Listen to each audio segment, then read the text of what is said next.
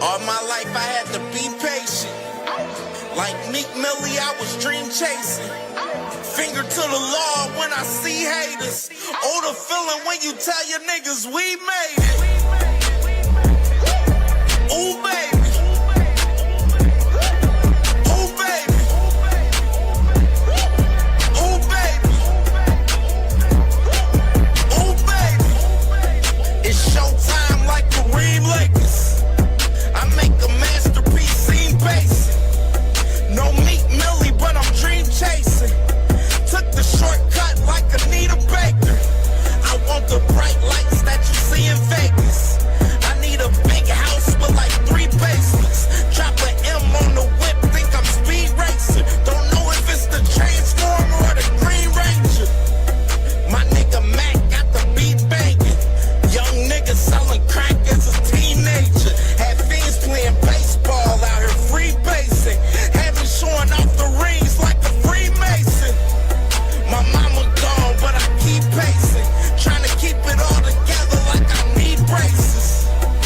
Family calling when they need favors. When I was broke, they was acting like complete strangers. All my life I had to be patient. Like Meek Millie, I was dream chasing.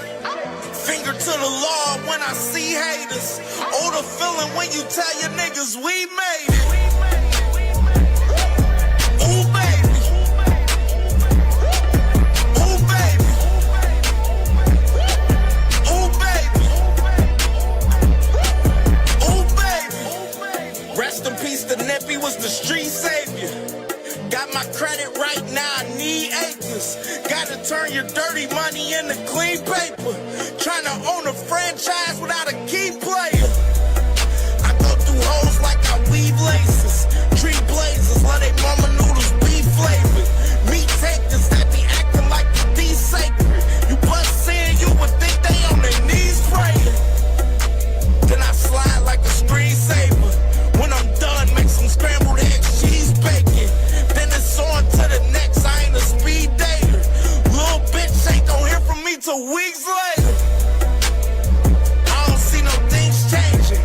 Kids still dodging bullets like they seen Matrix. These young niggas really need saving, but OGs won't teach them that the street's dangerous. All my life I had to be patient.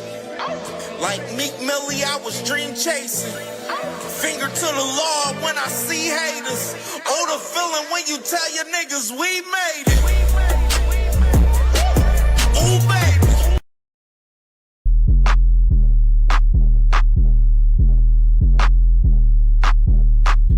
Rolling with the mafia, mafia, mafia. Rolling with the mafia, mafia, mafia. Rolling with the mafia, mafia, mafia. Rolling with the mafia, mafia, mafia.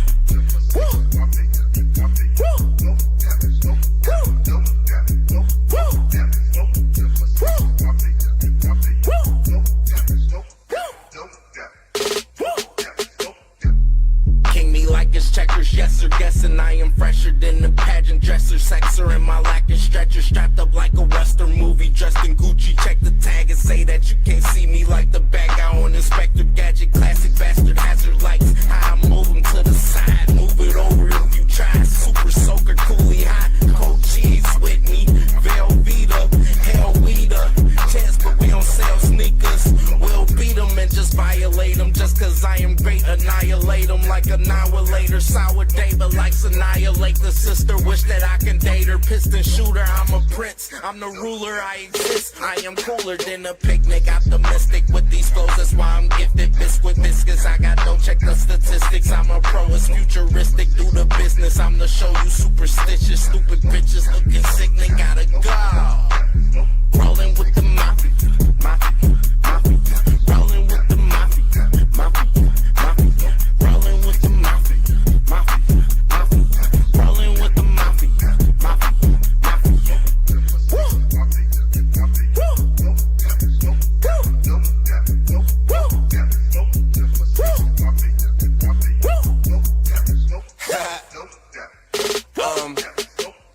Hard body like Iron Mike. Drop a bomb on the beat, C4 like dynamite. You niggas is sweet like Mike and Ike. Son and nigga, these my little types. Boy, Barker drop the whole tab, bitch, the price is right. Rolling with the mafia. Coast to nose, we need a high dosage. I'm the bomb, like a flower lotus. Hotter than global warming gas. I got marijuana smoking, cause it's very potent. Got your bitch, she super soaking. Wetter than the ocean, hotter than the bitch. Mortal Kombat flow, Luke Kane. He ain't got these kicks, he ain't hot as this. Put him in the pot, bet he won't smell like this. He ain't dope like this. He got strings, but he can't flow like this. Rolling with the mafia, mafia, mafia. Rolling with the mafia, mafia, mafia. Rolling with the mafia, mafia, mafia. Rolling with the mafia, mafia, mafia.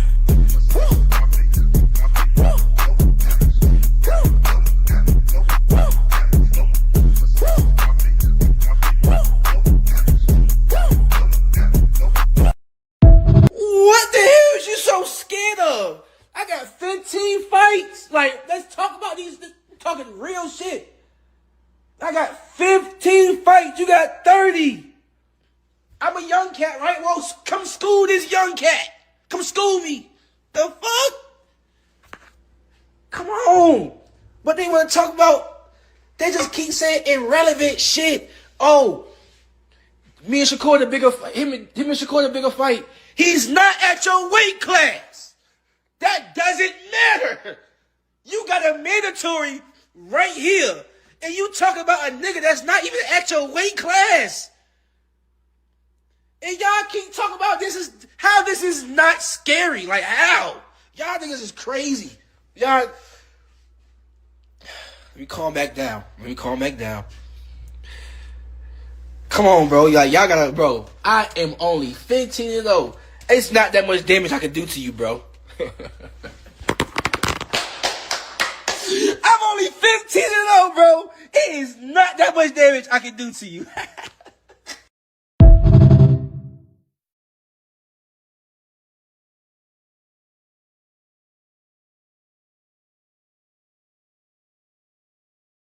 I want to fight him, bro, because he been tricking the boxing game for too long. He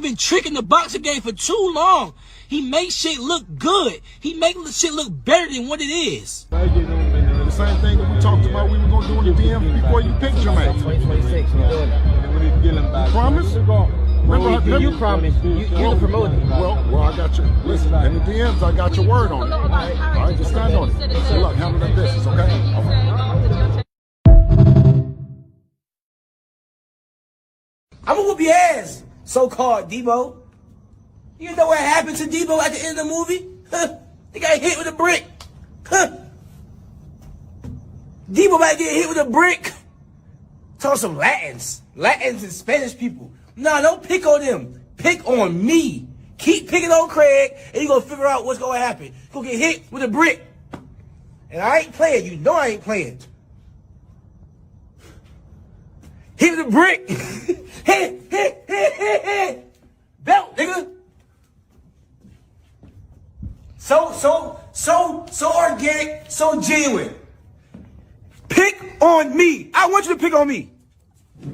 Tell Debo come this way. What you talking about? You know what Craig did to him.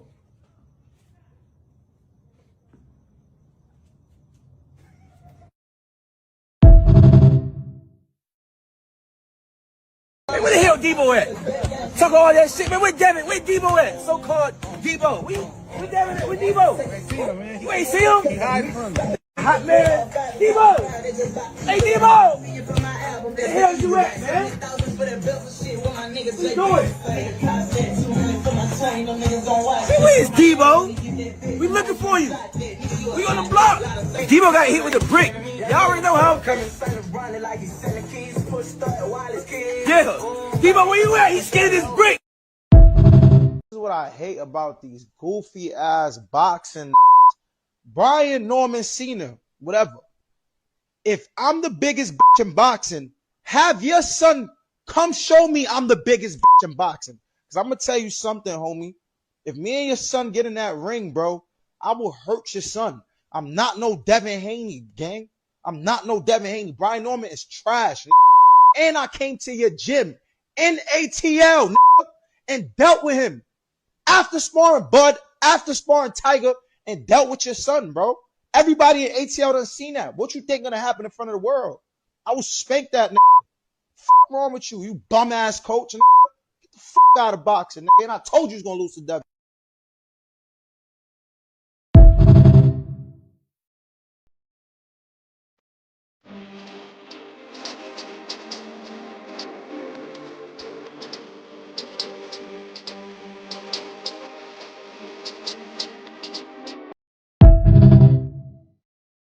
I don't know why you've been praised to have a good chin. That's not something you should be praised for. In my eyes, yeah. Chin is the most important thing in boxing. He turned him over.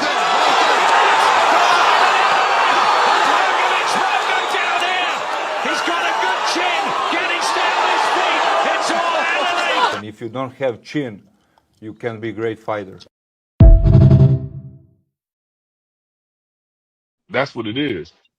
I just don't want no influence like the ref get in there and stop the fight for some reason and don't give a motherfucker a chance, some shit like that. That's all I'm saying. It's team takeover all day, man. Team takeover all day. Yeah, I'm with the takeover for the first time in my life. Baby, let's get it. Yeah, I don't even fuck with him like that, but I'm with him on this one because he seemed like he's very sincere, like he's locked in and he learned. That's what I'm trying to tell y'all. Man, y'all just rock.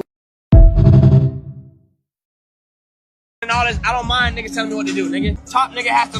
I ain't gonna lie. Shut your bitch ass up then. You say you don't mind niggas telling you what to do? Shut your bitch ass up then. That's what you need to do. Yeah, with the young King Dev, I just feel like I have a responsibility to defend him as my brother. You know what I mean? Because I just know the propaganda is heavy. Devin is all of us, man. He is all of us. Anything they can do, they doing to him, they can do to us. They do to. Yeah, all right. Shut that soft ass shit up. And the best man Shut that soft. That's some soft ass shit. Shut that soft ass shit up. All that soft talking. I know you can do it, man. You got the. Man, shut that soft ass shit up, man. You ain't with me. Told you what I was gonna do to you, man. You come up here. Let me show you. I never fucked anybody over in my life. Didn't have it coming to me. You got that? Oh, I mean, I don't take anything personal. All I have in this world is my balls and my word, and I don't break them for no one. Do you understand? No, come on, man. That piece of shit up there, I never liked him. I never trusted him. I think you speak from the heart. Say hello to my little friend. You wanna play rough? Okay. You fuck with me, you fucking with me back. Go ahead, think you're fucking better. You think you're giving me better? Go ahead, you're fucking better. Go ahead. I don't like to lose. I think the world see it now. Why I'm so confident we'll get it done.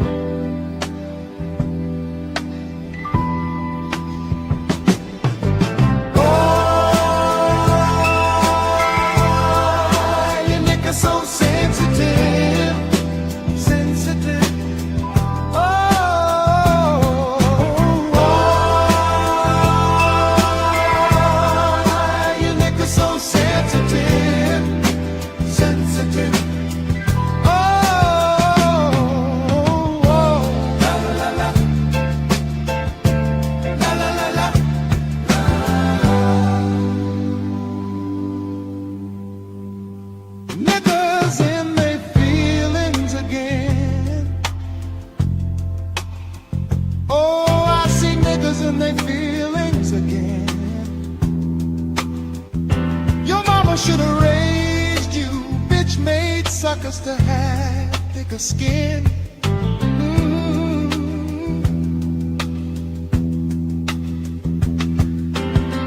I'ma always tell the truth. I'ma always tell the truth. If the truth hurts your feelings, that's a problem, that's on you. Brittle heart motherfuckers.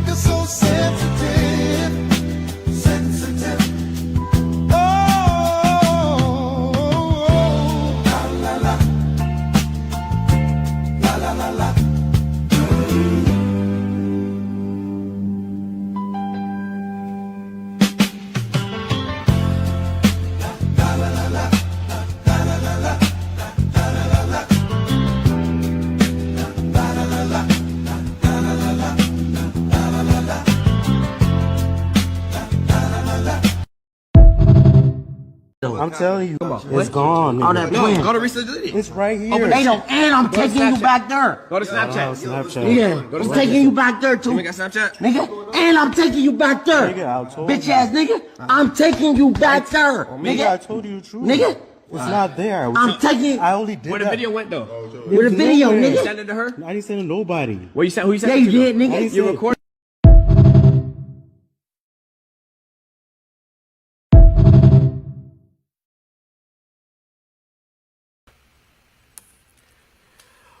What's good, man? Good morning, man, to the family in the building, man. What's poppin', man?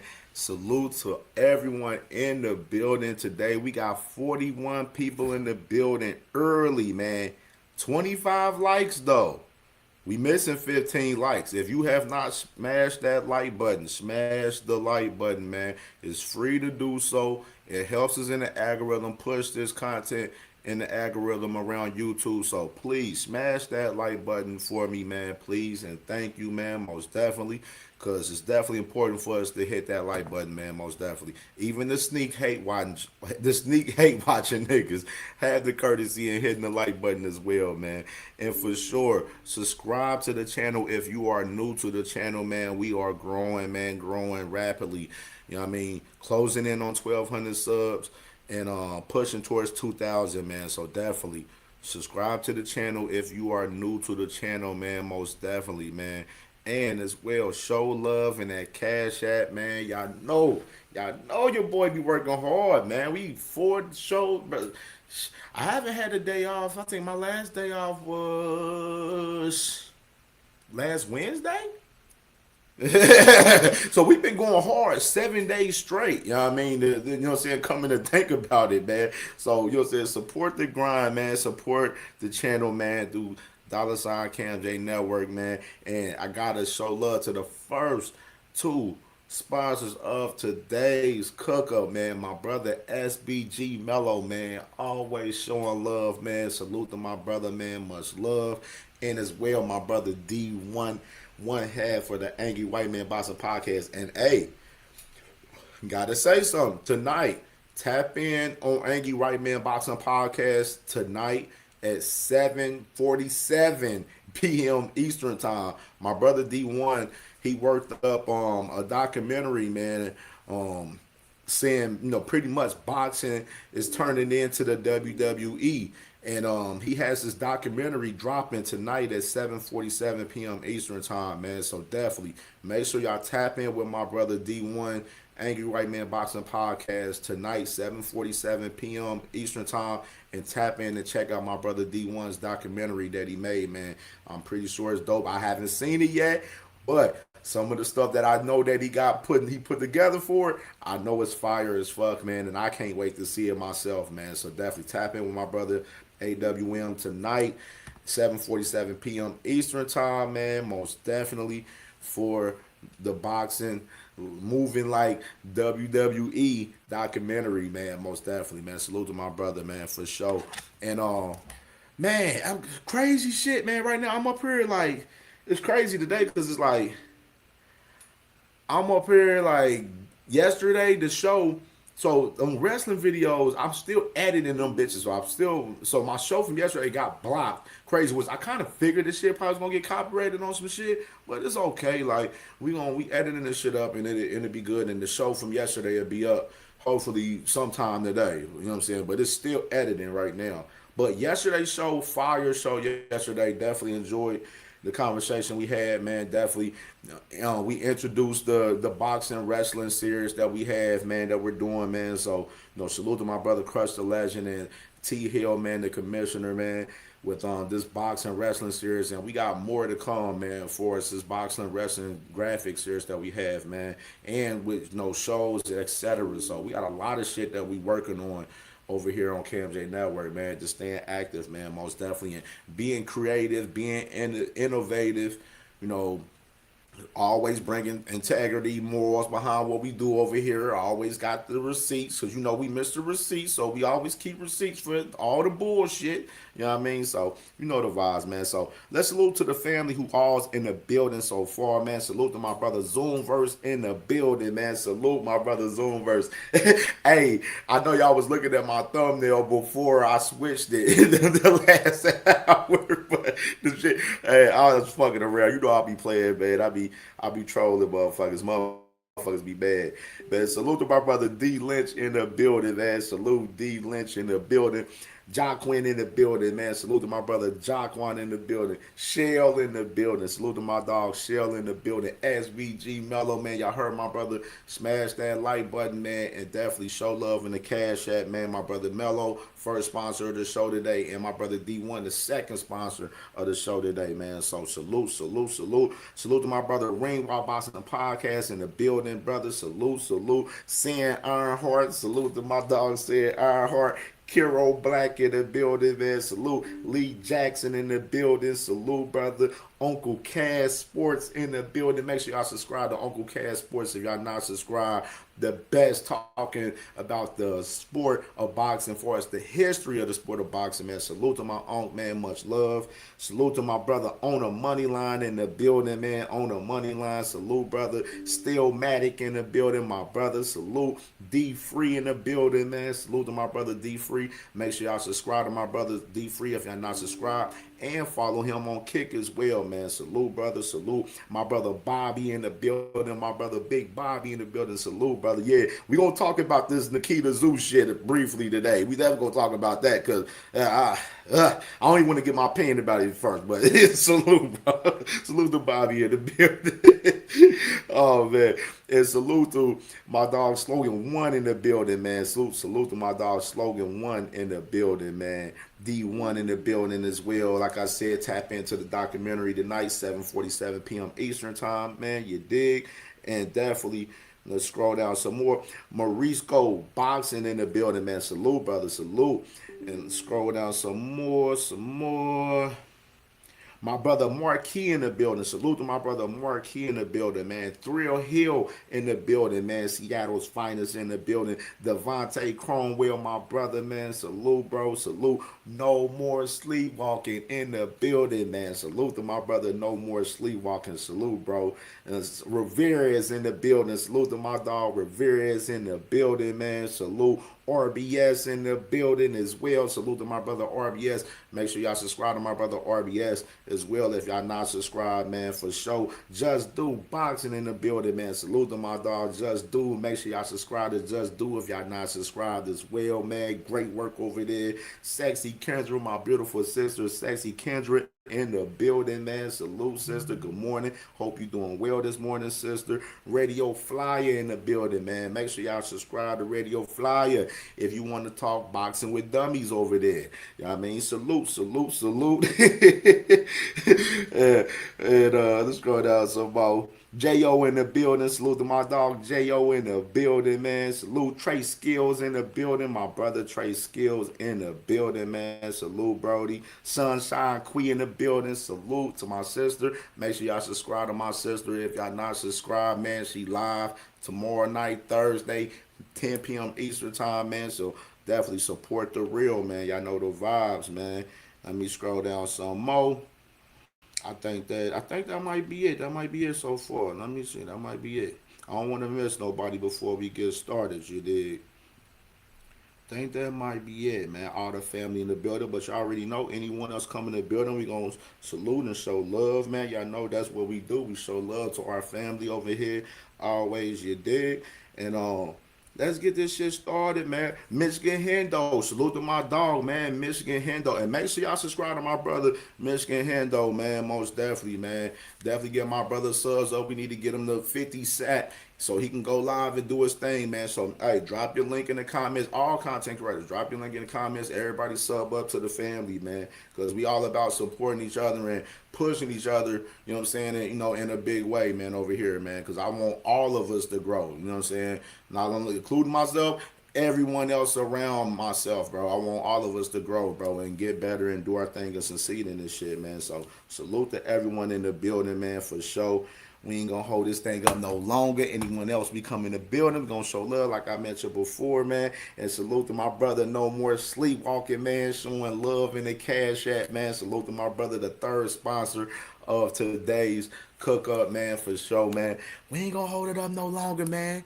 We definitely gotta get into this shit. We got a few things to talk about, not so much to talk about because it's really a slow week news wise.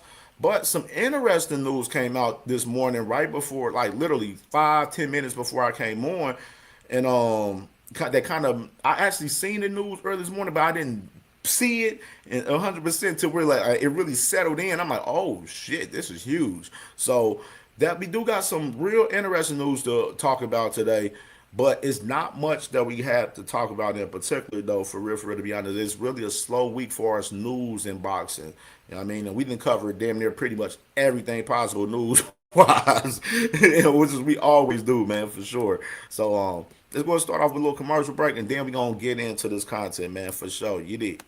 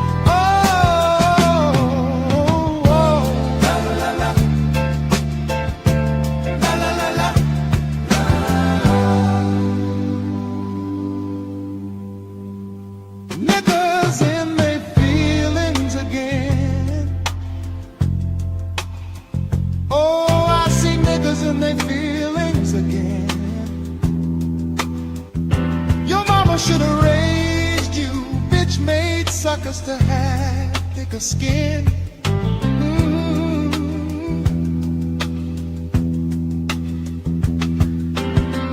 I'ma always tell the truth. I'ma always tell the truth. If the truth hurts your feelings, that's a problem that's on you. Brittle heart motherfuckers.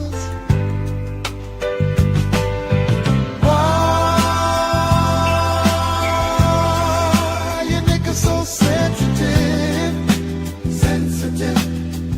Oh, why you niggas so sensitive, sensitive. Oh, la la la, la la la la.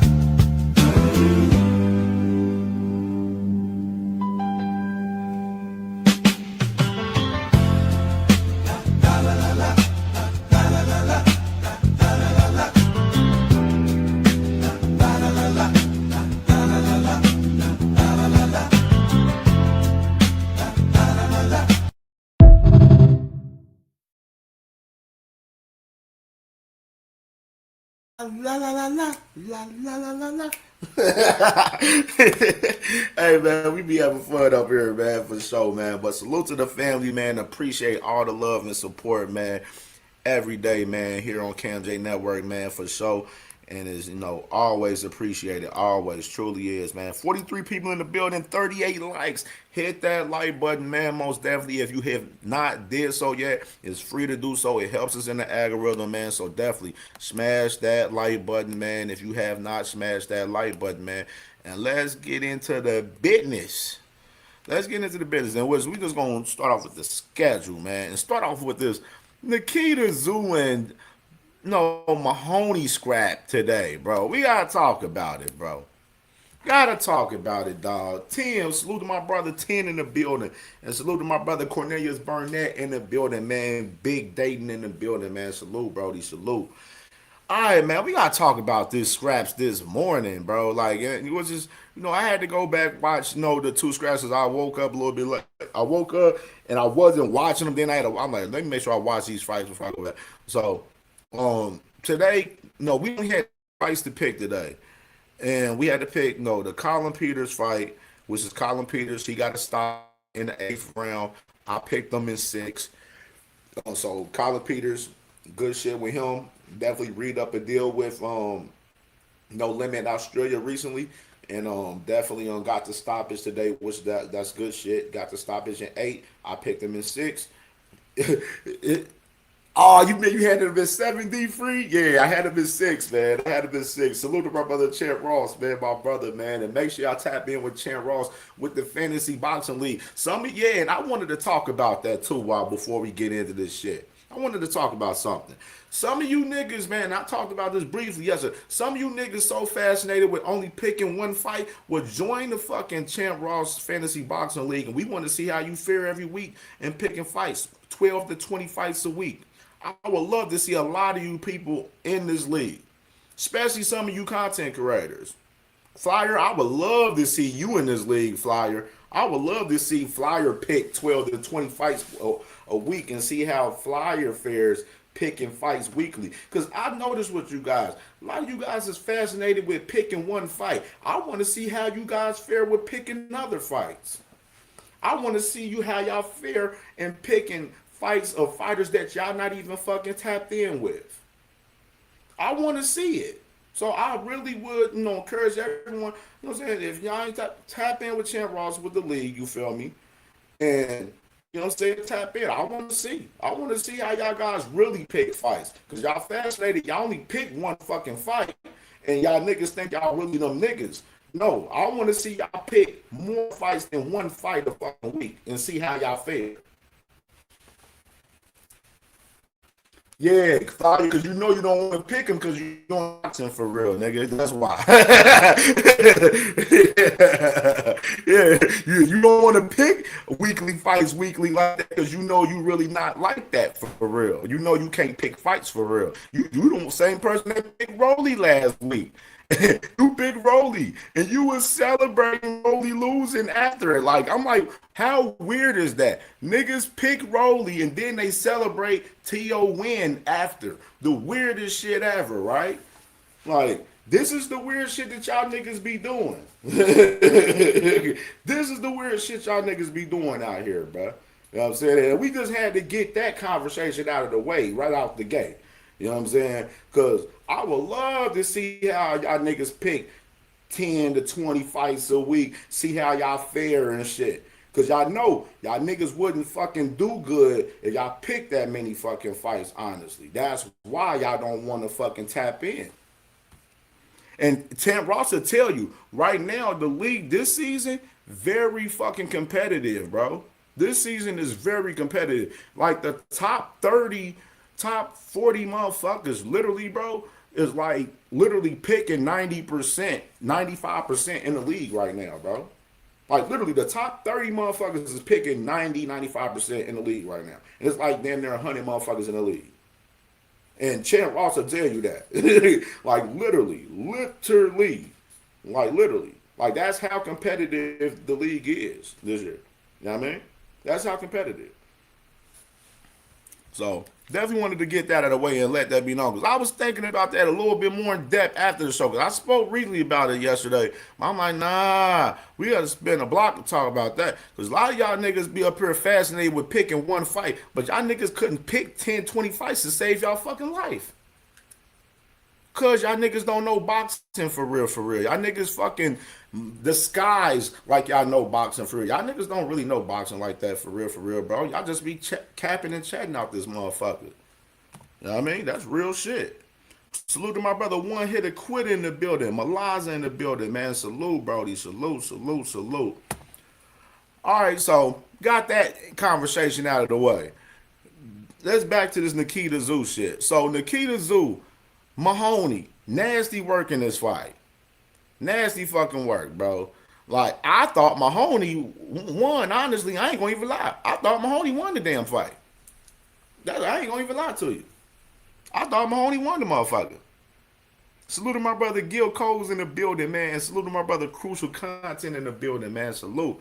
Yeah, I thought Mahoney won this fight, honestly, bro. I ain't gonna lie. And the crazy part, I heard Nikita Zoo, I was watching a press conference, him himself said that he thought Mahoney won the damn fight.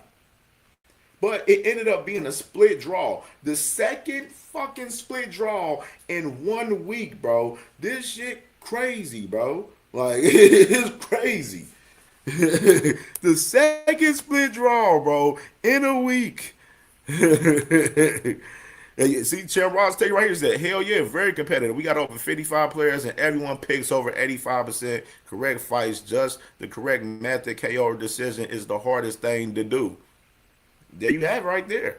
Champ Ross tell you that right there, bro. Like very competitive, bro. That is. You know what I'm saying? But Bobby said he had in Mahoney. Yeah, bro. I thought Mahoney won this fight. I ain't gonna even lie. You know what I'm saying? And I picked and the crazy part, half of the league probably picked, like damn near half of the league picked Nikita Tszyu in this fight by SD, by split decision. You know what I mean? And they end up going split draw, bro. Like, so I don't know what the fuck going on, bro. This shit with the split draws and shit out here in boxing, man. Shit weird on that fucking behalf, man. But hey, it is what it is, man. Nikita Tszyu, he ain't even like near his brother. Like he ain't even good as his fucking brother.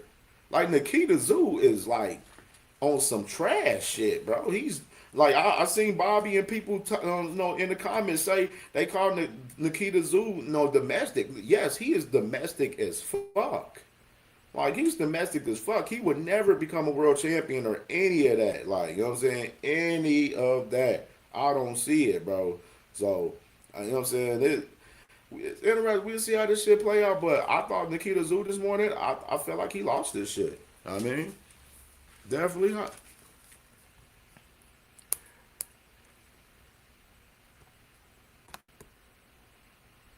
Join the league. Join the league and you will see. Like, join the league. Like this fight, Laura Ornelas, we're picking this fight right here. At the end of this card, Laura Ornelas, some fighters that I'm pretty sure plug the plug you don't even know about on this fucking card. Like, I can read out some. I'm gonna read out some of the fights. Matter of fact, since we're doing that, I like shit like that.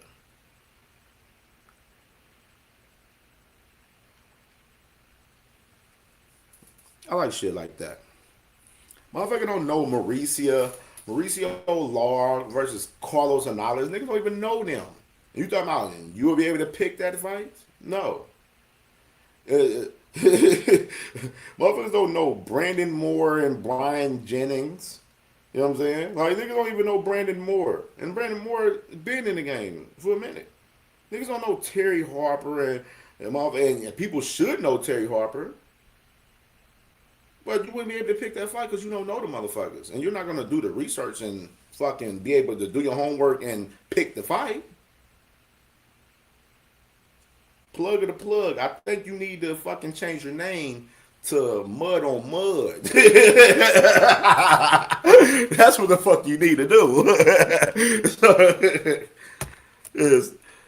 Well, you on the internet in my chat right now. And that's crazy. How the fuck your comment ain't actually on the YouTube comments? How about we do this? We'll get you together. There we go. We get you together because I ain't see your comments in the daggone YouTube chat. Kind of weird. But we get you together right there. Because it seemed like some weird shit going on with that. Gotta be some weird shit. Alright? Now that we got that out of the way. All right, following up. All right, we just had these fights this morning in Australia, and then Friday, you got Corey's Marksman, man, fighting Barreto, man, this Friday, and then you got Michaela Mayer, Chantel Cameron, man, which I definitely want to tap in with that fight a little bit. This is the official full card for these ladies. You know what I mean? For Saturday morning right here. I can't wait for this card with these ladies, man. Saturday, it's going to be lit. It's going to be lit. Like I mentioned, Terry Harper versus Miranda Reyes. Going to be a fucking hell of a fight. The Tycee Gallagher versus Brandy Robinson. That's going to be a real good fight too as well, man. For this main card. they're going to be starting off the main card with that fight, man. So I'm definitely intrigued with that fight as well. Then the prelims will be starting at 12 p.m. Eastern time on MVP's YouTube and on the Sky Sports app, and then the main card will start at 2 p.m. Eastern time on Sky Sports on Saturday, man. And they said it will also be live on ESPN Plus too as well. So anyone that has ESPN Plus, you will be able to watch these fights as well. So anybody got the Sky Sports, you can watch it through Sky Sports app as well, man. So got these fights over there, man, for sure. Saturday, can't wait. Caroline Dubois, Lamelia Moore, big fight for the ladies, this week, man, especially with Alicia Baumgartner just, announcing her fight with Alif Nur Tahan yesterday. So that's definitely big, for the 135-pound division for the women. So, man, this is a solid card for these ladies, man. I can't wait to see it this Saturday, man, for sure.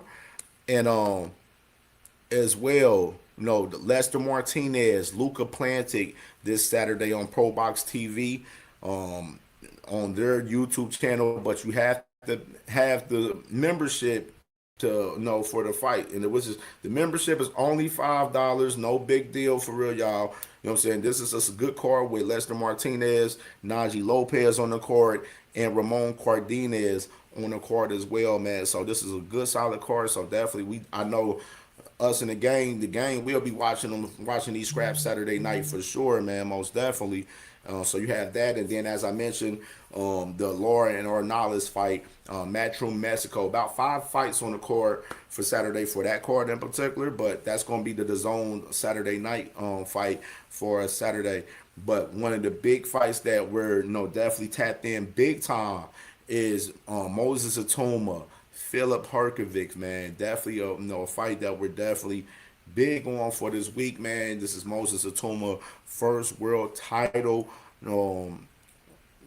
fight pretty much, and he's going for his first world title through the IBF, and it's gonna be definitely intriguing, man. I know one thing, which is I'm kind of salty, but the fight with Alois and Mike Perez, the cruiserweight fight, just got canceled, and which they're going to find Alois another opponent. So something happened with Mike Perez this week. I don't know what happened. They didn't say anything about it this morning, but Mike Perez, one of the top contenders for us the cruiserweight division, with that fight with Alois, that was a big fight for this card. I thought of, and I was really interested in seeing that fight, but for some reason they're going to find Alois another opponent.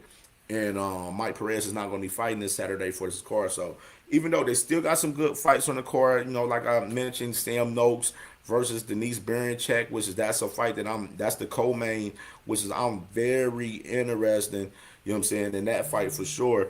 And of course, obviously, the main event, man, Moses Atuma, dog, we gotta play this clip for Moses real quick, man. Gotta play this clip for Moses right here. I don't know why you've been praised to have a good chin. That's not something you should be praised for. In my eyes, yeah. Chin is the most important thing in boxing. He turned him all down.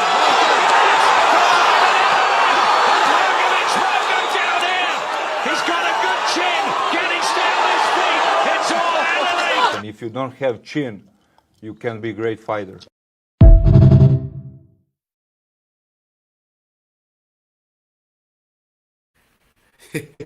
All right, man. So there you go. We got Moses Atuma questioning Philip Herkovic for us to chin, talking about you got a granted chin. Like, you saying that you got a good chin and stuff, and you getting hit with all of these shots against Adelaide and shit is not a great telling thing, you know what I mean? Which is when I seen this clip, I was like, I absolutely agree with that, Moses. I agree with that for real. Like, Moses reading the room and he like, yo, yeah, nigga, when I'm tapping that chin, nigga, yeah, shit, you ain't gonna last when I'm tapping that motherfucking chin. That's pretty much what Moses is on, pretty much. You feel me? So definitely, like, I definitely enjoyed that right there, man, from Moses right there. That was pretty funny, man. See Moses with a little sense of humor a little bit, you know what I'm saying? So I think that was pretty dope right there, pretty dope for sure, man. And let me play that thing from the ladies too, man, because the two biggest fights, like I mentioned this week, is the ladies Saturday and Moses. Obviously, Lester Martinez is definitely a big fight as well for us. That fight for Saturday night, but definitely got to play the little clip of the ladies too, man, real quick before we move on.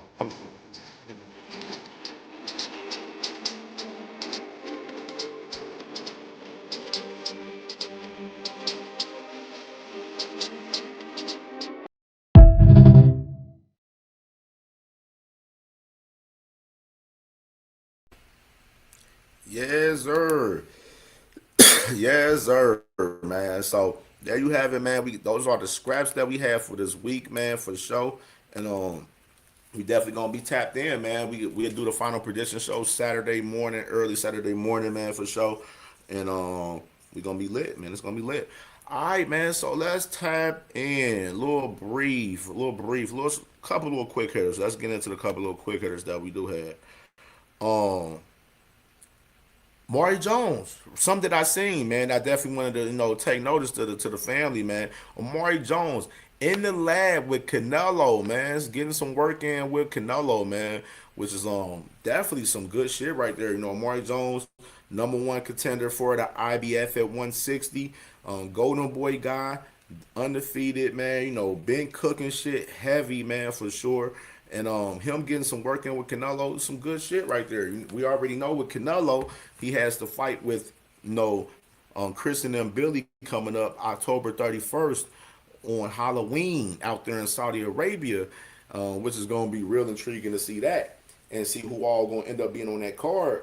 But you got that going on, and Maury Jones getting work in with Canelo. What's your thoughts? What's your thoughts, man? What's your thoughts about Maury Jones? You know what I'm saying? The #1 contender at 160, man. Getting work in with Canelo Alvarez. 2 Cents Boxing in the building. Salute to my sis, man. Salute, sis. Fire show last night. I was listening in, getting content together and shit. So I was listening in. And then, you know what I'm saying? Then I copied the copies. I was like, stupid as up. Sis, you gotta stop talking boxing with these dumb motherfuckers, sis. Gotta stop talking boxing with these dumb motherfuckers. The values, the contents, talking boxing with dumb ass niggas. Real shit. It devalues the content. You know what I mean? And we just gotta eliminate a lot of this dumb boxing conversations that we be having out here, bro. Cause it be a lot of dumb ass boxing conversations that be had out here, bro. And I'm not in the business of having them with these fucking dumbass people. That's just me. You know what I mean? That's just me. I feel like it's a waste of content to fuck with a lot of these hoe ass niggas, for real, for real. Like, it's a waste of content. I mean, we can be doing something better with ourselves than talking boxing with dumbass people that just don't know shit, for real, that just want to argue and dick eat their favorite fighter on an everyday basis. These guys are fine with defending lies and contradictions from their favorite fighters every fucking day. So if you look at that in that perspective, just thinking how they do in their real life, that's just the honest to God truth how I look at that shit with these guys. You know what I mean? So funny shit. All right. Moving forward though, another quick hitter right here. Gustavo, WBO president, man, has informed that they definitely, unanimously, approve the man Navarrete fighting Oshaki Foster, man, for, October 24th for the unification, man. So even, more good news for us this fight that they got the approval of that. And, of course, as we mentioned, that fight is going down October 24th in Texas. Hearing that Frost Bank Center possibly now instead of the Alamo Dome. which is interesting as far as that.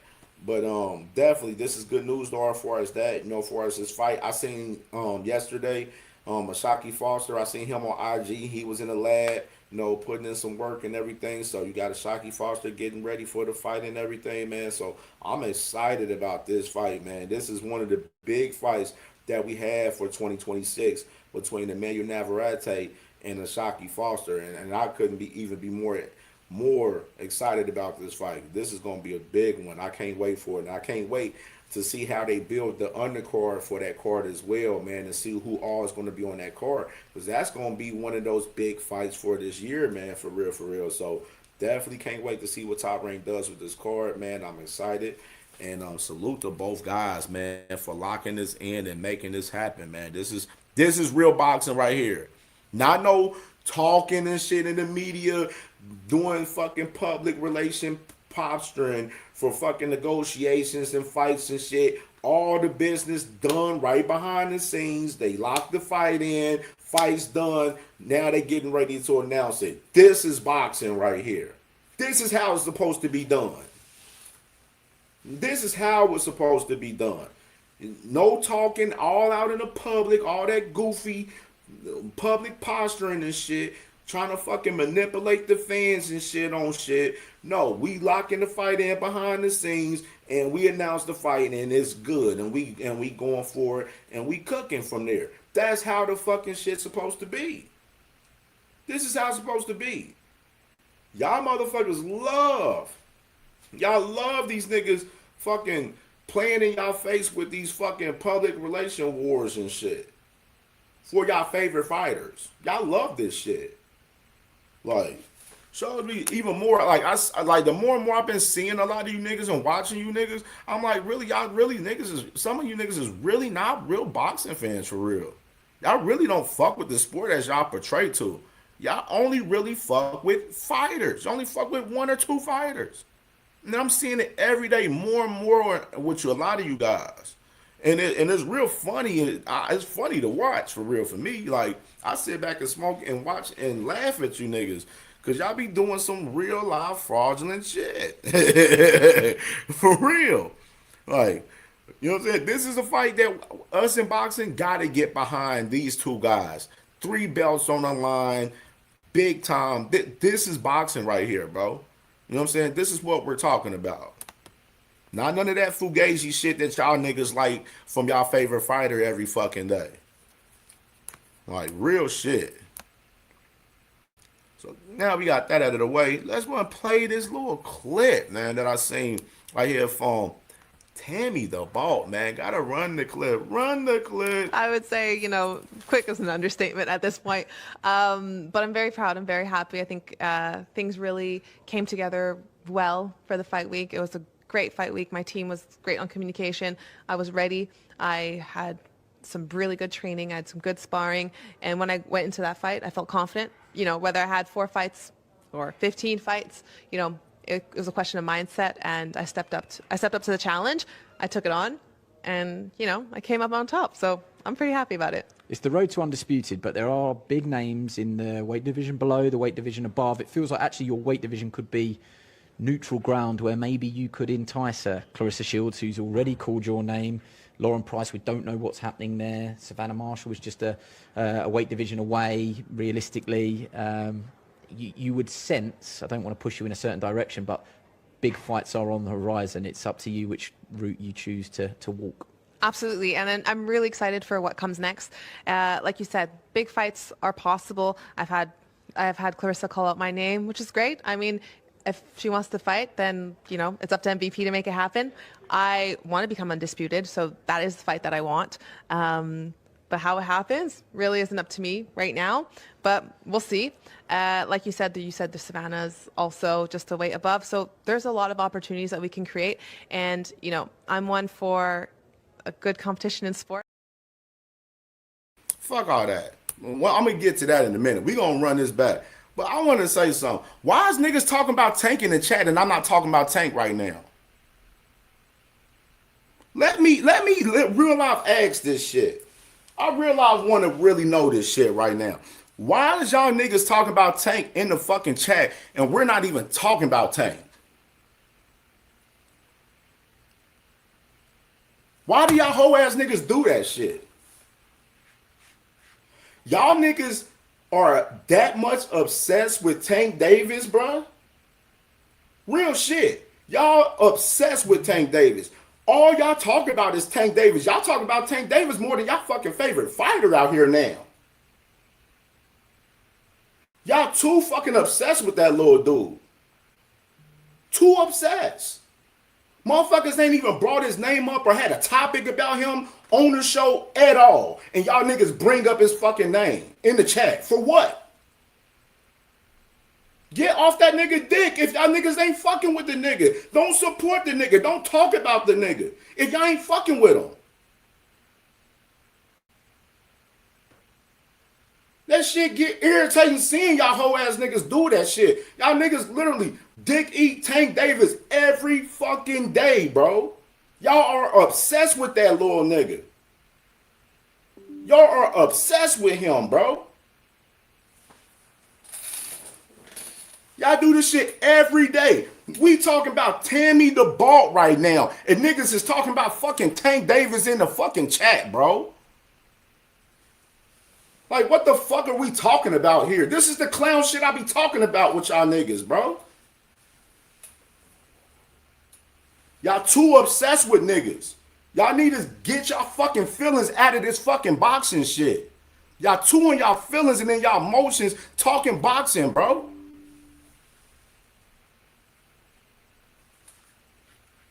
Fire. No. Nigga, I'm telling you right now, y'all gotta stop dick eating Tank Davis, bro. Cause y'all talk about that nigga more than y'all talk about Devin Haney. Y'all dick eat Tank Davis on a daily basis, bro. Come on, Flyer. Y'all niggas is obsessed with that nigga, bro. We ain't even talking about this nigga. We talking about Tammy the Balt right now, and y'all in the chat talking about Tank Davis, bro. Stay on fucking topic for once in y'all fucking lives.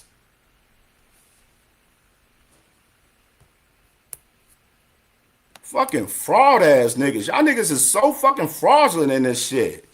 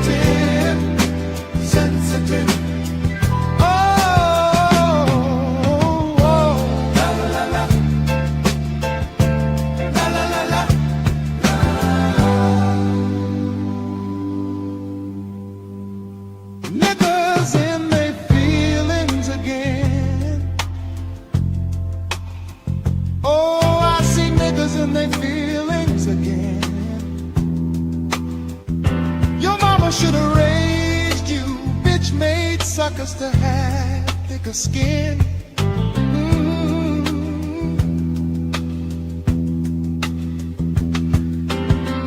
I'ma always tell the truth.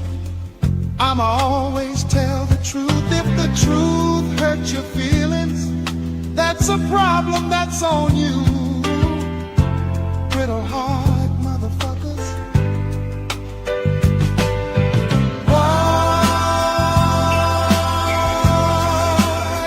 So sensitive, sensitive. Oh, why you niggas so sensitive, sensitive. Oh, la la la, la la la la.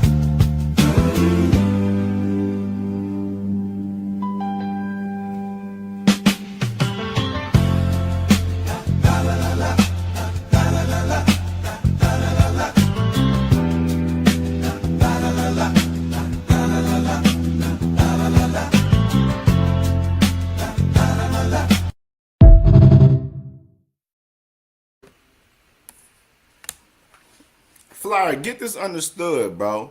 This is my thing with you niggas. Y'all spam in the chat talking about Tank when we talking about other shit, bro. This is a real boxing show over here, bro. This is not no fanboy fucking boxing talk over here that y'all niggas do over there. Y'all niggas are fanboys, Flyer. Fanboys of Devin Haney, Shakur, Tank Davis, all of these niggas. This ain't no fanboy boxing talk over here. We talk real boxing over here, bruh. Y'all niggas realize be the most fraudulent niggas in this shit. That's why a lot of niggas don't really be respecting y'all niggas for real, in this shit. This is why niggas like CamJ play you niggas cock and play you niggas like suckers for real, because y'all niggas realize be suckers for real. Y'all realize do. We talking about the whole entire sport of boxing, and y'all niggas want to talk about Tank every fucking day in the chat. I see y'all do it every day, bro. Every day when I'm live. I don't even be talking about it half of the time. I'm like, man, yeah, them niggas do. But today, I'm seeing niggas spamming this shit, and then y'all want me to hurt y'all little feelings about this whole little Devin shit? For real? Because real shit, like I ain't even talked about this shit as far as you know, the whole situation with Tank and Devin and everything. Because that's personal shit. That's between both of them niggas. They got to deal with each other and handle that shit. And I don't like two black men going at each other, talking about each other's fucking moms and stuff, bro. Especially when my mom passed away 12 years ago from breast cancer, bro. So that's why we haven't even talked about that topic here on CamJNetwork. We let that topic alone over here. We haven't even talked about it. We let everybody else talk about that topic. We want to talk boxing. We want to talk the sport. That's what we want to talk about. We don't got to talk about that drama shit that's going on between them two guys. But y'all niggas want to talk about who was wrong, who was right. Both niggas was wrong. But you want to talk about who started the shit? Devin Haney and them started the shit 6, 7, 8 years ago. If we want to be real. Started it a long fucking time ago. And we can pull the receipts and do a whole show about it if we really want to take it there. But I don't have time to do that shit because I want to talk about fights and fighters that we have active that's doing good shit in the sport right now. But if we want to pull the receipts and pull back how long this shit started with the Haneys, we can pull the receipts for real because we got them in the fucking archives. It ain't nothing to do with. So like I said, who started it? The Haneys did years ago. Is it fucking out of pocket with both guys? Yes, it is. Should have never got to this fucking level. But you know where I'm at with it? You know what? How this everything can get resolved with all of the emotions from the Haney fan base and the motherfucking Tank fan base and shit. You know how that can get resolved? By the niggas fighting each other. That's how it can get resolved. But we're not about to sit there. Y'all niggas sitting there. I'm seeing niggas like Flyer, Sugar Free Mars, and niggas like these niggas talking about sliding for Devin and shit. Y'all niggas want to slide for Devin over a Tank, nigga? Y'all niggas that mostly invested into the fucking fighters? Y'all that emotionally invested into these fighters where y'all niggas talking about sliding for Devin Haney against Tank Davis. This is how emotionally invested a lot of you hoe ass niggas is.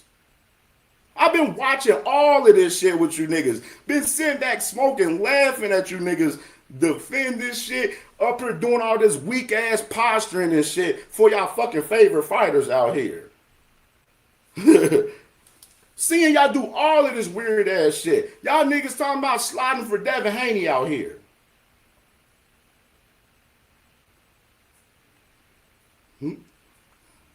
That's the type vibes y'all niggas be on. Oh, we sliding for Devin Haney. Fucking goofy ass niggas. Yeah, with the young King Dev, I just feel like I have a responsibility to defend him as my brother. You know what I mean? Because I just know the propaganda is heavy. Devin is all of us, man. He is all of us. Anything they doing to him, they could do to us. They do to What's up, man? What? Yo, this punk motherfucker throwing shit at us, Yo, man. son, man, I smell something, man. You smell something? I definitely smell something out here. I smell pussy. Yo, he's a pussy, man. Stick his ass.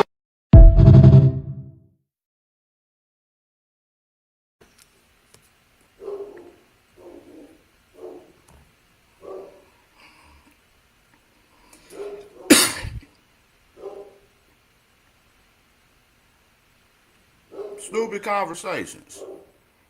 Like I said, y'all don't want to take it there, bro.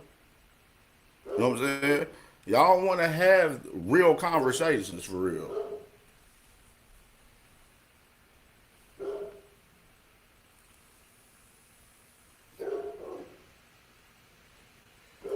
Crazy shit. And we was up there talking about Tam to ball. Let's get back to real boxing talk. Real boxing talk. Like I said, with them two guys, both out of pocket. Shouldn't be talking about each other mothers in any fashion, bro. I'm not with anybody disrespecting any mothers, bro. I'm not with anybody disrespecting anybody's family, period. That's not what it's supposed to be about. They supposed to keep this shit boxing and keep everything in the ring. All of this personal shit that niggas is doing, shit is gay. Shit is gay.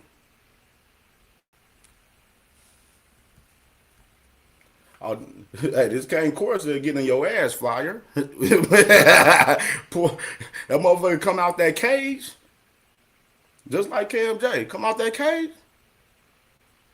on your ass.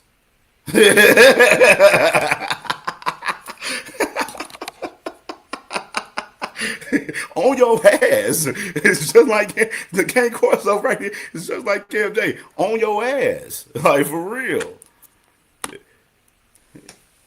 It's about the sports, man. I need y'all brothers to be fans of the sport, man. Stop being fans of the fighters, bro. Then y'all wouldn't have motherfuckers fucking cooking y'all niggas over y'all meat hugging y'all favorite fighters like 10 Hero and fucking Hacker.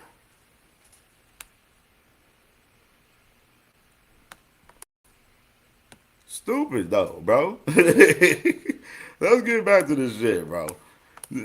Hope y'all niggas ain't really on the sliding for Devin campaign. That shit's gay as hell. This is gay. You know what I'm saying? Niggas want to slide for fighters that they never met in their life. You know what I'm saying? And they're not even fucking getting paid to even dick eat these niggas for real. You know what I mean? Like, this shit that I be seeing and looking at y'all niggas. Like, niggas saying shit like, oh, we sliding for Devin. Like, y'all niggas running content every day on Devin and shit. And y'all niggas not even really getting paid to even talk about that nigga for real. Like, niggas are sliding for Devin though. Like, all of this dick, and this nigga Devin don't even acknowledge niggas like that for real. The niggas that be dick eating the most be the niggas that don't even fucking get a knowledge from Devin. That be the funniest part about this shit. Like, for real, bro. Like, shit. I would say, quick is an understatement at this point.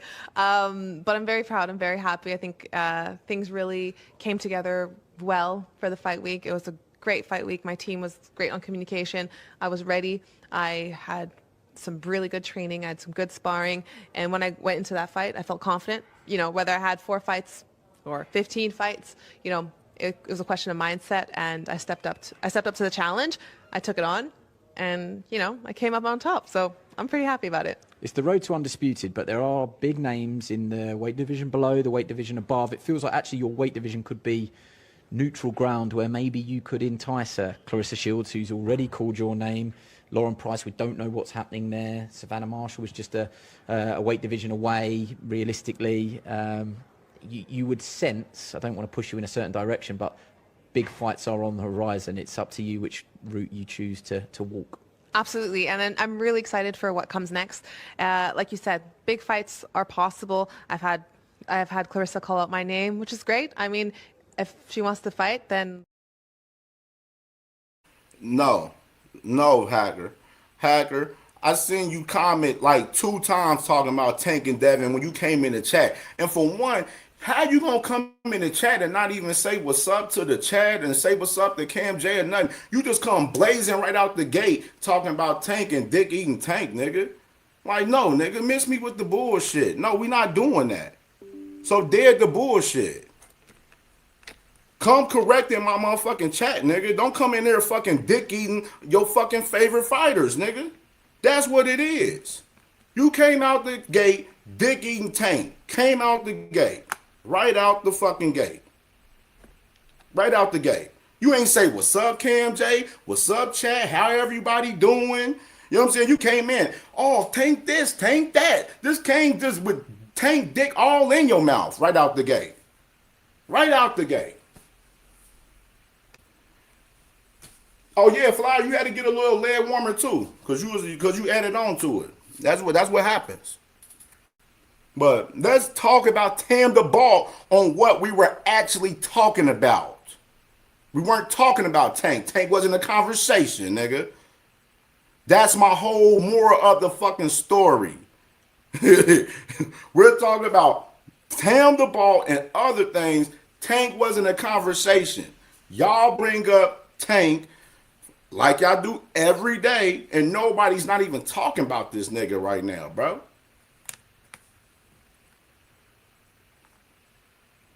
Now let's get to Tammy the Ball. I would say, quick is an understatement at this point. But I'm very Big Dog Willie, you better relax, Big Dog Willie. I'm watching you too, because you know you be doing that goofy shit too. So don't start your bullshit, because you know you can get bop. You can get that too. I would say, quick is an understatement at this point. But I'm very proud. I'm very happy. I think things really came together well for the fight week. It was a great fight week. My team was great on communication. I was ready. I had some really good training. I had some good sparring. And when I went into that fight, I felt confident. Whether I had 4 fights or 15 fights, it was a question of mindset. And I stepped up to the challenge. I took it on. And, I came up on top. So I'm pretty happy about it. It's the road to undisputed, but there are big names in the weight division below, the weight division above. It feels like actually your weight division could be neutral ground where maybe you could entice her. Clarissa Shields, who's already called your name. Lauren Price, we don't know what's happening there. Savannah Marshall was just a weight division away, realistically. You would sense, I don't want to push you in a certain direction, but big fights are on the horizon. It's up to you which route you choose to walk. Absolutely. And then I'm really excited for what comes next. Like you said, big fights are possible. I've had Clarissa call out my name, which is great. I mean, if she wants to fight, then, it's up to MVP to make it happen. I want to become undisputed, so that is the fight that I want. But how it happens really isn't up to me right now, but we'll see. Like you said the Savannah's also just a weight above. So there's a lot of opportunities that we can create. And, I'm one for a good competition in sport. I'm a high level athlete. I've come from a background of, high performance sport. So that's definitely what I want. I want challenges and I want to cement my own legacy. And I'm going to have to do that by beating.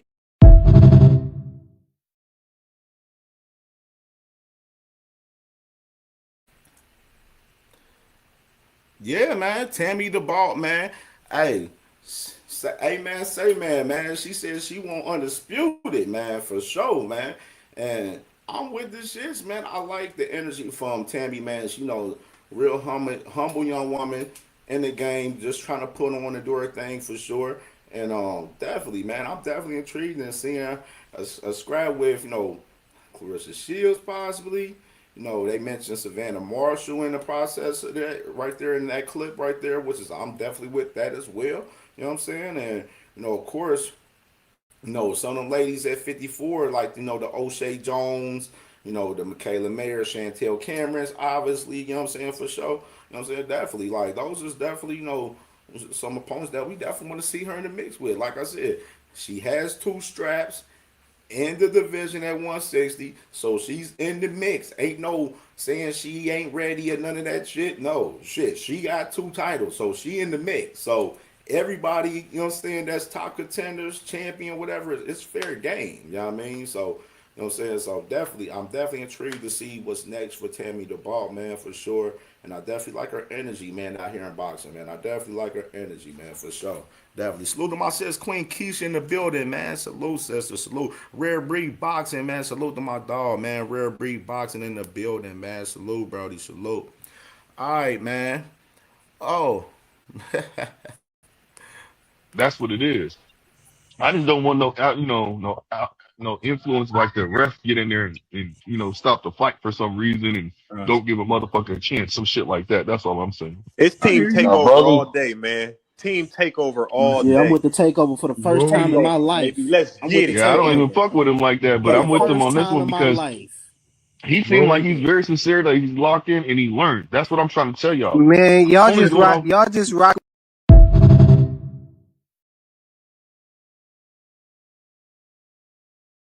Team takeover, right? Oh man.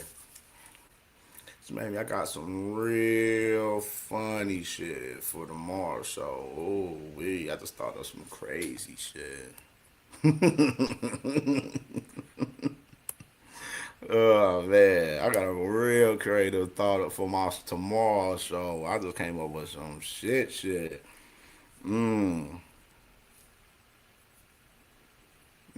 Yeah, Hacker, see you tomorrow, man, by the way.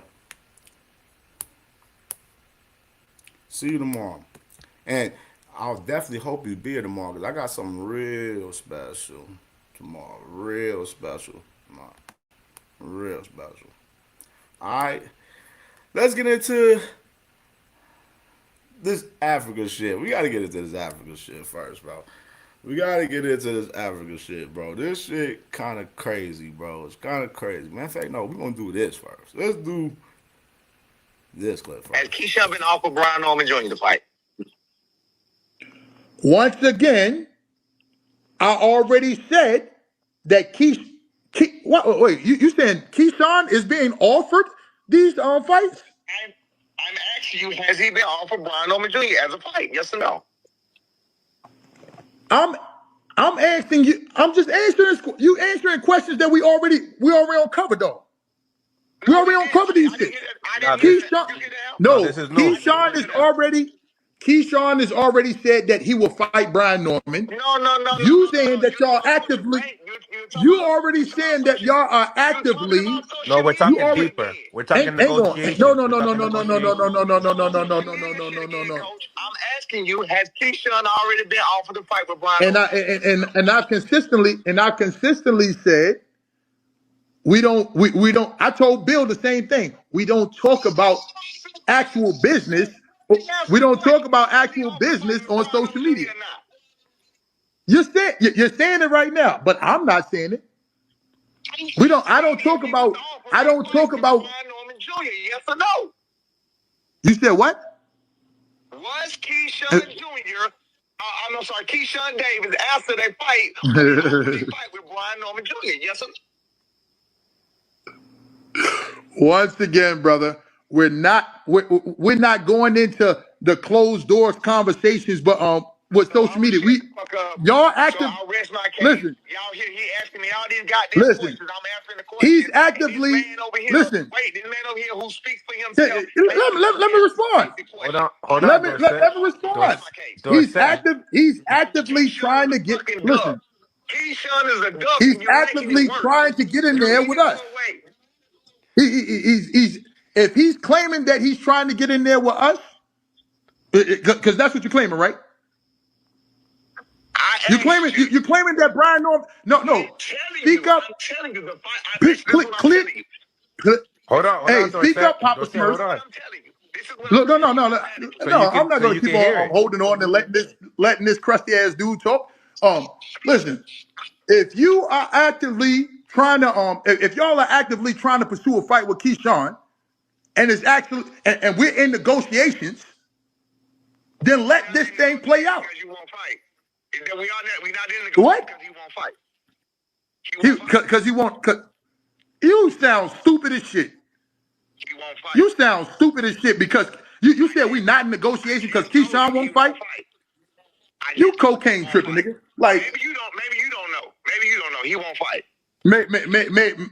maybe I don't know. What I do know is he'll fuck your son up.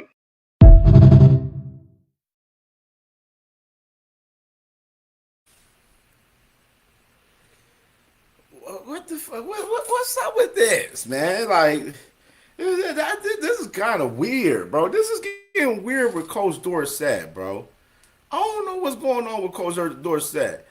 Like, of course, it said, I guess he was pressing upon the issue, like, they offered Brian Norman Jr. a scrap, and Brian Norman Sr. was pressing upon that. Like, yo, what's up? Have y'all ever offered us a fight? And motherfucking Coach Dorsett didn't even answer. But this is my thing. This is what gets me though. This is what gets me about Coach Dorsett, and which is Brian Norman Sr. definitely, salute to Sr. He definitely made it known in that clip, like, bro, you fucking everything up in here. You fucking everything up. We might have to play that one back one more time, bro. This is a weird little back and forth, bro. Like, I ain't gonna lie. This is a weird back and forth. Like, I don't know what it is, man. Has Keyshawn been offered Brian Norman Jr. to fight? Once again, I already said that wait, you saying Keyshawn is being offered these fights? I'm asking you, has he been offered Brian Norman Jr. as a fight? Yes or no? I'm asking you. I'm just answering questions that we already uncovered though. We already uncovered these things. Keyshawn has already said that he will fight Brian Norman. No. You saying that y'all actively? You already saying that y'all are actively? No, we're talking deeper. We're talking negotiations. No. I'm asking you, has Keyshawn already been offered to fight with Brian Norman? And I consistently said we don't. I told Bill the same thing. We don't talk about actual business. We don't talk about actual business on social media. Stop the presses. This motherfucker said that we don't talk about actual business on social media. Are you shitting me? What are you doing right now? Is Coach Dorsett really this fucking slow? And why is the assistant coach out here talking like he's the head coach? He's a fucking assistant. He ain't even a part of the business for real. Why is Keyshawn continuing to allow this man to speak on his IG and go to platform and speak upon his name, bro, and ruin his brand? Because he's ruining his fucking brand talking out here.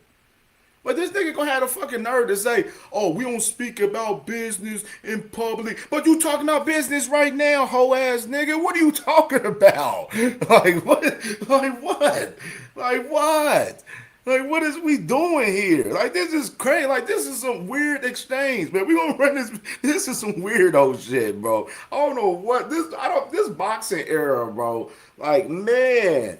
I can't wait till some of these guys is out of the sport, bro. I ain't gonna lie. Some like Keyshawn need to get him out of camp. Like Keyshawn, get dude Dorsett out of your camp, bro. Get him out of your camp. Like get him out of there, bro. Get him out of there. You know what I mean? Has Keyshawn been offered Brian Norman Jr. to fight? Once again, I already said that wait, you saying Keyshawn is being offered these fights? I'm asking you, has he been offered Brian Norman Jr. as a fight? Yes or no?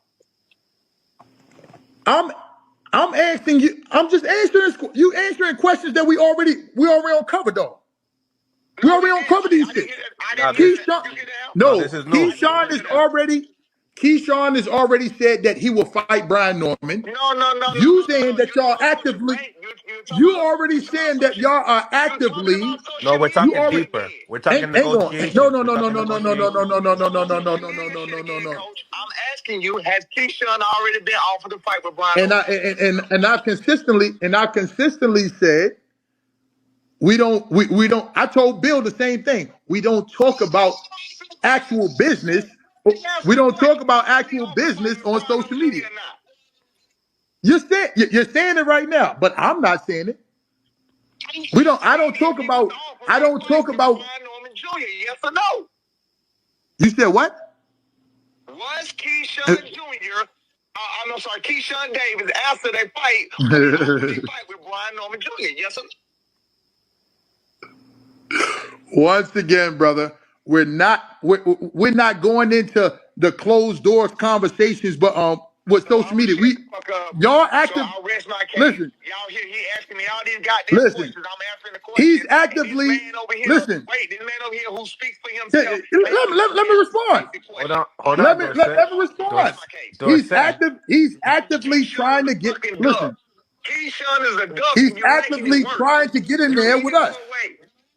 He's if he's claiming that he's trying to get in there with us, because that's what you're claiming, right?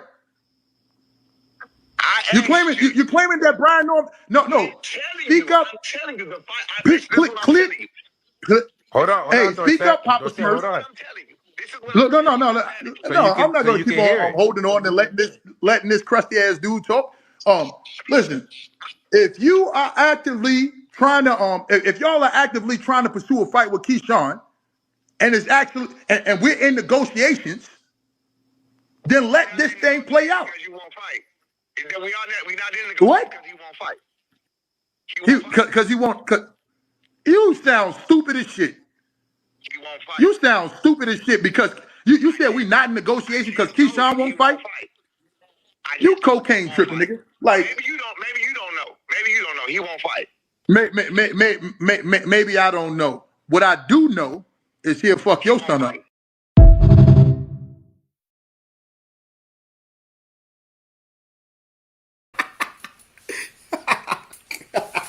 What's wrong with these niggas, man? Hey, this nigga, hey, salute to Bill City, man. Messy Bill, what I call him, man. Messy Bill, man. That boy, man, he got a hell of a way with the content, man. He's like, yeah, hey, hold on. He's like, hold on, Dorset. Hey, this is crazy, bro. I don't know what's going on, bro. Like Keys, like, bro. You can't insinuate that Norman ducked the fade with Keyshawn, and then when Norman team approached you about it, you tuck your tail. That's what happened. Like Dorset just tucked his tail. You can't sit there insinuating that, oh, Brian Norman Jr. don't want no smoke with Keyshawn, and then Senior pulls up, and then he fucking bust your ass about it, and then you want to tuck your fucking tail talking about, oh, we ain't talking business. Nigga, you was talking all this shit before niggas came on the damn channel. Why you stopping talking now? What's the difference? Like, I don't be understanding these guys. Like, that's why I said, Coach Dorset is bad for Keyshawn Davis' team, bro. I don't know what's going on with that. Yeah, I know Keyshawn claim he got mental issues. I ain't going for the mental issue talk with so much with Keyshawn anymore, bro. To be honest, I'ma just be 1,000, bro. You know what I'm saying? He may got his it's cool, but I'm not about to sit there and be falling for that shit, bro. You know them niggas be moving on some WWE shit. We gotta get a good motherfucking wrestler on Keyshawn ass coming up today. But them boys is wild, man. Coach Dorset, man. Bad for business, like I said before, bro. Bad for business. Bad for business, bro. All right, let's go to this next portion right here, which is real fucking interesting right here. What's gonna lead into this Norman and and Snitchins conversation right here, man. Crazy shit, man. Tell them to make a nigga put up or shut up. When they don't make a nigga put up or shut up, ask yourself, why are they silent? Why are they quiet? Why are they not doing what the fuck they said they want to do? Ask yourself that. They've been doing this to me since I've been on this bitch. All the pressure was this way. I answered every question. I answered every opportunity. They allow other niggas to not say a word, period, and make up stories for them. I've been dealing with this shit since I've been on motherfucking YouTube, since I've been talking to you, period. Everybody else who don't say one word gets stories made up for them. They ain't even got to say the story. Keyshawn, his coach last night, making up stories for him. His fans making up stories for him. You feel what I'm saying? Brian Norman Jr. is speaking for himself. It's not his daddy out here just talking. He's speaking for himself. He's telling y'all, I want to fight. These guys don't want to fight. If you're trying to get into that, if you want to fight, hey, hit my line. He number one. He number one in Ring. Number two in Ring Magazine rankings. You don't get no better than that outside of Devin Haney. Y'all don't want to fight Devin Haney. The next best thing on the list is Brian Norman Jr. Everybody's skipping over Brian Norman Jr. talking about Devin Haney, but not talking about Brian Norman Jr., which is the way to get to Devin Haney. If you fight Brian Norman Jr., the way you do it is you beat Brian Norman Jr. better than Devin Haney did. That's how you do. That's how you get the fight that you say you want. That's common sense. That's not even chess. That's fast-paced checkers. But ain't nobody trying to do that. You feel what I'm saying? Ain't nobody trying to get put to sleep. Ain't nobody trying to get put in the motherfucking coma. Ain't nobody trying to do that shit. You feel me? They don't want that kind of energy. It's better for them to lose to a Devin Haney, a Hall of Famer. You know what I'm saying? It's better to lose a Devin Haney than a Brian Norman Jr. You feel what I'm saying? And that's what they're trying to do.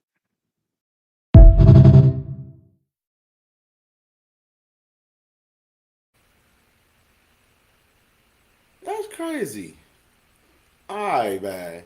That's crazy logic right there to me. And I fuck with Senior. You know, I fuck with Senior heavy. That's my dog. But that's crazy logic to me a little bit. I wanna play that one back probably. Salute the FaZe and salute the Dank Father in the building. Salute to my dog too, man. My boy Desire in the building, man. Salute to my boy, man. Desire. Vincent Slade. Salute, brother. Salute. Nigeria Nightmare. Salute to my dog, Nigeria Nightmare in the building, man. Salute. Bruce Gas. Oh, yeah, I can't forget about my brother Bruce Gas. Salute to my brother Bruce Gas in the building, man. YouTube legend, man. Salute, dog. Salute.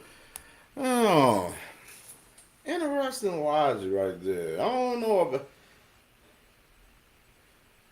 We gotta run that one back. I'm gonna let y'all hear that back one more time. Tell them to make a nigga put up or shut up. When they don't make a nigga put up or shut up, ask yourself, why are they silent? Why are they quiet? Why are they not doing what the fuck they said they want to do? Ask yourself that. They've been doing this to me since I've been on this bitch. All the pressure was this way. I answered every question. I answered every opportunity. They allow other niggas to not say a word, period, and make up stories for them. I've been dealing with this shit since I've been on motherfucking YouTube, since I've been talking to you, period. Everybody else who don't say one word gets stories made up for them. They ain't even got to say the story. Keyshawn, his coach last night, making up stories for him. His fans making up stories for him. You feel what I'm saying? Brian Norman Jr. is speaking for himself. It's not his daddy out here just talking. He's speaking for himself. He's telling y'all, I want to fight. These guys don't want to fight. If you're trying to get into that, if you want to fight, hey, hit my line. He number one. He number one in Ring. Number two in Ring Magazine rankings. You don't get no better than that outside of Devin Haney. Y'all don't want to fight Devin Haney. The next best thing on the list is Brian Norman Jr. Everybody's skipping over Brian Norman Jr. talking about Devin Haney, but not talking about Brian Norman Jr., which is the way to get to Devin Haney. If you fight Brian Norman Jr., the way you do it is you beat Brian Norman Jr. better than Devin Haney did. That's how you do. That's how you get the fight that you say you want. That's common sense. That's not even chess. That's fast-paced checkers. But ain't nobody trying to do that. You feel what I'm saying? Ain't nobody trying to get put to sleep. Ain't nobody trying to get put in the motherfucking coma. Ain't nobody trying to do that shit. You feel me? They don't want that kind of energy. It's better for them to lose to a Devin Haney, a Hall of Famer. You know what I'm saying? It's better to lose a Devin Haney than a Brian Norman Jr. You feel what I'm saying? And that's what they're trying to do.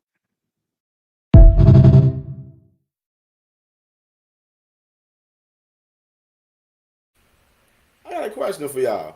Do y'all believe Brian Norman Jr. is the second best guy at 147 pounds out of the champions and all of the contenders? That's my question for y'all. Do y'all believe Brian Norman Jr. is the number 2 guy, the second best guy at 147 pounds?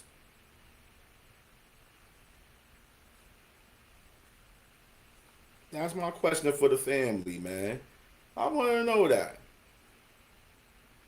Because my thing is, I heard my brother Senior mention that, yo, he's number 2 in the Ring magazine and stuff, and that's what they try to put that standard on upon it, saying that, yo, he's number 2. He's number 2. He got to be the number 2 guy at 147 pounds because they got him ranked number 2 in the Ring magazine. So that's why he pushed that portion of that right there. And that's why I wanted to ask y'all, do y'all believe that he's the number 2 guy at 147 pounds? Dang, Father, think you can beat? Oh, you think you beat T.O.? Think T.O. get him? Oh, you think Ryan and T.O. beat him? Yeah, yeah. I can attest to that. I ain't gonna lie. Me personally, I don't think he is the number 2 guy. That's just me. But one thing I wanted to speak upon it is shows you how the Ring magazine is suspect once again. That's one thing I wanted to point out in that instance. You know what I'm saying? Like, for Ring magazine rankings, man, suspect, bro, suspect. Like I respect Junior a lot, but at the same time, like, he's not the number 2 guy in my eyes, as far as at 147. Like, you know what I mean? Like, it would have to be the champion starting off the top 4 at least. Unless y'all want to go by the eye test with this shit, but I don't view him in the eye test even as the number 2 guy at 147, in my opinion, even along past the champions, for real, for real. I think Brian Norman Jr. can beat like a Leon Pyro. I think he can beat Pyro.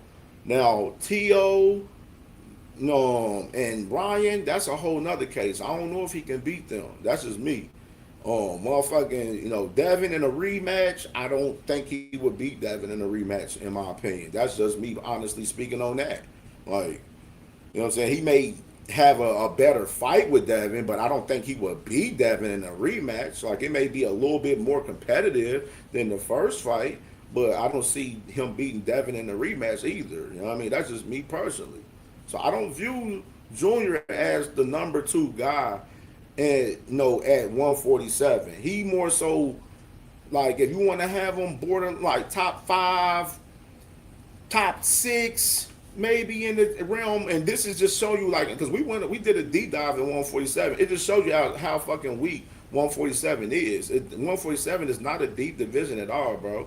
Like, you want to, I think, Brian Norman, in my opinion, if I had to rank him, maybe in that top, like 7, 8 mark, like 7 to 8 mark, maybe. You know what I'm saying? There's a couple of guys I can probably put ahead of him before, probably, honestly, for real, for real. But I don't view him as the number 2 guy in particular at 147. You know what I mean? That's my opinion on it. But he is right for us on the perspective for us, like, motherfuckers, hey, motherfuckers, right now, 147, I don't, like, we talked about it yesterday with Norman when we reacted to his interview. It's like he's pushing this shit where people is avoiding him. But, like, the only people, like I mentioned, only people I see that's really avoiding him is, like, some of them Golden Boy 147 guys, like Barbosa and Coriel, those type guys.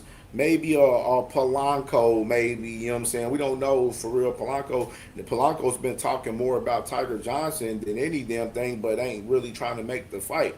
But it's like me personally with Norman, if you ain't fighting the guys like, a Polanco or, a Tiger Johnson and stuff like that, like, or you're not fighting Corey, like, you know what I'm saying? Like, I think the perfect fight would be Tiger Johnson. I think Tiger Johnson would definitely fight him. You know what I mean? Like, you know what I'm saying? I think he definitely would fight him, but I don't know. Like I don't know what they looking for. You know what I'm saying? It's like Norman and them is looking. They want to. It's like it's weird, bro. It's just a weird perspective with the 47 division. And matter of fact, I want to get into this shit with the Africa shit, cause this shit. The only people I really see avoiding them is those Golden Boy guys, maybe a Polanco, and this guy. This is what I hate about just now. Goofy ass boxing. Brian Norman Cena, whatever. If I'm the biggest bitch in boxing, have your son come show me I'm the biggest bitch in boxing. Because I'm going to tell you something, homie. If me and your son get in that ring, bro, I will hurt your son. I'm not no Devin Haney, gang. I'm not no Devin Haney. Brian Norman is trash. And I came to your gym in ATL and dealt with him. After sparring Bud, after sparring Tiger, and dealt with your son, bro. Everybody in ATL done seen that. What you think gonna happen in front of the world? I will spank that nigga. Fuck wrong with you, you bum ass coach. Get the fuck out of boxing, nigga. And I told you was gonna lose to Devin.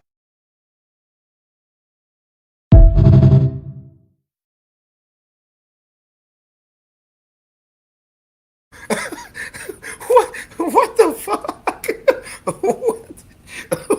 What the hell is wrong with this man?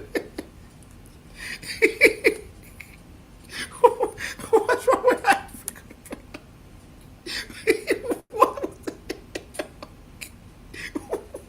What is this nigga's massive?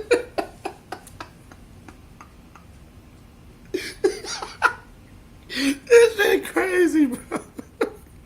You gotta put that nigga on the wrestling joint.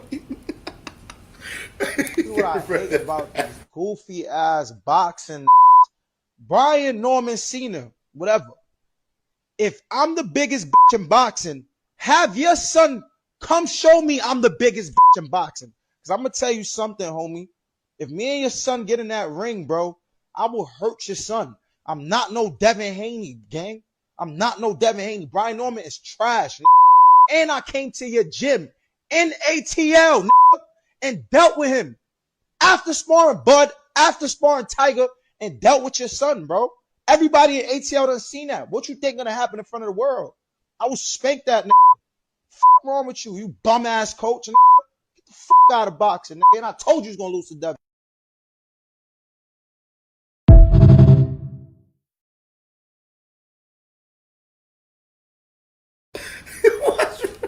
What's wrong with that man? What's wrong with that man, bro? Hey, he talking greasy, bro. That man was talking mad greasy, though, bro. What is wrong with that man? We gotta talk how that came about. So I guess Norman Sr. was on Mill City and he spoke about Africa and shit on there. And, Africa felt the respond, and then Africa. This is what this nigga said right here. This is crazy. These tweets was crazy, bro. When I was reading, I'm like, this man Africa, wow, bro. Like, what's wrong with Buddy, bro? He wilding out here. So he said, I would knock out Brian Norman.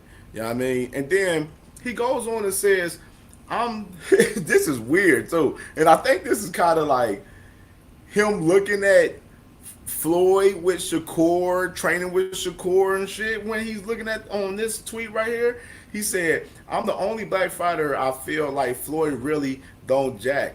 LOL. It's funny because I was signed to the nigga and he would never take time out of his day to help me elevate my game or give me real tips. It's cool. I'm self-made and I don't owe no one shit. Got it the hard way. Earn. So right now, when I see this, I'm like, I guess that's him being jealous of Shakur training with Floyd the other day and shit. Like what? Like this is some weird boxing shit going on from these niggas, bro. Like this shit weird. And then he goes on and even says even more. He says it was like that even when I was signed to him. Floyd would always tell me behind closed door I'm special and I would be a world champion. But you'll never hear him say that to the world. Floyd, fuck out of my face with that we black, we gotta help each other shit. These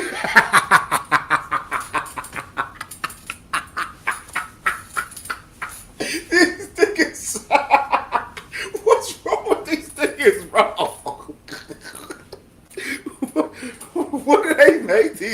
niggas, bro. What, bro? What are we doing here, bro? Like, this is crazy, bro. Like, this nigga, he pissed at Floyd and shit, man, because he seen the man Floyd training with Shakur Stevenson, and then he mad because Floyd never stamped him 100% in public and shit. This shit crazy, bro. This crazy. What's wrong? What's wrong with this era, bro? This era, man. Sexy Kid just say he want to be baby buddy too. Hey, niggas crying want to be stamped out this bitch by Floyd, bro. Like, you can't make this shit up, bro. Niggas is real out crying about not being stamped by Floyd Mayweather, bro. Like, that's crazy, bro. You got stamped when you signed with the nigga originally, you know what I'm saying? To be honest, this the, you know what I'm saying, just a thought of mine. But, like, bro, man, you ain't got to be worried about that shit, man. Y'all niggas, like, this shit, he could have kept this to himself for real, bro. This shit was ass, bro. Like, this shit was ass, bro. I got to keep it 1,000 wow, bro. That shit was ass. But this, though, this is even more ass, though. So the man Brian Norman Jr. said, let's run it then, fuck nigga. Look at Africa's fucking response though, bro. Brian Norman Jr. says, let's run it then, fuck nigga. Then Africa responds and says, you not it. The higher ups don't care to see me whoop you. Hashtag facts. Whoa, whoa, whoa, whoa, whoa, whoa, whoa, whoa, whoa. Stop the fucking presses. Stop the presses. So it went from you doing this. This is what I hate about these goofy ass boxing. Brian Norman Cena, whatever. If I'm the biggest bitch in boxing, have your son come show me I'm the biggest bitch in boxing. Because I'm going to tell you something, homie. If me and your son get in that ring, bro, I will hurt your son. I'm not no Devin Haney, gang. I'm not no Devin Haney. Brian Norman is trash. And I came to your gym in ATL and dealt with him. After sparring Bud, after sparring Tiger, and dealt with your son, bro. Everybody in ATL done seen that. What you think gonna happen in front of the world? I will spank that nigga. Fuck wrong with you, you bum ass coach. Get the fuck out of boxing, nigga. And I told you was gonna lose to Devin.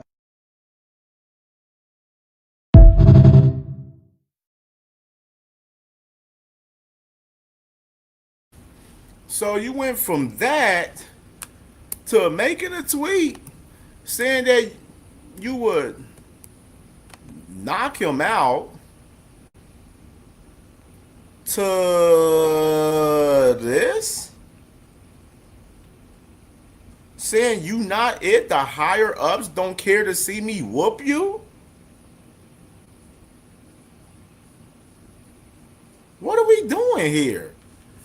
How you duck a nigga in 24 hours? Niggas ain't even get to the fucking table about shit. Niggas ain't even talked about shit. This nigga, he's talking about, oh, the higher up said they don't want to. Nigga, fuck out of here. This nigga gotta be fucking stopped, bro.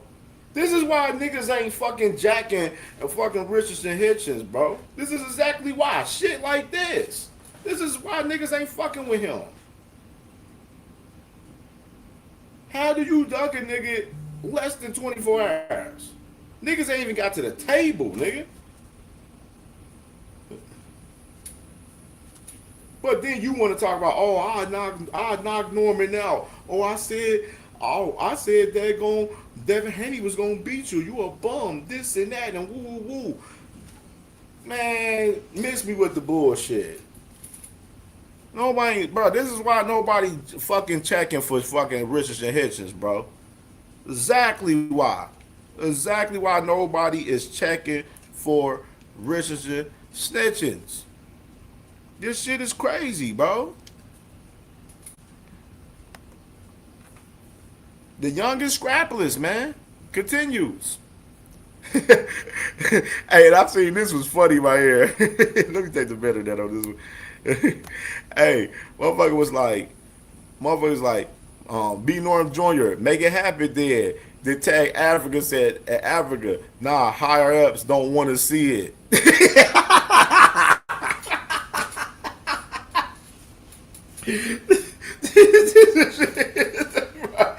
That's what I'm saying, bro. What we doing here, bro? This is what we doing. This is why we got in this era, bro. This is what we're dealing with.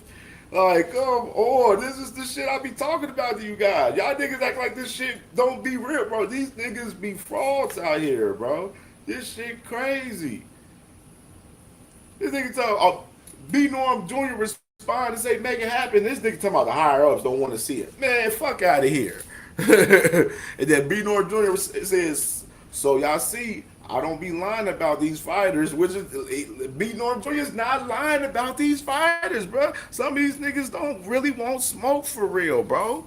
Some of these niggas just capping and chatting out here, man. Like, what are we doing, bro? This shit is ugly in this era.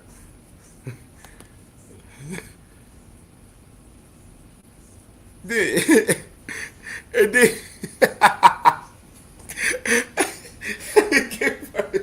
it gets worse. Stick the fork in him. It gets worse. It gets worse, bro.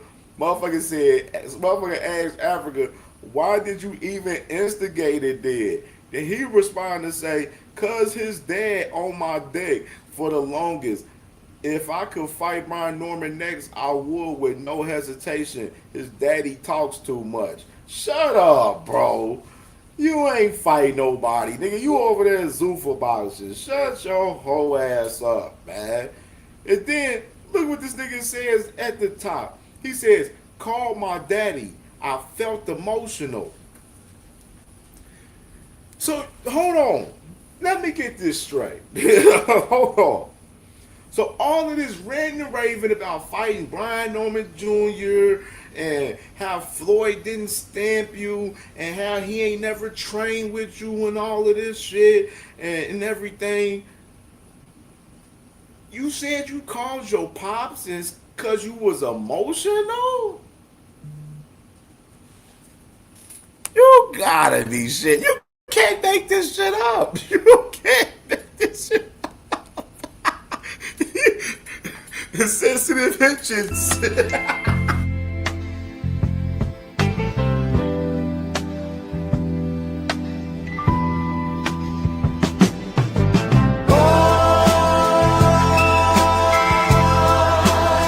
So sensitive, sensitive.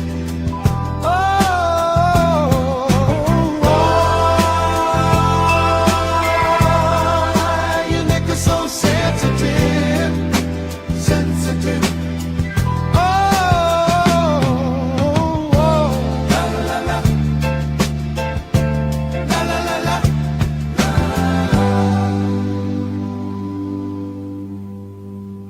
Niggas in their feelings again. Oh, I see niggas in their feelings again. Your mama should have raised you, bitch made suckers to have thicker skin.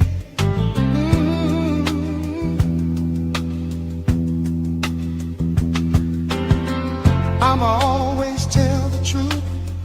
I'ma always tell the truth. If the truth hurts your feelings, that's a problem, that's on you. Brittle heart motherfuckers. Why your niggas so sensitive, sensitive?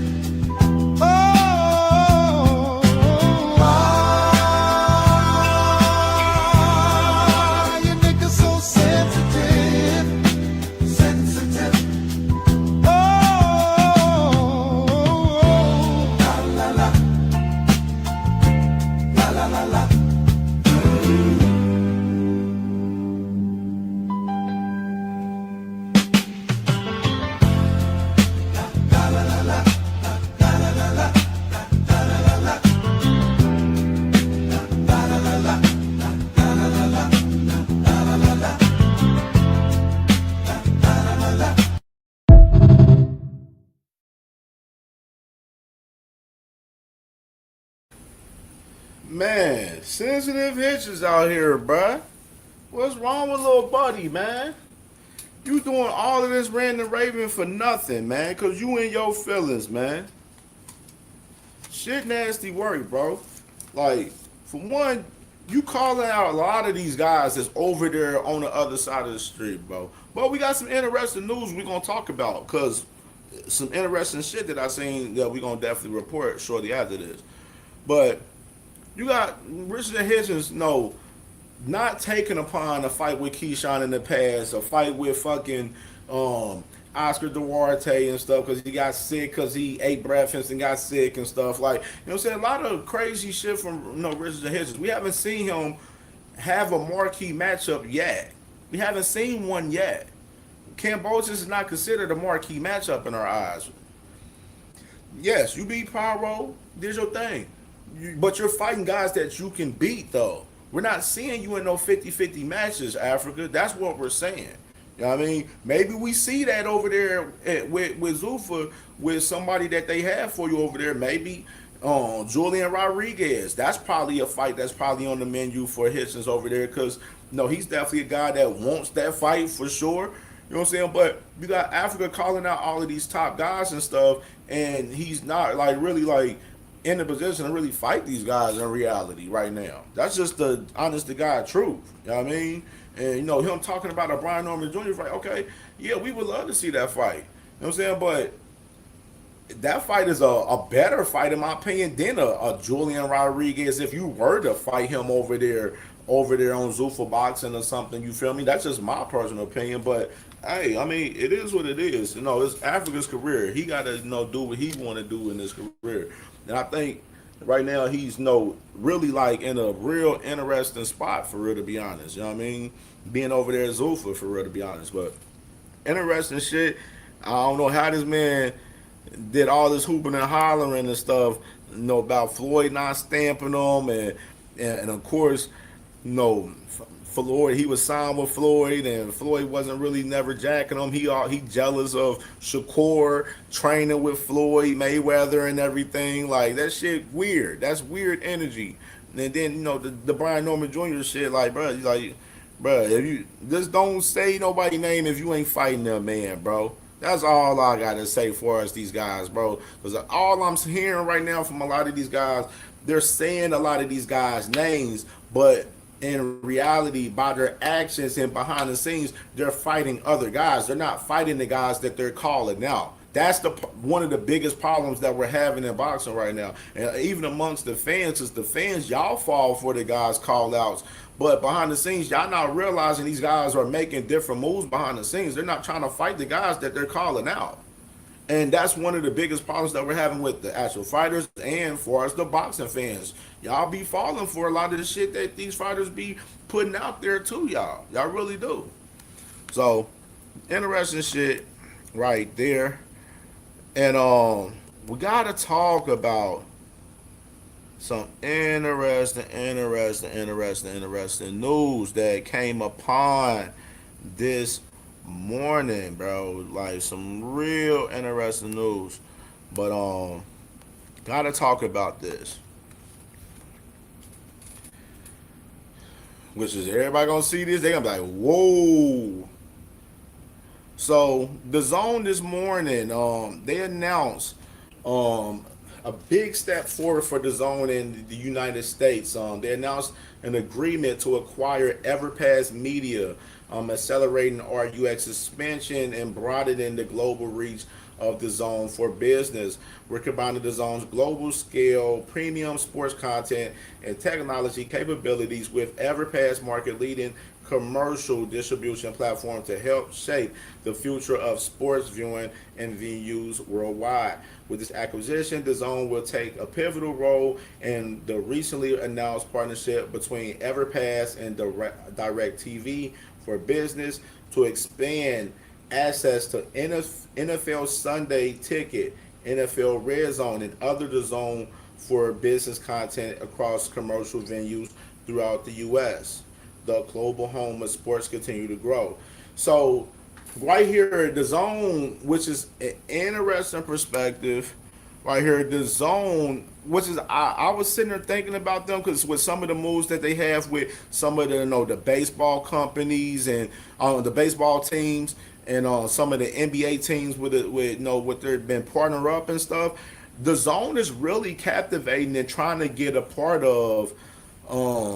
They're trying to get a part of pretty much all of sports with the zone in the U.S. heavy to where they're trying to make the zone like a big platform similar to ESPN in a sense. Like the zone is like the way they're trying to build their infrastructure right now is seeming to me that they're trying to be like the next ESPN now, which is really intriguing from this perspective. And this is Shay CJF right here saying the zone builds the legal global platform for sports fans, bringing the best content to audiences wherever they are remains central to our strategy.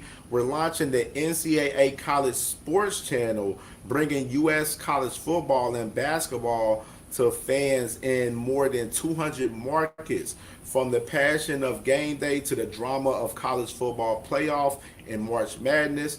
We're making thrilling college sports action more accessible to international audiences than ever before. Together with the NFL, Game Pass, NHL TV, the Zone's NCAA College Sport Channels broadens our premium U.S. sports offering for fans outside of the U.S. The appeal of American sports is increasingly international, and college sports are no exception. Through the Zone's global reach, technology, product innovation, we're giving fans around the world a better way to follow their favorite teams, players, and competitions. Looking forward to welcoming a new generation of college sports fans to the Zone as the seasons get under the way. So, as I mentioned, the Zone's even adding college sports into what they have going on the Zone now as well, to where, like I mentioned, like the way that they're trying to transform a little bit, it seems like they're transforming a lot more, like they're trying to be competing with fucking ESPN pretty much in a reality on what some of these moves that they're making with NFL, NBA, baseball, you got hockey as well. Now college football and college basketball as well, which they already have boxing, as far as all of the majority all of the promoters under one house as well too. But really interesting news though. Salute to Brunch Boxing, a part of this situation too. And another announcement with the Zone today. TKO Group is now a minority shareholder for the Zone as part of the EverPass media deal. So TKO has associations to EverPass Media, and with the deal with the EverPass Media, TKO is a part of EverPass Media, and these guys will have a minority sharehold of the Zone with this acquisition with EverPass Media, which is really intriguing. Very intriguing. We know TKO, WWE, UFC, Zuffa Boxing. It's some crazy shit to process on this shit, and I don't want to give 100%, my full-blown take on everything happening with this move right now, because I want to do a little bit more research before I talk about it a little bit more in particular. But this is a really intriguing move in a perspective. And remember, this is a minority shareholder. So this is not majority where they have a big shareholder or whatsoever. This is probably like on some 5-10% shit. You know what I mean? Pretty much. But this is interesting though. This is a real interesting move right here, man, for sure. And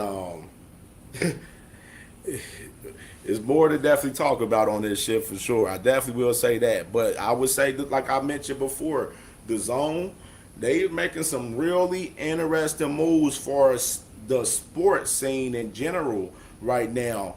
You know what I'm saying? In general, trying to be, become a competitor pretty much to ESPN, it looks like, in my opinion. and we gonna definitely have some interesting things to talk about for us this move, and as well. Before we open up the panel, two interesting things real quick that I seen. Was matter of fact, we gotta run that clip for that first. I forgot. Before we gotta run this clip right here. Get on with it, or don't do it. You know, it's actually becoming boring. All this, it's a bore. You know, that's why when I get people saying, "Why don't you? When's it happening?" What they ask me this question, I'll keep referring to that thing with Talk Sport with Jim White, which pissed me off. You know, Tyson signing with this one he's doing. It was just, I said, we will see what's going to happen. We said, what's changed from when I had that conversation with him, 2 months ago? Nothing. Not a thing has changed. Not a thing's changed. We're still in the same position, except Tyson said, you know what, I'll go, if they want me in America, if they want to do it in America, I'll do it. Everything you're asking me, I've answered it from the very first question. I'm not the one who's going to be announcing it. The one who's going to announce it is the person who's putting the money up. Turkey. That's how it works. Frank, do you expect Dana White to be involved in this once this gets going? I would think that'd be the case. Is that an issue for you or not? Nothing's an issue to me. Get the fight on. Who cares? What are they doing? Is anyone involved? All you're doing is sitting at a table. We're not in the ring fighting, are we? Who gives a shit about me, him, this one? All you care about is getting the two fellas in the ring and get the fucking fight on, or not. Stop wasting all our lives. Do you know what? I want to talk about what is on. Let's talk about Saturday, because that's all that counts at the moment. It's on. Sorry, that fight's on. We're days away from it. Yeah. We're talking about fight. You know, the next bunch of the next world champion. Someone's going to come out of that fight with a belt. They're in the ring. That fight's signed up. It's announced, done and dusted. That's what it wants. People can go and buy a ticket, book a hotel, know what they're doing. Witness history for the heavyweight world title. Man, this was funny right here on this clip. I ain't gonna lie. So I mean, I understand Frank Warren's sentiment as far as like all of the internet bullshit that's going on and stuff from both sides with TKO and Eddie Hearn and stuff like that. And he said that one thing that he did mention, he said that when I was watching his interview, he said that Tyson Fury is in Miami right now training. So Tyson Fury is currently in Miami training right now, and getting ready. He said, whether if it's AJ or whatsoever, or if it's somebody else, he's gonna be ready to fight coming up in November. You know what I mean? And he said, the thing is, he said one thing that's interesting for me though with Frank Warren, in my opinion though, about this is how he's being nonchalant about the situation, where it's like, dude, you got a whole lawsuit with Seller. You got a crazy ass lawsuit with them. I'm surprised you acting so nonchalant about a lot of shit right now, to be honest.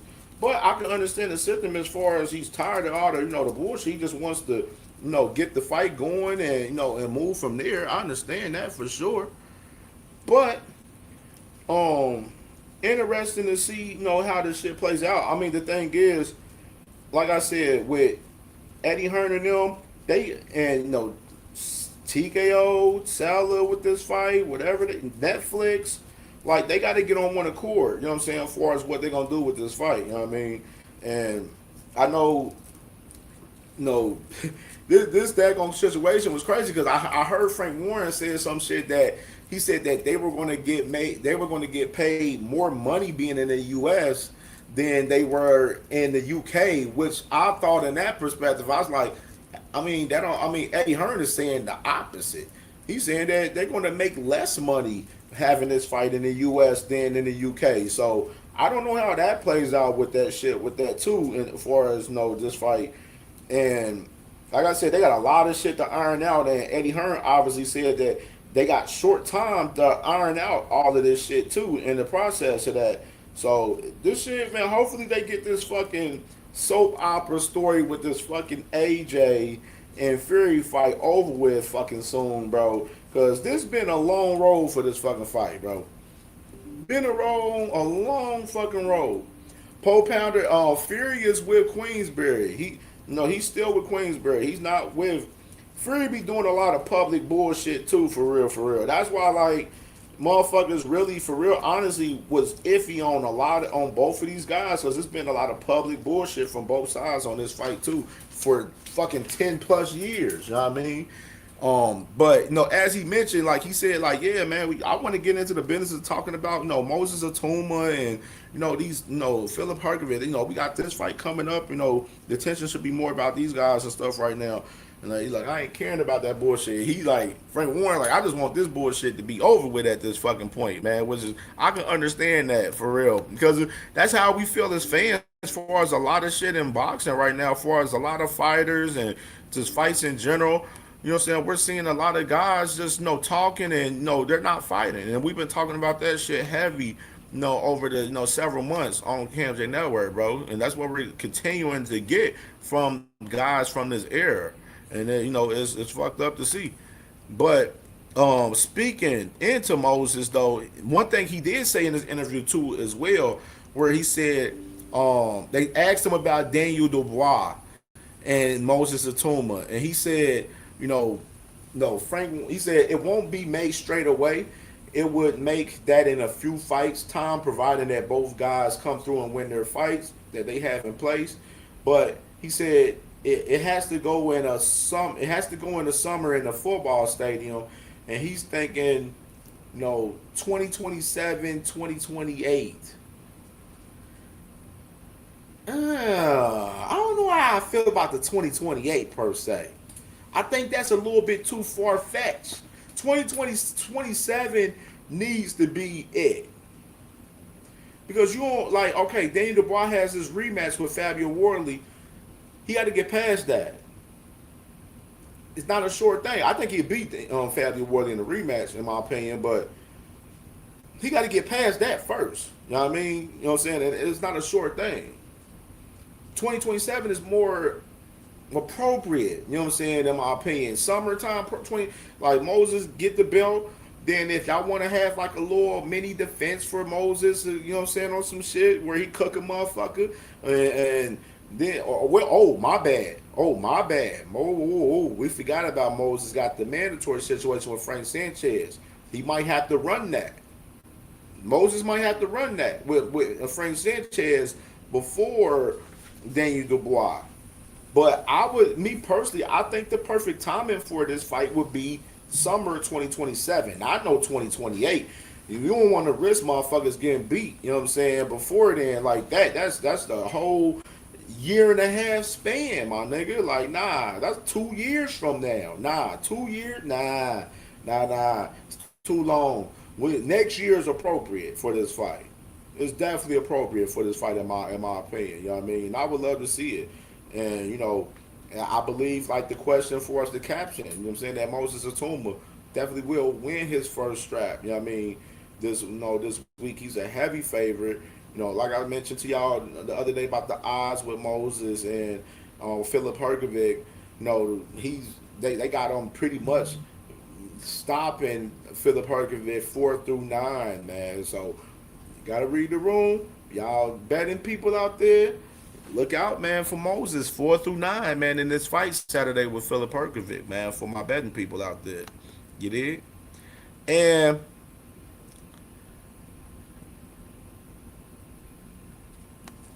this topic, let's get into this right here.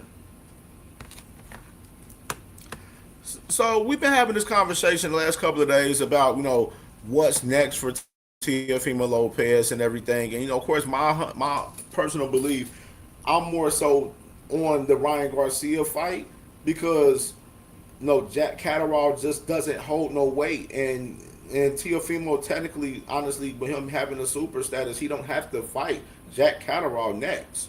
You know what I mean? But like I mentioned to y'all the last couple of days, it is a different perspective on how the WBA, what they're going to do for us, this situation. Because, obviously, like I mentioned, Jack Catterall, Sam Jones said that they shook with the WBA president, Gilberto, about, fighting the winner of that fight between Tio and Rolly. And, it's all about, them wishing upon, like, all right, the WBA going to hold their word, on that. But like I said, Teofimo don't technically have to fight the man Jack Catterall next with his super champion status, man. And even just showing a little bit further as far as that, just to show y'all as far as the rulings. And let me check the banner down too. All right, man. So for WBA Super Championships, definition: the Super World Champion category or Undisputed World Champion was created for those world champions who hold the title of two or more organizations recognized by the WBA, like the WBC, the IBF, and the WBO. The creation of the category of the Super World Champions or Undisputed World Champions was born from a suggestion sent to us by Lennox Lewis, WBA former heavyweight champion, which we have considered convenient in order to give the unified champions a more flexible time to defend their titles, as well as the challengers the chance to fight for the title. And even further, and said, and this is from 2009 from this rule, by the way, February 2009, by the way. We are still working to set the regulation that shall rule the Super World Champions, and we have considered it convenient to establish the following. The Super Champions will be obliged to make the mandatory defense of the titles in a period of no longer than 18 months against the boxer recognized as the WBA champion of corresponding division. In the intermediate period between the mandatory defenses, the undisputed super champion will be able to defend his title against any recognized opponent chosen from the official ratings list of the WBA or from the organizations it recognizes, and with the approval of those organizations. So, being said, going back to this, Chris Mannix, he believes that, he said, talking to a lot of people around the situation with Teofimo Lopez and his deal, Ryan Garcia is the name that is at the top of a lot of people's list. And he said Ryan Garcia is the name that Teofimo and his team know that they're likely going to face. In fact, win or lose this fight against Conor Benn, he think Ryan Garcia is going to be next for Teofimo Lopez regardless. So with Chris Mannix right here, he's letting it be known that the zone wants this Ryan Garcia Teofimo Lopez fight. And when you think about it even more with that perspective, now like Jack Catterall is about to get not about to get the opportunity to fight Teofimo Lopez in my eyes. Because if the zone wants that fight's going to get made. The sanctioning body is going to approve it. The zone is with it. They paying for it.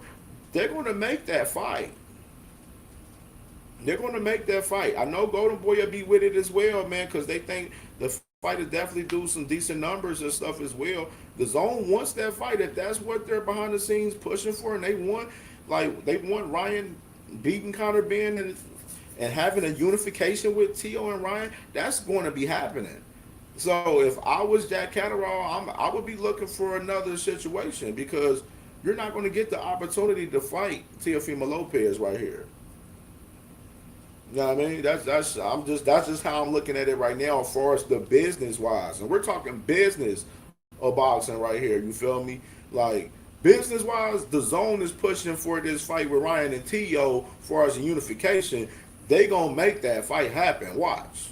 Watch. I trust and believe they gonna make that fight happen. So Catterall, he better gear up and get prepared to get let down, because he's gonna be let down in this situation. I mean, and Ryan and Tio looks like that's definitely on the menu if Ryan Garcia can get past Conor Benn September 12th, man. So definitely some interesting stuff we gonna definitely tap into, man. I definitely want to give everyone an opportunity to definitely hit the daggone link, man, and come up here and tap in and open the panel up, man, for sure. You know what I mean? So we can definitely talk about this boxing talk today. You know what I mean? We talked about several fruit things, man, today. You know what I mean, on the show today. So actually, with it being a light week, you know what I'm saying? We talked about a few things though, for us the sport, man, for sure. So which is always good though, always good, man.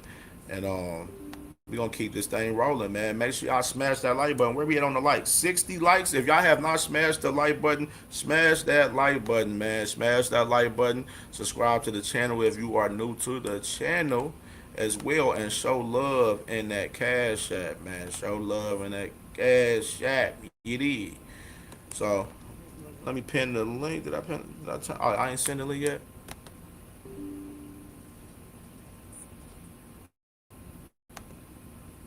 I ain't send it yet. Billy VB, salute to my dog Billy VB. Swoosh Life in the building. Salute to my dog Swoosh Life. My dog T Hill, the commissioner in the building. My brother, man. Salute, brother. Salute, salute, salute. Juan Mo in the building. Salute. Malaza, I see you back in the building. Salute. Zoom Burst. My brother. Sheldon Moore. Hey Nash Sheldon Moore in the building. Salute to Hey Nash Sheldon Moore. Band up. Salute to my dog Band up in the building, man. Band up in the building. Salute to my brother. D Freezy was popping, brother. What's good? What's good? Man, chilling, man. It's crazy out here in these boxing streets, boy. It's crazy. Yeah. I don't know what's going on with Keyshawn's manager. This dude, he's stuck on stupid. Man. Dude is bad, man. Yeah. I think Keyshawn can do better than that. This dude is a bad reputation for Keyshawn. Really bad, bro. He makes Keyshawn look like he's scared to take fights. Now, he still ducked the Devin Haney fight, but it seemed like he might have been advised by his manager. Orchestrated duck. Facts. And that's a bad look. Hold on one second. Yeah. That's a bad look for him to be ducking Devin like that. He gotta correct that. Man, bro, and then even further, his manager was pushing like a narrative that Keyshawn was being ducked by Brian Norman Jr. and then he tucked his tail when Senior came in, approached him about it. And I'm like, bro, you can't sit there and be talking about business, as far as Keyshawn in the sport, and then you tuck your tail when a motherfucker approach you about, what was being said. That shit corny. Right. He did not want to answer that question. Was you offered the fight with Brian Norman Jr.? Because if he say yes, then they're gonna be like, okay, so why didn't you take the fight then? Facts. Why we not in negotiation? You can't say no because Brian Norman Sr. knows if you was offered the fight or not. So that's why he kept saying, I'm not gonna talk business on social media. Because you was offered a fight. You didn't have to say nothing. I can read between the lines. You was offered a fight and y'all haven't took it yet. Right. I can read between the lines. They want no smoke. I mean, that's what I'm saying, man. That's why, how you like that. This guy Dorsett is fucking the brand up for Keyshawn, man. And if I was him, I literally would be getting him out of there, bro. I would not be fucking with that guy, man. I wouldn't. I don't know what Keyshawn on, man. Why he got that? And he's not even a head coach. He's an assistant, man. And that's the crazy part about that shit, bro. And he's just on there just willingly on Mill City and on other platforms. The man literally was listening to Jag Queen and came up, hit the link, and was making Keyshawn look even worse on Jag Queen's show a couple weeks ago. This dude is really fucking up the brand for Keyshawn even more, and Keyshawn is just out there just letting it happen. Oh, I was on the panel with him. I was asking him all the questions. He was like, so would y'all want to see Keyshawn in another fight, depending on whose it is? I'm not gonna say, I'm looking forward to see Keyshawn in another fight and he go out here and fight a bump. No, it depends on who he's fighting. Oh, but what if Keyshawn gets more than $3 million? Would y'all still call it a duck? Who you gonna fight to get more than $3 million? You ain't fighting Ryan. You ain't fighting Shakur. So who you gonna get that's going to give Shit, you more than $3 million. Hey, I'm about to say, D-Free, even if he was to fight a Jack Catterall, you're not about to get fucking $3 million to fight Jack Catterall, I assure you. How can that nigga get $3 million when Devin barely getting $6 million? Like that don't even make sense, dog. No, I don't think he's going to get $3 million to fight Tio. Fuck no. And he's not getting $3 million to fight Tio. He ain't even sniffing getting the opportunity to fight a Tio. Like, you know what I mean? Like this shit crazy. Like my thing is he's going the fight that he has that like whoever he fights for us Keyshawn is going to have he's going to have to for him to make up for all of this shit. You have to come up with a good solid scrap, bro, to, you know what I'm saying, kind of appease the fans from you ducking Devin Haney for real and this shit for real. So that's hard to do. It looked like that Jack Catterall fight is not going to happen because that was for the 5-on-5 and the Tyson Fury undercard. And right now, that Tyson Fury card don't look like it's going to happen right now. I don't know what's going on with that shit right now. We don't know if AJ and Fury going to happen or not because like they still got a lot of shit to iron out with that shit right now. So they talking. Keyshawn with that you can go ahead and exclude that. That ain't happening. You're not fighting Devin, which I mean, real shit. Keyshawn, I feel like Keyshawn could have spun the block and locked that in for real. But he didn't want to spin the block. You know who Keyshawn needs to fight? And it's not Brian Norman Jr. It's not Jack Catterall. It's not Devin Haney. Frank. It's not even Shakur or Tank. He needs to go fight the biggest duck of them all, Africa. Go fight that nigga. Y'all don't like each other. Go fight that nigga. But Shakur said he didn't want them to fight. That's what Africa said on Ring Champs. He said Shakur said he don't want us to fight. That's what Africa See said. Again, dog. That right there, that don't make no damn sense, dog. I don't give a fuck what Shakur say. I need to fight. Hold up. So is Shakur your manager now? Last time I checked, Shakur wasn't nobody's manager. He was just a fighter. I didn't know.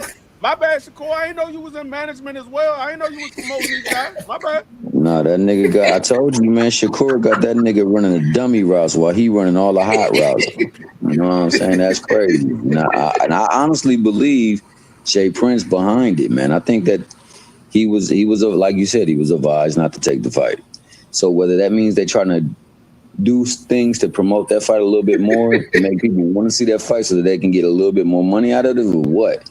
But what it did do, and what many people don't recognize, it established baseline value for fighters. So we know right now that, you know, for a star in Devin Haney, like that's $6 million. So now that can make another fight that much more intriguing, but also that baseline bottomed him out because now we know what they are willing to pay for a fight with him. So I don't know, man. I think no good came out of that stuff at all for none of it. I mean, there's people running around talking about, well, he made Keyshawn jug. Nah, I don't think so. I think that he was advised not to take that fight. But at the same time, what we did see is how much you are worth. So now if we want to say go at you with Shakur, well, nigga, go ahead. No, I was gonna say, but see that's bad management. Because if you advise your client to not take a fight, you got to have a better offer lined up. If you don't have a better offer lined up, y'all both out of money. You're not getting paid because he's not fighting. He's not getting paid because he's not fighting. So why would you tell him not to take the fight if you don't have anything else lined up? That's the problem that I have with it. That is a huge problem. And that's a problem for each one of his stars. My man Bentley said, you know, it could be a possibility that Bentley Bob Arum didn't want Keyshawn take a loss. I mean, that's a slight possibility, but it looked I bad don't for him. think that. I don't think that because Bob Earl, he already told the press about the Keyshawn situation that he was pissed off. He was like, "Yo, we fucking got put motherfucking Keyshawn into the fucking situation, into fighting fucking Devin Haney because he talked this fight up, and then shit, he fucking blew it. You know what I'm saying? Yeah. So." I don't think Bob didn't want him to fight because Bob wouldn't have placed a purse bid. He would have just let that shit go. Okay, I'm not paying for it. You want to fight? Get what you get. Now, T Hill, I would say this. Now, did Top Ranking them probably feel that they think Keyshawn can beat Devin, and did they really truly want the fight behind the scenes? They probably didn't, but at the same time, like I said, what Bob said, Keyshawn talked this fight up, so we got him to fight, and he blew it. So that's my perspective on that. So if that's more likely the case, then by all means, I believe with that coupled with the damn fiasco in Virginia, and you know what, the fight with Ortiz, where they stopped the fight and they didn't have to. It was like 7 seconds left in the fight. The fight could have continued. I think it's too many allowances have been made for him. They possibly could shelf him and make sure that he gets nothing until they're ready to be done with him, or they're ready to feed him to someone else. Thomas, that's why I think they're going to shelf him. Yeah, I think they was going to shelf him. I think they still are going to shelf him. I don't see him fighting unless they got something really. He'll be on the B level on the undercard of somebody, but they're not going. He's not going to fight. He's not going to get no headliner. Not for another year. I'm trying to think of who he can actually fight right now before this year out, for real, to be honest. Like I'm saying, he can fight, but he's not going to get nothing big. Yeah, but that whole Jack Catterall fight, that wasn't put on by Top Rank. That was put on by Ring Card. So Turkey was going to pay. So Bob was like, well, okay, you going to go over there and fight. Okay, I ain't got to put up no money. I'm just that's what I'm saying. That's still what I'm saying. That's what I'm saying. Top Rank ain't putting shit on his name. They were just getting money in return. They may start playing around with Keyshawn like T.O. a little bit. No, you own some D3. They might do all his fights. You remember how they was letting T.O. fight on other cars, and they was just taking him. They may start doing the same thing with fucking Keyshawn, for real. They may start deal with that motherfucker. He's going to have to make his own fights. Yeah, so like Big Dog saying, I think that they probably and like you said, D-Free, they probably gonna pimp him out. Like they gonna let that Mickey Flicky go the ring route or the Zuffa route. Like you'll get those fights, but we ain't paying you. We ain't putting on no fights. We not gonna be applied. We ain't paying you, but we'll take percentage. The money off it. Yeah, they're gonna take percentage off of his shit. Yeah, he's gonna pay them back for all the bullshit he pulled. They get 100% profit because they're not putting no money up. They just getting money back. Exactly. That's what I'm saying. He owes them money for fucking up both 2 fights. He owes them money. So my man Bob Arum gonna turn into Bill Haney, boy. He gonna be pimping out his he gonna be pimping his own. Well, Tommy, he kind of did to himself though. You know what that let me know though, Big Dog Willie? It let me know that Keyshawn probably working his hand with Turkey behind the scenes trying to make shit happen now. Even more. He fucked up twice. He fucked up twice. Why wouldn't he? Majorly. Looking at it more, it's starting to turn into a Teofimo Lopez Keyshawn situation for that. Like, he's starting to become because they're knucklehead.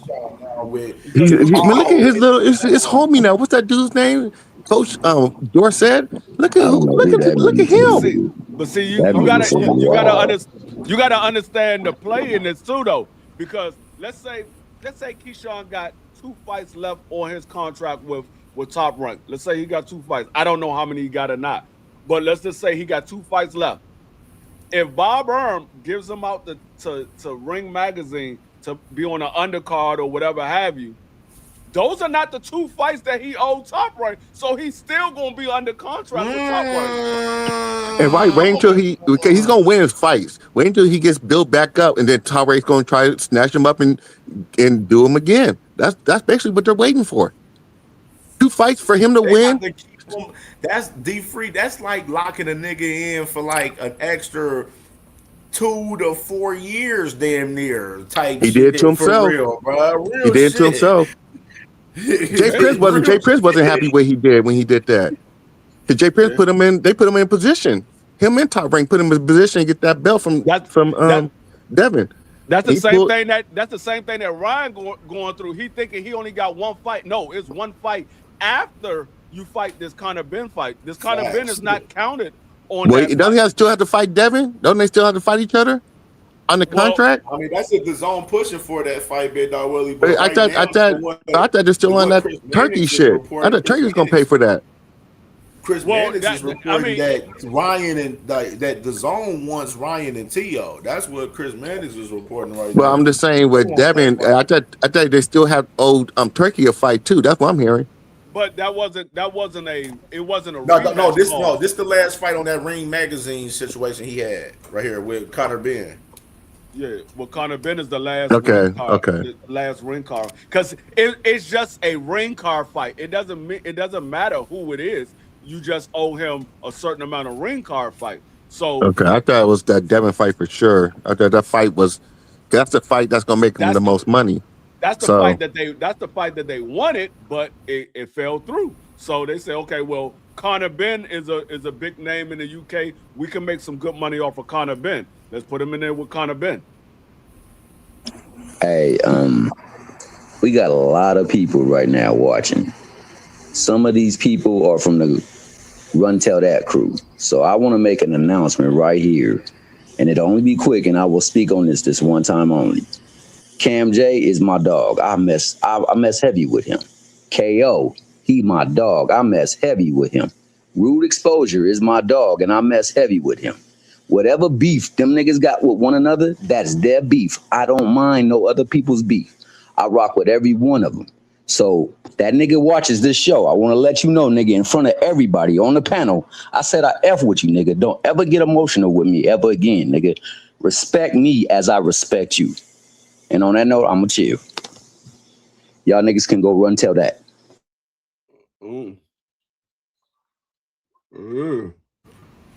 That's how it's supposed to be. You don't get nobody else's business. Hey, I've done that plenty of times. I done told people, hey, I'm cool with you. I'm cool with this person. I ain't got nothing to do with that. That's between y'all two. Leave me out of it. Because you put me in the middle of it. I'm going to be in the middle of it, but I ain't going to be on your side because you the one that put me in it. I ain't going to be on your side. Hey, so leave me out of it. I just want to let it be known, dog, because all them niggas is cool in my book. They ain't never did me dirty not one time. So I just want to put that out there so the niggas that be watching and go run tell that. Niggas that accuse me of doing what they do can go run tell that. Oh, and by the way, Cam, have I ever talked about any of them niggas to you at all? No. Okay, hey, hold on, Tommy. Thomas, you called me a tankomaniac one time, and I really despise that. Hey, Big Dog, you the biggest tankomaniac the world has ever known, dog. You already know it's all love between me and you. You be out there going everywhere speaking saying name. All right, man, I need to take my ass to sleep. But I just want to, I have to work tonight, so you guys have a good one. But I agree with what you said though, man. I think that if I were Bob, I would shelf the hell out of him. If I were Bob, I would pimp the hell out of him. If I was Bob, I would get nothing but bread off of him, but he would stay under my contract so he could go nowhere until he do exactly what I want him to do. And that's how I would do it because that's the way they do business. Unfortunately, I rock with him. I wish he can go on and make the fights, but that was an opportunity to make the fight. And on top of that, that was an opportunity for you to give power to your word, to your antics, and also to your ability in the ring, man, because a lot of people said that you was going to win. So I keep trying to tell y'all, these fighters don't be believing what y'all be saying. I had Devin winning that fight. I was like, I don't think Keyshawn ready for a Devin Haney. I mean, if you're ready for a guy like Devin Haney, not only are you getting the biggest payday, but you getting a top fighter on your resume that you beat. If you go out there and beat him, you got your biggest payday, and you got a top guy on your resume. Now you're a champion again, and you beat quote unquote the number one guy in the division. Now you're getting all of the big bags. You ain't getting no small bags anymore. All your bags is going to be a couple of $1 million. So that's why I'm like, dog, I don't buy none of that. That his quote unquote manager or trainer or whatever they told him. I don't buy none of that. I don't think he believed in himself. I don't think he believed he was going to win. Because if you was going to win, you would have took the fight. If you believe that, you would have took the fight. That's why he told us that much. Like I always say, like you just gotta listen to people, bro. You gotta listen to words. And I can't remember how long it was that he said it. I think it was maybe like a year and a half, 2 years ago. But he I forget whose platform he was on. But they were asking him about Devin Haney, and he was like, "Yeah, I was calling for Devin Haney when I knew I wasn't ready for Devin Haney." And I scratched my head because, like I said, I'm a Virginia boy, and I'm a fan of Keyshawn. And I want to. No, so how do you feel about that, dog? That whole thing, how it played out, bro. I can't take up for him, bro. Like I said, he told me once that he wasn't ready for Devin, so I was like, okay, well maybe he was just saying that shit because he was like, I said it, and then the interviewer pushed back a little bit. I can't remember whose show it was on, but he was like, so why would you say that? He was like, because he was like, you know what with this social media thing, he was like, you know, I know how to play the, you know, I know how to play the system pretty much. He was like, but I knew I wasn't ready for Devin. So he told us that before that that's how he moved. He'll say some shit just to get, you know, clout chasing pretty much. And then obviously he did the shit all over again. He ran the exact same play. But I think this time I really think that he thought maybe that Devin was going to maybe vacate the belt, because I really do think a part of Keyshawn think that when he play that crazy shit and he act like he crazy, that that people really believe him. And Keyshawn really, he one of those people. He got a bully type mentality, so he really be thinking sometimes that people are scared of him. And I just think he read Devin wrong. You know what I'm saying? Whenever they came across each other, because he said it. He was like, man, I know. He's like, I shook Devin's hand. I can tell the way he came up to me. He was all, you know, what's up, man, and all respectable to me. But it's just like, bro, Devin is not that type of young man. You can tell. He the type of dude, he a nice guy. Like, but I think Keyshawn read that shit wrong, and he felt like, you know, he's scared of me. Like, just because somebody is nice to you and friendly with you, don't mean that they scared of you. So I really think Hey, can you say that one more again, player? One more again. Just one more again for the niggas that didn't get the memo, dog. Let them get the echo. About what niggas being nice and niggas being scared. Oh yeah, exactly. And I feel like that's what it really was. And I feel like him and Jay, because you know Jay Prince is he's a big energy guy too. You know, he always talks about the the 5 laws of power and everything. So he's a strategist. So him and Keyshawn probably talking, and he probably like, so you really think that, how is the energy, Key? Like, yeah, man, I'm telling you, he's scared of me. And I really think they thought that they could punk him into vacating the title. But Devin ain't scared of nobody, bro. That's one thing I will say about Devin. He might not be the most, you know, mean fighter, a fighter to get in there and fight like y'all want him to fight. But Devin ain't no pussy though. He not. And I think Keyshawn knew in the ring, he's not ready for Devin right now. Me personally, I think he got the skills to beat Devin. Would I put my money on Key to beat Devin? Nah, I think it's probably like a 60-40 fight right now. I would put my money on Devin, but I think Key got the ability to win, but he don't believe in himself. And I think he told us that, and we just didn't listen. But it's a dub. Ain't no other way to. I feel you. So do you believe, giving that, and given the situation that you probably went to when it was in his hometown and they gave that nigga keys to the cities, they named the day after him, and on top of that, you know, what else they do? They gave him a holiday. They named the street after him, some other stuff like that. And that makes you feel like, do he now deserve leniency? Because that's where we at right now. Because certain folks in this sport, by most factions, give people leniency while they hold other feet to the cold. So, like, is it time to continue to give him the leniency? Or is it time for, you know, not us, but just his promoter to hold his feet to the cold? Because right now, that's 2 times where, you know, we done did something big for you and you didn't show up. And whether it was of your own accord or someone else's accord, you didn't show up. And we were promoting you, and you were quote unquote the businessman. So we got to get to the business. If it's me, I'm holding his feet to the fire. But I mean, I can understand why Top Rank, wouldn't really hold his feet to the fire and might give him a pass because they've invested so much into him. Like I don't know how it feels to invest as much money as they've invested into Keyshawn. You know what I'm saying? So I don't know. So we'll see. What's up, guys? How you doing? Con sabor. Oh, Yeah, I never believed like fighters should fight for titles under 20 fights. Every time a boxer become a champion, like before his 20 fights, they fail. Like Fernando Vargas is the biggest example. Lomachenko, Robeisi. I don't even believe Feliciano should be fighting for his next fight for a title because they are not ready. I'm more against a 35 opponent. He got a big mouth. Keyshawn got a big mouth. He had to sell himself.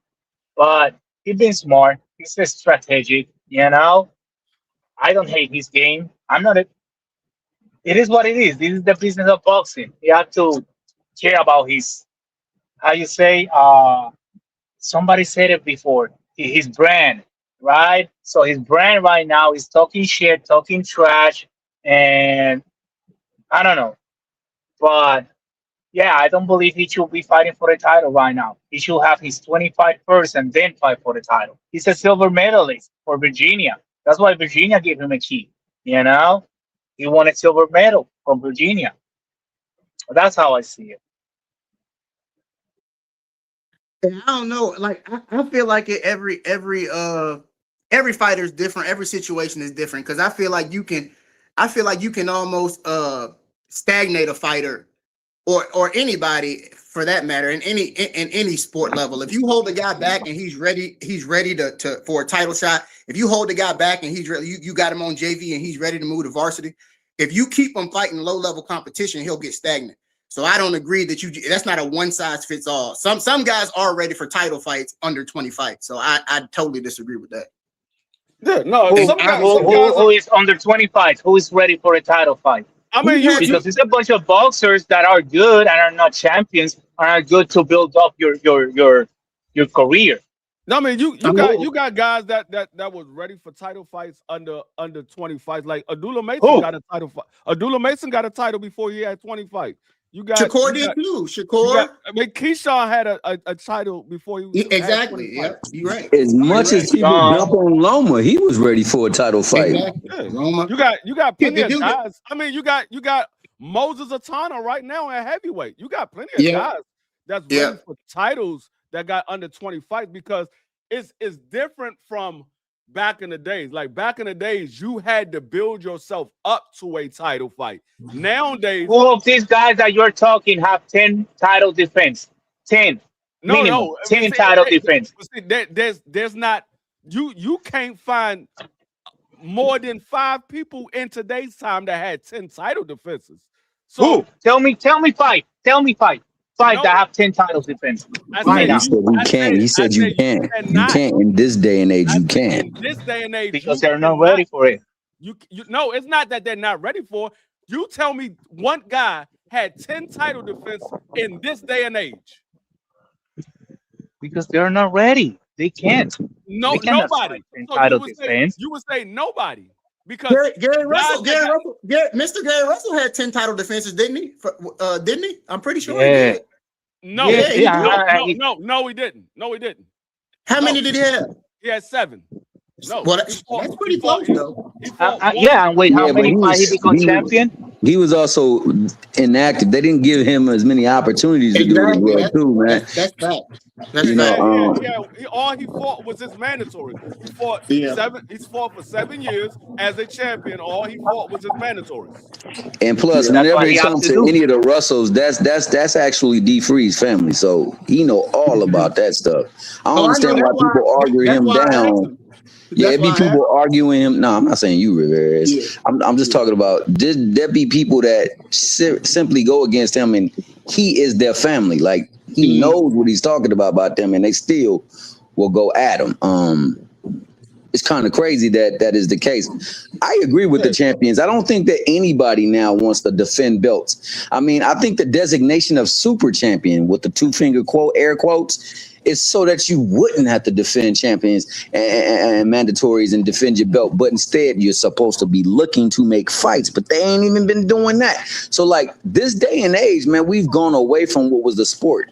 The sport was about, hey, that's the big name right there. We all gunning for it. We got the spot. Maybe we need to consolidate some belts. Maybe we need to take it to just 2 or 1 belt. I mean, go ahead. My bad. No, I was gonna say, actually, if you think about it, in this day and age, there's only 3 guys that I could think of that had 10 title defenses, and only 2 of them I know for sure. That's Deontay Wilder and Bud Crawford. Those are the only 2 I know for sure. I think Canelo might have had 10 title defenses as well. But Bud I know Crawford, when he had 10 title defense, when Bud Crawford had 10 title defense, He had titles on the line every time he fought. He wasn't really defending the next guy that was coming up to fight. No, when he had 10 title defense. When he came up to 47, the first guy he fought was Jeff Horn. Everybody after that, he defended the title against. I guess, yeah, you could say that's true. That is true by definition. I mean, those motherfuckers weren't no up and coming contenders, but they were defenses. They fought the champion. I'm not saying that they was all great opponents, because people would say that people would say Deontay Wilder ain't fought nobody in his 10 title defenses. So I'm not saying they was all great opponents. Yeah, and technically speaking, you're right, but we got to look at the variables. The biggest reason why like I said, he says stuff and then he don't think about the context. He don't think about the variables, because they're always outliers. And the biggest thing when it comes to the reason why guys aren't having 10 title defenses is because we got more belts. So you literally, like, if you have 4, we in the 4 belt era now. Back in the day, there was only 1 belt. Then there was 2 belts. So of course you're going to have guys defending 1 or 2 belts longer, because there's a defined guy in a division. There came a time when you got all of these belts. It watered down boxing. So now guys are literally able to fight in 1 division, you know what I'm saying, and not really be, the champion. So I feel like you got to look at the variables. Like it's a lot of things. I was going to say, on top of that, you got more divisions. So guys are moving out of a division to another division much more now than it was back then. Back then, there was only. By the way, Crawford only have 5 title defenses in 147. 5, not 10. 5. Who?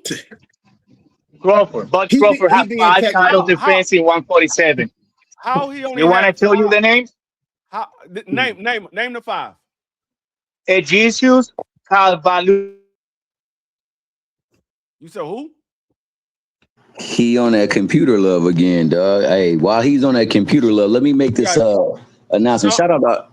Oh, go ahead. No, I was saying, you got Sean Porter, you got David Avenesian, you got Jose Benavidez, you got Amir Khan, you got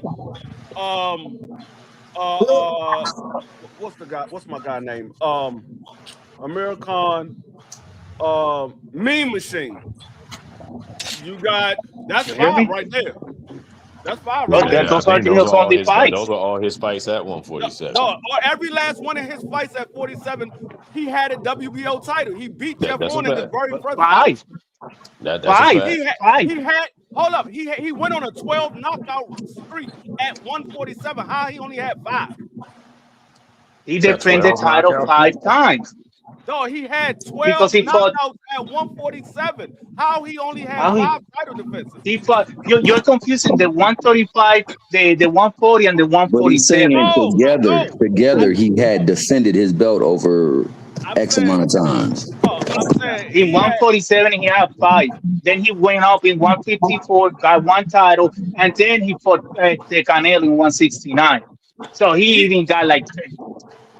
There you go. Stop making Crawford fought once a year. So how he gonna have 10 fights in 147 when he fight once a year? So he spent 10 years in 147. He wasn't fighting once a year the whole time. He always have fought. Always, his career always has been once a year. It started off twice a year. It started off twice when he first got in the beginning of his career, the beginning and the end of the year, and then they spanned out to 1 time a year. Yeah, he didn't always fought once a year. Total, he had 8 title defenses because I got it pulled up right here. He fought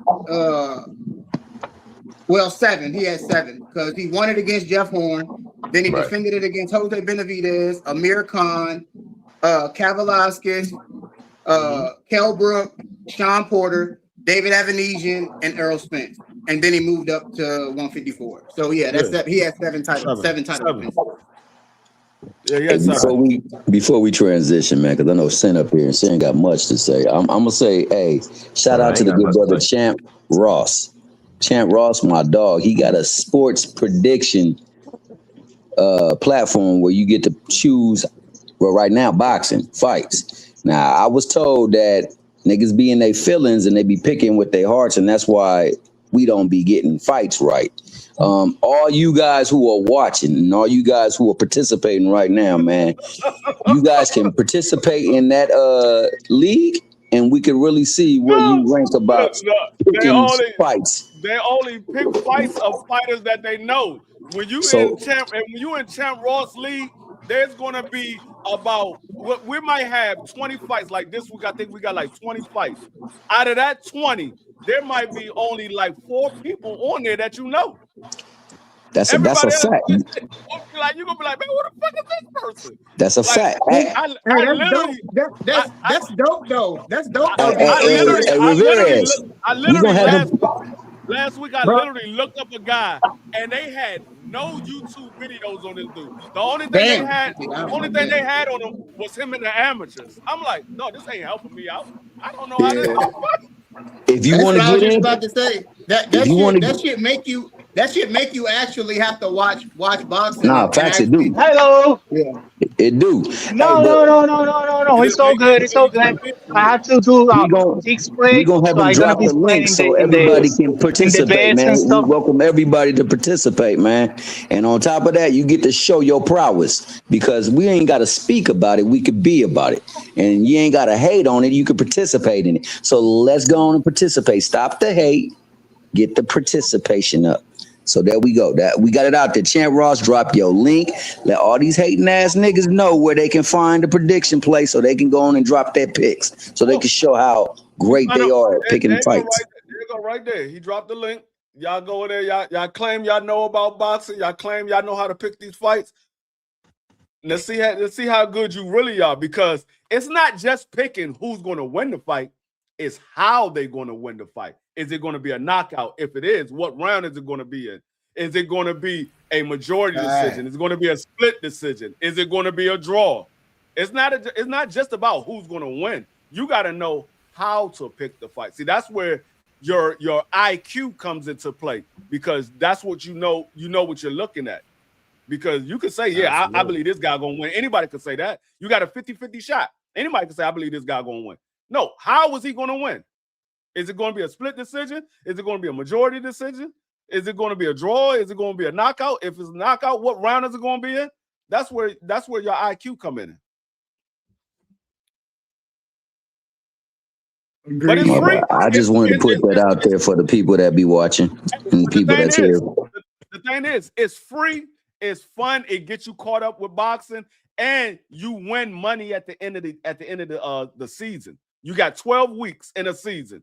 At the end of the season, top guy gets $200, and then it goes down from there. You can get the most knockouts correct. The most knockouts correct, the most majority decisions or split decision correct. So I think the top 3 people win money. So it's money. You gotta put in like a certain amount of money to join the league. No, it's free. Okay. All right. Only thing I don't like not being able to, because if I can't find film on the guy, then I'm not betting. Like I can't bet if I can't watch. You ain't betting. You just picking. You just picking. You're not betting. You just get rewarded if you can pick your ass off. I can't pick either if I can't find no film on it. I'm gonna tell you what I did. I picked. I said, okay, let me look at him. All right, let me see who he beat. I went through his resume, saw who he beat. Saw how many times he went the distance, how many times he didn't.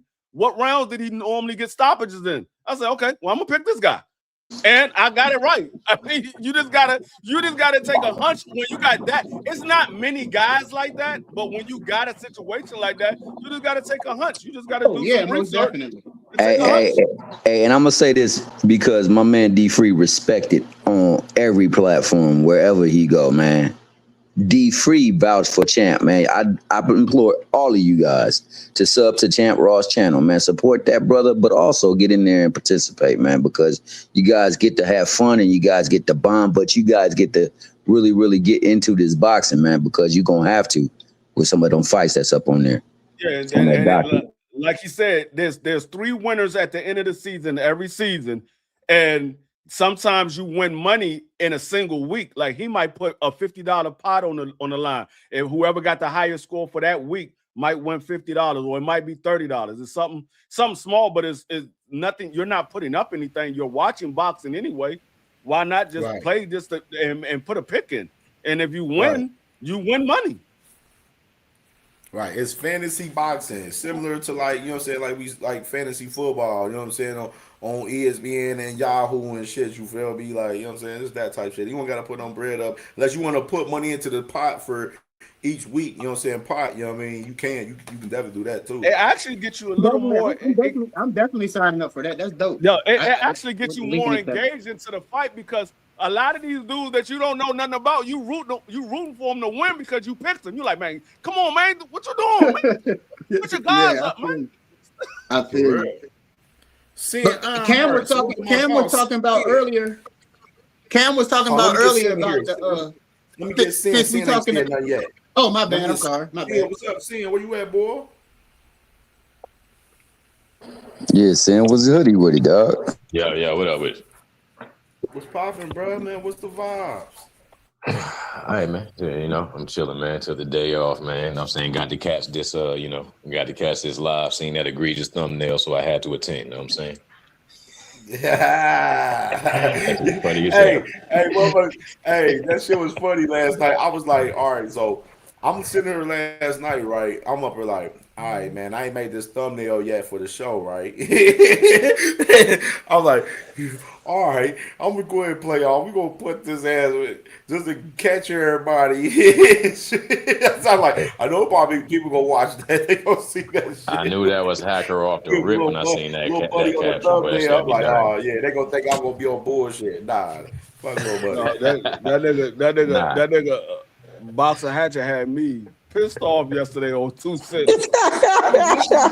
What was it? Late night stream? He's retarded. Yeah, it's the after dark. Yeah. Oh shit. Man. Happen for Devin Haney. Telling me, man, I've been watching Heaven since day one. I'm like, nigga, his first 15 fights wasn't even televised. How was you watching them from day one? That nigga is boxing captive when it come to Devin, boy. That nigga will lie his ass up. And he lying to a nigga who related to a nigga, dog. That's crazy, dog.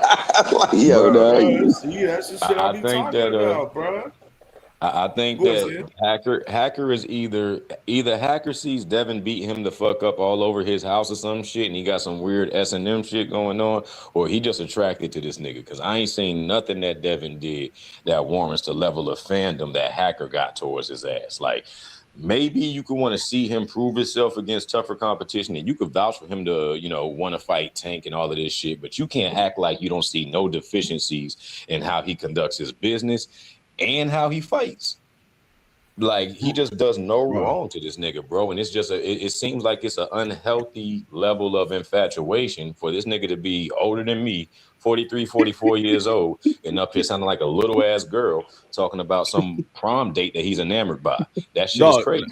That's what I was about to say, dog. When you got a guy, if you found a guy that does no wrong in his entire life, he does no wrong, you might be praying to the wrong God, because there's only one person I know that ain't do no wrong, and that's God and his son Jesus. Those are the only people I know that ain't done no wrong. So you might be praying to the wrong person then, because I don't know anybody on here that has done no wrong. See, I do wrong in my life. I try not to, but I do wrong in my life. Shit, my kids do wrong. My wife does wrong. Everybody do some wrong at some point in time. I mean, you can't look at every situation that Devin Haney was in and say, oh, that wasn't his fault. There's not going to be that. At some point, it's going to be his fault. it might not be every situation his fault, but at some point, one of those situations is going to be his fault. The situation at the fair, that was his fault. He ain't had to swing at the dude. He could have just walked away. I mean, it's plenty of situations that was his fault. He riding around with a gun in the car. That was his fault. He knew he ain't had no license to be riding around with a gun. Or if he did have a license, he knew his license wasn't covered in that state that he was in. So that was his fault. Facts, and we seen multiple pictures of that man with the gun in the car. That wasn't even that one little incident. But he was riding around like that for a little minute, for real, to be honest. Because we seen multiple little pictures of that shit happening. And then like even factor like this, bro. Nose Candy Billy with Brian Norman Sr.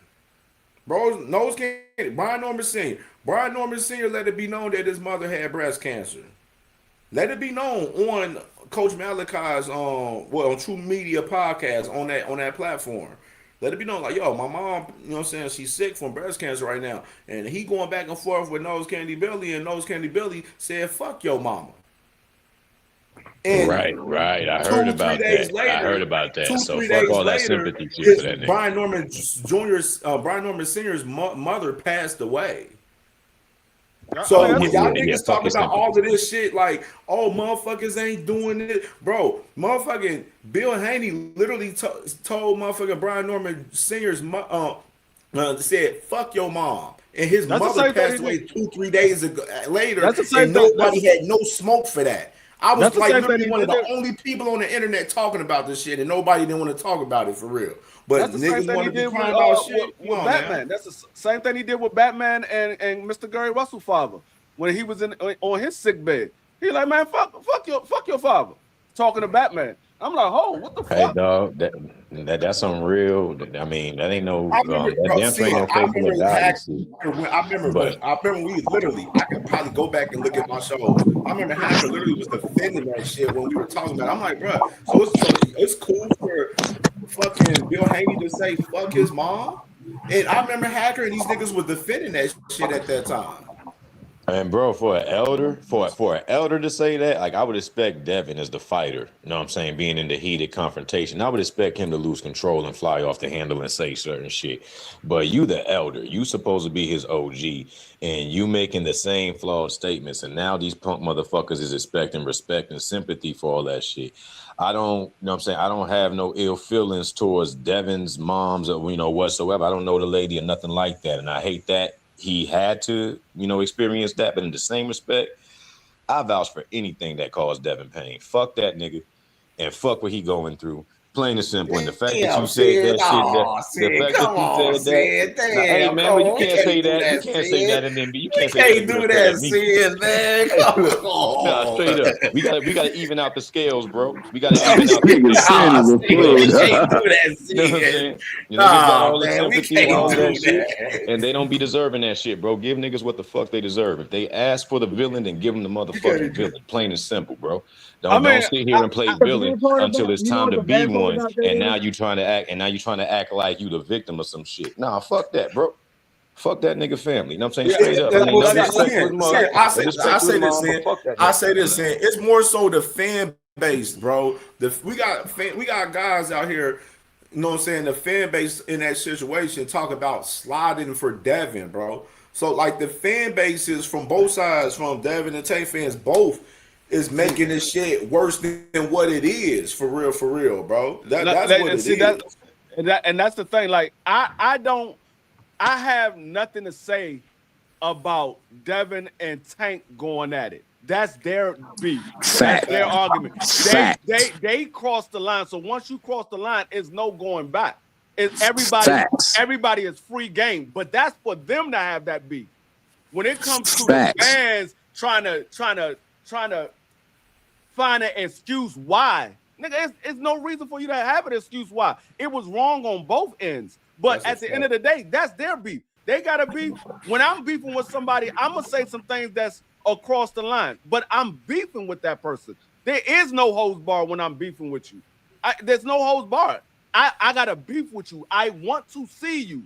So I'm gonna say some things that's gonna make you come out. If I can't find you, I'm gonna make you come out. So I'm gonna say some things that's going to get under your skin to make you come out.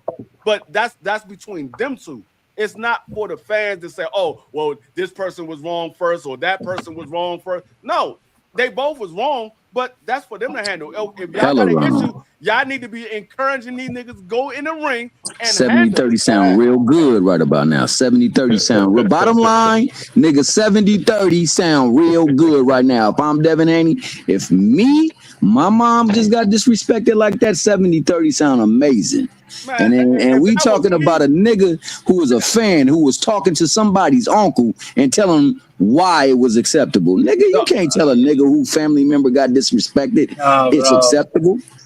No, that's way too far the line. The thing is about hold on, Melissa. Hold on. The thing is, bro, at the end of the day, keep it boxing, bro. At the end of the day, bro. Yes. And, you know what I'm saying? The thing is with the whole Tank and Devin shit, since we're talking about it, in reality, like I said earlier, this shit with Tank and Devin has been going on for years. It's been going on for years, bro. Where we've been seeing, Devin and Bill and the fan base antagonize, shit with Tank, talking about, Tank's mother, talking about him being a crack baby, being a monkey, and all of this extra shit. You know what I'm saying?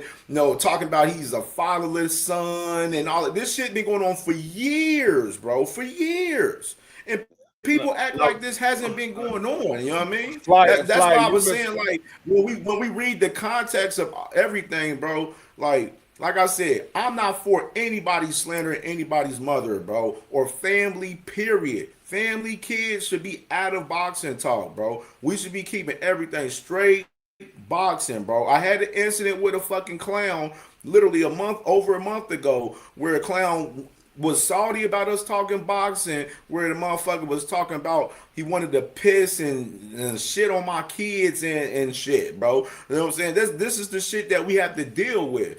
Bro, it should never lead to conversations like that. It should be us keeping it straight boxing. They don't gotta get personal and shit. Yeah, I may call you a meat hugger because I see you defending your fucking favorite fighter fucking heavy. But don't get fucking assaulted. Don't get don't get salty about it. It's just me calling it what it is and just fucking playing around with a lot of you niggas half of the time. But y'all niggas take this shit serious half of the time. So that's why I keep it going half of the time, to be honest. But like I said, bro, both guys is out of pocket. It should never lead to this shit. If they got an issue with each other that much, get in the fucking ring. No, and Flyer. What we say when we say 70-30 is acceptable because it's no matter money that you could put up that I would say no to. If you're coming at me and my loved one just passed away and you're talking about my loved one, we're both boxers. I want to fight you, you want to fight me. It didn't work out in negotiations or whatever. And you say something about my loved one that just passed away, nigga, I don't care if you giving me $100,000. Get your ass in the ring. I want to see because at the end of the day, it's not about the money. It's about me whooping your ass. It ain't about I want to say this quick before I go back to work. But you know what? We the Mexican and the Puerto Rican, we have a rivalry that we hate each other. Like for real. We can work together and we can get along at work, but we don't fuck with each other. We don't sit down in the same tables. In boxing is weird. But you will never see a Puerto Rican boxer like calling the Mexican mother or disrespecting in a personal way. We go to straight boxing, straight shit, straight the sport. But like that way, I'm more your mother that have cancer and she's in bed, maybe she's gonna die and shit, and you're gonna say, fuck your mother, fuck you. Hell no, that's a disrespect, bro. Even the females that go through cancer get disrespected because you're a professional and you're not even the boxer, you're the promoter, you're the dad. You should be professional. Keep it professional. You can have antagonism and have argument and shit. Because sometimes I get kind of loud and shit like that, but I never try to cross the line to disrespect somebody in a personal way because that's not the point. That's my goal. I go back to work, but that was my point. Hold on. This is stupid right here. You said you're not gonna slander my moms and get over on me on the business too. How is getting possibly 20 to 30 million in a fight with Tank Davis getting over on you? Makes no absolute sense. The logic of you dumbass nigga. Like, yo, how niggas can't be this fucking stupid, bro? Like, literally, the nigga just went the fucking purse bid with Keyshawn Davis and was about to fucking make 6.4 million, bro. Think 20 to 30 million is a 6.2. lot more than 6.4 million, you dumbass nigga. Like, y'all niggas gotta 6.2. stop being this fucking stupid. If y'all, like I said, if y'all niggas don't fuck with Buddy like that, don't mention his name, don't run no content on him or any of that. That's where it's at. But y'all still remain to run content on him because y'all fucking obsessed with that man. Why you so obsessed with me when Y'all obsessed with that everybody man. Y'all can knows? see Flyer. You talk about Tank more than you talk about Devin down there on your channel. Like that's just all my thing is, bro. Like the fans having this beef with this whole situation for us, these two guys, like for us, the fans trying to go each other, for us, the Tank fan base and the Devin fan, bro, kill that shit. That shit lame as fuck. Let them boys handle whatever the fuck they got going on, man. And hopefully these motherfuckers get in the ring with that shit, bro. That's just where it's at. Where it's at. Where is it? Bottom line is this. That reply was hella wrong. Hella wrong. I cannot condemn it as a person who has lost his mom. I would not be rocking with that. But at the same time, you got to look at the context of what D Free just got through saying. Like, yo, when you come at my mom, it's up no matter what. And they've been going at his mom, and for a while, they've been going at other folks' mom. Like D Free said, they went at his uncle while he was on his deathbed. Told them F him, dog. Then went over there and called, what's her name, Mama B. What's that? Brian Norman mom, B, on live TV. These niggas been making Father's Day post about Tank mom, been saying Tank mom a crackhead, said she a crackhead, Pops is a lowlife, all types of ish. He ain't ran back nothing now. It was the wrong time for a nigga to run something back. But unfortunately, it was building up. And I guess when you mess with savages, savages do savage things. And I think that was savagery. I don't myself condone it. But at the same time, bro, it is what it is. Now, there's a chance that y'all can run it back in the ring. So, like you said, 70-30 is the deal. Then you get up in there and you beat his ass at 70-30. And you go on out there and stomp on him. And then, therefore, you get your get back and you get paid at the same time. But why would you want your people to slide like freaking Drake? Or the damn slide to the left, slide to the right. They ain't doing no other sliding than that, nigga. So, F that, slide your ass in the ring. Let's get that negotiation done. And let's make that fight happen. It should be no more words between them. It should straight be, let's get to business. That's it. That's all. It's not my fault Flyer don't know how to count out here, and he's 78 years old out here. All I'm saying, bro, and we can end this conversation and move forward for us and shit. Both guys out of pocket. Both shouldn't be talking about nobody's mothers, family, period. But like I said, this has been a long-standing thing from the Haneys starting off on this shit for a long fucking time. You know what I mean? But at the same time, it's not right regardless. Nobody shouldn't be talking about nobody's family, bro. Keep it boxing. There's too much personal shit going on. And the fan bases need to chill the fuck out too. Like all of this, position, oh, this and that, fuck them, fuck that. Oh shit, we sliding for Devin, we doing this, we doing that, bro. Stop it, bro. Y'all not doing nothing, bro. Shut the fuck up, bro, and watch the fights that we getting right now, man. And hopefully these two guys get in the fucking ring, possibly with all of this drama that's going on, bro. That's all we can hope for, bro. That's all we can hope for at this point. But let me get y'all perspective, man. What y'all think about Africa, man? Doug and Brian Norman Jr. in the same fucking day, bro. The man was talking about, I knock out Brian Norman Jr., I do this, I do that. But then he says that the higher-ups don't want to fight with him and Brian Norman Jr. So what's y'all thoughts about that, y'all? I think Africa, he just talked too much, bro. Like he just does. He's a New Yorker, so anybody that knows people that's from New York, bro, they witty. Africa got the gift of gab, but I feel like his gift is his curse, and he just talked too much, bro. Because at the end of the day, what Africa was saying is not. He wasn't wrong about what he was saying. He should have never came out and did what he did with that WWE shit, because he knows that fight is not big enough. He's over on Zuffa, and what he was saying was facts. Like Zuffa is not. There's no way he's going to be able to get. He's on the other side of the street. He's not going to be able to get anybody over at Zuffa to have any interest in him in a Brian Norman fight. There's no way. But he did that shit to himself. So what he was saying was true. The higher ups are not going to listen to me, and it's funny because we don't know. After he did that shit, the higher ups might have sent his ass a message or Peter Khan, because I think Peter Khan is his manager. Like, Africa, you tripping? You know damn well ain't nobody at Zuffa checking for no you and Brian Norman fight. So you can dead that. So that's probably why he said that shit. But at the same time, like I said, his gift is his curse. He talks too much. Just like all the interviews that he's been on, bro. He's a very eloquent young man. He speaks well, and like I said, he's who a lot of people think that, like, guys like that I think are not good talkers at all, like a fucking Rolly Romero, who I feel like I get nauseated listening to fucking Rolly at a press conference. I get even Adrian Broner. I didn't like listening to AB. But shit, I mean, my like, thing with Africa though, Rivera says Africa's talking all this shit and he's not fighting no fucking body. And you're right, bro. But what I'm saying is, and then he made all it. Of that he made gap shit don't mean shit because he's not fighting nobody. We seen him fight fucking right. Australians and fucking Mexicans and shit. We ain't seen him fight one black motherfucker yet.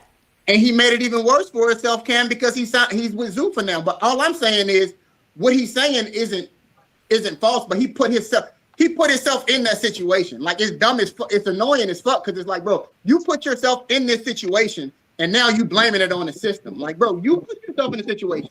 Ain't nobody telling you how it was Zuffa.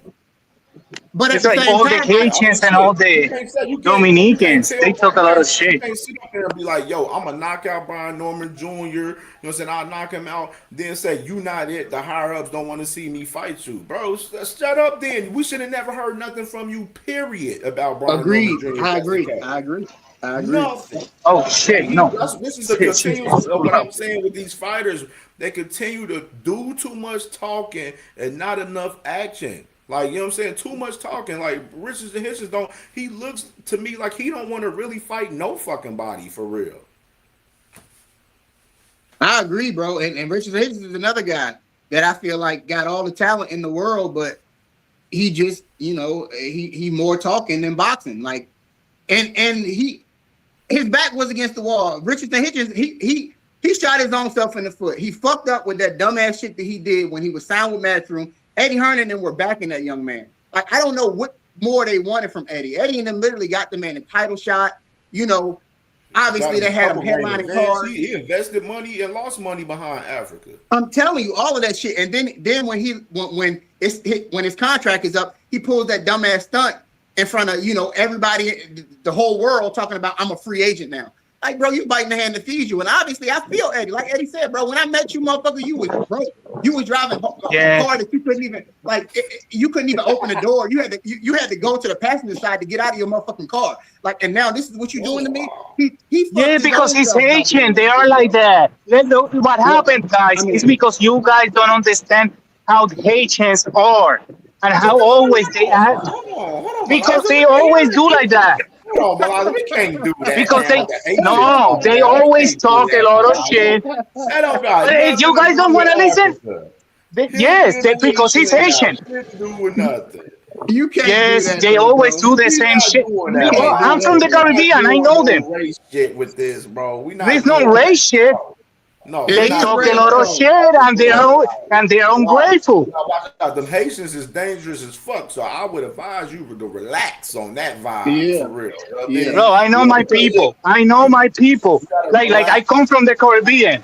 I know my people. Hey, Malazzo, this ain't got nothing to do with no Haitian shit. Africa moved how he is because he is Africa. He is Richardson Hitchens. That is him. It ain't got nothing to do with no race or none of that shit. He is his own man. He's the same fucking guy that talks. They always do this and shit. Like nobody. So he got Hello. He didn't grow up All in right. Haiti, Yes, I bro. know. He didn't I've been grow up trying in to Haiti. watch out those lights and stuff, but they always get in my way.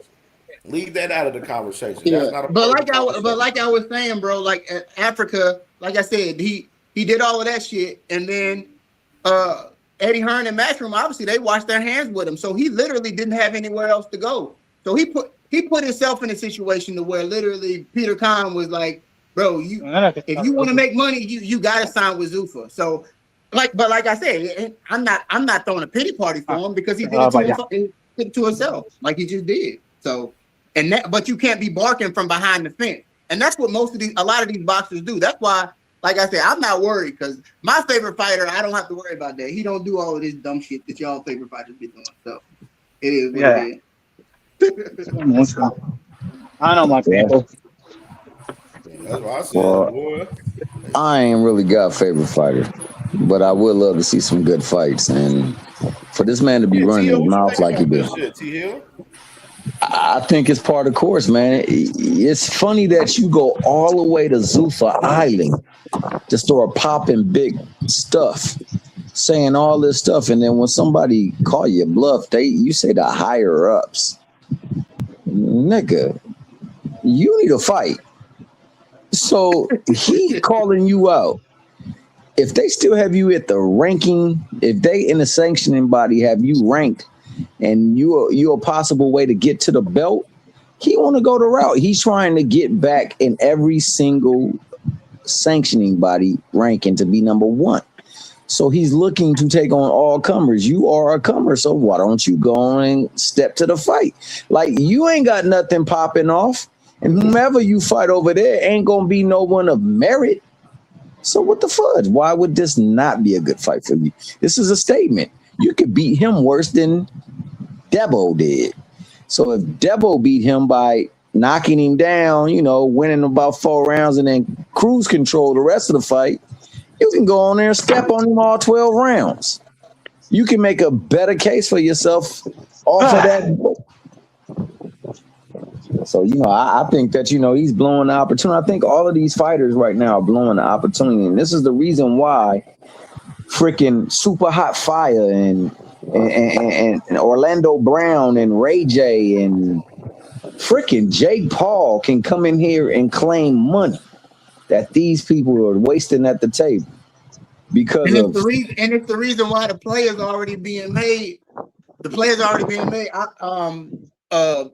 Cam spoke on it a little bit earlier when he was talking about the Dazn and TKO thing. Like, Rome wasn't built overnight, bro. And like I said, that's the thing when it comes to Shakur Stevenson and him signing with Zuffa. And obviously, like I was talking about this yesterday on CamJ's panel. Shakur, Shakur cares about himself. And at the end of the day, true altruism doesn't really exist. Like, it doesn't. People do things for the benefit of themselves 9 times out of 10. Outside of like your immediate family, let's just be honest. So when it comes to Shakur, obviously he can talk about like, oh yeah, I'm being a pioneer and all of this stuff. Bro, no, you signed over there because it's a bag. But if it's going the way that it looked like it's going, because boxing has always been in disarray, like for forever. As long as I've been watching, it's the Wild Wild West, but it's been able to function.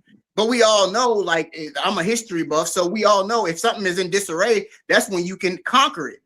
It's just that there's never been anybody like Turkey Al-Sheikh and Dana White and the guys who are really coming for boxing now to be able to take over. I'm telling you, in 10 years, 15 years, bro, I can see them taking over boxing the way they really want to, because it's all bullshit now. Like, you got guys that are outpricing themselves. They feel like boxing lives outside of supply and demand and shit. And it's just it's a shit show. And the only way we gonna get it back to the way it's supposed to be, sadly to say, me as a boxing fan, bro, I really don't care about how much a boxer makes. I want the best fights. So at the end of the day, I hate the fact that Turkey Al-Sheikh is probably the one that's gonna be able to deliver the best fights for us, and the model of the UFC is the way that we can get it. But it is what it is, bro. But I see it going to that, and boxers need to wake up, bro. Like, and I get, maybe they know, maybe that's the reason why they're trying to squeeze as much out of the fucking rag as they can right now, because the writing's on the wall. Follow the tea leaves, the writing's on the wall. it's about to be a hostile takeover, and I've been saying this shit. But yeah, I wouldn't rush too fast to say all of that for as them in that case, because my thing is this situation, they're only a minority. When I say minority, that ain't shit. I ain't when a it's minority ain't probably like no what 40, 10%, 50 something like that. shit. You know what I'm saying? Seller with the situation with Seller, with their situation with the zone, they only have like 10% of minority the same way. And for their deal with the zone, it's straight directly with the zone having events for Saudi Arabia in general. So that shit with Stella just has nothing to do with all the other guys. This situation, I said I got to do a little bit more research on it to speak on it. But at the same time, I wouldn't read into the room to where like this gonna be a big significant thing. It could be, but I wouldn't read into it being a big significant thing because both of these guys are still at war in reality, and this deal is only through the zone with Everpass Media, which is Everpass Media has ties with TKO. You know what I mean? And this is more so with Everpass Media for NFL, college football, college basketball, other sports in particular. This is not a boxing per se move that they have with Everpass Media. You know what I mean? So that's why I said I wouldn't rush to be like, oh yeah, TKO's infiltrating and doing this and doing that and all of that. You know what I mean? Because right now, how I'm looking at it for as the zone is trying to build the zone right now like ESPN. They're trying to be a big competitor with ESPN right now, how it's looking to me, you know what I'm saying, as far as that shit. So with that being said, that's why I said it's a definitely interesting move to see for us how the zone is moving in particular, because they're adding all these different sports upon the platform now, and they're trying to really market heavy with the US and have it, marketing with international as well. So it's definitely a move that's, definitely interesting, you know what I'm saying? But I wouldn't rush to be like, oh yeah, TKO's infiltrating on the zone and they're going to make their move and take over and doing all of that. I wouldn't even rush to say all of that because there's a whole lot that got to go happen in between that. And on top of that, right now, a lot of these motherfuckers right now is currently at war among fights and fighters and everything right now, you know what I mean? So I wouldn't rush to say that right now. It's chess though, and I mean, what you just said. My thing is, and that's why, because I've done a little bit of research. I'm the same way, like, because I like to do research before I like jump out of the window. But I honestly feel like the writing's on the wall, and I feel like it's chess, not checkers. And I feel like the bigger chess move, obviously, boxing is a small market sport. So would you, if you are TKO and the hedge fund and Turkey Al-Sheikh and all of them, would you go after the big time sports first? You know what I'm saying? To compete with ESPN, or would you go after boxing? Obviously, you can try to corner the market with the big market sports. Because then if you get the big market sports, boxing is just gonna have to fall suit. So I'm telling you, like, because obviously the big market sports they understand it too, like myself, as far as this marketing and how this shit is with entertainment and shit. They understand that the money is where it's at with the football, basketball, with some of these other sports. So that's why the zone is making a mark on that shit too as well. I'm glad you mentioned it in that manner too, because like that's definitely a big case in that shit where they definitely trying to market these other markets, and they trying to have boxing be like almost like a back burner to what their reality, what they're truly trying to do. Yeah. But like I said, I'm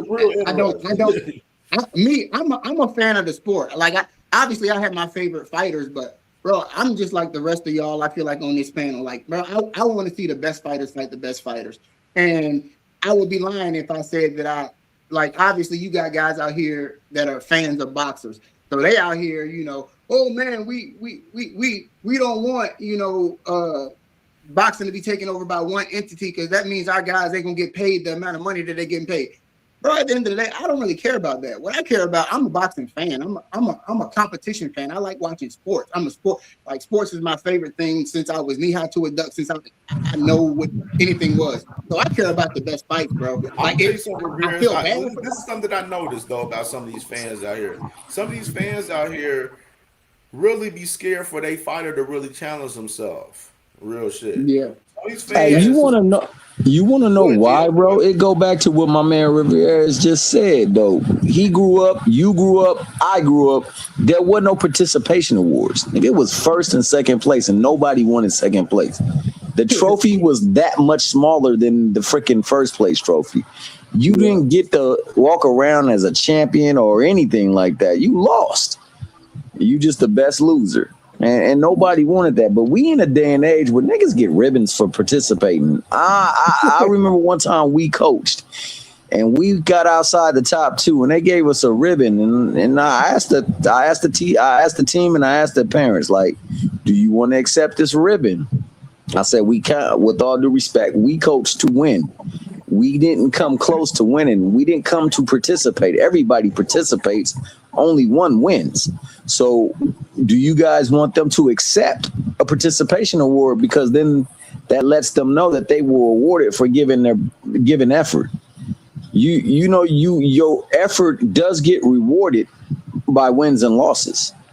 And unfortunately, we didn't do well enough to get to get the championship. And I had left it to them, and they said, "Nah, we don't want no award for no participation." But now you get participation awards. Now you get celebrated for just participating. And I understand that it's something that the parent should do with the child, but I don't think you should be decorated for participating by the body that's producing or putting on the event.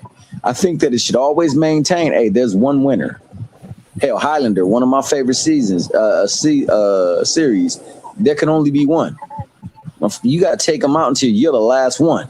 So we got to get back to the point where we see the competition as the banner for which the sport hangs upon. Because right now, it's participation. That's why you got social media wars, Twitter fights, interviews. You got rumors of fights being made, but we ain't got sheep dip in the ring, dog. And Mickey Frickies is cool with that, long as it defecates, dumps, or puts dirt upon somebody else's faction. That is lame, dog. That's super lame to me. The sport was built upon competition. It's mano y mano. Who can impose their will upon the other? And we're into the point now where we collaborating with one another. We're colluding with one another. We're doing everything but to make the fight. And, I want to go back to the days where they do everything but make the fight, and let's go on and make the fight.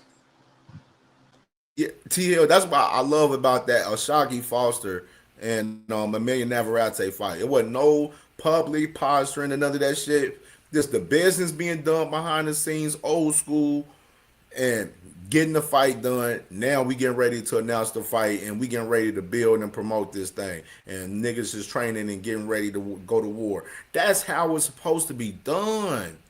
But besides that, we're getting all of this extra, oh man, this person don't want to fight, this person ducking, and then behind the scenes these motherfuckers making a fight with motherfucking George Cambosis or fucking with some poo putt out there, you know what I'm saying? Like, this is what I'm saying, bro. This is what we have out here, bro. And we've been talking about it as fans and stuff with the sport. We're like, bro, this shit, we're getting tired of seeing this fucking soap opera and boxing, the young and scrapless, where these guys are doing so much talking, and we're not seeing nobody fight none of the guys that they're calling out, that they so-called portray that they want to fight. We're not seeing and CamJ, this generation is weird, bro. Like I and it's wild because like the old heads who I feel like should know better, I feel like they're getting nurtured. Old head's supposed to be nurturing the youngins. I feel like the youngins are nurturing the old head. Because you got Brian Norman. You made me think something. Tim Bradley cook on a lot of this type shit at times, but he don't fully hold motherfuckers to the fire like other guys like Andre Ward and the Antonio Tarvers and some of these other like fighters that's in media now. They don't hold these fighters to the fire on a lot of the bullshit that's going on. They try to celebrate them more because they're getting paid from these platforms and shit, because they get paid to talk about them and shit. You know what I mean? That's what we're seeing. But we seen the guy like James Toney this past week. he came out and said, yo, none of these guys wouldn't they be able to handle our air. Shakur, he wouldn't be able to handle my air. These guys ain't nothing like our air right here. They ain't moving like that. And James Toney, being a real one, was the one to come out and speak about it. But we're seeing a lot of these guys hold their tongue on a lot of the shit that's going on these younger fighters and won't keep it real. That's a fact. But what I was gonna say is it's crazy because I was watching which I read. And shout out to Mill City. Mill City, he seemed like a good guy, but I don't really watch very much of his stuff. It come across my timeline, but a lot of that stuff ain't boxing talk. But at the end of the day, sometimes like I have, the controversy sells. So sometimes I'll click on some shit. And Brian Norman Sr. was over there the other day, and he said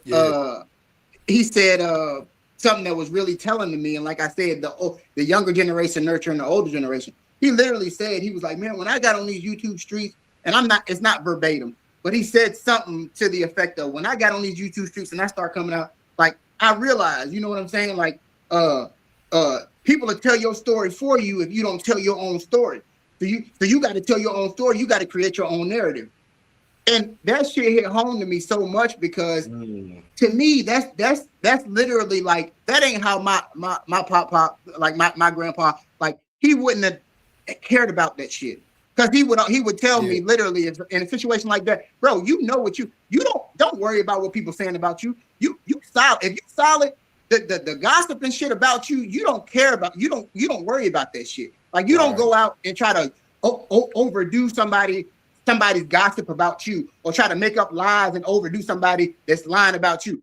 If you really confident in yourself, bro, that shit don't bother you. And that's why Jerron Boots Ennis is one of the guys that I fuck with the heaviest, because people be wanting Boots. They want Boots to come out and get out of his character and start acting like all these other boxers.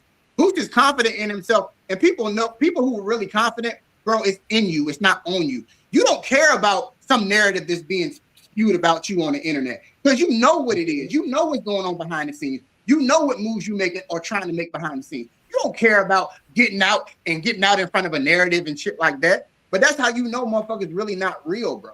And that's where he got lost in, Brian Norman Sr., about getting out in front of narratives and creating narratives and stuff. Real motherfuckers don't do that because we don't care, bro.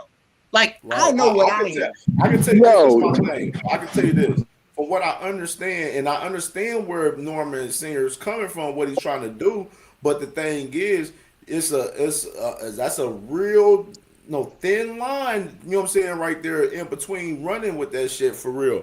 Because the thing is, people got to understand, when you up here amongst trying to, paint a narrative, then you put yourself to where when you literally in that shit, then you become and start painting narratives, etc. and shit like that for, your case and stuff, that you put yourself in the mix when you do that. You know what I'm saying? So that's my thing far as that with Senior and that shit, because he definitely put himself in the mix with that shit. And you know what I'm saying? And that definitely took a toll with them into this daggone Devin fight, because they was winning, they was trying to win a PR war, but didn't know who they was really fucking with for real, because they the PR war kings over there. You know what I'm saying? We're trying to win a PR war in the Haney's per se, you know what I'm saying? So that was a war that you wasn't going to fucking win at the end of the day. And that played a fact into the actual fucking fight. And even Junior, he said that after, like, a lot of that stuff, before the fight, a lot of that stuff,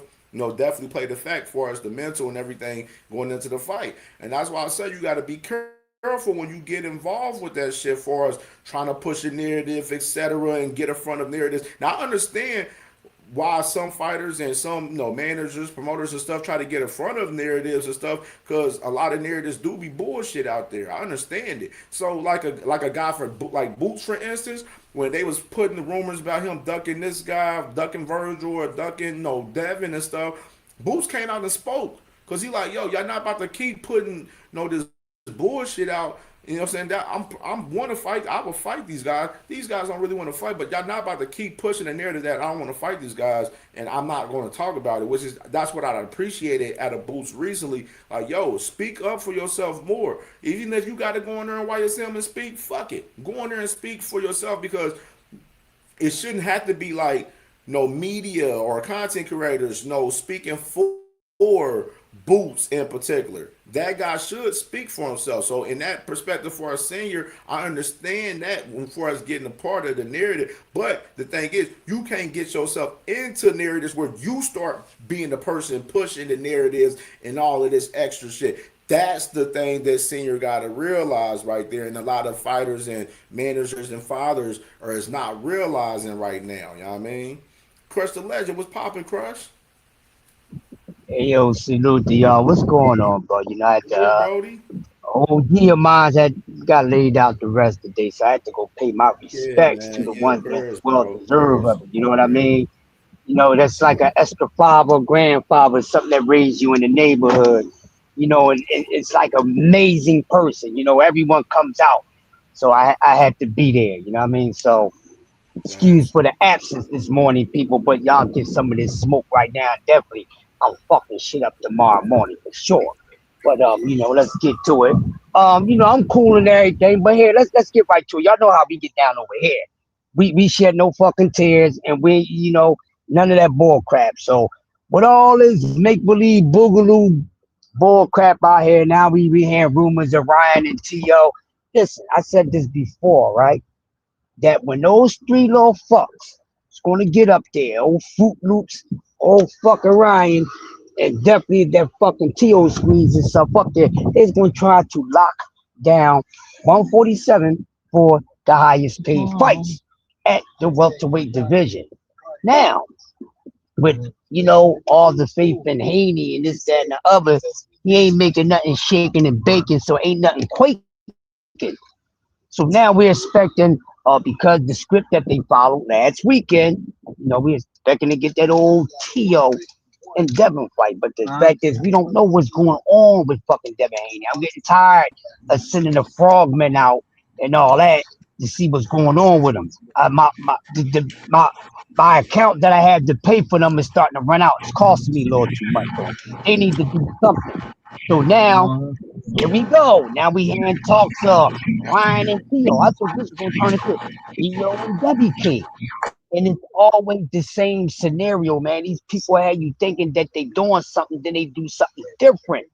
Now, how long is it gonna take you delusional syndrome disorder people to understand that the fact that your favorite fighter is nothing but a fraud? And then if you truly believe, and believe is just being optimistic and having faith, it's not about knowing. That don't even validate anything. How do y'all feel about this situation? Because it looked like 147 and lockdown is about to turn into, you know, people that's more reliable. People that's not keep on making excuses and you know, today is raining, then tomorrow is snowing, and then it ain't even fucking one off all time. Know what I mean? And we in a region where it's nothing but sunshine. You know, but this is what happens when guys get the pump faking. You find out that they Malibu's most wanted. Where I come from, there's no pump faking, man. I'm from the reality. And everything that I look at, no matter if it's entertainment or tickling my fancy, it's still gonna be on fucking reality. You understand what I'm getting? Nothing is fantasy to me. Nothing. I turn shit into just being fascinating, no matter how bad it gets. And that's why you got fighters in the sport that deserve the salute. And then you got fighters in the sport that deserve a fucking steel-toe boot right up their colorful anus. You know what I'm saying? And this is where we at now. Nobody knows who's really daring to be great in things like this. So now that it's possible that we get this T.O. and Ryan fight, I wonder what you motherfuckers gonna argue about next. Running out of boxes of cereal.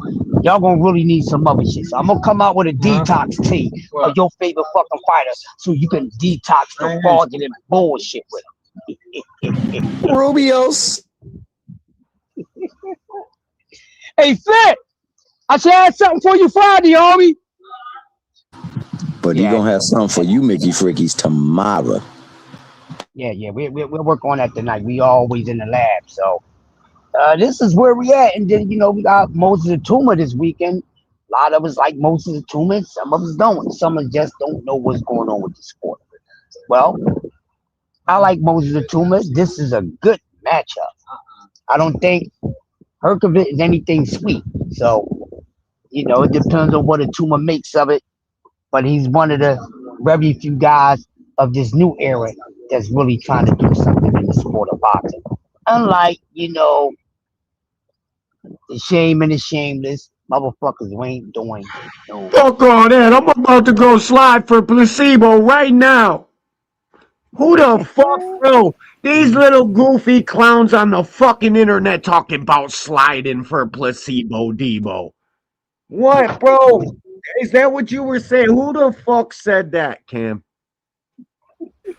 This guy named Sugar Free Morris, same guy that was on the video saying that he feel that it's his responsibility to defend his brother Devin. That's that same Wait, guy. his name is Sugar Free Mars. The person that I know is the name Sugar Free Mars is a lady that sounds like fucking Elmo. She sounds just like fucking Elmo. My bad. Respect Ring Media. My bad. That's him. Well, they're both. No. His name is really Sugar Free. No, that's a lady's name. He was mixing it up. He was mixing them up. Sugar Free Mars is in that video that I played, but no, the dude that said is Respect Ring Media. That's who it is. Yeah, Devin is all of us. You fucking goofy clown, bro. Like, why would you even say that? Why would you come out of your fucking mouth talking about you about to go slide? Like, he know the whole crew. Fly to me. That's a lady, Cam. I know you know the crew. Shit, bro. This shit is wild, bro. What, you guys don't remember fucking Thanksgiving? You're calling Tank a crackhead and all this other shit that they've been doing for 5 fucking years. They get a contract sent to them and they turn it down. Oh, it was no guarantee. That was stupid. Listen, when you're a fucking promotional company, you get dealt with like a promotional company. Oh, they're not a promotional company to you? Is that what you're telling me? I think they're an LLC, but it serves himself right at the end of tax season, bro. I ain't mad at him. I just ask you this, D1, because the way you came in, I know you can relate. So you got a fight proposition that you not really cool with against somebody that you've been dying to take their spot. Matter of fact, in their absence, you had everything to build your brand to take their spot, and you failed to do it. But voila. An offer comes around your way. You turn it down the first time around, but then something bad befalls a member of your family, your deepest loved one. And in the midst of that happening, that same ninja that gave you that offer told you, poof. And this is what happens when karma comes and shows his head. And how you gonna respond to that, my man? I want to know what you would do. What, bro? We're fighting for free now. I don't give a fuck what the splits of anything is, bro. It's on forever between me and you. There is no, we'll fight and then give each other respect. No. Right after this fight, when I see you the next time, I'm gonna fuck you up again. And then right after that time, next time I see you after that, I'm gonna fuck you up again after that. It's on forever. Forever. Yeah, that piece don't got no expiration date. Like hell no, dog. Listen, man, the facts of the matter are that kid is scared of Tank, like we've been telling y'all for the past since COVID, since they started yelling Tank's fucking name. There's only one fucking person out of the whole entire equation that has reason to be scared, and that's Devin. Bill Haney will talk up a fucking storm, write checks that Devin Haney can't cash. And what I'm sick of is because he takes a Brian Norman. Now he gets immunity from ducking anybody else. Now it's he fought Brian Norman off of 3 knockouts, so now we gotta fucking excuse him for the rest of his career. Now he'll fight anybody. Where the fuck? Bro, this is the Twilight Zone, bro. We're literally being lied to about what's happening in fights. They're playing psychological fucking games with people, constantly telling you a guy's fucking dominant. It'll even fool the best of fucking boxing fans. If you're sitting there watching it and they just keep telling you a guy's dominating and then showing you scorecards and fucking trying to set up Tio and Ryan. Bro, we're in a fucked up time in boxing right now, bro. Like for real, bro. These good fans, turn down the fucking TV and score it for yourself. That's it. No, that's a fact. If we're in the Twilight Zone, it's time to wish certain things to the cornfield, man. Because right now, the way we fight is on Twitter, is on interviews, is on social media platforms. It's banded together. It's the rumors of fights being mad. You said what? We fight subliminally. Subliminal fights, dog. We want to fight everybody. It's crazy. And it's cool as long as you can blame it on someone else. This is so lame, dog. We have got to get. Hey, shout out to the women, man. They got a card coming up. They about to be fighting, man. It's gonna lead to other fights, dog. I wish we could get that side of the man to get on that same movement, because right now, man, it's more fights being done. Like the interview you just played with that nigga Richardson Hitchens. We got many other rules. Fire, you address me as a fucking boxing fan, or you don't address me at all. Tankamaniacs now, shut that soft ass shit up. I'm a boxing fan, cornball. Get off Devin Haney and Tank Davis's dick, frequent. You address me properly. Oh yeah, they got mad love for you, D1. Trust, I heard all about it, man. They definitely want you to they're a cornball. Rip your shirt off, bro, and go join. I know what they're doing. They're join the masses. But I'll say this, bro. 50-year-old man fans, bro, that run around fucking sucking off a fucking kid that wouldn't piss on them if they were on fire. Like Bill don't even come around. Like, what the fuck? What kind of cornball shit is this, bro? They're boxer fans. They're not boxing fans.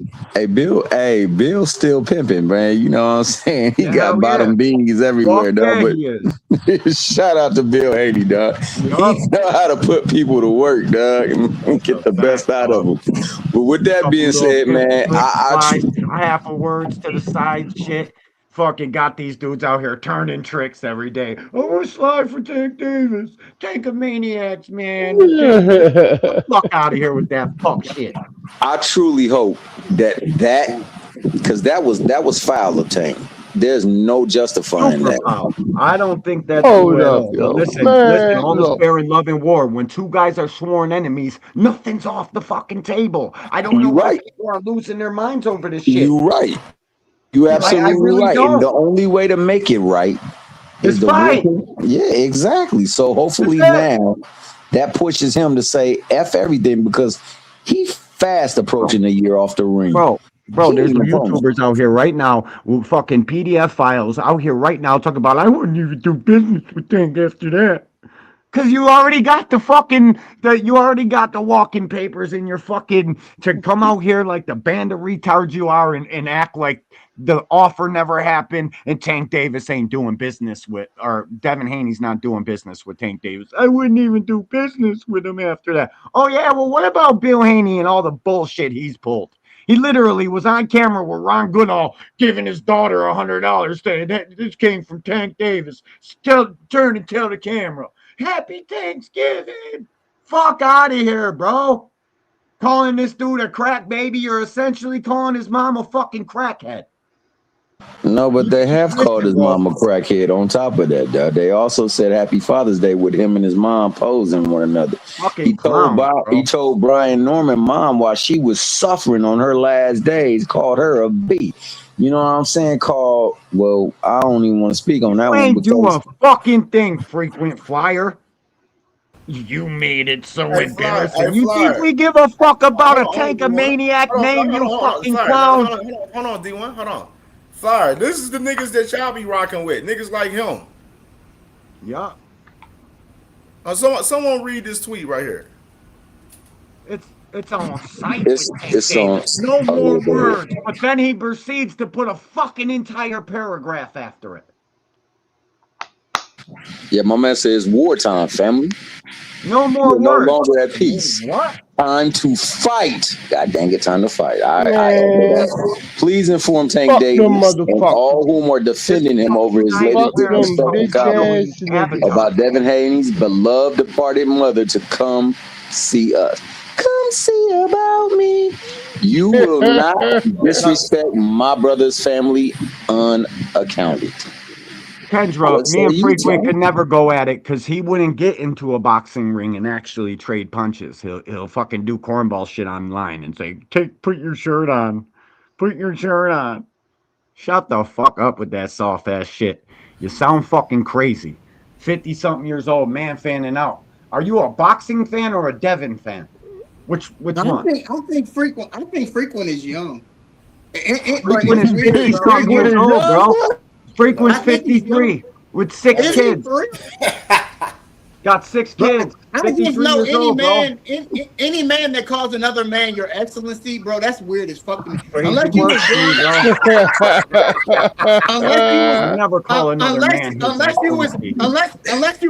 unless you're a knight of the round table, you don't call no other man your excellency or any of that shit, bro. Unless he can come riding into my fucking town on horseback and take all the women in the town, I ain't calling nobody shit. Yeah. What's up, David?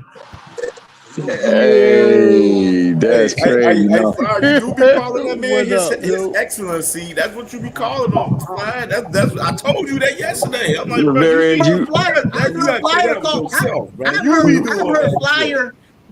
I've heard Flyer and other Devin Haney fans on Fanon's channel literally call Devin like Lord Haney and shit like that. They weird, bro. Like they weird as fuck. Like Come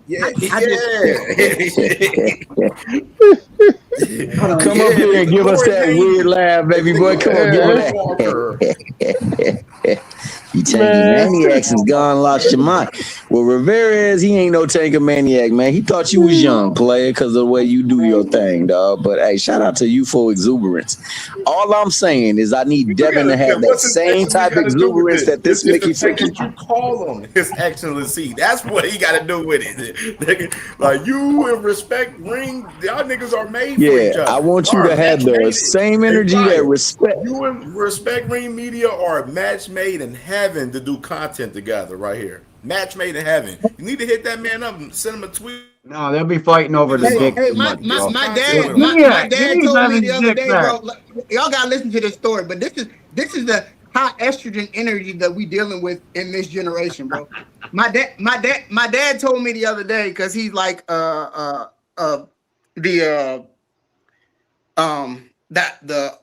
head of maintenance over like a whole district in Memphis, Tennessee. They live in Memphis right now. And he was like, he had one of his this dude is 24 years old now. He's like, son, this dude is 24 years old. He's like, he's probably about 6'2", in shape guy, probably about 220 pounds, somewhere around there. Said he literally came to my office the other day and said, Mr. Johnson, I'm upset. Like it's this dude out here. One of my coworkers, you know what I'm saying? You know who he is because you the one that made him a supervisor over me, and he bullying me. My dad said, "What did you just say, young man?" He said he bullying me, Mr. Johnson. He said, "What?" And he said, "Who are you talking about?" And obviously, because my dad already knew who he was probably talking about. But it's his supervisor, literally this smaller, older white guy. But bro, like men literally have no pride no more, bro. Like for you to come into your superior's office and be like, bro, I can't imagine ever being able to come out of my mouth and say that another man bullied me. You know what I'm saying? That is the weirdest shit in the world. It is to me too, bro. Weirdest shit ever. What the fuck are you talking about? Somebody's bullying you. Yo, motherfuckers are ODing on fucking. I don't know what the fuck is up with these. On Devin balls. Yo, these motherfuckers I bring all of that together. I'm talking about frequent. I'm talking about frequent though, because frequent is the type of motherfucker that would go in the office and say that somebody bullied him.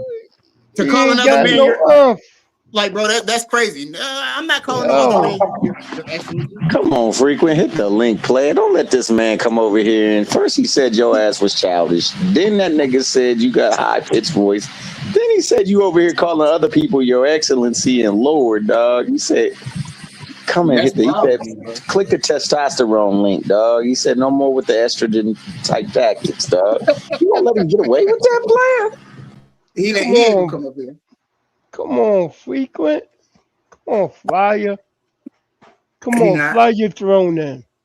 Come on, bring your drone. Oh, I remember Frequent told me he was going to crash his drone into my estrogen energy, dog. I'm dying over here. That's ridiculous. Frequent said he was going to crash his drone into my truck while I was driving. I was like, dude, nigga, fuck Devin, fuck Bill, fuck the Haneys, fuck Hey, all dog, them B-side B-boy, that bitches. man, hey, Flyer said Rivera is cloud chasing the Flyer. I I tell was you, like, Flyer, funny motherfucker. nigga, yo, That's my nigga though. I'll be rocking with this Flyer. nigga threatened me Flyer, with a, wow. the nigga threatened me with a goddamn with a drone, yo. I Hey, was like, Ramirez, you about to yo, start your own channel now? You cloud chasing this nigga for subs? this nigga said he was going to attack me with a Hey, I'm drone. clout chasing them, but I don't even have a platform. I don't even got a channel. What am I clout chasing, my boy? Like I ain't clout chasing shit. I'm just here to call the bull. Oh man, you talking about some weak ass shit, yo. Hey, that was funny as hell. I'm gonna send my drone after you. Nigga, you ain't got no military grade. Get out of here, yo. I can Bro, see that's you, but wild. yo, man.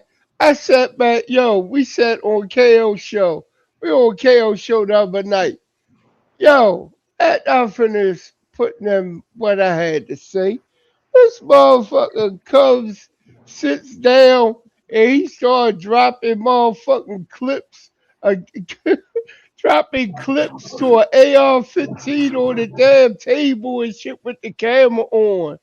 I'm like, what the fuck, nigga? Hey, Flyer, man, That you shit got was Queen crazy. Quisha. I'm sorry, Queen Keisha over here telling you you gotta show your manhood now, dog. She said you can't let that slide, dog. And we know already that y'all mentality right now slide on all things, dog. So that man just went out there and Yeah, disrespected your yeah, manhood, dog. man. Come Come up here and slide up slide. here. Come slide for Devin. No more Come words. on, slide for Devin. Come on, slide on up here. Sorry. I'm in a All you gotta do is tuxedo and an move your avatar finger. though. What the fuck? Who takes a man serious? Got on a fucking tuxedo talking about sliding for a 20-year-old. The fuck? Hey, you remember that hit song by Drake, Slide, dog?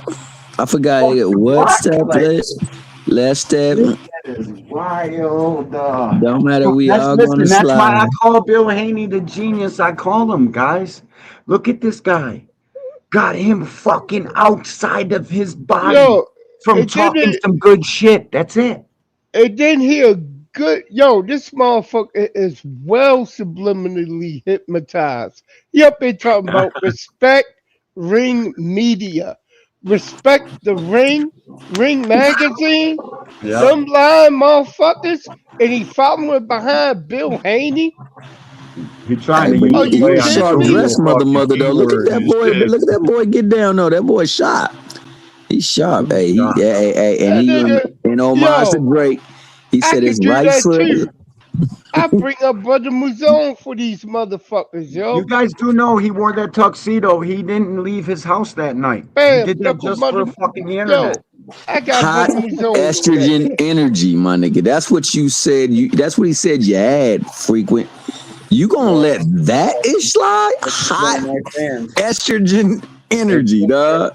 That's a triple entendre right there, dog. He hit you 3 times, or he hit you with 3 of them things. Hey, yo, Come check on, that frequent. You my avatar. dog. I know you're not gonna sit down and take that one. Smash the like. That motherfucker is not no Brother Muzone. He ain't gonna do shit. What y'all think about the 140-pound division? Because we actually we getting some fights at 140, bro. So what y'all think about Lindolfo Delgado versus Arthur Bjarneslav. Yeah, that's a fight right there. I think people about to get acquainted with Bjarneslav. That Mickey Fricky's a train ball. He like a wrecking ball. He go up in there and he do damage. I think that 40 is littered with all types of good fights. I think the people that actually have belts at 40 can actually make good fights with mandatories or fights that aren't even champions, and it would be a great fight. So I think that, those who have belts there should be defending their belts if they're not going to unify them. I feel like that in all of boxing. I think that we have gotten away from competition. And you spoke on that earlier, and I echo that sentiment. Matter of fact, it's the echo. In case you niggas didn't get the memo. Supposed fucking lineal champ. Flyer said, nigga neighbor. Ramirez, but don't speak no Espanol. Ramirez,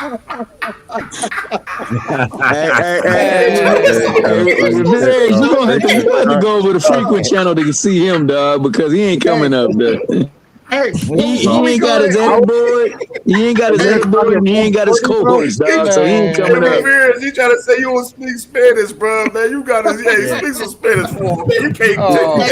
No kikias, Hey, no, I only speak in the English. I ain't even gonna lie. My uncle named me, bro. Yo, how is 140 the one person that the one belt that Max Kellerman's dick-eating ass tries to tell us matters in boxing for the 140 division is over at Zuffa, which eliminates 90% of 140 to fight for it. How the fuck is this going on? How is this happening? Is Shakur, D, you trying to say something? You muted. Oh, you're probably talking to somebody else. Bro, this shit, they got to take that belt or let it die on Zuffa. Like, because as far as I'm concerned, the Ring Magazine belt means nothing to anybody anymore. Like, that shit is lost. Shakur's what sanctioning body champion is Shakur in WBO. I forgot. Matters. WBO. He took T.O.'s belt, so you know he was supposed to gift wrap that to his little bro, the one that be running the dummy routes for his ass while he go over and get the first downs and the touchdowns, the tutties. That Mickey Freak was supposed to get the belt back to Keyshawn because, you know, he was never planning on defending it or anything like that. And he held his word. He ain't defended ish. He just been chilling out there on the island with the professor and Mary Ann. My man, Chuck Nolan. Remember when he was lost in that movie Castaway? Found him a volleyball, put his handprint upon it, put some eyes in a mouth. Called him his friend. We need a fight. We don't need a freaking boxing glove with freaking things stuck at the top that look like hair and a handprint on there with a smiley face on there so I could talk to somebody. Man, get your ass in the ring. Everybody that got a belt need to get that butt in the ring and defend the thing, man. I don't understand why we in this area where it's cool to fight over social media. We had a nigga just go over there and encourage everybody to slide on somebody on social media. Why don't you encourage that fighter to get in the ring and slide on his ass? That should have been the move. D1, what's your ranking at 140? What's your top 5 ranking at 140 right now? Top 5 at 140. Yeah. Oh shit. Like, see, man, I'm different when it comes to boxing. Like, I think styles make fights, man. Oh, D1, I know, bro. I respect your boxing opinion, my boy. Like, I just what do you think? Top 5? Shit. I would say Shakur, if he decides to fight at 140, you got to give him, you got to put him at least top 3. I think Luke. Hold up, let me go. I was literally just thinking. Coelho got to be up there. Luke Skywalker, the white dude that knocked out Subriel Matias. I would still even put Subriel out just outside of the top 10. Like, you guys got to see him again. If the guy continues fighting at 140, you got to fucking see him. I think the Duarte kids up there, man, there's a couple guys that are like all neck and neck, and they got to fucking fight for us. Duarte at 47. Oh, thank God, because that motherfucker looked like he dying trying to make weight. Duarte as big as me. I'll do this. I'll put Shakur at 1, Gary Anton Russell at 2. Gary Antoine Russell up there. Dalton Smith currently at 3 because of the WBC strap. And I mean, I don't want to say. I would say 3. The dude Gary fought. He's way up there too. I put him and Gary that, like, really real shit. 4 and 5 is like really debatable with a lot of guys, to be honest, in my opinion, bro. Like, You know what I'm saying? You can debate I that tell you, spot for I tell you, guys with I tell you Adam my top five. Zim and the Tito Mercados, that Alberto. You could put Alberto Puello at 4 or 5 for sure. You know what I mean? But I tell you my top five. My top No, five. it's No particular position. I mean, no particular order. I got Shakur. I got Antoine. I got Tito. I got Andy Hiroka. you And think you top Andy 5? Hiroka. That's what I was I thinking. got Andy Dalton. I mean, I should keep saying Andy Dalton. I Dalton got Smith. Dalton Smith. I Who keep calling are him the Andy champs? Dalton, right? Who Yeah. the champs? It's Dalton, Dalton Shakur, Smith, Shakur, Oh, and Gary. and you can add Raymond Muratala to that list. I might move. Murataya. Yeah, I might he's move. top. Yeah, because he moving up. I'm gonna read off some of the names at 40 that they got. Like besides the champions, so you got, as we mentioned, Tito Mercado, Adam Zim, Alberto Puello, Sabril Matias. You got Brian Flores, Emiliano Vargas, John Arobio, Arthur Yarsinov. You got He's a Zaire top 5. Abdulayev. You got Frank Martin. You got Frank. Yep. You got Carlos Uchiha. You got Andy Hiroka. I like Hiroka. Definitely got Wu. Hey, Theodore Morton. Nobody had nobody got the IBF moving up in belt. that bitch too. Hey, I want y'all opinion on something. I said this on Monday, and people gave me a whole lot of pushback. I said 47 is the weakest division out of all of the glamour divisions. It is. I agree. It is. They was like, hold up, no, 60 is weaker. I said, no, do y'all know who's at 60? Do y'all know who's at 60? You got Jalil. You got Jaha. Jalil looked great his last fight too. You got Troy. You got Troy. Maury Jones. You got Yo-Yo. You got Xander Zayas. You got Yo-Yo. You got Tim Blue. You got Ortiz Virgil maybe now. too. Yeah, you got Virgil now. Yuri Cedeno. Yuri Cedeno, yep. Emma I was like, hold Williams. on. I said, no. Porter Booker, Michael Zarafa. You got There's a whole bunch. Shane Mosley Jr.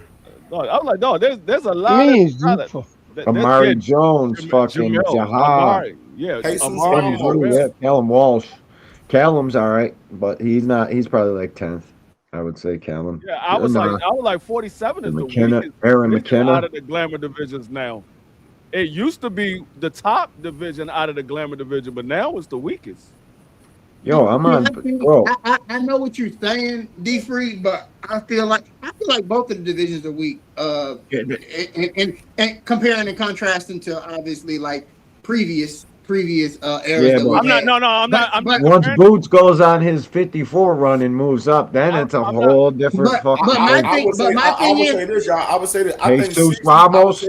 I'll say this before y'all let it go. I think 60 is a lot more stronger than 47 and 40, in my opinion. Yeah, I think 40 is probably the decent, weakest out of all divisions. I think 40 and 47 is almost comparable, to be honest, just in my opinion. You know Nah, I think 47 worse, though. I think 47 worse.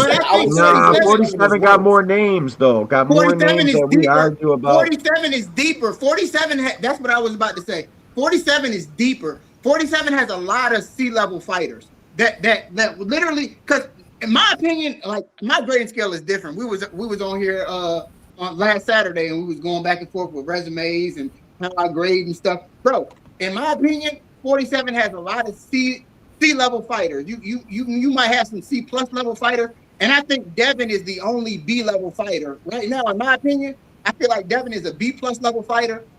And the rest of the guys, I would say, I think Richardson Hitchens is, but it's hard for me. Ryan Garcia is the top welterweight right now.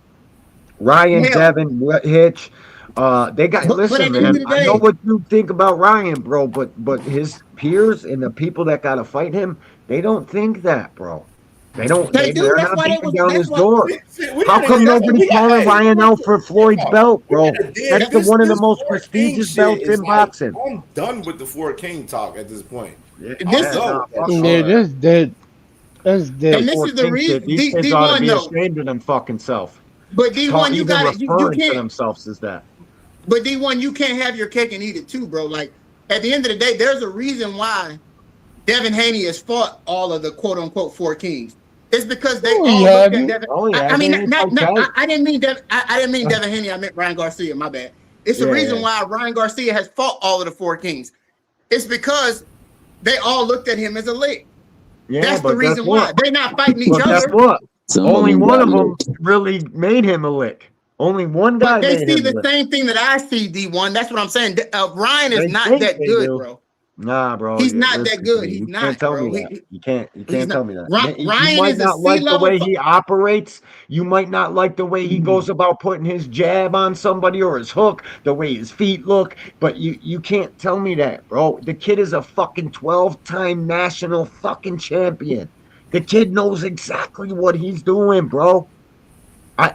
Hey man, we're gonna have to watch these fights play the fuck out. I would say D1. I think 40. I would say 40's better than 47, but I say 40 ain't that much stronger than 47 than other divisions per se. I would agree with that statement, but I definitely believe 40 is better.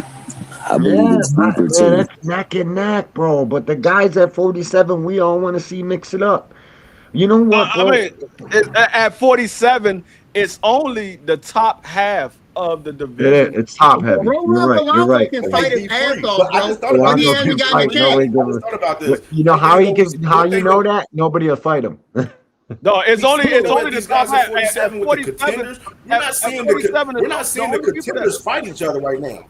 The only people that anybody care about at 47: Devin Haney, Brian Norman Jr., T.O., and Ryan Garcia. That's the only people. Those are the only people. Shit, we were caring about Rolly till he just got fucking. That shit should have been a draw, bro. I watched that fight 3 more times, bro. They were laying Well, we here because I told my man Rivera to come back, dog. He came back and I wasn't here yet the other day, dog. So go on and get your rub in on how your boy was levels above Rolly and that he really just destroyed Rolly. Please let me know how that happened. I ain't even trying to talk about that shit. I'm trying to move on. My bad, Cam. My bad. I got a documentary dropping that subject. Check it out. But I will say, like, it's guys like Emanis Stanionis, who I'm looking at the Ring Magazine rankings right now. He's ranked number 4. Emanis Stanionis can beat anybody at 147 right now. He will get anybody. Kukadadis can beat anybody at 47, man, but they ain't gonna get the fight. I agree with what you said. Now I'm gonna say this: when Stanionis was beaten by Boots, he was dubbed trash. Like Boots now gets the same treatment that Tank gets. His former opponents will always be trash, and they will never give him respect unless they beat one of their favorite fighters. And unfortunately, that's the world we live in right now. The problem with Stanionis is since he lost the Boots, nobody's seen him. So we don't know. He beat the African boy, and he had a homecoming fight. He beat him bad. He had a homecoming fight recently. Yeah, he destroyed him. He was throwing his stab jab and everything. Like he literally, like, Stanionis is the type of boxer that I love, bro. He got better. You can tell because. In my opinion, the most underrated punch in boxing is the jab, and secondly, the stab jab. Bro, the stab jab is literally three punches in. It's three styles. You're doing 3 things in one. You're killing 3 birds with 1 stone. You're literally changing levels. You're throwing punch traffic, and you're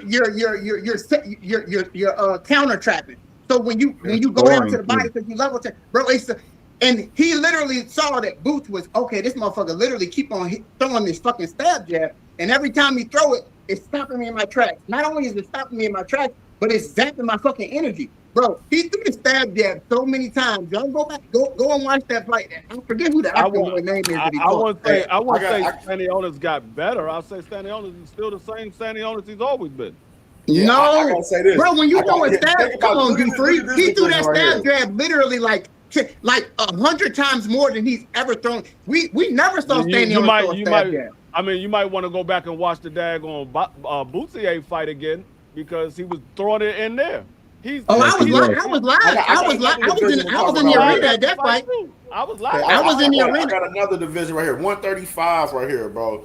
Which is Raymond's about to pretty much go up to 40, so he won't have that title no longer, pretty much. You got the WBA vacant with Floyd Schofield, Lucas Body. They're about to fight pretty much. October 10th in Chicago. On Williams Zepeda, the WBC. Hadi Herrera, he's the interim. Abdullah Mason, the WBO champion. But then you got names like Alan Chavez, Sam Noakes. You got Joe Cordina. You got Lucas Body that I mentioned. You got Andres Cortez, Corey Marksman, Francisco Fonseca still up here doing this damn thing. You got Albert Bell. Albert Bell. Stephen We got Coins that just Sam Noakes. got a knockout. Sam Jordan Noakes. White. He said Sam Noakes. Joshua Pagan. You got Pagan can fight a little bit too. Andy Cruz. I mean, you got Jamal, you got Jamal Harvey, you got Scooter Davis. Scooter Davis, Jaden Addison on MVP. Like, you know what I'm saying? They got that's what I'm saying. 47 is the weakest division out of the glamour divisions. It's the weakest. Absolutely, man. 47 has so many fighters, bro. You tripping, Free. They got so many guys. They might not be they might not be B level guys. Hold up. I'm not saying that they don't have fighters. I said it's the weaker division out of the glamour divisions. When you look at all of the other divisions, they have much more competition than 47 has. That's right not now, true, D. Free. What are you talking about? Hold up. 47 is top heavy. They're top heavy. Like 47, your name about 5 guys, and then the rest of them you say, okay, I mean, we'll see what they can do. I'm looking at Ring Magazine. I'm looking at Ring Magazine rankings right now, and they got Rohan Polanco ranked number 7. I don't care about Ring Magazine. Come on, I'm just saying, but that's what I'm saying. Rohan Polanco literally is not ranked high. What's up, y'all? Bro, Ring Magazine is literally propaganda central. I saw Polanco fight his last fight, and he laid an egg. His last fight. He laid an egg the fight before that. Polanco don't look like he's getting better. He looked like he's plateaued. Bro, Rohan can fight. Can y'all hear me? He can fight. He is C-level fighter. Let me bring We can hear you too, sir. We can hear you, Jay. Go ahead. Oh, my bad. Because sometimes I be coming out here, y'all can't hear me. I just be screaming, and y'all be keep. What's up? I wanted to respond to D Free because I get what you're saying that it's quote unquote a weak division, but I think that's I don't want to say better, but I'm gonna use the word better. Now we can't say, oh, this person beat this. Like, we can't necessarily say that. So that means all the fights we gonna see are gonna be quote unquote 50-50 fights theoretically, because we don't know who can beat who. And they may mix it up. This person may beat this person may beat this person. And I feel like that's going to be more exciting than just crying about 2 people fighting in a division that ain't fighting each other right now, and everybody else they fight is trash. Yeah, no, I agree with that. I agree with that. At the 47 division, but at the same time, whoever mixes it up at 47, it could be a competitive fight. It's not like a huge drop off from the top to everybody else in the division. So it's kind of like fans, y'all got to decide what y'all want. Like, do y'all want 2 people, 3 people, the best in the division, and y'all gonna cry if they don't fight each other? Or do y'all want a division where everything can be mixed up, where everything gonna have to work out to see who's gonna be on top? No, I agree with that. I just think the level of talent is less. Yes, they not that far apart, but when you look at the level of talent at 47, and then you look at the level of talent at 35, you look at the level of talent at 60, 175, I think, and then you go down to 126. You look at the level of talent, 47 level of talent compared to those divisions, level of talent is less than those divisions. Like, they're close as far as the competition level, but the level of talent is less. So yeah, like, you might have a drop off between Devin Haney and Rohan Polanco, but Rohan Polanco versus Tio might be a closer match, but it's not. It's the level of talent. Like, Polanco was not that great of a boxer. He's more of a flat-footed, come-forward fighter. He'll use movements from time to time. Tio is a counterpuncher who sucks on the front foot and he's not really that good at boxing when he faces another boxer. So when you look at the talent, you're like, okay, yeah, but how good is Tio? How good is Rohan Polanco? How good is Brian Norman Jr.? Yeah, they might be close in talent versus each other, but when you look at the level of talent versus other divisions, like, no, that division is a much more talented in that division than it is in that division. Yeah, I don't see that. Like 160, I do think 160 has a better. They might. I feel like Yoeli Hernandez has a higher ceiling than Devin Haney, but I wouldn't grade Yoeli Hernandez as being a better boxer right now than like my grade for Yoeli would not be better than Devin. I think Devin is a B+ fighter right now. Okay, I think Yoeli. I think so who at 160 is graded higher than Devin in your book? Laura. You at 78 years old, you tripping, D Freak. Come on, bro. Laura. Come on, bro. And Laura that man is 157 years old. Laura ring IQ, he's better than everybody at 47. His ring IQ is better than everybody's at 47. See, like, okay, bro. Like nobody in the chat believes you. Laura is literally there for the taking right now. Like if so who's gonna take him? Hard for me to rate Devin that high when I watched the guy you said out of your mouth, Ramirez, that fucking a guy can't box. He timed and outpositioned Devin Haney 45 times with that fucking left hook. I think it was 46. I counted them. I put it in a short. It's all over my channel, but it's hard for me to rate Devin as this fucking great boxer when I seen him get taken advantage of, bro. You said Laura is for the taking, but who's going to take him? Because ain't nobody done it yet. He's been a champion for how long? Hey, not a man, fucking nowhere. What? Canelo? He's not fighting any of the top guys though. Nobody's trying to get in there with him neither. That's why. Yoeli said he want to fight him. Yoeli said he wanted to fight him.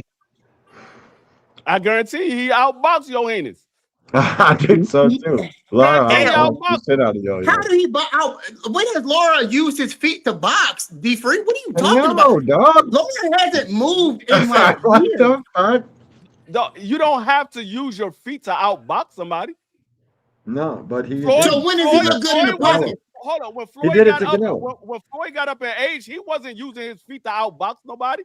He sat in the pocket and outboxed you. Yep. He was a waist movement, parry, slip, so roll. Laura is Floyd. Bro, you're literally using outliers. Hold up. You're using outliers. You're using exceptions to rules to make arguments. You can't do that, bro. No, Floyd is an exception to every fucking rule. He's one of the greatest defensive boxers we've ever seen. Stop it, bro. What I'm using. What I am using is an example of you can't use Floyd for an example, though. Let him finish, man. Hold up. What I am saying is you do not have to move your feet to outbox somebody. I just use Floyd as an example with him up in age, not using his feet, was able to outbox majority of his opponents, not using his feet. There's plenty of guys through the history of boxing that outbox people that didn't have to use their feet. They just outbox you. Well, so give me. I'm all about learning. So give me, because I've been watching Laura. Give me a fight to look at where Laura literally was on Floyd Mayweather's level in the pocket. I didn't say he was Floyd Mayweather's level. I just used that as an example that you don't have to use your feet to outbox somebody. And I know that. I'll give you another example. I'll give you another example that is not Floyd Mayweather. Gary Russell just outboxed his opponent and knocked him out. He didn't use his feet. Bro, Gary Russell outboxed your boy that you put in the top. Henry Hiroka. People don't realize that. No, he didn't. He outboxed the shit out of him. Yes, he did, bro. Gary Russell. Oh my gosh, bro. He didn't fight Hiroka. You talking about Gary Antoine? Oh, I thought that's what you was talking about. My bad. When is the last time Antoine didn't fight no dag? He didn't come off a layoff and knocked his opponent out. Whatever, bro. Like at the end of the day, Mr. Gary Russell came off a layoff. He came back. He didn't use his feet to outbox his opponent and knocked him out in the 7th round. Didn't use his feet. He outboxed him. But that's like I said. At the end of the day, I want to fight. Just give me the Laura fight that I can go back and watch. He outboxed Danny. He didn't use his feet. He outboxed Danny. Bro, Danny started his career off at 140 pounds, bro. I don't care. He was too small. He was too little for. He was too little for Laura. You say give a reason. But that's a terrible example, though. Like Danny didn't belong at 160, bro. He didn't. Okay, you tell Danny that because he's the one that retired and then came back and fought Laura. And we all understand that. Laura But Danny had so many disadvantages going into the fight against Laura. Laura could have beat Danny any way he fucking wanted to because he's such a bigger, more dominant, more physical. That's not what the people was telling me. That's not what the people was telling me when I said Laura was going to knock Danny out. Nobody told. Everybody was like, "No, Laura ain't knocking Danny out." You didn't hear that from me. It's the same reason why I say that when it comes to Virgil Ortiz moving up to 160 pounds, people don't realize Virgil started off at 140 pounds. Virgil is going to move up to 160 pounds, and he's literally going to cherry pick. He's not going to fight Yoeli Hernandez. He probably ain't. Virgil probably won't even fight Erislandy Lara. As much as I feel like Virgil could probably beat him because Lara is 189 years old. Like he's not going to fight that dude, bro. But he's too small for 160 with his skill set. There's only a few people that Virgil is going to be able to beat at 160 because he's a little guy. For 160, I don't care nothing about that. I don't care nothing about that. You just made the point. You just tried to give me an example of Danny Garcia losing to Laura. I'm telling you, he's too small for Laura. I gave you an example. I gave you an example. He's too small, and I gave you an example of somebody that I feel like is too small. I gave you an example of Laura outboxing somebody without having to use his feet. That's what I gave you an example of. Does Lomachenko get hella credit for outboxing? Who did he outbox that came up 2 weight classes to fight him? Y'all know who I'm talking about. You talking about Rigondeaux? Rigondeaux. He don't get credit for that shit, bro. Yes, because he was too small. He got and everybody knew that. He got credit for it because he beat him. He was too small, and we all knew it. He got credit for it because he beat him. You didn't give him credit for it. Anytime you get in the ring and you win against your opponent, you get credit for it. Whether we have weight classes for a reason. We have weight classes for a reason. Yeah, like don't do that. At the end of the day, whether you give them credit for it or not, that's your opinion. I gave him credit for it because at the end of the day, he got in the ring and he beat him. He could have got in the ring and lost to him. Rigondeaux ain't no slouch. Y'all hear me? Could have got in the ring and lost to him. Hello? Y'all hear me? D-Free, I just hate the way you sitting on the. I just hate the way you sitting on the welterweight division, bro. Like the welterweight division is deep. I don't care. It's deep, bro. I don't care. It's super deep. That's my opinion. It's super deep. It's super deep. It's not super deep. It's not. It's super deep. Yeah, it is. It's not. No, it's not. I can name 15 fighters off the top of my head, literally, that will be 15 fighters. And like Keith said, there are so many 50-50 fights. No, there's not 15 fighters that you can name that will beat anybody in a weight class, in a single weight class. There's not 15 fighters at 147 that you can name that will beat anybody in a single weight class. Not. But let me ask you a question, Rivera. I'm telling you. Go ahead. There are 15 fighters that can mix it up. Sounds like, hold on, Rivera. It sounds like you're talking about the number of fighters at the division. Which fighters do you think out of those 15 are the most talented? Out of the top 15 guys at 147, who is the most talented? That's a good question. Honestly, I feel like the highest ceiling as far as like athleticism, explosiveness, speed, power. Brian Norman might have the highest ceiling, but he's been his dad has nurtured him with this power mindset. I don't know if he's ever going to be able to break that. Like he's so late in his career. I don't know if anybody's going to be able to change Brian Norman Jr. from the fighter that he is because his dad is so power, and don't really concentrate on the skills of boxing. Potential. Potential. Brian Norman got the most potential. Because hold on, because to say it's too deep, right? That means that a lot of people with talent, right? We already established it's a lot of fighters there, and I'm asking you which ones have talent, not potential. But I think talent is Because what we're potential, though. saying is the talent level, even though it's a lot of fighters, the talent level is what's not high. I think it's because I feel like talent and potential is the same thing. I feel like that's what you graded on, at a combine. How high you jump in the 40, how fast you, how high you jump in the vertical, how fast you run. That's your potential. That's your talent. Because talent is something that obviously you just have. And how much talent you have, that literally is predicated on, it coincides with how high your ceiling is. Because depending on how talented you are, that's how good you'll be able to become as a boxer. That's how good you'll be able to hone your skill set. You get what I'm saying? So what you just said means that Brian Norman Jr. don't have potential, because you just said he's so late in his career that you don't know if you could teach him anything. Damn, the string keep kicking me out. Yo, Brian Norman Jr. is only 23, 24 years I'm just old. going by what he said. I'm going by what he said. I'm saying he's 23, but at the same time, like he's literally been coached up by his dad. Anybody that's played sports know that a tiger don't change his stripes. So when you've literally been nurtured, you've been nurtured in a certain style for so long, it's hard. Like it's gonna take a lot for Brian to change his mindset when it comes to boxing. And if you listen to Brian Norman Sr. talk, bro, Brian Norman Sr. literally he doesn't really know what he's talking about when it comes to boxing. He's all power. Why you think? That's not his trainer anymore. Brian Norman Jr.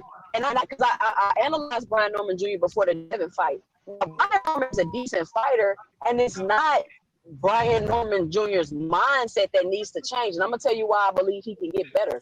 Because there were a lot of things that Brian Norman Jr. was just missing, period. It seems as though even, and since didn't he start boxing late? I don't think he got no extensive amateur background. So you have to take that into consideration before you just say a fighter can't get better. How long has this fighter been fighting? You get what I'm saying? You got to look at everything in context. I believe that what you said is true. Brian Norman Jr. has a high ceiling. He just needs to get with the right trainer, in my opinion. Will he become a champion again at 47? I don't know, but I do think he will be a good contender and he will give us good fights. So to say he just can't get better I don't think that's necessarily true, because you got to take into context everything. He ain't been fighting since he was 4 years old. Well, I misspoke 2 cents because I didn't mean to say that I don't think he can get better. I think he can get better, but I think that he's been nurtured in a certain style. He's been nurtured in a certain style for so long. I feel like that's stunted his growth. You get what I'm saying? So I feel like if he would have been with the trainer that we feel that I feel like he needed to be with somebody that actually knows boxing and knows how to teach him everything in boxing outside of just power, then I feel like his ceiling would have been a lot higher at this point in his career. But I feel like right now he can still get better. Knows how to teach everything in boxing, would you say?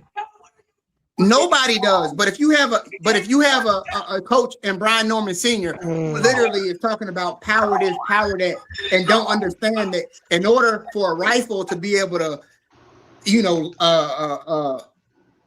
hit its target, it has to have a scope, and the scope is obviously footwork. A scope obviously is understanding that the jab is the most important punch in boxing.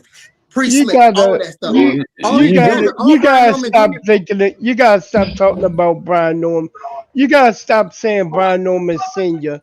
because he's not with him no more. He's with Ronnie Shields. But he's been with him for 23 years. But look.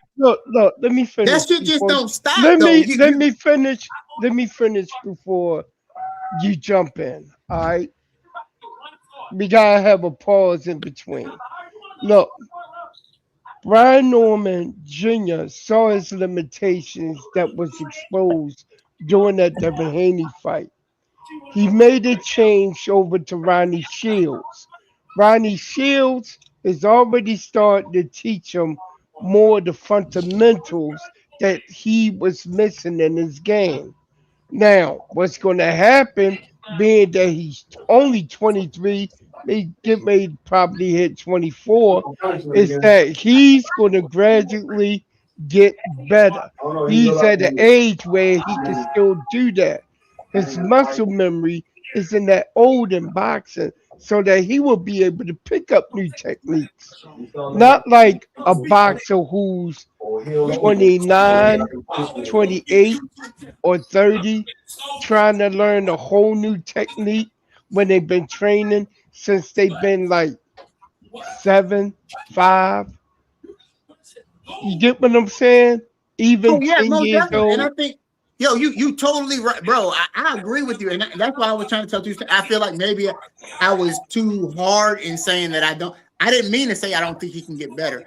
I think he can get better. Like I really do, and that's why I said. That's why like what I said. I said I feel like Brian Norman has the highest ceiling probably out of everybody, but I don't know how high his ceiling is going to be because of the fact that he was, stagnated a little bit with his pop. So that's all I was saying. But I feel like B. Norman definitely, bro. Brian Norman got the potential to be one of the best 147 pounders, in boxing right now. He's got wittiness. He speaks very well, and he can fight. So You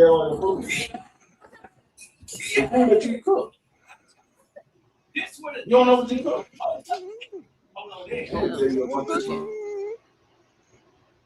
What's for Yeah, I dinner? think we're gonna see what's shaking up at 47. I want to see how it all shake up. I already see they want that T.O.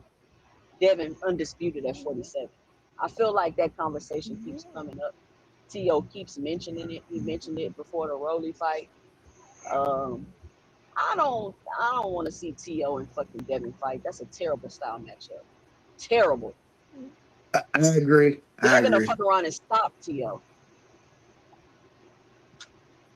That's a terrible style matchup, man. But I still think it's a 50-50 fight, though. It ain't no 50-50 fight. You don't think Devin and T.O. is a 50-50? Well, no, I don't. I think it's I think it's probably, yeah. I would favor Devin in that fight because T.O. can't fight. T.O. can't fight. But see, you're about to see what is definitely the problem is this. T.O., you need to defend that belt against your mandatory, whoever that may be, before you start talking about I only want big fights. That's the problem with boxing right now. Once somebody gets a belt, these cats believe they don't have to defend it against their mandatory or defend it, period. Unless they, you know what I mean? The only thing in their mind is moving up to grab the next belt. You right, No. more. Do y'all think that's watering down boxing? Okay, look, I get it. Yeah. People want you to see you fight champion after champion after champion.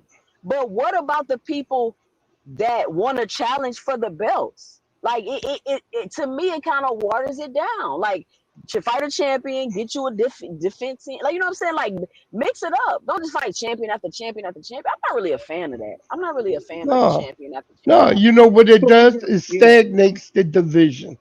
That's what we were talking about earlier. Nobody gets a shot to move up. What it does, it turns you into Carissa Shields. You ain't got nobody to fight. That's what it does. Nah, that's because women. That's because it's not a. I ain't gonna say nothing, yo. You wrong, free. No, I know. I'm being serious though. If you fight all of the big fights, the championship fights, early in your career, then there's nothing left for you to give the fans but a bunch of fights that nobody care about. Imagine if she wasn't fighting champions early in her career. Who she would have been fighting, D Free? No, I'm just saying if a fighter did that, if a fighter fought but nothing that's but not champions. what they're doing in the mid division. They are literally not giving people their shot at the title. No, You know what I'm saying? I agree with that. That's what I'm saying.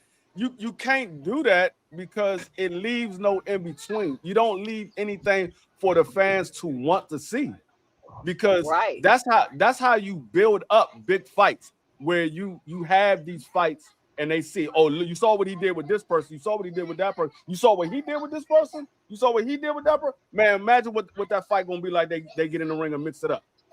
That's how you build up the fight. You give them good fights on your way to meeting each other. If you just fighting this, like Shakur, he fought Williams Zepeda. He fought Tio. Now he go fight Devin Haney. He go fight Tank Davis. He fight Ryan Garcia. He fight who? Let's say Brian Norman Jr.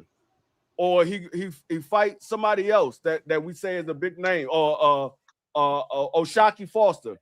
Then everything that's left is like, okay, well, we want to see you fight your brothers now. Well, we know we ain't getting those.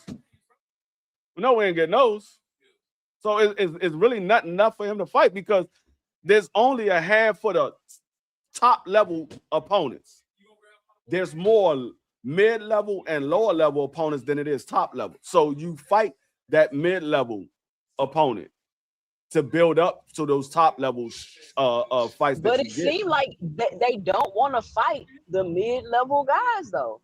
Like okay, who are the top guys at 47 and who are the mid-level guys at 47? Let's just. But see, the reason why they don't want to fight the mid-level guys is because they just like the daggone the dudes that hang out on the corner. They don't want to go get a 9-to-5 job and wait for that paycheck on Friday. They want that paycheck right away.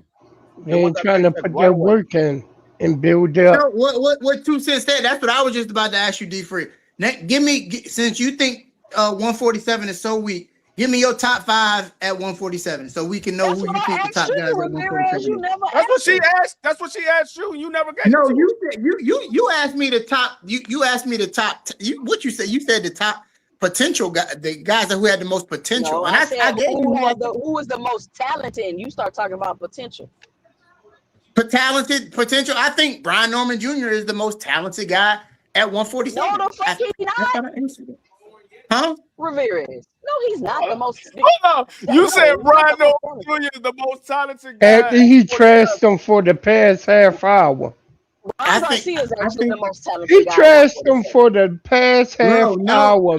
Free. No, I didn't trash him. I said I've always said Brian Norman Jr. is the most talented guy. If we were to put Brian Norman Jr.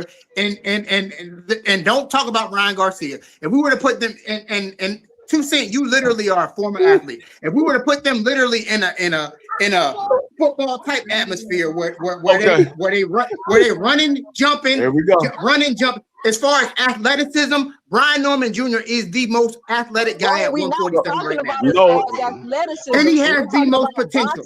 Hold on, we said the most talented boxers at 147. Ryan Garcia is probably the most talented boxer in the No, division. he's not, because he's not. Yes, he don't. is. Ryan Garcia from the waist down has no feet.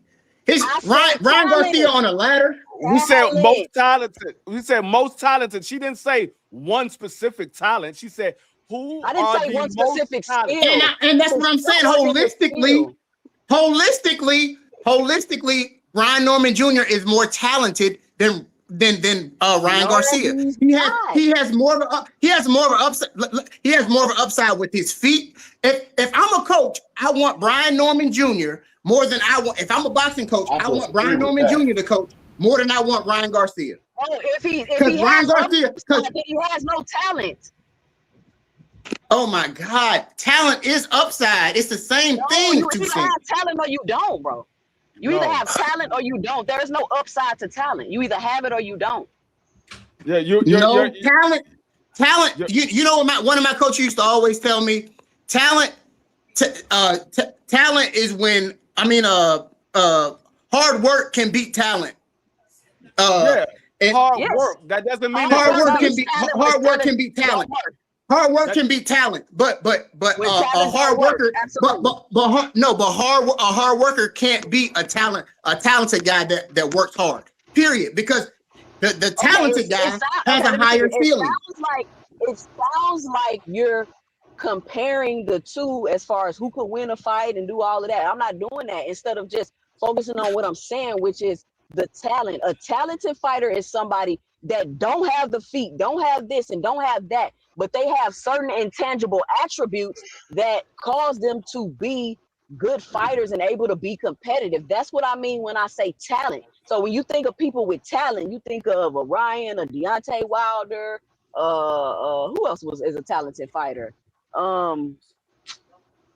I'm trying to think. It's not a lot of talented fighters right now. That's another thing. It's not a lot of talented fighters right now. We got these old boxing and all of this, these skillful and all this shit going on, it's not a lot of talented fighters. So I'm asking about the talent, not the Boots is the skill, most and talented. not the Boots is the position. most talented fighter. Boots is the most talented fighter in the game right now, and I'm surprised. Hold on, Absolutely. you said Brian Norman is more talented than Ryan Garcia. Right. What does Brian Norman does great?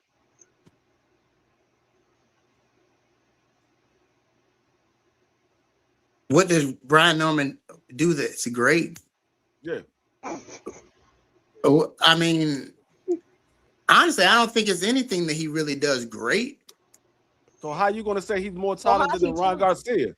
Because just because he's more talented than Ryan don't mean that he does anything great. I feel like we haven't tapped it. Brian Norman Jr. What does he do good? What do we do good? What do we do? He good? hasn't had his talent tapped into. I feel like what do we do good? What do we do good? He doesn't do anything great. What do you do good? What does he do exceptionally? I feel like he's a way more explosive than a Ryan. Since we compare him to Ryan Garcia, I feel like he's way more explosive than Ryan Garcia. I feel like he has the capability because his feet are better than Ryan Garcia's. We can look at Ryan Garcia's feet and Brian Norman's feet in a boxing match and see that literally Ryan Garcia is in quicksand when he fights. Oh, Ryan Garcia cannot move. So his power is what you saying is his power is one of his skills that he does good. Who? Brian Norman. No, we talking about feet right now. I feel like Brian Norman Jr.'s talent and his feet is way higher. You said way more explosive. I thought you was talking about his power. Explosive. Where does explosiveness come from, D Free? Does it come from your? I said I thought you were talking about his power. Does it come from the upper body or the lower body? I didn't say where it came from. I said I thought you was talking about his power. No. I got you right now because you just talking out the side of your neck because you're trying to prove me you're wrong. talking out the If side y'all of your would neck. listen, bro. Like, bro, explosiveness comes from the feet. You haven't answered a single question yet. Because you literally are beating around the bush. You asked me a question, but I'm telling you, like, what your question is better than what you asking the question. Like, what are you talking about, bro? No, you haven't answered a single question yet. Explosiveness does not come from the upper body; it comes from the lower body. I never said that it did. I never. And you're talking about power. So explain to me what you're talking about because I'm confused. Explain to me. I thought you were talking about his power. That's what I asked you. And I am, and I'm talking about feet because that's the basis of power. Your feet, right? Obviously, Ryan don't need his feet for power, bro. No, Ryan. If you got your feet planted 2 cents, you can throw power shots. But that's the reason why Ryan Garcia. Listen, you keep saying his feet are bad. I don't know why you keep talking about feet. It really has nothing to do with conversation. Like you keep talking about feet instead of because talking it about has everything to do with. Oh my God! See, this is why I can't talk boxing with some people. You literally said feet has nothing to do with boxing. Feet has everything to do with boxing. I didn't say that. I said it don't got nothing to do with talent, bro. You got it, bro. You got it. But I'm confused. I don't know. Maybe it's me. No, all I know is I was waiting to find out who was the most talented guys at 47. Besides Brian Norman Ramirez, who else is talented at 47 besides Brian? We got Brian number 1. Who else you got? I think Ryan is very talented at 147. I think Richardson Hitchens is very talented at 147. Okay.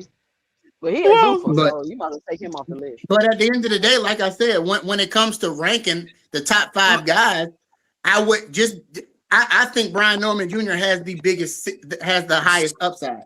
So all you got is 3 people out of the 15 people you said was at 47. Bro, I told you I feel like 140. Like you don't listen, D Free. I said literally 140. 147 is littered with guys that are C-level. You're not guys. listening. You're thinking I'm coming at you. I'm literally asking you what 2 Cent asked you a while ago. You haven't answered a question. She said out of the 15 guys, who are the most talented? And you said 3. I said so. You got 3 people out of the 15. You think somebody's coming at you? I'm literally reiterating what 2 Cent asked you. I said, so out of the 15, you only got 3.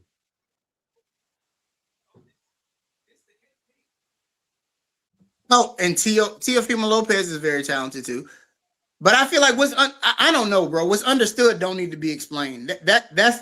But obviously, I got to explain everything. So I feel like at the end of the day, if I give you two guys that are very talented, is that not enough? I got to keep on going and going and going and going and going. No, and telling we're comparing division.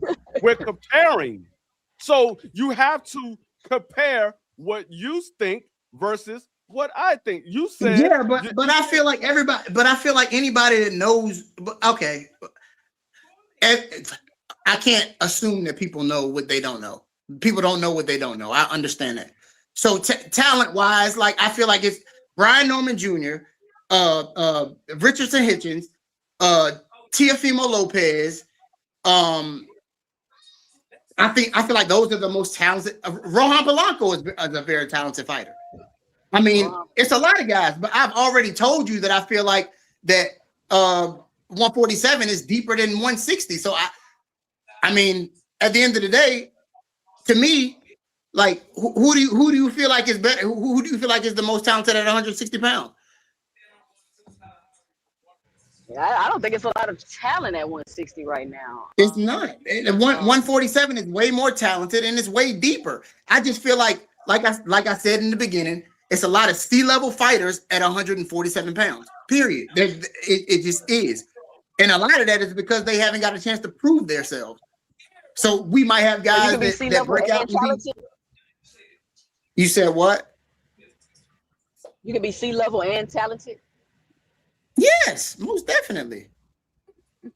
I was a C-level student in school. I had a 2.3 GPA, but I was talented as fuck. As far as my intellect. Like, what is that? That doesn't mean anything. Your ceiling is memorizing stuff and getting a grade ain't got nothing to do with intellect. Oh my gosh. Okay. All right. What you just said, you said you're a C-level student, but you more talented. Were you a C-level talent? No, I was a C-level student. I was a C-level student, but I feel like all boxers are based on what they were taught. So if we're saying, bro, you keep saying Ryan ain't got feet. Ryan ain't got talent. I need you to answer. When have you seen somebody? Listen, let me ask you a question. When have you ever seen Ryan struggle due to his feet? Tego, he couldn't stop Tego because of his feet. What? He couldn't stop Tego because of his feet. Didn't he drop Tego with an invisible punch?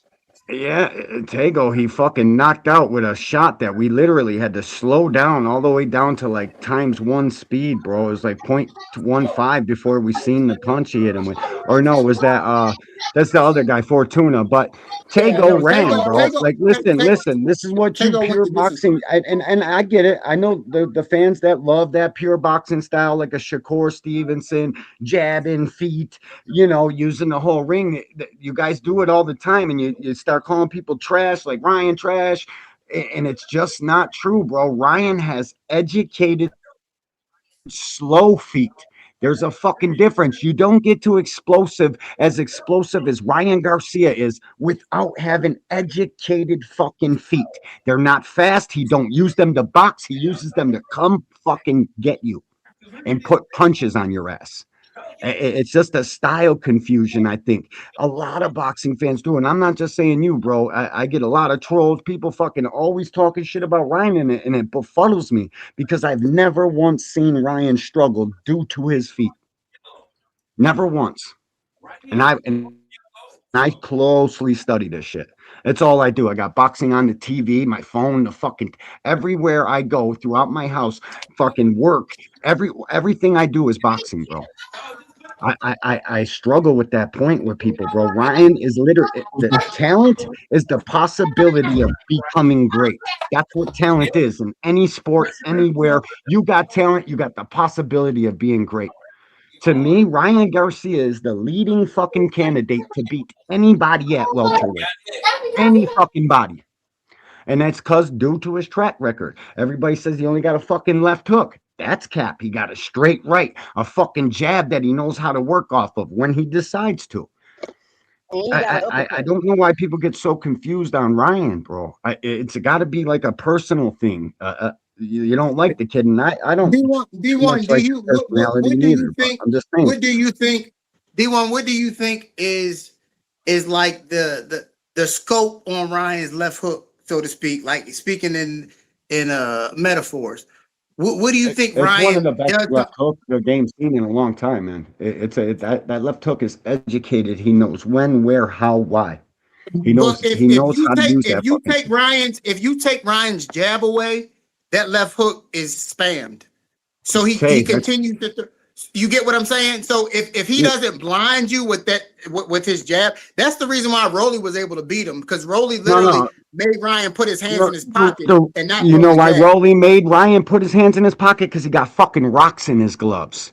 Ryan made a fucking business decision, thinking he was gonna win a fucking decision without throwing punches. You know what? When the most dangerous time for a boxer is when he's fully extended throwing a punch. That's why these guys fucking put up the guard and try to catch all Rolly's punches. That's why he's scared to throw the jab. And when he doesn't have the ability to throw the jab, that left hook is nowhere near as dangerous. Because if you're not blinding your opponent with the jab, punch traffic with the jab, that left hook is nowhere near as dangerous. That's false. Literally, it's the reason as a counter. Then he'll start using it as a counter and catching people. Like 2 Cents just said, we had to slow the fucking tape down to see him hit this kid with a left hook because it was used as a counter, bro. Listen, man. People don't understand. Say in the comments, that's a style fucking thing. That's because Rolly had rocks in his fucking gloves. These guys, this is the facts of the matter. If we want to find out who the best is in boxing, they all got to fight each other more than once, preferably. These guys ain't fighting enough for nobody to say. And I agree, D1, but I'm just trying. I'm talking about the X's and the O's. Like when it comes to Ryan Garcia, when Ryan Garcia becomes a normal fighter, if you watch, Ryan Garcia looks like spectacular in his fights if he's able to set everything up off of the jab. Once you take Ryan's jab away, he becomes normal, bro. Because you cannot say that.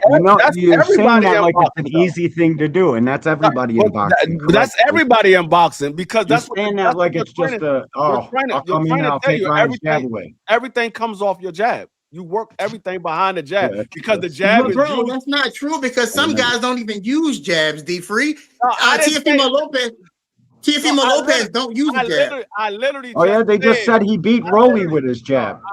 They're lying to you. I literally just said what your trainer tells you is you do everything off your jab. Okay. You do everything off your jab. That's literally what your trainer tells you.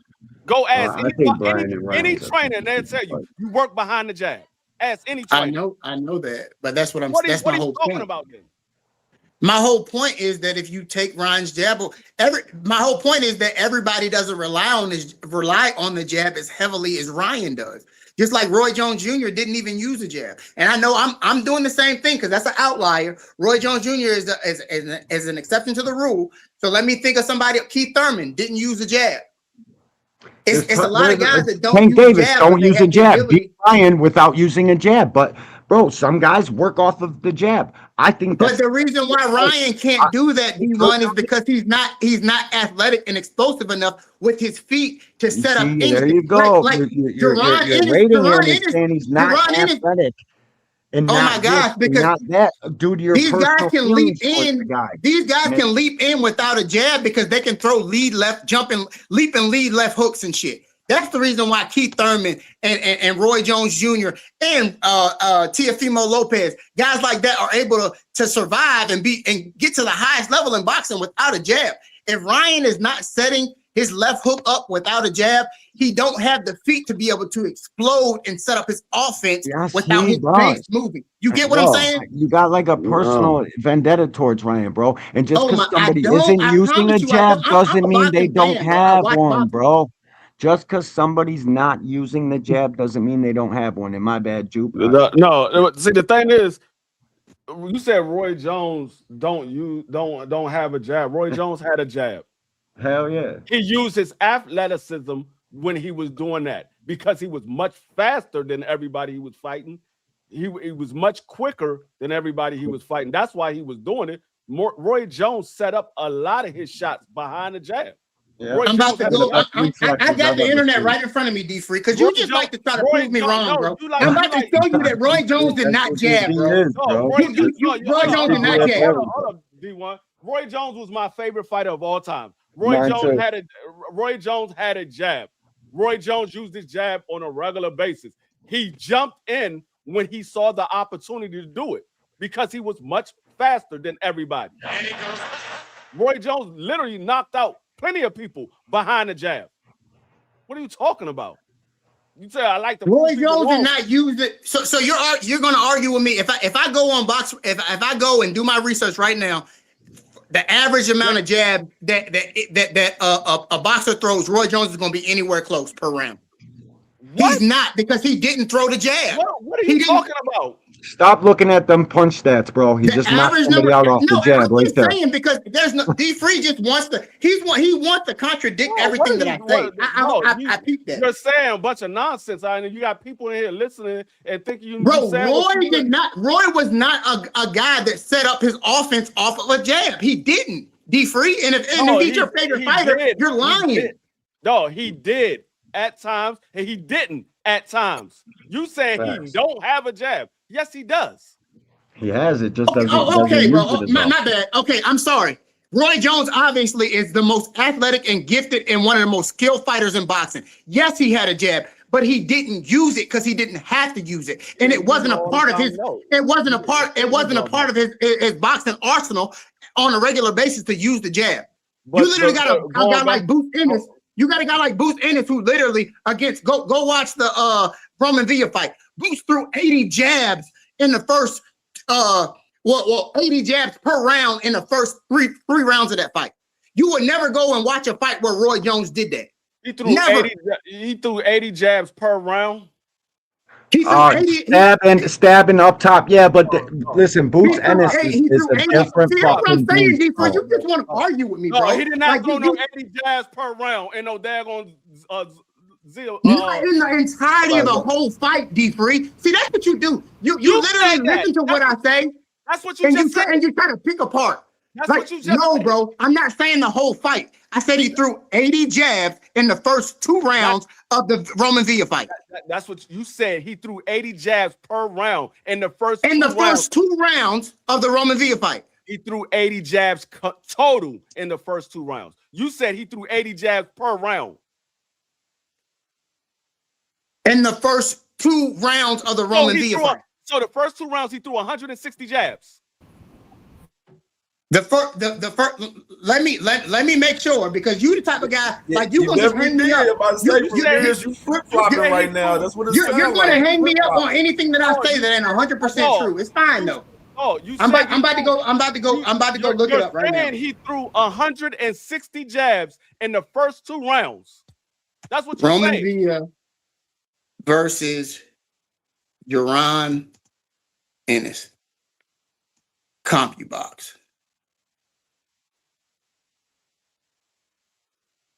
No, I know what he said, Tay. I'm saying what he said, but he acting like I'm saying something. Bro, because I don't care about that, bro. Y'all just be trying to get motherfuckers hung up on what they say. Oh, you slip right there. What you say? You slip right there. You didn't say, bro. You know what I'm saying. Boots Ennis relies on the jab. Roy don't. I don't know what you're saying because you said bro. You said this man threw 180 jabs per round in the first 3 rounds. Y'all are so fucking like hypnotized by these YouTube streets and motherfuckers just trying to argue and shit and like get points over on people. Bro, I'm a boxing fan. Rivers, he just quote what you said. You said like 3-4 different things all in one. You all over the place right now in this debate right now, and you getting fucked up and you getting salty about it right now. So this is on you, brother. I'm just repeating what you said. Never that. Never. I'm just repeating what you said, dog. You said he threw 180 jabs per round the first 3 rounds. That's what you said. I said 100. I said 180 jabs per. No, I didn't. I said 80. I said 80. 80 jabs per round the first 3 rounds. The chat heard you say it. Yeah. So and I'm gonna. So what you said to me is he threw what? That's what?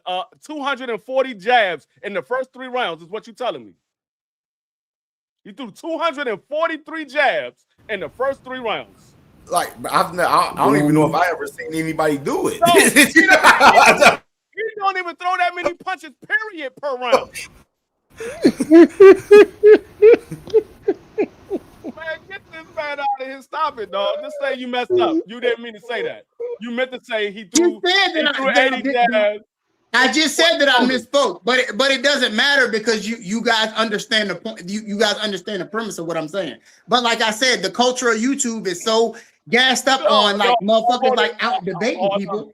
That is corny as fuck, bro. If you haven't noticed, I'm very technical. Rivera, this ain't got nothing to do with that shit. It's because you fucked up talking. You debating some shit that you obviously don't know what the fuck you talking about. That's what it is. You know what I'm talking about. This is on you, brother. You debating some shit you don't know what you talking about, Rivera, right now. When we going back and forth like this, all I got to go by is what you said. So I'm repeating what you said so you can hear how crazy it sounds.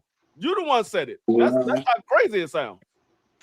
It's just like I don't give a fuck about no debates or boxing fucking debates. It's just on like YouTube. somebody when they overstate or they stutter or might say somebody's name wrong, bro. You know exactly what I'm talking about. That's He why threw a crazy number of jabs. He threw a crazy number of jabs, and obviously I engaged in hyperbole. I got a little excited, but I know for a fact in the first round. Rivera, here's your answer right here. You can stop looking. P100 already said 63 jabs total versus Villa. So that's your answer. Whole fight. That's not true. I'm googling it myself because I don't believe that shit. Because I know for a fact he threw eight. He threw between 70 and 80 jabs. The Google a punch test for a fight, bro. I can go Google the punch test for Villa right now in 2 seconds. No, you said 80 in the first 2 rounds. I know you ain't gonna believe it. I know. I'm telling you, I've been watching box for years. That man don't throw 80 punches per round in any fight. In any fight. The most you might get out of Jerron Boosin is 40 punches a round. That's bullshit. Like that's not true. Jerron throws more punches than 40 punches around, bro. Way more punches. Jerron do more posing than he threw punches. He'll land a good shot and he'll pose for about 10 seconds. That's time wasting. Jerron don't throw no 80 punches per round. No, he ain't doing it. Boost throw way more. Hey, what's up, man? What's going on? Hey, I think I want to ask the panel something. Hey, what's up, CamJ? What it do? Hey, no, I was gonna just say this. I think Ryan Garcia left hook is skill and like the talent is like God-given ability, like the speed, the power, and like if you want to say footwork or making dudes miss, I feel like that's more talent. But I want to ask y'all, man, because I had this little debate. I was trying to figure out who y'all think Tim Tszyu best win is against. I ain't no trick question. I just want to see how people feel because I heard somebody say because Earl had a layoff that Tony Harris is best win, and I feel like it's EJ. Fuck no, I would say EJ. It's still EJ. It don't matter if he off a loss or none of that. It's still. I said it was EJ. Well, I'm gonna put it this way. I wouldn't say that is his best win, but that is his biggest win. I wouldn't say it's his best win because you do got to take in consideration EJ was coming off a 3-year layoff, but it's still his best win because EJ is a much bigger name than anybody he's fought. So let me ask y'all this: say Virgil or Boots fight Charlo, Mel, is that their best win? That would be his biggest win. I wouldn't say it's his best win. It will be his biggest win. Because I'm looking at it based off of content because these guys are coming off 3-year layoffs. Yes, it's their biggest win, but I don't say it's their best win because that wasn't the best version of EJ. That wouldn't be the best version of Jermell Charlo. So I'm not going to say it's the best win. How everybody else feel about that? Yeah, I think biggest name and best win is 2 different things. That's a good point, D-Free. Yeah, I would say for Tszyu, I would say Earl is biggest name that he faced, but I wouldn't say that it's his best win. Who you think your best win would be then? Just curious, you know what I'm saying? Cause I can't think That's of a it. good question. I'm gonna tell y'all this. It got to involve EJ as well. His biggest win was the negotiations with EJ. That was his biggest win. Yeah. Big Free, you be up here playing, man. I see you up here Wow. playing, man. To get him to go all the way to Australia. That was his biggest win. Yeah, to get him to go All right. So basically, it's like he did a Terrence Crawford Yeah, negotiation all over again. Brian Mendoza. that'd be his best win. His best win. Yep, because Brian Mendoza had just knocked out Sebastian Fedor. He was riding high, and Tim Tszyu went in there and slept him. Yeah, I would say that. I would say Brian Mendoza. Oh no, he beat Mendoza before Fedor. No, I thought he beat him after Fedor. After Fedor lost to him. Yeah, it was before Yeah, because he lost he fought Fedor after Mendoza, and then he fought Bachram, and then he fought Joey Spencer after that, and then Fedor again. No. I'm talking about Brian Mendoza lost. He beat Fedor. Facts. Brian Mendoza beat Fedor, and then he fought Tim Tszyu, and Tim Tszyu beat him. Tim Tszyu slept him. So I would say you agree with that, Cam? You think it's Brian Mendoza? I don't really think. I mean, his biggest win. I mean, that was like on some valid shit. I mean, I really can't really tell you, to be honest, because I mean, Tony Harrison was like out of it, honestly, too, in my opinion. You know what I'm saying? He wasn't in the best shape when he fought Tony, to be honest. He was already beating and bruising for real when he got to Tim, and motherfucking. I mean, the guys like Fedor and Bachram, he lost to them, lost to Fedor twice, then lost to Bachram, got stopped in the third in that one. I mean, if you want to say Earl's his biggest, you gotta say Brian Mendoza. You gotta say, because but actually let Cam finish. Let Cam finish. Go ahead, I mean, Cam. naturally, like I'm with Steve Free. Naturally, far as like ability, you can say Brian Mendoza, but like this biggest namesake, yeah, Earl's the biggest name, but biggest win that like far as quality, far as like the opponent on point and on this shit, Brian Mendoza at best. But a lot of those guys like a Tony Harrison and EJ and Terrell Gausha, those are like name builder resume type fights for him. You know what I mean? Yeah, I mean, like I look at EJ coming off a 3-year layoff, moving up to 160 for the first time in his career. And then, I mean, EJ came off the beating that he took from Bud, coming off the car accident. EJ had a lot of wear and tear on his body and fighting at a bigger weight class he never been at, and it's a 3-year layoff. That's why I said I can't say it's his best win, but it's his biggest win. I wouldn't say it's his best. I mean, yeah. No, I would say it's his best win, not his biggest win. It's his best win because of the name of EJ. Because at the end of the day, when people look at his box rec, they're going to look at it and see that he beat Earl Spence. But they're not going to look in the context of when he fought Earl Spence. So, yeah, they're going to give him credit because he beat Earl Spence, because Earl Spence is a name. It's similar to what we gave Canelo Alvarez for beating an old Shane Mosley or old Miguel Cotto. He was beating a lot of these guys at the end of their career. So he got credit for the name, but when you look at the context, these guys was at the end of their career. They was hanging it up shortly after. Like maybe 1 or 2 fights later, they was hanging it up.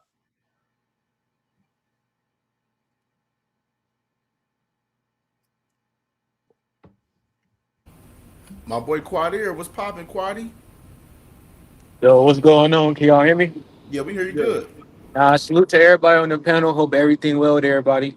I ain't really got much. I'm chilling right now. Yeah, Miguel Cotto was a champ, but that doesn't mean he wasn't at the end of his career. Miguel Cotto was like 36, 37 years old. He fought, I think, one more time after Canelo. I think he fought one more time after Canelo, and that was it. We ain't see Miguel Cotto no more.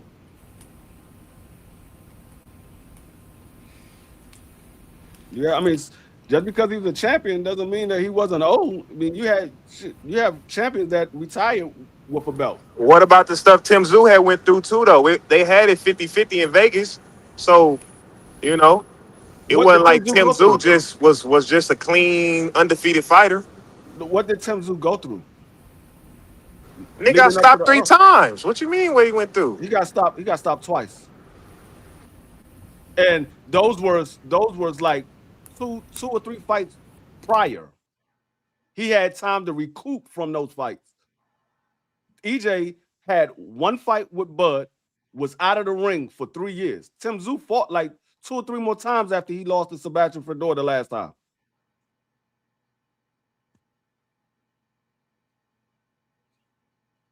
I thought he fought one time. He fought like 2 times.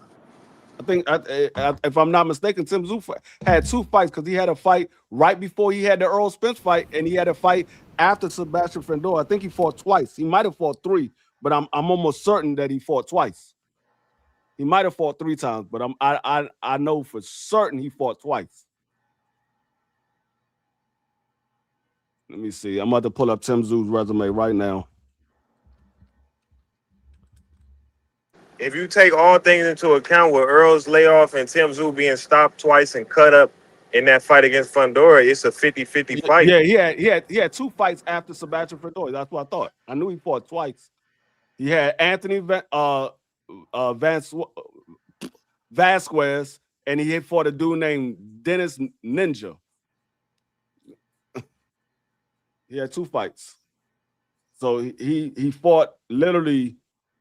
He fought 5 months later after he got knocked out after he got stopped by Sebastian Fedor. He fought 5 months later. He fought Sebastian in July. He fought again in December, and then he turned around and fought April of 2026. So 2025, Sebastian Fedor in July. Then he fought Anthony Vasquez December of 2025, and then April 2026. He fought Dennis, and then July of 2026 he fought Earl. So he was active. So it's a little bit different. You got a guy that's active, got a chance to knock off the PSD. I mean the PSD that he might have been suffering from getting knocked out back to back, and now he ready to go. So it's a little bit different. See, the problem is the fans believe what the promoters tell them. What's going on, Ariel? That's true. Like inactivity kills fighters, man. You just can't put a guy off the couch, man, and then say, like, it's just like watching NFL players, bro. Like, if you was out with an ACL injury, bro, you're not just gonna come back and ball out the first week, bro. Unless you're an anomaly athlete. It don't happen, bro. So, like, fans got to get this out their head. That's your favorite fighter, yeah, you love him. But hey, man, if he ain't fought in 3-4 years, bro, you need to leave that betting line alone. You need to stay the hell away from it. This is what I do, Aircraft. This is what I do. No, he didn't, man. No, he didn't. Hey, jumped out of there, didn't he? Yeah, no, man. Man, Brain was hurting, bro. Brain was hurting. I'm gonna tell you. Oh, man, yo. He saw that daggone copy box. He was like, "Oh yeah, I was tripping. I was tripping." Like, just admit you. Like, I'm sitting in the chat. Like, just admit you wrong, bro. It's hard for people to admit they wrong. Like, this is the wrong place to do that. But why do people start throwing insults at you? Because they can't clarify what they say. Because they mad. Yeah. I'm just trying to be. Pretty much. This is what you said. I'm trying to clarify because maybe I heard you wrong. That man said 80 punches per round for the first 3 rounds. I was like, what? No, he didn't. Wait. And why everybody want to use God in gloves and compare him to these regular fighters, bro? like, hey, I'm not gonna pull out. Yeah, Muhammad Ali used to do this, and let's see if the regular fighters can do it. Dude, there's only certain guys that can do certain shit, and they're anomalies. That's why they are who they was. Like, you just can't compare regular. Like, most of these dudes don't even have. Like, I'm gonna say this, and I said this a couple years ago. The 135-pound division, when they had Shakur, Tank, Devin, all them guys, none of those guys was even as talented as Shane Mosley was at 135. None of them. That's a fact. None of them. Bro, my bad. I was feeding the plants, bro. I That think level Kid of Drew's Shane best Mosley. win is Spence, bro. It's his biggest win, like Free was saying. My point being is that level of Shane Mosley at 135 would clear all that out based on what we seen as Shane Mosley at 35. Oh yeah, Shane Mosley was a monster at 35. I think Shane and Tank's a 50-50. I know, no way. And the reason I say that to you is I that's fine. I understand he's a fighter right now, but the hell I seen Shane Mosley go through with Vernon Forrest and Winky Wright, he got some shit in him. He got some shit in him that most of these dudes today ain't got. He got Doug in I him. agree. They ain't got that shit. I agree. If they had it, we wouldn't be still debating whether or not they're gonna fight each other. Shit. No, real shit. They would already fought each other twice. Yeah. We got Shane Mosley jumping in the ring with six foot guys and shit. You gotta go ahead and say it's some other motherfuckers, yo, for real. They the ones that ain't trying to fight. Vernon Forrest That's a fact. beat 98% of the daggone welterweight. No, I would say he beat 100% of the welterweights right now. Oh yeah, easy. I don't think nobody at welterweight messing with Vernon Forrest. No. Yeah, no, hell no. The motherfucking Winky White, man, Winky was different. Winky was different. I don't think nobody fucking with Wink neither. Yeah, Wink is different. Wink is that guy that he'll make Boots have to make an adjustment. Like Wink had some of the longest arms. Anytime you can block your whole face and your rib cage all at the same time, the way he beat Trinidad with just a jab, like just literally a jab, bro. Just a jab. Made my man look bad, yo. He made my man Felix look bad. And that's when Trinidad was running through everybody. That was after Hopkins, after he came back from the Hopkins loss. Yeah. But Trinidad was a drinker, partier, and shit. You know what I mean? Yeah, he was. But like when you see those fighters that took on them challenges the way that they did and they ran through them like that, man, it's hard for me to They put didn't need life-changing money to get in the fucking ring to see who the better fighter is. They don't need that. It wasn't all about that. That's why I say it's a different era from the 90s, the 80s, and now. The 2000 era, well, I'm gonna say the 2015 era, because the early 2000 they still was mixing it up a little bit. Yeah, they were. The 2015 era, man, it's nothing like the past years. Nothing like the past years. And it makes me sad, Free, because I don't think we're ever going to see anything like that again in you or I's lifetime. No, maybe it's not. Abdullah and them coming up, they might change some shit a little bit because they're going to have to fight. It's sad because the only way you get back to that level is they're gonna take is for them to take the money out the game. That's the only way. Take a lot of it. I was about to say, I think if Turkey is not involved, and being though that these guys pretty much messed up their era, I think you might see the younger guys actually mix it up, because these younger guys want to be put on that pedestal of being one of the great fighters of this era. So they willing to mix it up with each other because they want to be in that conversation. Because right now, those guys, to the vast majority, are being left out of those conversations. Now, when you're dealing with the diehard boxing fans, yeah, they come up in the conversation, but the casuals, they only talk about the people that they know, which is the Tank Davises, the Shakurs, the Devins, the T.O.s, the Ryans. They talk about those guys. They don't talk about the Abdullah Mason. Now, Abdullah Mason and Boots and Xander Zayas and that generation, they starting to make a name for themselves now, but they still are being left out of the general conversation because everybody talks about the other guys. They talk about the other guys. For me, Boots saves it for me. Boots and Benny. They're watching them two kids' career and the way they go about this shit. Thank God for those two kids. And Abdullah too. I was just at his fight. Y'all know that. So I'm big on that kid. I hope he's got fucking opponents, man. That's the one thing. There's a lot of guys that can, like, I don't understand why PBC hasn't put Andy Hiroka back on TV, because that fight he had with Antoine was a hella fight. Yeah, that was a close ass fight.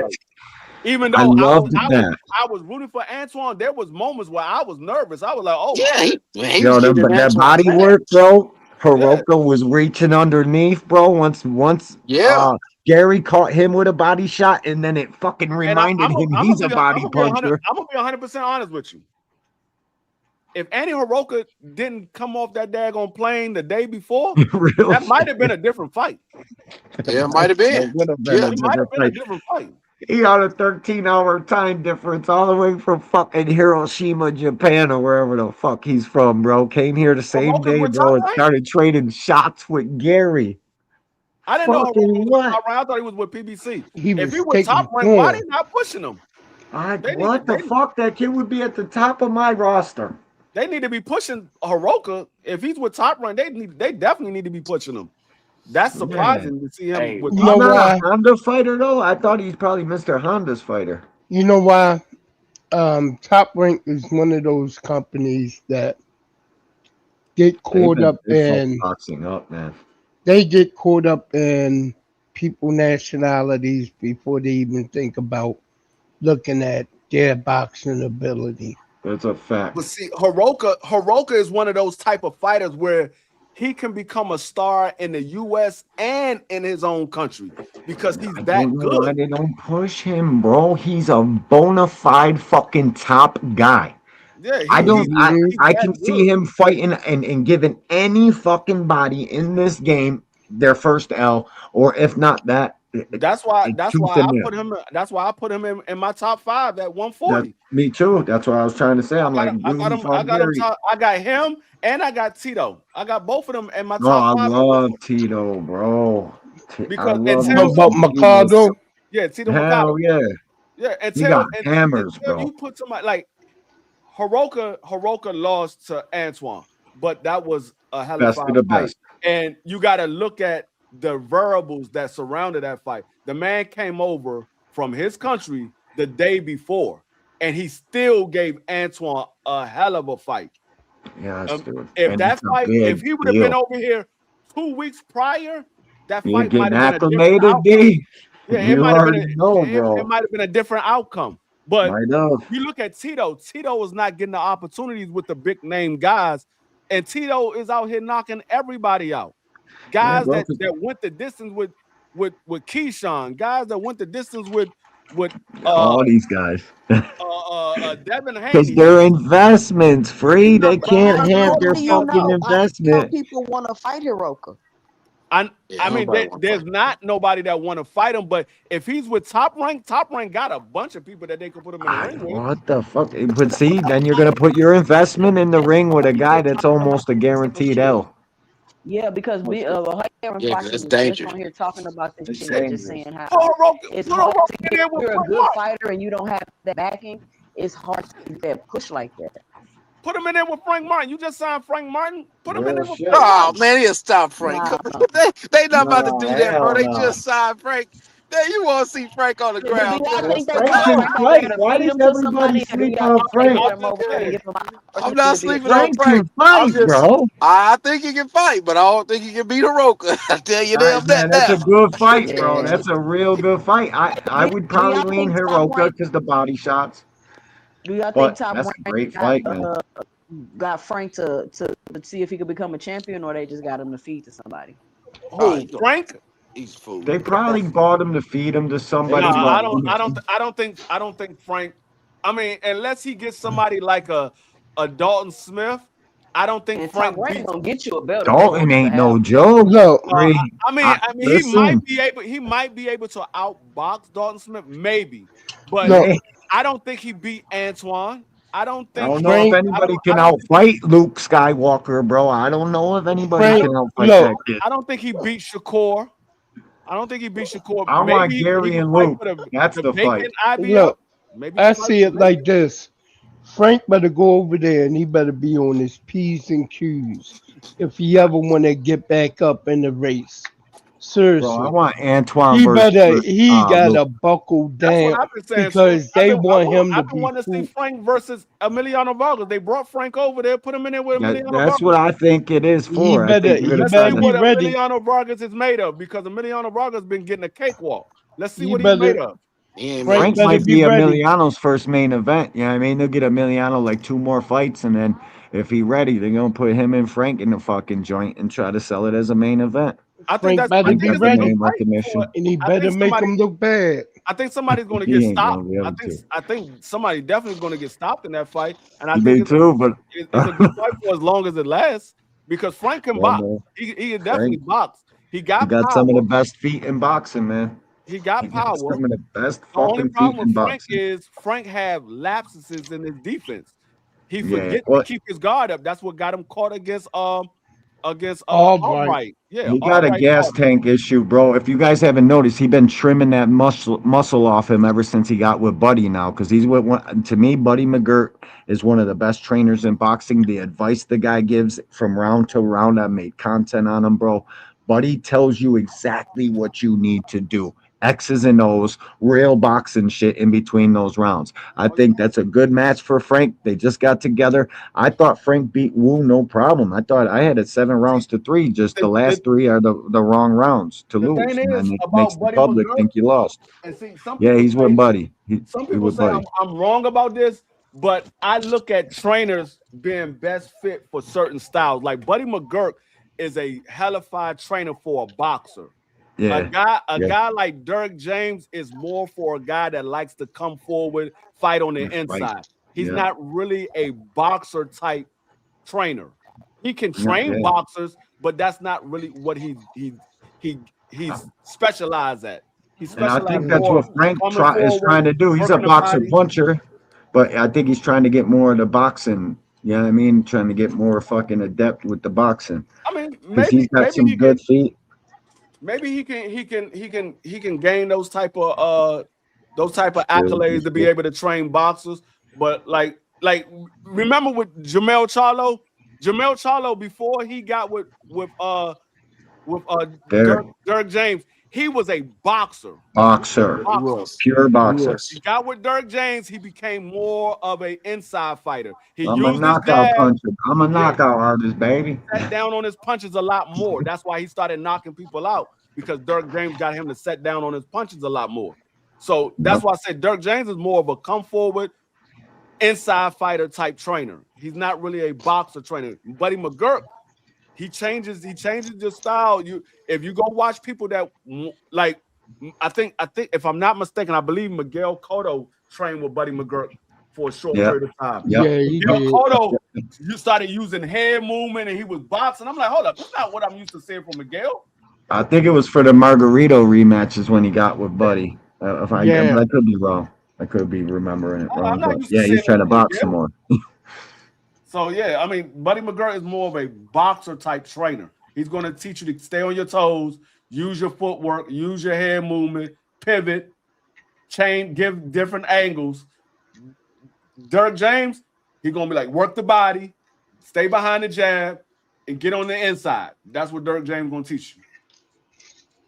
Hey, can I butt in real quick? I went and did the research, and I'm sorry because my internet went out on my computer, so that's what and for whatever reason I couldn't. It wouldn't let me pull up fucking CompuBox stats on the site that I usually go to. But whoever Hunter on the Hunt was, he was really trying to sabotage me, and I knew he was, because 63 total fucking jabs from Boots Ennis is ridiculous. Anybody that knows anything about Boots Ennis fighting knows that 63 is way too low. Boots literally threw, and I was engaging in hyperbole, and I'll admit that because sometimes I get hyped up, you know what I'm saying? So I did say in the first 2 rounds that he threw, for whatever reason, I thought that I saw 80. He threw 60 punches, 60 jabs in the first round, 60 jabs in the first round, like 48 in the second round, and like 40 something in the third round, which is definitely, I engaged in hyperbole, is off from what I'm saying. But total jabs, Boots literally threw in a Roman Villa fight, he threw 274 jabs. To put that in perspective, literally, Tank Davis didn't throw 274 punches in his fight against Lamont Roach total. So that's what I'm saying. It's a difference. Boots literally is a jabber, and when Boots is at his best, he relies on the jab like no other. Roy Jones Boots Jr. landed He's not gonna be able to 227 punches out of 622. 227 out of 622. That's what Boots landed. Total punches in Boots versus Villa was 227 out of 622. That's his numbers. I don't never look at those CompuBox. If you want to know how many punches somebody thrown in a fucking round, you got to go count them yourself. but D1, you get what I'm saying. Obviously, yeah, I don't use it as an end all be all, but just as reference. We saw Roman Villa. In my opinion, Roman Villa is still Boots' best performance. And I feel like it was brilliant. And remind you, it didn't go 12 rounds. Boxing goes, yes. If that's his best technical boxing performance. To me, it's the fucking Zayas fight. Instant classic. That was such a treat to watch Boots and fucking Zayas do what they did. I need to see more of that shit. I can't wait for Boots' next fight. I agree, but Hunter on the Hunt, like y'all don't listen to him. No, it wasn't Hunter on the Hunt who put that up. It was me. And my man, I don't know you, and I don't know why you think I'm trying to sabotage you, but I don't play fucking games like that. So I'm gonna let you know. I posted the CompuBox numbers in the chat. I posted it. Hold on, I got it right here on my phone. How many jabs did you throw? I'm grabbing it right now. 274 jabs, not 63. I just said how many. I just looked it up. Boots threw 404 jabs against Romain Villa. 404. That's even more than what I thought. According to the CompuBox stats, and that's a lot of fucking jabs, bro. 500 punches. But it went 11 rounds, so he was. So hold on, 11, he threw more. So you're telling me he threw? He only connected with 63 of them, though. Out of 500, that's ridiculous. Yeah, 16%. 16%. He said he heavily relied on his jab to dictate the pace early, throwing an impressive 60 jabs in the first round alone. My bad, Rivera. I came at you kind of hard. He threw 274. I misread it. Yeah, that bro. And I'm sorry, like I'm not that guy, bro. I'm the type of guy. I told y'all, I'm the type of guy. Like I don't debate. I'm an English literature major, so like when we debated in class, we debated to find the common ground, to get to the truth of the matter. We didn't debate to try to like nitpick and like say, oh, I got you, I got one up on you. I'm better than you at debating. No, I debate in order to like find understanding. Like that's the purpose of debating. Like as human beings, like that's why we debate. It's not to like get a better understanding. Exactly. I don't care about that. That's why I don't like. I get defensive because I see what go. I sit back and I don't say anything. I sit back and watch, and I see what YouTube boxing has turned into. It's turned into literally a bunch of men that literally all they care about is beating somebody in a debate. Bro, I don't give a fuck about that. Like if you like, I've been great at shit in my life for real. You know how many jabs he threw against Karen? 437. You can't complain about the debate when you are in the debate in the midst. You even went back and came back and spin the block to come back and prove a point on what you saying. So you can't complain about debating when you're trying to debate, my nigga. Like it don't work like that. It just don't work like that, bro. You guys are missing the point. No, I'm what I spin the block on because I'm trying to get out the facts. There was literally a narrative that was going to be spilled that Boots threw 63 punches.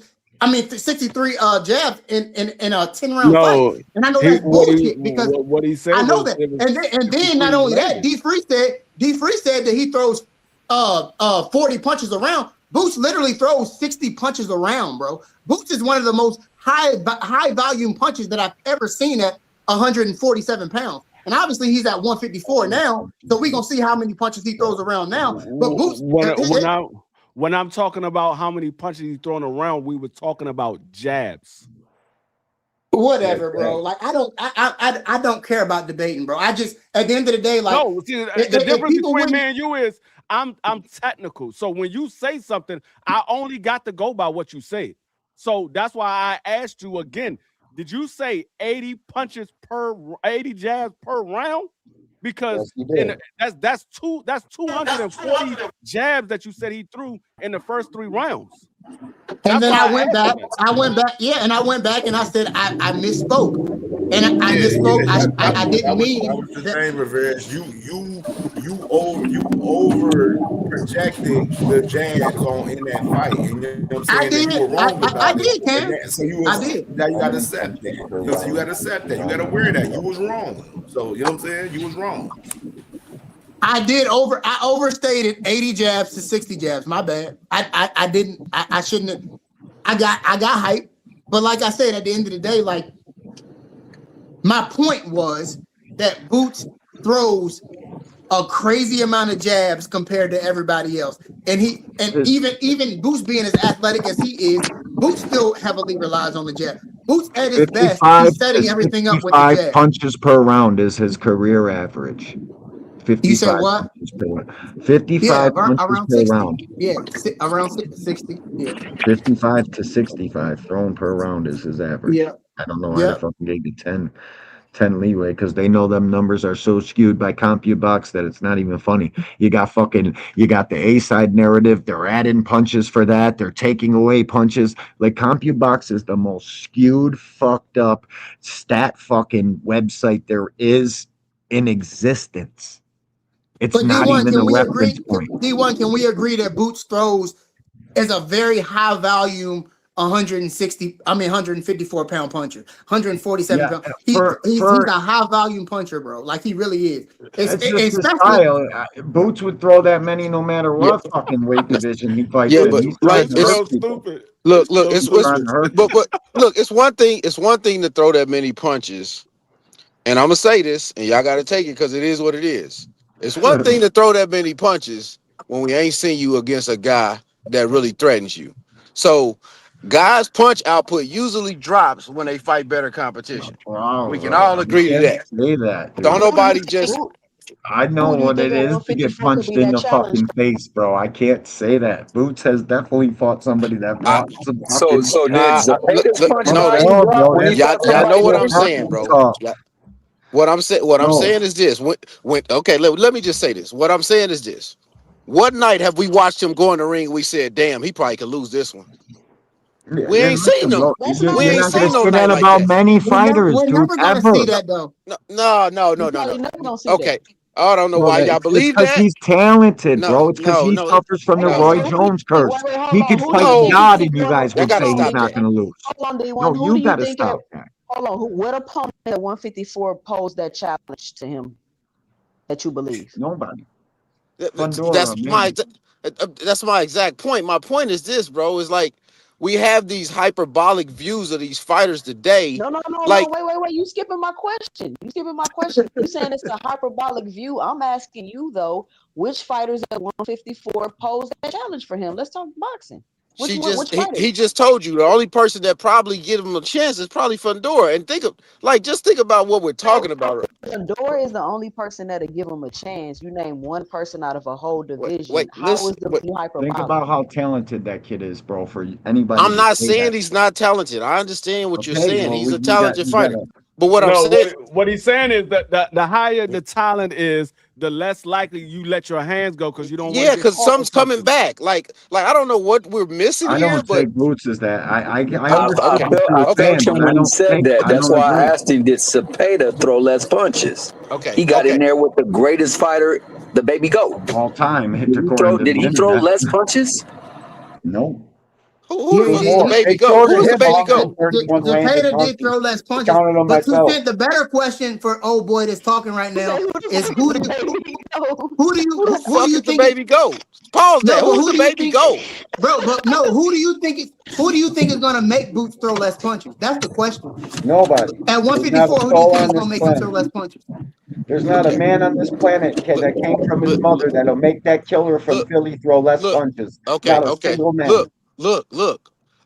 I understand y'all think he's the greatest athlete that ever touched No, you gloves. still won't answer the question. Wait, There's stop. I'm gonna nobody answer that's your gonna make him question. throw less I'm gonna punches, ask your bro. question if y'all let me talk. He's a fucking different beast. Let me say my point, and then I'm gonna answer your question. I understand you think he's the greatest fighter to ever touch gloves, but I ain't never seen an athlete. No, nobody Hold ever on, said that. stop. Nobody Let me saying finish. that. I understand you're hyperbolic. You love what you see.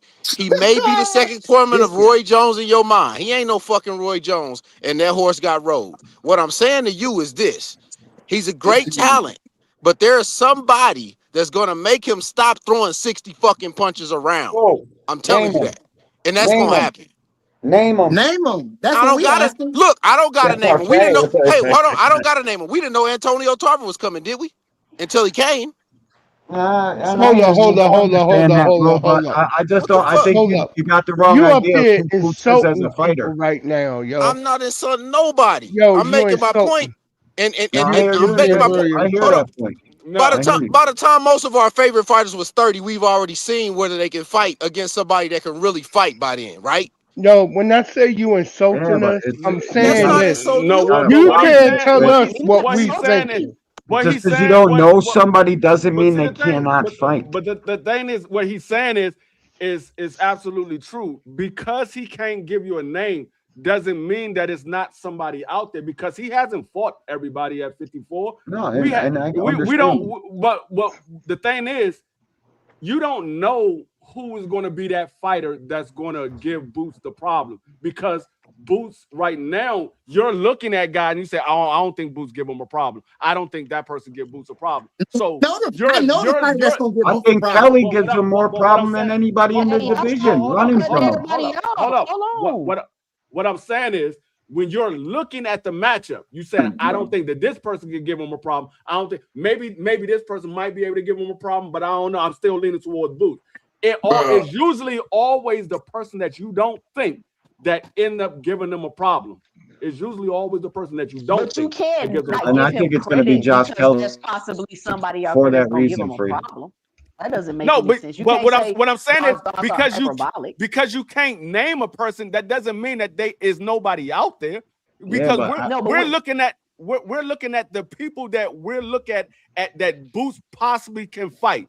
He might take a fight. That's always the case, though. That's no, always but when the you case. say when y'all say name them, you can't particularly give a name, because in your eyes you're looking at Boots as one of the best guys, and you don't think anybody really is going to give him a problem. We're just saying, who do you think? That's what Virgil Ortiz. You guys think Virgil Ortiz gives Boots a problem? No, of course somebody could come from somewhere and be Boots. But what I'm saying is, people keep wanting to not acknowledge he's good or how good he is because there's somebody out there that could possibly beat him. You get what I'm saying? Like, that's I understand that, but what the whole argument was, he was saying as the talent gets better, the chances of your punch volume goes up are slim. And your punch volume usually goes down when you get in there with better talent. Boots hasn't been in there with the best talent. He's been in there with decent talent, but he hasn't been in there with the best. I mean, right now, most people would say Xander Zayas is the best guy he fought.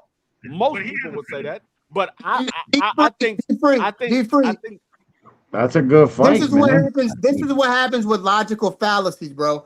Because what he did, he just came on here, and now he has the burden of proof because he was the one that said that there's somebody out there that will make Boots not be able to throw 60 punches around. So now the burden of proof is on him. And now what's happening is now we're dealing with the fallacy of appealing to ignorance, which means what you're saying is yes, it is, because what we're doing is we're appealing to ignorance because we're saying, oh, well, you got to tell us somebody. And just because he can't tell us somebody, now you jumping on that fallacy of being like, oh, well, since he can't tell y'all, that's appealing to ignorance. But see, that's the same way. That's the same way that when you say you can't beat everybody in the world, well, tell me somebody that's going to beat me.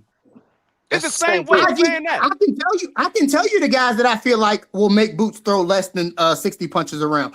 My boy D1 just gave one, Josh Kelly. I don't think Boots is going to throw 60 punches around against Josh Kelly because of his style. I feel like if he fights a guy like, if he obviously in a perfect world, I feel like at the end of the day, all you doing is proving him right, because some people would say Josh Kelly is a better fighter than Xander Zayas. But we wasn't trying. But no, he couldn't give us. He couldn't give us.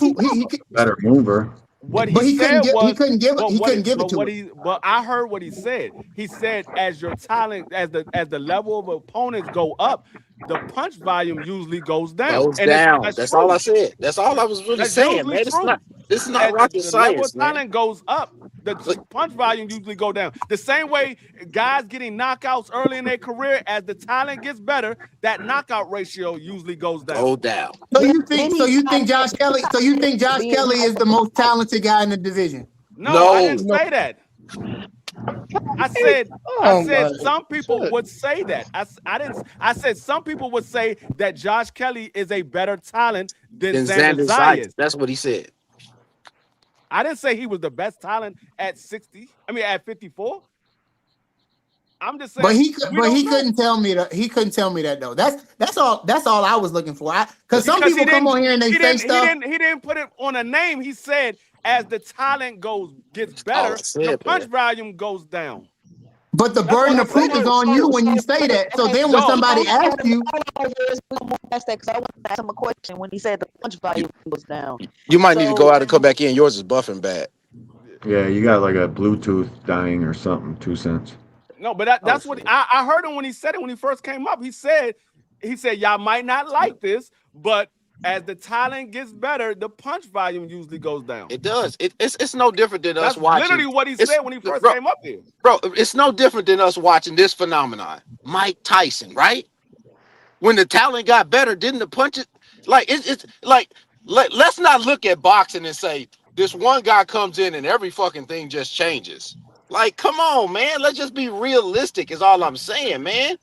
Like, come on. I'm not saying the guy's trash. I'm not saying that. I'm saying he's a good fighter. What I'm saying to you is that more likely than not, when he fights fighters that you believe that could possibly beat him, he's not going to throw 60 punches around. That's all I'm saying.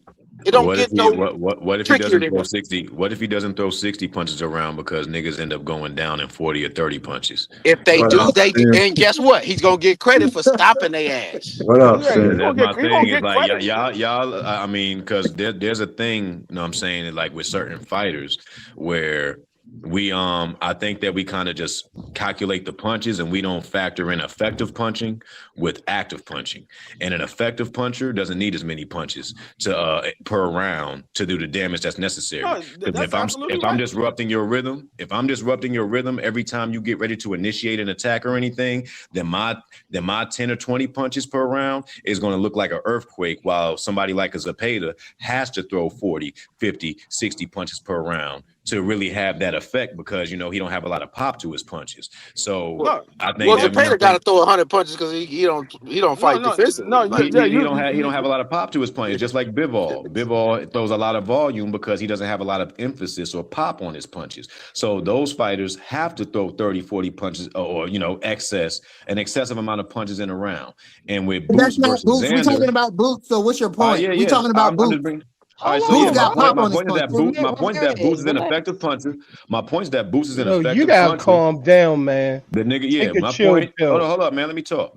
My point is that Boots is an effective puncher. He just put down a nigga in 7 rounds who was 20 pounds heavier than him in the fight, and you've seen the visible size difference. So if he's not fighting people that's consistently that's visibly bigger than him and that can really take that punch, if these is niggas his size, bro, he's gonna be putting these niggas out, and it's not gonna take 60 punches to do it.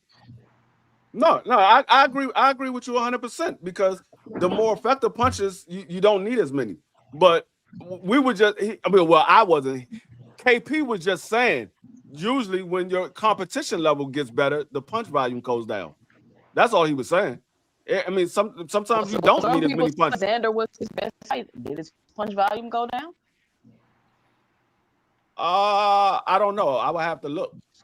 I had to look at the number, but I think he was in the 40s or 50s at least in the 40s or 50s. But I mean, looking at Xander Zayas, what do we think he becomes after that fight? I mean, it's not like we're just about to say he's about to be. I know we got to wait and see, but we're based on what we just seen. Nobody's just beating down the door saying, "Oh yeah, 160, yeah, he's gonna be the champ up there. He's gonna be the." Nobody's just saying that. Yeah, I think it should be more pressure applied to the motherfuckers who's running from him. Because the reason I'm why he's saying not that he getting great definitely can win fights, a the championship reason why at he's not getting 102. great fights, because most niggas are ducking him. Motherfucker just retired and niggas is still calling him Exactly. great. And we know damn well that that man was on his hit list. You know what I'm saying? The roles were going to line up. So Boots not being able to find fights ain't something that we could penalize him for, because motherfuckers are actively ducking him, running from him, because they know they know the danger that they're gonna get. While some of the other people that you want to praise over him have actively ducked multiple fighters, and this niggas get no flack for it. So how are we gonna sit here and put a limit or a ceiling on Boots' potential and try to act like he's not out here actually running shit down? You know what I'm saying? And Boots ain't. I feel the same way as far as he hasn't been in there with top tier competition, but that's because some of the people that y'all call top tier has been running from this motherfucker. That's not his fault. No, it's not his fault, but he just missed him because of age. That's all it is, bro. It ain't It happens got nothing to sometimes. do with age, because them niggas could have fought still. Hold We on, watched Bernard Hopkins fight to the age of 50. That's bullshit. I understand what you're saying, but there's no way Keith Thurman, Earl Spence, Sean Porter, and all those guys was gonna fight Boots. It wasn't gonna happen. We ain't talking about that. I mean, probably not at the Talking time, about because he didn't Bud. have the money yet. So it would have been low risk, high risk, low reward for them. He didn't have the following Bud is older behind than him. them, dude. What are we talking about? You said who's older than who? Bud is older than all of those dudes that I He just was named. mandatory. But we have seen niggas older than 38 do greater shit than Bud No, did. but So stop what acting he like said- 38 is the number where niggas retire. Y'all got to stop that, bro. That's some bullshit that y'all. Yo, throwing that in the nigga game. was that man's mandatory. Y'all gotta look at How it you from saying this y'all? aspect. Y'all gotta look at it from this aspect. I'm talking about the people that's defending it. Y'all gotta look at it from this aspect as well. These guys was of a different era. They wanted to. They was trying to mix it up with each other. They knew Boots was a upcoming hungry lion. They saw the talent in Boots. You saw what That's a fact. Sean Porter said. Sean Porter said, "No, keep that man far away from me." And then the same punk motherfucker said he was overrated. Keith Thurman That's a trying to act fact. like he didn't know who he was, even though he was commentating his fight. He tried to act like he didn't know who he was. Earl and Bud was in the middle of trying to get their daggone their undisputed fight together, and the winner was supposed to fight him, but they was like, "Man, I'm not gonna sit here and fight this hungry lion." You heard what Bud said, man. That's a high risk, low reward. Meaning that it's a good chance that he could beat me, and I'm not gonna get paid for it. That's exactly what it means. And that nigga ran out the high sport. risk, low reward. It means it's a good chance that he can beat me, and I'm not getting paid for it. Vacated Everybody eight act like belts, they don't ran know out what the that means. sport. All of a sudden, when a guy say that, they were like, "Oh no, he wasn't scared to fight him." The man literally said he's a high risk, low reward. That means it's a good chance that he can beat me. Yeah, high risk definitely means you see yourself getting your ass whipped. And he said, "I'm gonna Nigga keep said my high goddamn O." He said, "I'm keeping my O." Right? And Those they gonna guys- have two those O's guys around his eyes. That's for they damn sure. wasn't- Fucking with Dude, Boots. there would never be a time where a fighter that we considered the top fighter at the time that he probably retires, there would never be a time where there's never another fighter that's It's the probably same a thing. fighter that he could have fought. Like the it's same always going to be that way, bro. It's No, never it's the gonna, same thing that ne- Floyd did to Keith Thurman and Sean Porter. He Say, did the same thing to them. It's no He said different no. than Leonard them doing Now, that to what Mike I will say McCallum. though, he It's did no give them different, bro. he gave them an opportunity to fight him. They said go beat Earl Spence. You beat Earl Spence, then I'll fight you. Everybody forget about that, and they Use like, that oh, human why they shield. put somebody in front of? Well, he did the same thing to Canelo Alvarez. Canelo Alvarez went in and beat Austin Trout. He got the fight with Floyd. That's the same shit Shakur did to Shockey. And D Free, the only reason why I would say that Floyd had the leverage to do that was because he has fought a multitude of world champions. He's made money. He's made many of contributions to the sport in fighting uphill battles and great fights. So he had the leverage to do that. But saying Crawford and all them other motherfuckers who came after him had no right or leverage or reason not to make a legacy fight. That's the reason why Crawford is so salty now, because there's still some unfinished business that he didn't. know he ain't didn't doing handle. enough. Yeah, he forgettable as fuck. He knows that there's some unfinished business that he ain't handling. Left that food on the table. I keep but my thing is that Boots is being crucified. But Boots is being crucified for the sucker shit that those niggas did, and that's the fucked up part about it. You know what I'm saying? Because he was available to make the fight, and nigga did not fight no senior citizen. 38 is not a senior citizen in the sport. Plain and simple. And niggas trying to use that as an excuse to justify a fight that really could have been made. And there was many of other challenging fights that could have been made for the same individual that ran from Boots. So my thing is that why are we sitting here penalizing Boots like we don't see the level of talent and like we don't see the will to actually make challenging fights? Until he ducks a challenging fight, niggas can't put that asterisk on his motherfucking name. Until he ducks something, it's not that nobody's penalizing him for that, man. And you're satisfied with your retirement, you're not going to speak on a guy that's active and you're not fighting anymore. You're going to say, man, that man doing this thing now, I got my hats off to him. I ain't thinking about him. That man's I knock his ass out. Say my name. Who knows, Free? Because he knows he was supposed to fight that young man. He knows it. Why you gotta say your name? He was your manager. All you gotta do is come back and say, hey, I'm only coming back for Boots. I'm not fighting nobody else. I'm only coming back for Boots. Boots, do you want this fight? He ain't gotta say your name. You can say his name. You can say, Boots, since you got so much to say, I'm easy work. I'm coming back just for you. Do you want the fight? That's all you gotta say. Bingo. Boots is, in other words, Bird needs to put up or shut up. Y'all want Boots to worry about a retired fighter when you got a retired guy that's talking about Boots. You want Boots to worry about somebody that's retired. Exactly. About him. And at the end of the day, like you said, D-Free, Boots has never came out. You can't find an interview anywhere where Boots said that he is not fighting Terrence Crawford. He don't want to fight Terrence Crawford. You can find plenty of interviews where Terrence Crawford has literally said, I'm not fighting that dude. I don't want to fight him. Oh, Boots has said, I don't want to. There's interviews where Boots called out Bud and Earl Spence, and people act like he ain't never called Bud out. There's literally interviews on the internet where you can find where Boots said, I want Bud and I want Earl. He literally called those two by name. EJ said, hell yeah, I'll fight him. As long as the money right, everything good. Like, hell yeah, he nice. Like, Spence gave him his credit. Spence gave him his credit. It's just after he took that loss, that fight lost value and momentum because he just took that loss to Crawford. That's the only reason why motherfuckers didn't push to make that fight. Because otherwise, I'm pretty sure we would have got that fight because EJ ain't running from no smoke. But the wrong nigga got the limelight, and that's why you're dealing with what you're dealing with now. And now we're crucifying Boots for just being good and intimidating the other motherfuckers. I'm not crucifying the kid. I think the kid can fight, but nothing is proven until they all get in the rings, man. So I don't give accolades for guys that I think possibly who they could beat. That's a lot of hypothetical shit they do nowadays. I don't do that shit. I mean, I give accolades if I know that a nigga said that he will fight you and you retired, you ran out the sport. You know what I'm saying? Like, I give accolades for punking niggas. If a nigga run in the ring and say that he gonna beat your ass, and then you go talk about you rather fight Errol Spence or somebody else, say one thing in the ring but go do another. I give niggas points for that. These are victories over these niggas. But hold on. Put the fear of God and. You know what I'm saying? Like, bro, how you gonna let a nigga come in the ring after you just won, disrespect your victory, put the limelight around him, and you gonna talk about you want to fight somebody else? That's a win for Boots over Virgil Ortiz and Bud. Look. I understand the psychological warfare and it is what it is. I want to see the dudes fight. I don't give a shit what they get paid or none of that. And you got to put pressure on those niggas. I'm not putting. Look, dude. I'm not this saying is you, boxing. though. I'm just saying people in general, bro. Boxing, they independent contractors. If they don't fight the fights that we want, they don't get paid. So fuck them. I don't give a fuck. I mean, at the end of the day, that's why I'm at with it. I don't do it. I ain't got time for it. All this shit is all make believe on the internet. Like, they already know who's getting in the ring. This shit's all fucking make believe. At the end of the day, if the fighters want the fight bad enough, they'll make the fight happen. That's a fact. Time and time again. It happens time and time again. If they want the fight bad enough, you'll see fighters go against their promoter. They'll go against their management. They'll go against their trainer. If they want the fight bad enough, they'll make it happen.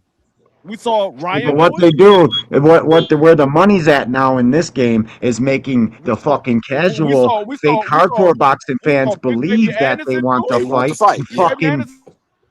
Yep. And now we're at where we're at. They got all this talk and all this bullshit. They make the fucking internet believe they really want to fight.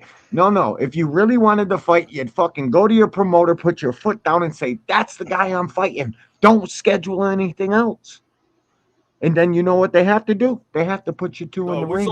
We saw Floyd do it. Floyd bought his way out of his contract so he could fight Oscar. We saw Mikey Garcia do it.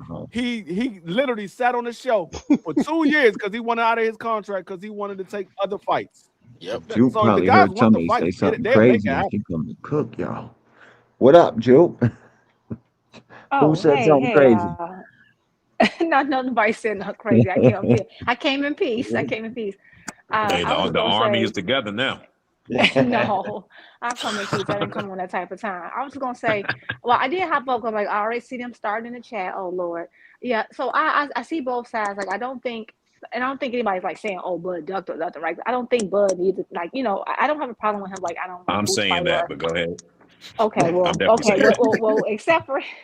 except for saying, I don't think he had to take like, okay, you had, you want the Earl fight. I think it made more sense to make the Earl fight. I thought it would have been crazy to try to take a Boots fight. So when people saying, oh, he offered Boots to fight right before Earl. No, he was not going to do that, and it'd been silly to do so, right?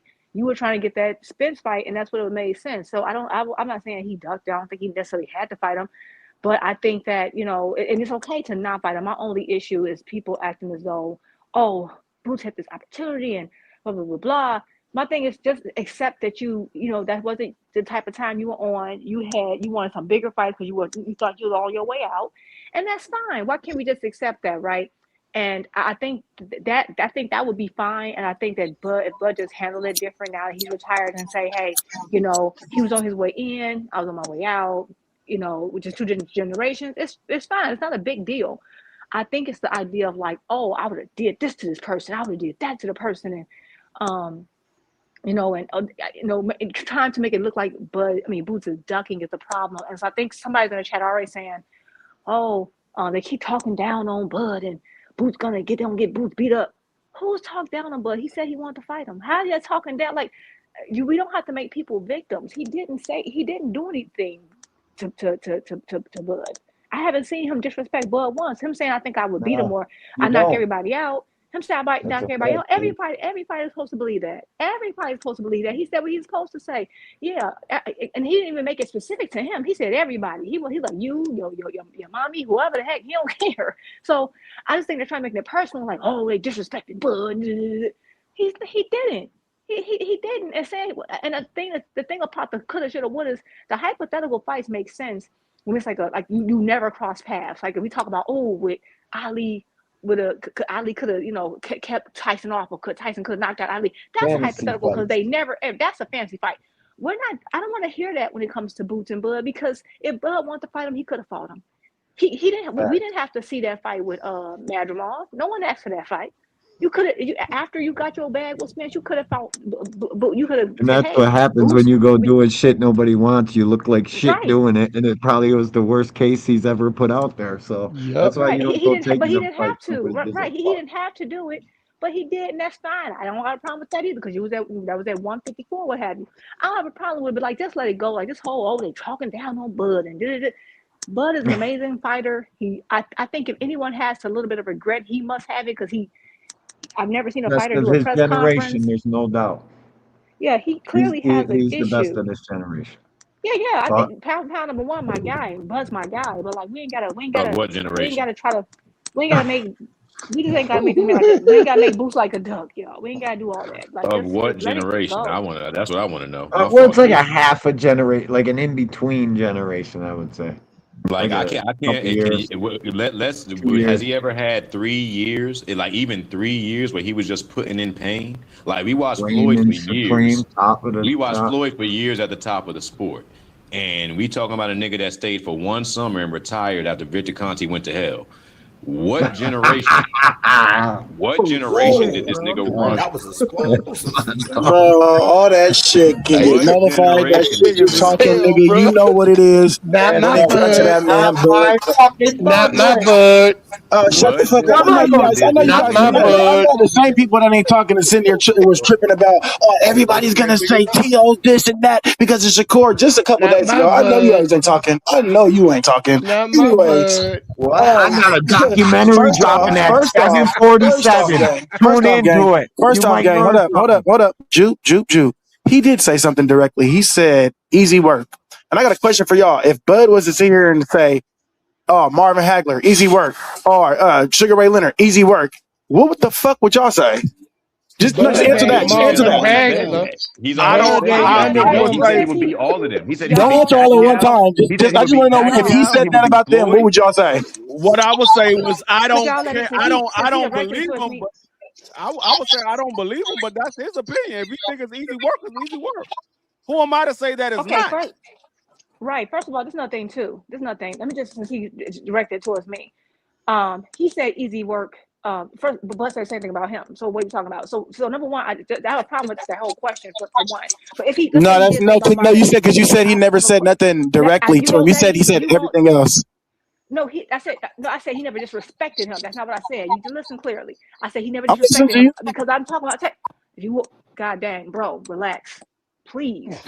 What I said was, some people down in the chat are already saying they're talking down on Bud, blah blah blah. I said Boots never disrespected that man. He never said anything that man disrespectful. Saying your easy work is not disrespectful when you are contentious, while you're mandatory. That is not. So that's what I said. So I didn't say that he didn't say no. He said, yeah, I'll fight you. He said the same thing to Spence. He said, and they asked him, would you knock this person out? He said, everybody. This person easy work. Yep, this person easy work. Yep, this person easy work. That's number one. But let me answer that question about the whole Marvin Hagler and Leonard. I think the problem is that you guys see Bud as equivalent to Hagler and Leonard. I love Bud, but I do not. I don't think Bud does. I don't think Boots does either. You see them. It's like that's the difference is that if Bud was to say that it would be crazy. Well, I'm gonna say it would be crazy. It'll be his opinion, but they're not. They never cross paths. Again, you're comparing apples to Oh my oranges. God. It's two different No. things. You're saying, oh my God, let me finish. It's not the same thing because we have seen the completion. Like Hagler, Hearns, that generation was different. They're not crossing paths. I can understand if Bud was coming up and like Hagler or Hearns were on their way like towards the end of their career and they crossed paths and he said, "Man, I ought to beat him," because that's different. No, these you're talking about that's way ahead of you. That's different. The thing is that he can. I'm not saying that Boots and Bud are contemporaries, but they overlap. Their careers overlap. So no, it's not disrespectful to say to someone that you could have fought, someone who you were the mandatory for, that you think that they're easy work. No, it's not disrespectful. Just because you see Bud as equivalent to Hagler Hearns doesn't mean Boots sees him that way, and I don't see him that way. I don't think Bud is equivalent to Hagler Hearns. I don't think he's nowhere near. And I don't think And he's in the just same. because you feel that way. So it's not the same thing because they never cross paths. They never cross paths. This is somebody I could have actually fought. Not no hypothetical, no, they actually could have fought, but Bud said no. That's the difference. So who's to say that Bud doesn't feel that Boots is anywhere near him? Just like you don't feel like Bud is anywhere near Hearns or that. Who's to say Bud don't feel that way about Boots? So that's what I'm getting I'm at. sure he I feels understand. that Hold way. up. Let me finish. I understand that these guys overlapped and all this shit, and I could possibly that's why I threw Mayweather in there too as well, or I could throw Andre Ward in there. You know what I mean? I could bring it a little bit closer. But if a nigga was to sit here and say, "Oh, I beat these all-time greats," or you know what I mean, somebody that's never been beaten before in Floyd, you know what I mean? Is he hating by saying that? Is he hating by saying this nigga's easy? Yes, that would be considered hating, or that would be considered disingenuous because nobody's ever watch. Nobody's ever made Floyd look bad, right? No, Who's the who thing made is, Floyd look bad? that's not hating. That's not hating. So to sit here and say a man that's 50-0, as great as Floyd Mayweather is, and nobody and all the greats that he has fought, to sit here and say that I can make him look easy if nobody else made him look easy is kind of disrespect. I don't give a damn what you say. No matter how you paint it, it's disrespect. I know. No, it's not. And that's Well, because take it out in the ring then, nigga. Fuck it. Hold on, San. My bad, dude. I don't care how you feel. You're talking about your feelings. I don't care. I'm not here to talk about your Nobody feelings. would feel it's a disrespect, so that's a fact then, right? If I feel that and Floyd would feel that, that's a fact, right? No. Feelings aren't Floyd would facts take it anymore. as disrespect, right? That's why they don't disrespect him. No. And I need you to calm down. You are so, first of all, the temperature was real calm until you came up here. I need you to just take a deep breath. Because I'm trying not to take it there, and you're like trying to take it there. Calm down, bro. Estrogen energy. These people don't know you. Relax. All I'm saying is this. No, it's not disrespectful. Every fighter, no. Because what? Guess what? There are people who have gotten to 50-0 in the past. There are people who have gotten. We have fighters that back in the day, like Sugar Ray Robinson, who had like how many fights this man had now? Like 80, 90, hundreds of fights, Didn't he win whatever. 87-0 or something like that? 100 and 100 yeah, or something. yeah, right. He had 100 some fights. I think he made it to past 50-0 without ever getting beat. Some people have gotten past 50-0 and still got beat. That doesn't mean you're unbeatable. That doesn't. So if you mean tell me because you're undefeated, I'm supposed to think that I'm scared of you and I can know you can't be beaten because somebody else couldn't? Did you fight my style yet? Have I seen Bud fight a style anything like Boots? No, I have not. Have I seen Bud ever get in the ring with someone a longer reach than his or reach that match his? Hey. No, I have not. There are certain styles. Just because you're 50-0 doesn't mean that's the problem. Y'all get so obsessed with. That's why I say y'all get so obsessed with these stats. Yeah, y'all gonna end up getting y'all. Hold on, Sam. He calls Bud Lord Bud. That stat thing, and y'all so obsessed with it, and that stat pattern is because it doesn't necessarily mean that you can't be beaten. Because guess what? You can beat a 50 of the same style. But you never fought this other style, and you never got in the ring. That's different. The reason why Sugar Ray Leonard is one of my favorites is because I've seen him get in there with every style. I've seen him not have the longest reach. I've seen him get in there with a switch hitter. I've seen him get in there with somebody who brawled. I've seen him get every style. I cannot say that I've seen Bud get there with every style. Just like Floyd. Now Floyd, a little bit different. I have seen him in there with almost every style. But if someone was to say, "Hey, I still think I got what it takes to beat Floyd," they have the right to go in there and challenge him.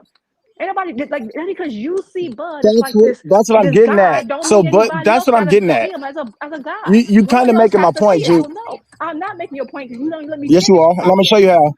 No, yeah, you can finish talking. How about you stop being disrespectful and stop interrupting people? How about that? Go ahead. Why are you so emotional? I'm not. Hold on, Juke. Juke, I'm not gonna.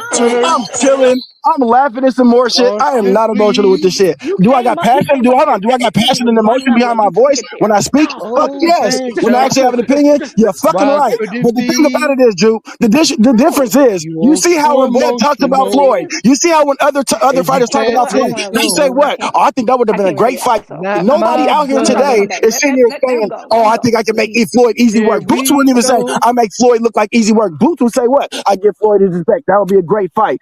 So, like I said, when you have a younger nigga in a different class coming up, like you said, different generations, you should pay that generation homage. And if you really think you can, call the nigga name, like you've been saying. If that's what it takes to bring him back, do everything to bring him back. Come on, man. Who is that? Band up. I feel like the word that you're looking for, bro. I don't think it's disrespect or hate, but real competitors know. Like, I don't give a fuck. Like, I played in the same conference as fucking Victor Cruz and fucking Marcus Colston, and I knew, like deep down, I knew that they were probably better than me. But if somebody asked me, like, what you gonna do when you go up against these motherfuckers? I'm gonna tell them I'm gonna cook them. Like, period. And I wouldn't expect anybody as a competitor to say anything else. You can say that maybe you as a Crawford fan, you can say that he's delusional because you feel like there's no way he can beat Boots. But as a competitor, as a competitive man, with pride, bro, I'm gonna say if they say, okay, what you think about this dude, and we know it as competitive and as talented as Jerron Boots Ennis is, and as much confidence as he has in himself, what would you expect? Would you expect anything else from the man other than to say, "I'm gonna cook him"? Like I just don't get it. Like, you guys are weirdos when you think that a guy is literally gonna bend the knee to any other man. I'm not saying bend the knee. I never said say that he would lose. I'm saying give him his respect. Don't sit here and say it's gonna be easy work when ain't nobody ever make this nigga look like easy work. He don't have to do that though, bro. He's a competitor. No, he was telling the truth. So he don't have to do that. And if you feel like it was disrespectful, how are boxers supposed to handle disrespect? Get in that motherfucker, do it. Call his name out. Tell him you'll knock Terrence Crawford out. No, he already called his name out. Nigga get in the ring and do it, because only one nigga who's the boxer who chose not to you heard Bernie the boxer? And hold up, and I'm glad I'm on you, Sin. And Sin, to your slick ass comment, talk about, oh, he want to retire when Victor Conte in hell. Why the fuck ain't nobody else from Snack retire? Why ain't Clarissa retire? Why ain't Clarissa retire? Why ain't Devin Haney retire after Victor? Why ain't everybody from Snack retire if that was the case? Because Crawford was the only nigga without confidence. Everybody know Clarissa tougher than Crawford.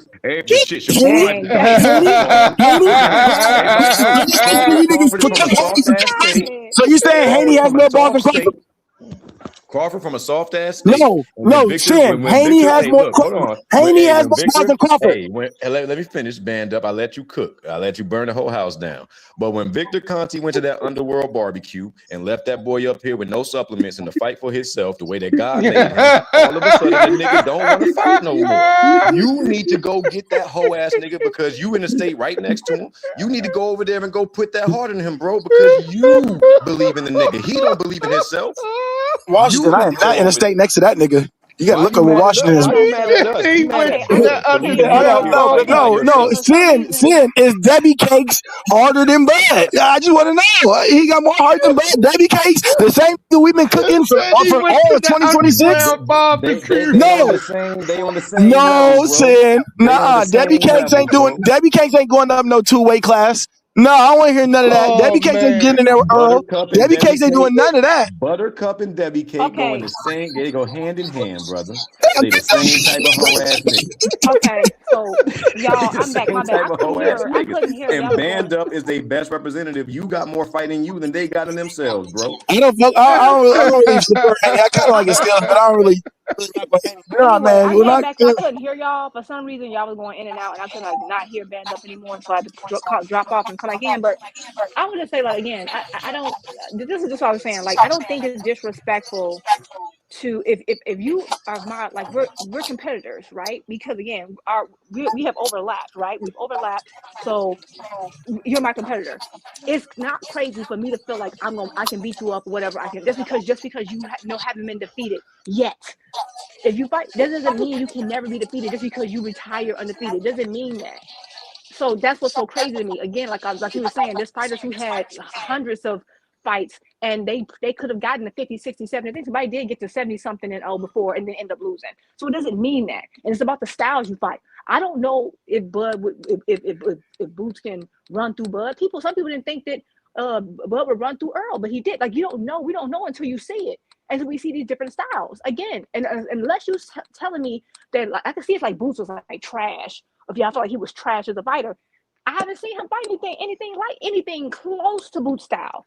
Anywhere, I've never seen him fight anyone with the same reach as him or a longer reach. I don't know what he would do.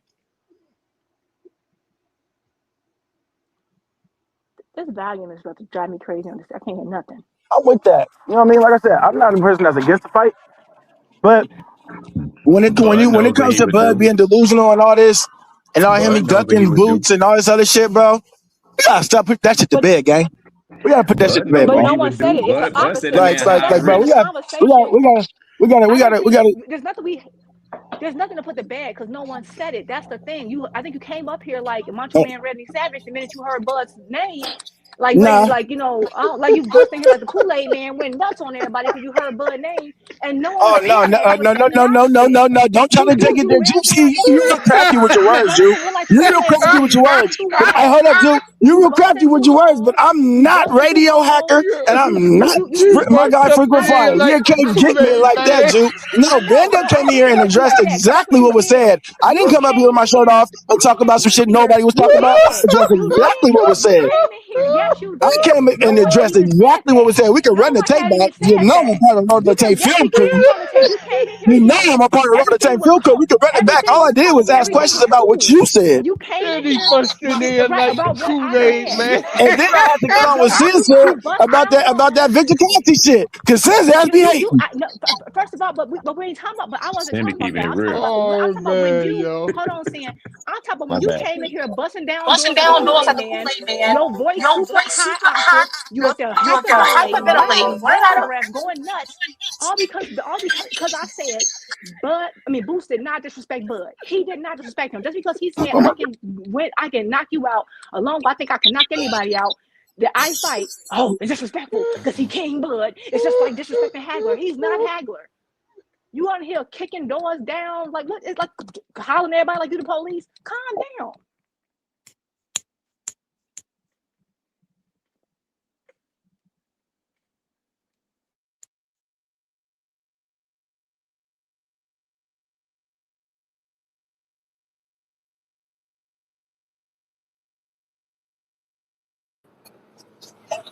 Hello? I can't hear something drop off and come back. Yeah, everybody just went Damn, I blank. thought the whole channel dropped. I'm about to say, The whole goddamn. Hold on, I'm back. No, What I'm else? talking Bro, about they called laughing you. my ass No, off. Banda This was is getting a fat phone call. All I man. heard was she said, I don't know, she said Banda was up here hyperventilating or some shit like that. Look at here, goddammit. It's funny how when yeah, Banda because you come in here, did. when I'm normally on, no, look, no, You Duke, came let me up talk. Hold here. up. When I'm normally on, and we be having a normal conversation and shit, I'll be cool. I'll be quiet. You can ask CamJ, you can Yeah, ask unless anybody it's to have on the Bud. platform. Unless I'll it's be cool Bud. and And you be quiet. Hold up, emotional. hold up. Yes, But you as soon as until you you hear Bud motherfuckers name. get to hating, as soon as you motherfuckers get to hating and pointing fingers and shit, they gotta Please start don't lie cooking on me. again, How am I bro. hating on Because you Bud? guys be on some How did I bullshit. hate on Bud? Who I on said as BS? soon What as did I you say? What did I listen, say that's you funny? missing it. You missing it. You missing it. You got But you the number one mentioned my hater of name. You Bud up mentioned my here. name when you Sid came up here. Ironheart. So no matter what you say, Juke, we got a number one hater of Bud up here. Me and The Sim did number that just one for truth years. teller. The number No, one You and truth dig? guess teller. what? You dig? So no Name matter one what you truth lie. say, I get Name we that. already one got a lie I hater up told Hold here. on on. Bud. And when we get some But haters you up didn't. here, you know But what I'm you didn't saying? come up We here. gotta But come Banda, up you here came and up here set and you some was shit mentioning straight. sin. You You said guys be my name. tripping, bro.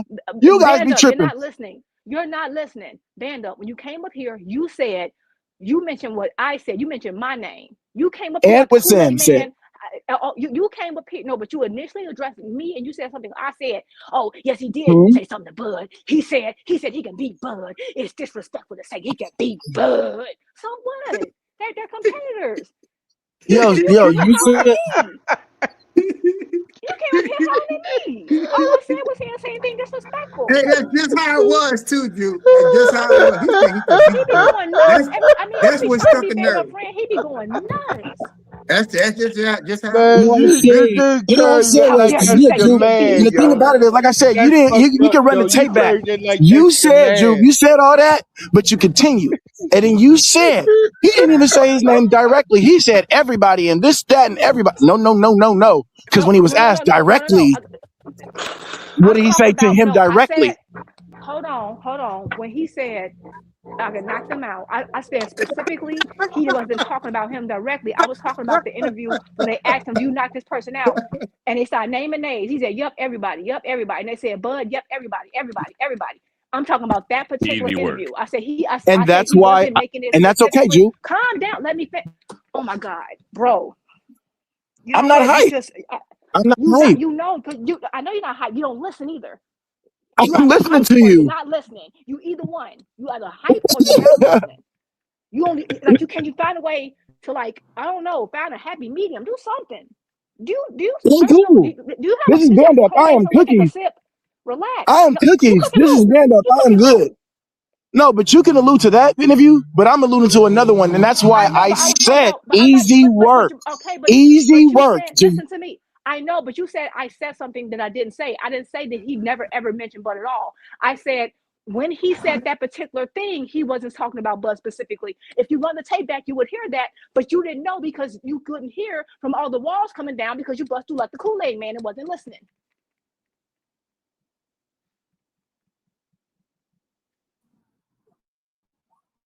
You done? Did you say I don't listen? Did you say I don't listen? Are you done? I just got to make sure. No, I'm not done actually. No, so that's why you didn't hear. So you Okay, said, I'll wait. you said this. Yeah. Wait. So you said, oh, but you did say that. You Get said he him, never mentioned Juke. him directly. I didn't say he never mentioned him directly. I was talking about in that particular instance when they were asking about who the people he would knock out and all that, and he said everybody. And then they started naming and they named Bud. And he said everybody, and that's what Bud responded to. And when he had an interview later, he responded to him saying that. And I said he wasn't even talking about him directly, but he talked about everybody. So yes, he do feel like he can knock you out. So what? But my point was that I was responding to something someone said in the chat, which is that they're talking down on Bud. He's not talking down on Bud by believing he can beat him. He's never disrespected Bud. My whole point was he never disrespected this man. All he said is, well, I want to fight you. You made it bigger, like, oh, he did bring him up this other time. I want to talk about that other time. And instead of you listening, instead of trying to argue, you'd have understood that. But you just want to argue, say, no, you didn't. No, you wrong, Juke. I'm not wrong. I know what I said. The point is that he could have fought him. He didn't. We're fine with that. He apparently is not fine with that, which is why he has a press conference every time Boost does anything. So y'all need to sort that out. But go ahead, Bamba. Thank you, Juke. Hey, yo, Juke, remember what I asked you about Marvin Hagler and all that shit? And I said, it's saying easy work to them disrespectful. And I was alluding to the video that I fucking said. I was bringing up too, along as what you said too. when you try to say that he didn't mention him at all. And I say, yo, so if a nigga say this and then you try to, and then hold on, let me finish. Let me finish because I'm not done. I'm not done. I'm not ready for your answer yet. I'm not ready. I asked you something, but I'm not ready for your answer yet. I'm not ready for your answer yet. I'm not ready for your answer yet. I'm not ready for your answer yet. Let me go. Let me go. Let me go. Let me go. Let me go. It's okay. See, that's talking about. But that's just okay, Duke. Because when we on next time, I know this ain't even to talk. It's good. You think you're the only person that can talk? Bandit can talk right along with your ass. I promise you. I promise you I can talk just as much as you guys. You should think I should have a platform with this shit. How much Bandit can talk. You'll be surprised how much I can talk. You will be surprised how much Bandit can bring out and how much all this shit. But when I say the shit about him alluding to the video and him doing easy work, and I compare Morgan Hagler to the what does that mean? Is it hate? Was it hate? And I brought up Floyd Mayweather's record, and I alluded to that. To that video when he said Terrence Crawford was easy work. When he was directly asked about Terrence Crawford, what was said? What was Boots?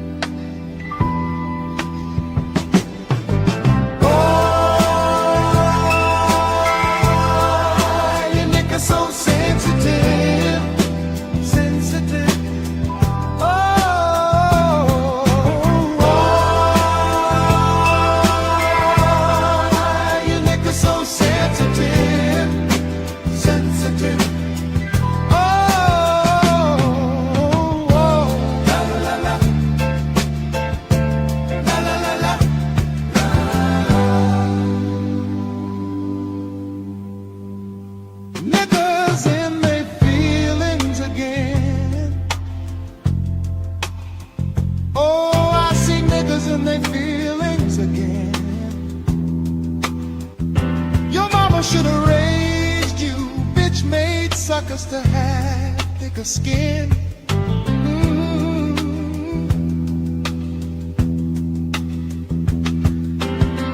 I'ma always tell the truth. I'ma always tell the truth. If the truth hurts your feelings, that's a problem that's on you.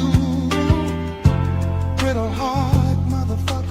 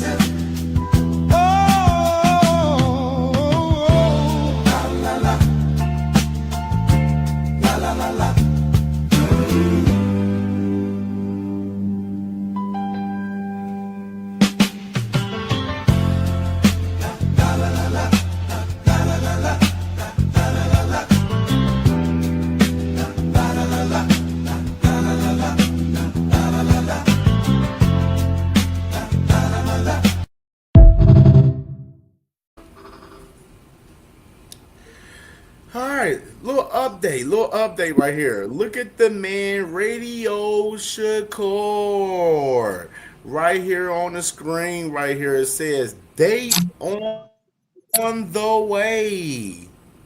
Could it be Rayo Valenzuela? Interesting. What's y'all thoughts? He know who he gotta fight. He don't get to choose the fights. You know damn well Dana White run the goddamn show. He everything. He's gonna tell you who to fight. And he know he gotta get in that ring with goddamn Rayo Valenzuela.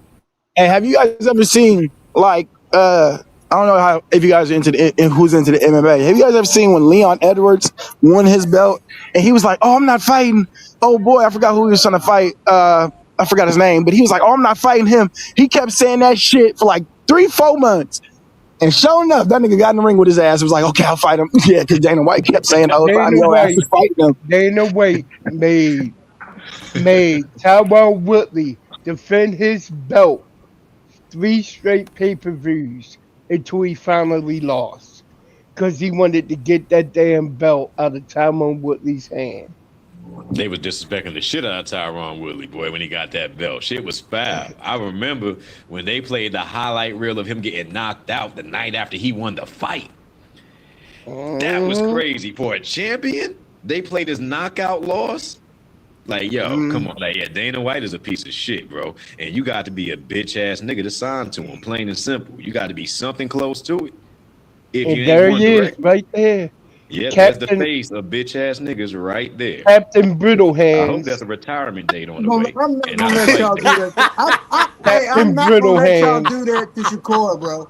I cannot let Captain y'all Brittle do that, bro. Hands. Like, Why there's did no you way. get? Why didn't he put You ain't got no opponent on the choice. way? Because he knows No. we already know who the fuck he's Bro, he fighting. said you Bro. gotta be something close to it. Come on, bro. Like, y'all can't do. Look. At the end of the Captain day, Brittle Hands. look. He secured a bag. Stop. He secured a bag. Stop. He secured a bag for his family, bro. Like, He said, that's it. That's That all. nigga already had a bag Don't for tell his me you the family, He best. secured man. a bag for his So family. hold That's on, it. hold That's on, all. hold on. Hold Oh, wait, on. but no. So now Same that's bag. what it's about now. So now it's about securing the bag with no solid opponents on with the bag. That's what it's about now. But I Cam, want Shakur, you know what? but I wish Cam, the Didn't best that for this nigga nigga. already secure hold the on. bag with all that Hold Cam, on. I turkey hope money? Hold on. Cam, I'm gonna tell you my honest truth, Cam. I hope this nigga finds a bag big enough for him to fit in, and we can bury Hold this on. shit and forget Oh, about this nigga autograph. Hold on, hold Get a on. But body my bag, nigga, and put his hold on, career and but all his accomplishments in it, because we gonna forget about this nigga when it's all said and done. Man, not let only me that though. say this, y'all. Why is the Shakur Not fans having wishful thinking out there? Motherfuckers talking about Muratala and Gary. Like, come on, y'all got wishful thinking. It's Like he gonna be didn't fucking just jump riot, I over mean, bro. Bobby. Stop I mean, playing I with think us. at hold this on. point, at, Go ahead, at this Crush. point, Kim, I don't. To Go my ahead. man. You I all was gonna right? say nah, wait, who you talking to? If you're talking Hey, to don't somebody worry else, about you that. should Keep on just cooking. mute. Oh, I was Okay, I gonna was gonna say say. oh my bad, Drew. Go Go ahead, ahead. Drew. No, go ahead. Go ahead. Go ahead, babe. No, I was gonna say Oh, why but this whole thing of securing the bag, but he all in the ring jumping with people. He ain't say all that. First it was legacy. It would be cool if he came out saying, I'm about getting paid. I don't care. We wouldn't be tripping. But you over here, 1 minute it's about the legacy, the next minute, you know what I'm saying? Like, come on, bro. That's damn near a bold-faced lie. It ain't about securing the bag. It's about the path of least resistance. You know what I'm saying? It's about imagine if Tank Exactly. signed you his know what I'm boots. saying? Exactly. I'm trying to be more of a realist and less of an idealist because I've taken the test online. I don't know if y'all have before, but it's like you see what your personality like traits are or whatever, and and I'm an introvert and I'm they say that I'm a idealist and I'm not a realist, so I'm working on my realist shit, but at the end of the day, the realest shit is the fact that the man literally he's securing a bag. Whether or not y'all like it or not, that's the real shit. He's securing a bag. Like I don't Yeah, care and what y'all he's talking about. securing the bag It's all and good, brother. making the You rest working. of You the working on you 50 working. boxing behind. It's all good. I respect My it. Did my, you He's my only have thing to working. is, I say don't think him? it would be an issue. I know, like just like I was saying, how like, can y'all hear me? I don't know why y'all keep going in Yeah, and out. you good. Okay. Just like I was saying, how like Boots, like I get why they like KO was like, oh, I want Boots to fight Virgil because that's a better fight, right? And of course it is, right? But he tried that, he didn't do it, so fine. Now, but Boots really cares about the belts right now. That's what he wants to do. So I have a problem with that. I respect that's his path, right? But we understood there were some people who really want. At one point, they really want like they legacy guys, and they was talking about also legacy guys and it's the money guys. The legacy guys is the money guys. My problem is that if you were out here saying, "Oh my God, they don't care about championships. Oh my God, they only care about money. They only care about money," and you were at any point in any of these chats or any of these things complaining about Tank or people who only cared about money, and now he says that you can't use securing the bag now because you trashed it before. So you don't get to say, "Oh yeah, I said it was okay for Tank." Yes, it was, but y'all the ones we was okay with it. Y'all wasn't.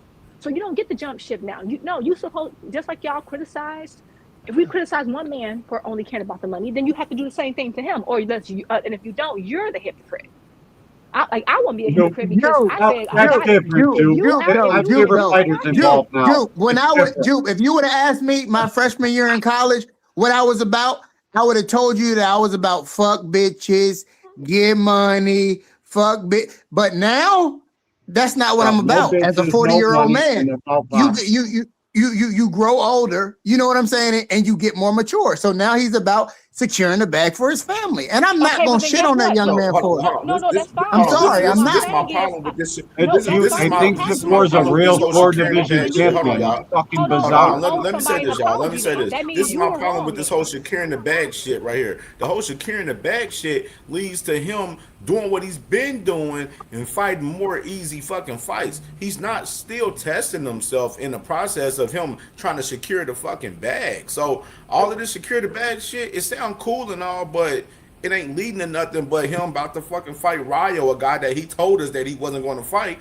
where he's looking like he's going to end up fucking fighting Rayo because we don't know who he's going to. We don't know if them guys are going to step outside of the realm and get other guys for Shakur because looks like they're having trouble doing so right now. But my thing is this: if you said you're not going to criticize him, fine. Then you are a hypocrite when you criticize Tank, and you owe him an apology. If you don't do it, then you fake. That's just is what it is. That's fine. You can change your mind. Let me ask you this. Let me ask you this. Hold on. Let me ask you this. Hold on. Do y'all think he gonna fight Murray Tyler?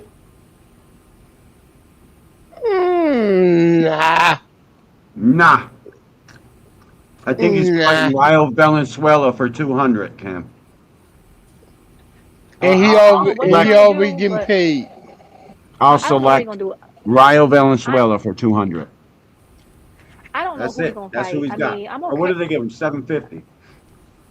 And this is another thing. I actually wouldn't have had a problem with Valenzuela, but the problem is Shakur talks too much, and he was like, "I ain't fighting Valenzuela. I ain't fighting Valenzuela." So now if he does fight him, people are gonna criticize him, and I can't say anything because you keep putting yourself in this situation. Like you keep doing it. Like just stop talking. All you have to do is stop talking.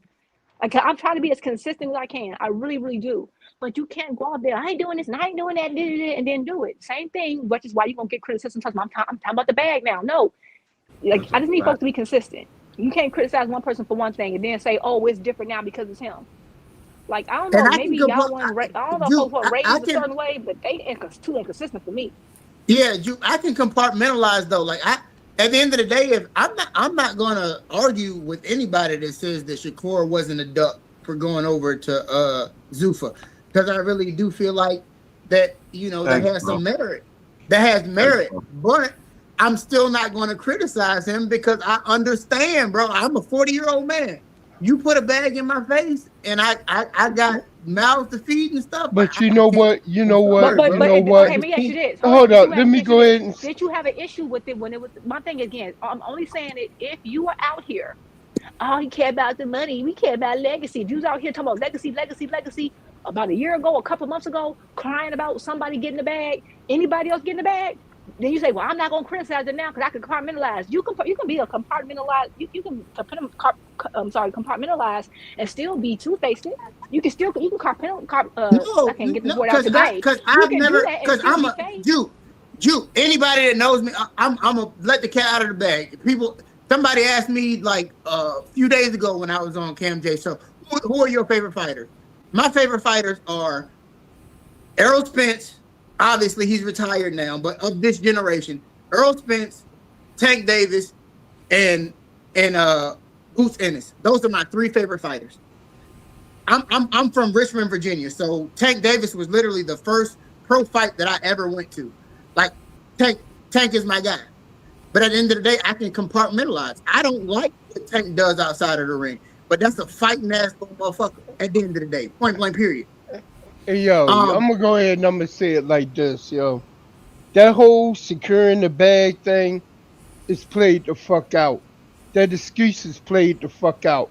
But you can't do that, hold on. No, you didn't let me finish. Let me finish. No, because I never shit on Tank Davis. I never shit on Tank Davis when motherfuckers was getting on him. Oh my gosh, bro. Let me finish. So you just the reason why I'm saying be more bully. The reason why I'm saying it's played the fuck out is because that nigga been using that excuse over the last 4 or 5 years, yo. And he got the bag. He got the bag when he signed the Eddie Hearn. He got the bag when he went over there to the match room and he signed his booty hole over the motherfucking Turkey Alley Sheik. And supposedly Turkey Alley Sheik was hitting him off good. But mad though. Seriously. He's supposed to be a multimillionaire by now. So seriously, when it comes time for him to go ahead and make the fight everybody want to see, he go do the thing and jump ship again and run to the other side of the fucking galaxy. Come on, man. That nigga ain't never had no intention on fighting Tank, and he never wanted to. And he used getting the bag as an excuse. So now he signed for even a bigger bag and trying to say, and Shakur said out his mouth, he went to secure a bag for his family. Bro, but this is what I'm talking about. Y'all are so hypersensitive. Like I didn't even. I'm not talking about. Hypersensitive.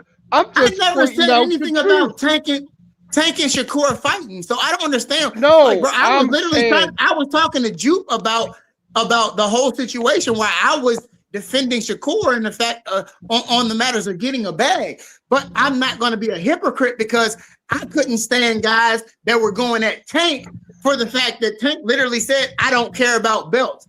I care about." We've heard Tank say that. And I never shit on Tank for that, bro. He said that shit a long time ago. It don't matter. He still said it, bro. But that's what I'm saying. I'm here for the money. I'm objective. A prize fighter. You and guys that's what he is. You guys vicariously live through other men. I don't. Meanwhile, you guys do that. Shakur, because y'all ain't never accomplished shit in your life. That's what y'all do. Shakur and all of those cats. Shakur and all of them motherfuckers was the ones who was criticizing Tank for saying, I'm a prize fighter. I ain't here for no motherfucking belts. I'm here for the money. Now they want to flip flop, and that's all the fact, but it doesn't matter. At the end of the day, like I said, like at the end of the day, that's all cool. But at the end of the day, they all fight. Me as I'm trying to be a realist now, and not an idealist. Idealistically, everybody will fight for what we want them to fight for, which is a belt, legacy, all of that shit. But realistically, they all fighting for the same fucking thing. And what is that? What I'm doing is I'm pointing out the fact that Shakur is a hypocrite. That's what I'm pointing out. And we all hypocrites, bro. And human beings. No, we're not. No, we're not. Speak for yourself. No, we're not. Speak for yourself. No, but we not. Speak for yourself. Just so you can make that weak ass defense for that clown ass nigga. Sit Ironheart. Okay. You're not a hypocrite. You always you're perfect. Like, stop! Don't do this, bro. We can go here. Perfect ain't got nothing to be about being a hypocrite. I ain't got to be perfect. Hypocrites are not perfect. But this is the thing.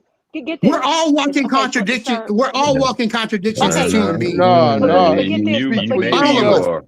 Not I. Y'all. Okay. Well, explain. Please explain. Hold on. It doesn't matter. This is what I'm saying. We're not talking about holier than thou, motherfucker. In the chair. Okay. We're not talking about everybody. Can you hear me? Yeah, I hear you. I'm listening. Okay. We're not talking about everybody. We're not. Could you wow.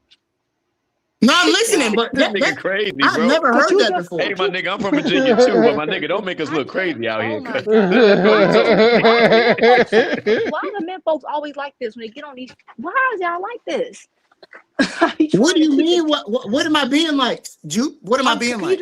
Can you let me finish what you said? Just wow. Could you just like woosah for a second? Please. We got the Kool-Aid man, now we got you. Could y'all please these niggas hilarious, bro. Let me just say who Hacker Dad is.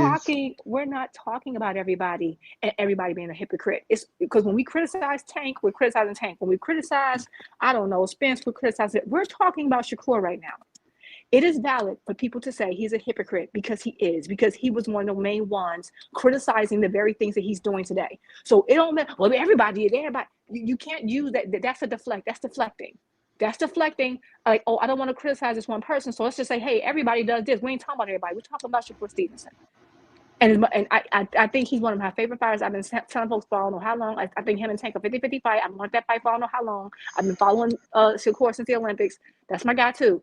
But he's a hypocrite. It's okay to say that. We don't have to start talking about a whole moral judgment on everybody on the panel and amen and all that. It's okay to say that he's a hypocrite because he is. I think we can move on. And then I never said that he wasn't. I'm agreeing that he's a hypocrite. I know, but what I'm saying you is start deflecting you can't be a pot calling a kettle black. And I feel like you can't throw stones if you live in a glass house. You can't do that. Don't know anybody. Pull up a time where one of these niggas on the panel lied about some shit. If that's the case, if you want to substantial. My fault. Right, you would have to point out something we've done specifically. You don't know us enough to even do that. So the fact that you're trying to say it's a pot calling the kettle black, when you don't know if we're a kettle, a pot, or a spoon, the fact that you're doing that is deflection. It's deflection because you don't know me or anybody. I'm not talking about y'all. I'm talking about oh my God. I'm talking about boxers. I'm talking about Shakur. I'm talking about Tank. I'm talking about all the boxers. They've all done things. They've all done things that we can point to where they've been hypocritical. Why do you keep deflecting? We're not talking about them. We're talking about. What are you talking about deflecting?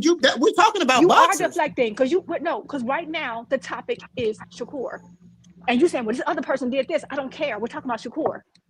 We're talking about Shakur. Shakur's he's a hypocrite, period. Why do you need to deflect to the panel, deflect to other fighters? You deflect into, well, maybe back when you was a kid. Because if you're holding one fighter, that's not fair to hold one fighter accountable and not hold the other fighter accountable, right? Bro, Cam put Shakur on the screen. He was a subject matter about his current movie. He's the subject right now. He's the subject. Yeah, but still, so just because somebody puts them, just because somebody puts somebody on the screen, that means that we can just ignore. You don't know what the definition of a subject is? If a topic is? The topic at the time was Shakur. We talked about Shakur. Just like when we talked about, we just finished talking about, hold on. You're not listening, baby. Please. For the love of God, please. Juke, don't do that because literally, Juke, don't do that with me. Okay, I won't do it. Don't do that with me, boo boo. Don't do that with me, boo boo. Because I promise you, I'm smarter than you. I promise you that I am. But keep going. Oh no! Don't go there. You're setting yourself up. Are you on snack, sir? Are you from Nebraska? They better be on. Is Terrence Crawford somewhere behind you, nigga? Did a nigga pull a string on your back that reached to Nebraska? You know what I'm saying? You come with just some crazy ass rhetoric like that, bro. I like you just pulling shit out your ass. I'm not even a Terrence Crawford fan, bro. But what are you talking about? Nah, but that's some crazy shit to say, bro. Why would you say that you are smarter than a chick? Like, why would you assume? See, that's another thing. To say no, because you're assuming that I'm not smart. Why you cutting off? The way you're, I never said that. How you're talking to me. The way you're talking to me, you're assuming that I'm not smart. Stop cutting it off, man. Because I asked you to let me finish for something. Me saying, oh my God, could you let me finish? That's me assuming you're not smart. Okay, let me say something. I don't know what you're going through right now, but I didn't say anything to indicate that I thought that you weren't smart. And the fact that you would automatically assume you're smart than me, you don't even know me. The fact that you would assume. Damn, we got rid of Hacker and got another one. Hold on, B1. The fact that you would assume you're smarter than me when you don't know me, that's not something a smart person would do. Because you're assuming. That makes an ass out of you. Okay. I've listened to you. I've been listening to. I've been listening. Juke, can you please stop? You don't even. I've been listening to you on these panels for like a good year. And I've listened to you. I just don't talk. You on the panels too. I listen to you too, and the fact that you don't understand the difference between a topic and you don't understand that how you keep trying to deflect off the topic. And then have the audacity to say you're smarter than me when we're trying to say, can you stick to the topic? And you're like, no, let's deflect to the panel when everybody else, and then you have the audacity to claim that you're smarter than someone. It's insane. We really have to explain to you the subject. You said, well, does it matter that his screen was on here? We're talking about a topic, and you feel like, oh no, but if we criticize Shakur, we're going to criticize everybody. At one point, we probably will when they're the subject matter. They're not the subject matter right now. Just like we just got off of Boots and Bud. They were the subject matter. That's why we were talking about them. If we wanted to criticize them at that time, that was the time to do it. The subject now is Shakur. So for you to say I'm smarter than you, it's I don't know if that's how you feel. That's fine. I'm pretty sure you wouldn't get any supporting votes on that opinion, but that's fine if that's what you think. I mean, I don't assure anything. Like, what are you talking about? So you're literally you spent that whole time going through a soliloquy of saying that I was such a bad person because I thought that I was smarter than you, or I was such a dumb person because I said that I was smarter than you. But then you rebut and say you're so much smarter than me. Like what I never said I was doing? smarter than you. I never. What are we doing? I never said I never. What are we doing? I don't know. You started this. You made this personal. I didn't. I was staying on boxing, and you made it. I never made it. I never yes, made you anything. Did. You said personal. you were smarter than me. No, I didn't. Yes, you did. You said you were smarter than me. You made it personal. That right there, you made it personal. I was talking about boxing. I was trying to stick to this topic of Shakur. You decided because you were so trying to belittle. You were trying to belittle what I was saying. And at the end of the day, like I've always said. What did I say to belittle you? And this is what people. This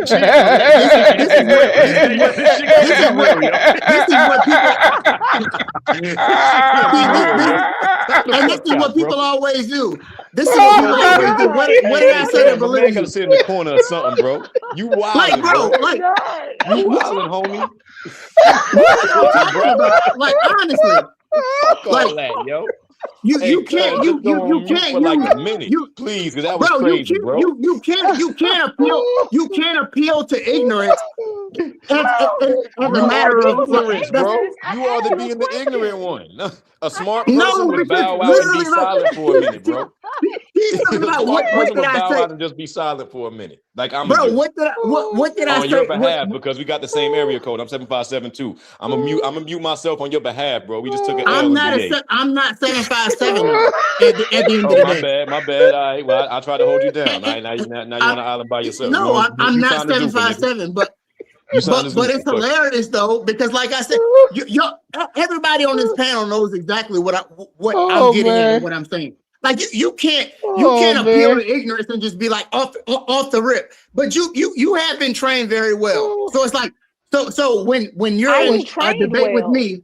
Yeah, when you're in a debate, when you're in a debate with me, we're not in a debate. Yeah, because when you're going back and forth with me, the first thing you say is, "What did I say to say that I was less smarter than you, I was dumber than you." Like, come on, bro. Hacker has been replaced. Like, that's wild. We don't need Hacker no more. It's wild. I get because what did I do? This has nothing to do with being Hacker, bro. What are y'all talking about? You took this. We were talking about Shakur, and I was trying to stick to the topic, and I said that we were deflecting off the topic. And then you just start saying, "I'm smarter than you. Don't do it with me. I'm smarter than you." Like you did that. I don't want to see men make themselves look like this. We already got Shakur and Bud out here. We don't need any more of those type of niggas in the world ever. All right. I didn't say anything about you. I'm not that type of dude. But like I said, when she presses, I'm trained.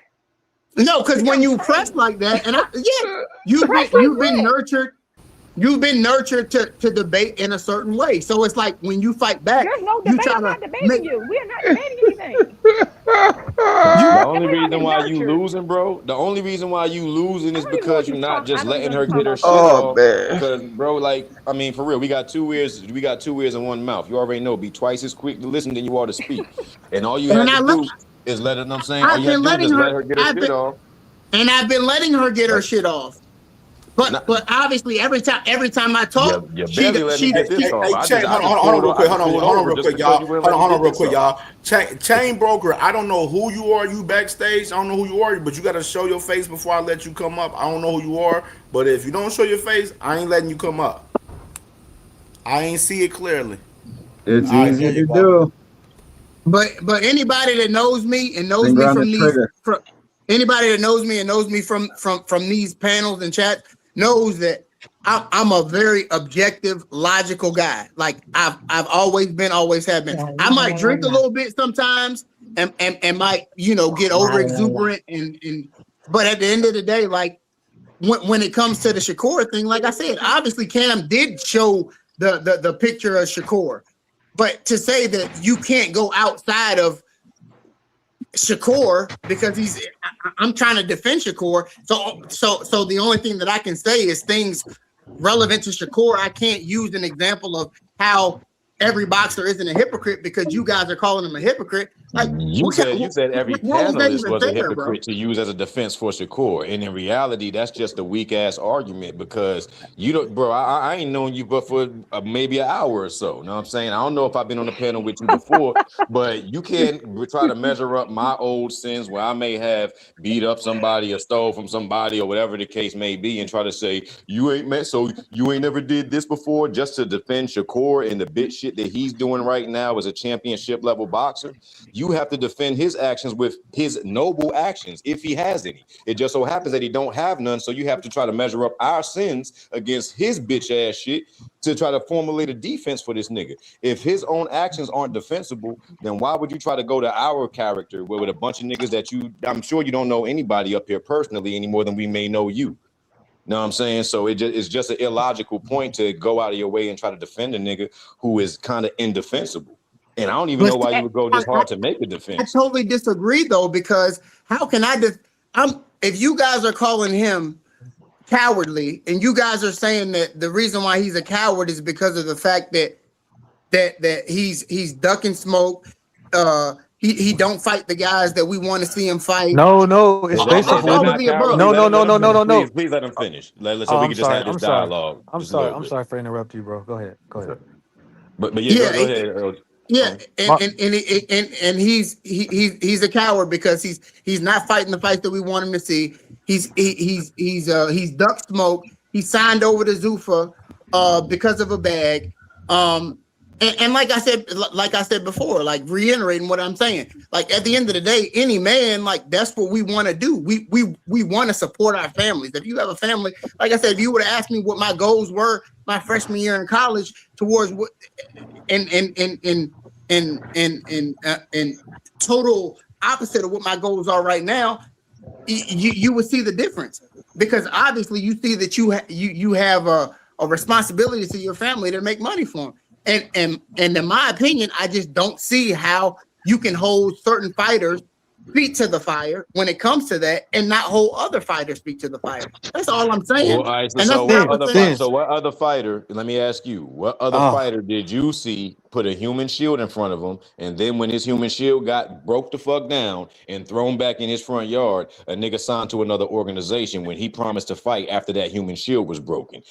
Is that something like, do we have some type of equal sin on our part that you know about, or is there another fighter that you know that's been treated like that and ran off and did what Shakur did? You talking about with O'Shaquie Foster? Exactly, with O'Shaquie Foster. The business with that fight didn't make sense. You can't get credit for not chucking just because people think he'll win the fucking fight. We got to see that shit. Shock got the confidence over the kid with the fucking sparring stories, and whether you've been punched in your face or not, I'm here to fucking tell you that matters. But D1, even I want to know if you got somebody comparable, like to defend Shakur. Is there somebody else who this has happened to, who put a human shield in front of him and had their shield broken? No, bro, because we've never. That's the thing. We've never been at this this climax in boxing where we're all on the edges of our seat to see what the fuck is about to happen. Because, like Cam reported earlier, when it comes to the TKO shit, and like I said, the writing's on the wall. So we've never been at this point in boxing where we have an entity like Zuffa that's trying to, and Turki Al-Sheikh they really had the forces to take over. So none of us know what the numbers were. Let me bring in Chain Broker, because Chain Broker new to the panel and everything. Let me bring in Chain Broker. What's popping, man? What you got for this boxing talk? Chain Broker, you there? You muted up.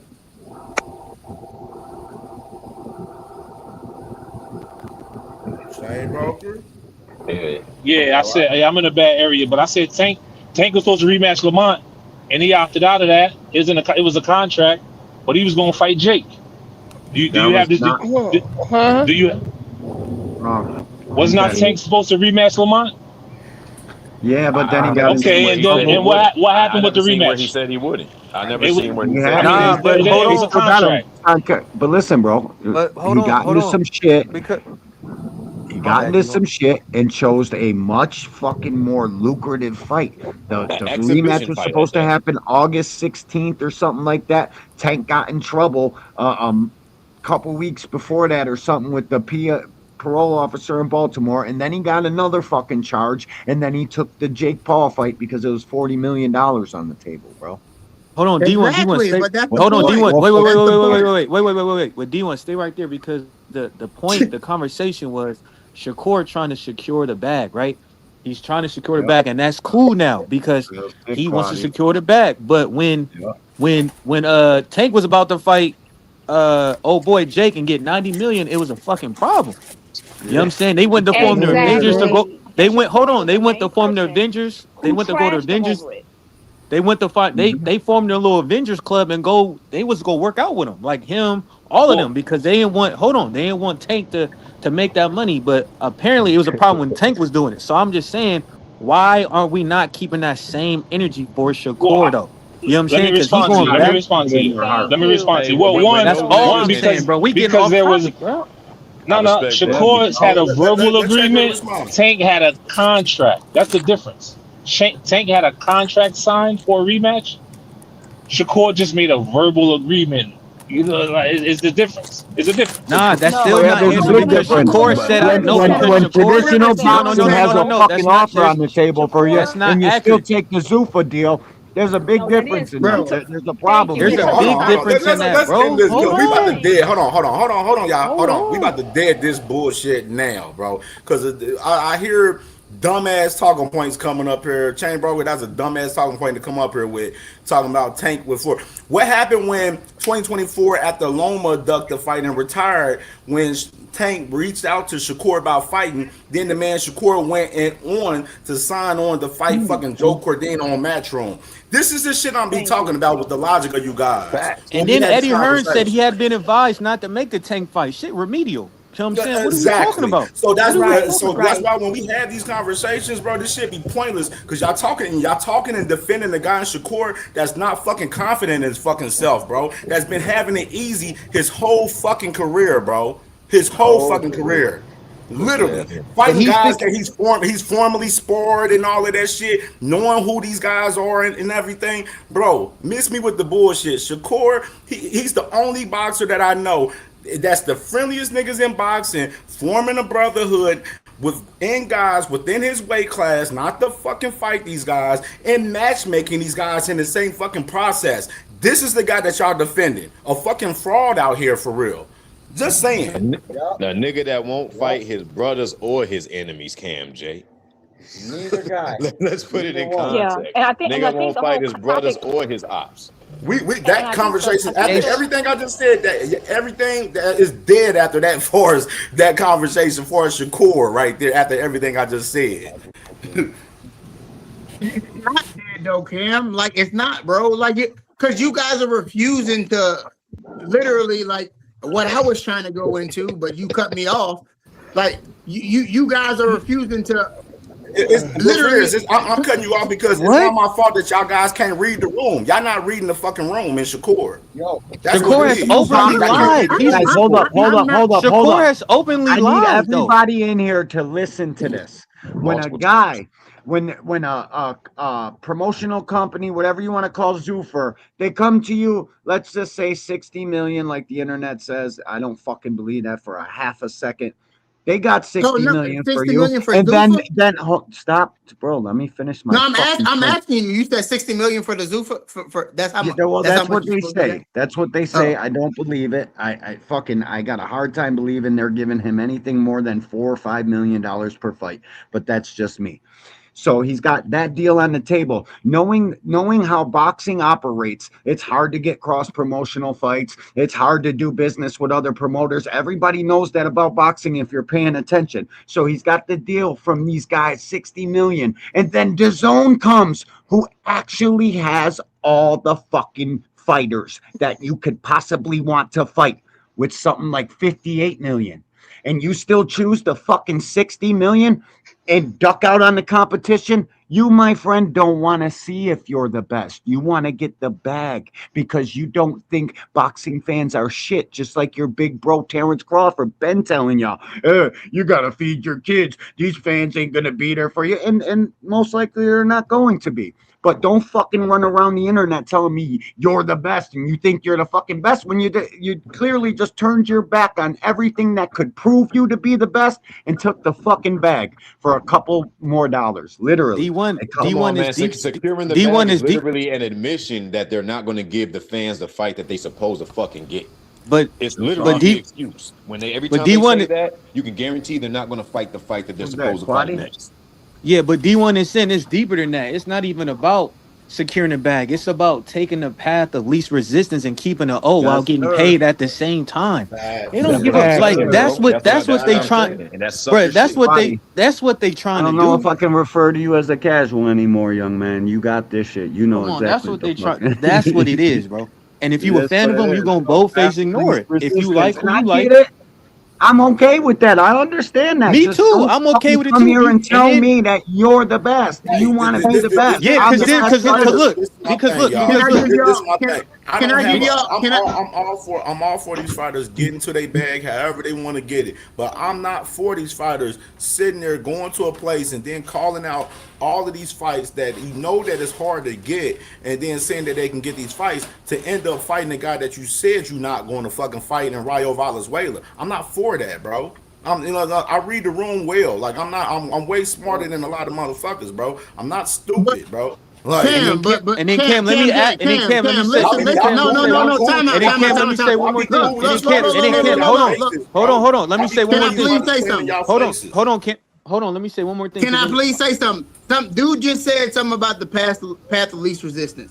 And like I said, I'm working on myself and I'm trying my best not to be idealist and more of a realist.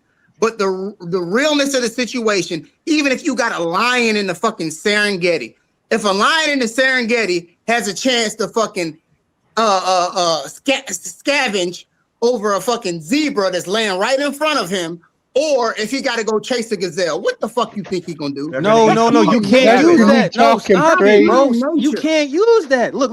You use that when he's because no. I get what you're saying. No. Bro. Hold on. That lion can't say he's the king of the jungle. He's running around scavenging. He's a fucking hyena. Hold up. He said he was a lion. He can't call himself the king of the jungle. He's a fucking hyena. I gotta bounce. Be good, be safe, bro. I gotta go. Damn, I don't think he can hear you. I gotta use your logic to this. I gotta use your word, Rivers. Your eyesight for this shit fucked up right now, bro. Your shit fucked up for this shit, man. Yeah, for real. You said that to my man. But yo, and you catchphrase, you gotta stop saying that you're real as shit, man. Stop saying that. Yo. Fucked up in this shit right now. Hold on. Let me ask you this. Who on Tank or Devin's resume is of T.O.'s pedigree? I can't hear everybody, my bad. If you talking my bad. You talking about T.O.'s pedigree, bro. You're talking about a guy Teofimo Lopez that lost to George Campos, is a guy that's not credible for real like that, for real. But he beat Loma. He beat Loma who beat Campos. Okay, the same guy that Doug Shakur and Tank. My bad, Cam. Go ahead. We're talking about Loma, guy that Doug Shakur and Tank. So what are you talking about, bro? What you're saying is T.O. is the best. Chain. Let me ask you this, because I see that you're a Shakur fan.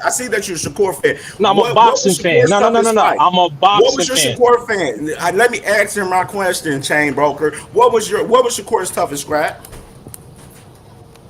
To date, I would say Zepeda. Zepeda? Okay. All right. What do you believe right now, Shakur? What do you think his next fight is going to be? Who do you think he's going to fight for his next fight?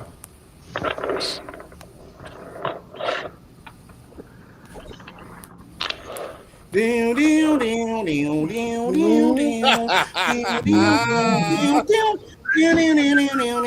I know he's working. I'm not sure, but he's working. That pink hair lesbian with the UFC. Memory bank. It's like a micro. Waiting.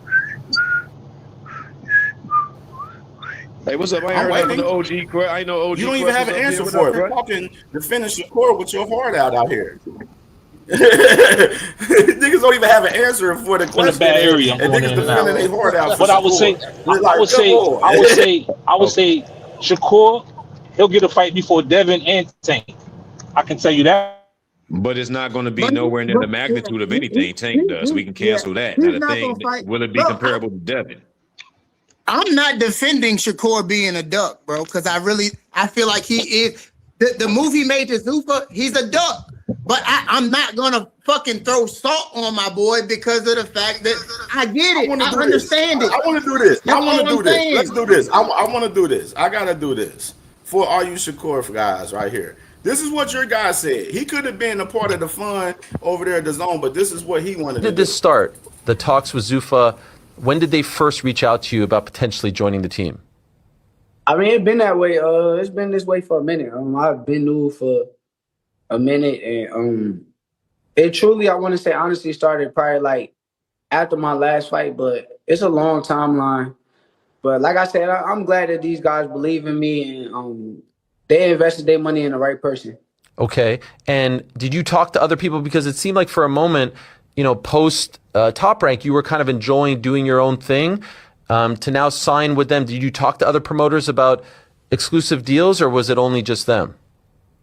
Really, I didn't talk to too many promoters, but I talked to the Zone, and the Zone kind of offered me a big ass deal too, to be honest with you. But they kind of came too late, and I think when they came too late, it kind of messed it up. But it could have been either or, but they definitely offered a big ass deal too. And that deal would have been just you and DAZN, no promoter attached. Yeah. Wow. Do they have deals with other fighters like that? I'd not heard of that. Not that I know of. I haven't seen that before, but probably in the future they're probably looking for somebody else. And I appreciate DAZN. I don't got nothing against them. I love fighting on DAZN, and it's no bad blood from me at all. Was the deal that they were offering you more than what Zuffa was offering? It actually was like similar. It was very similar. Okay.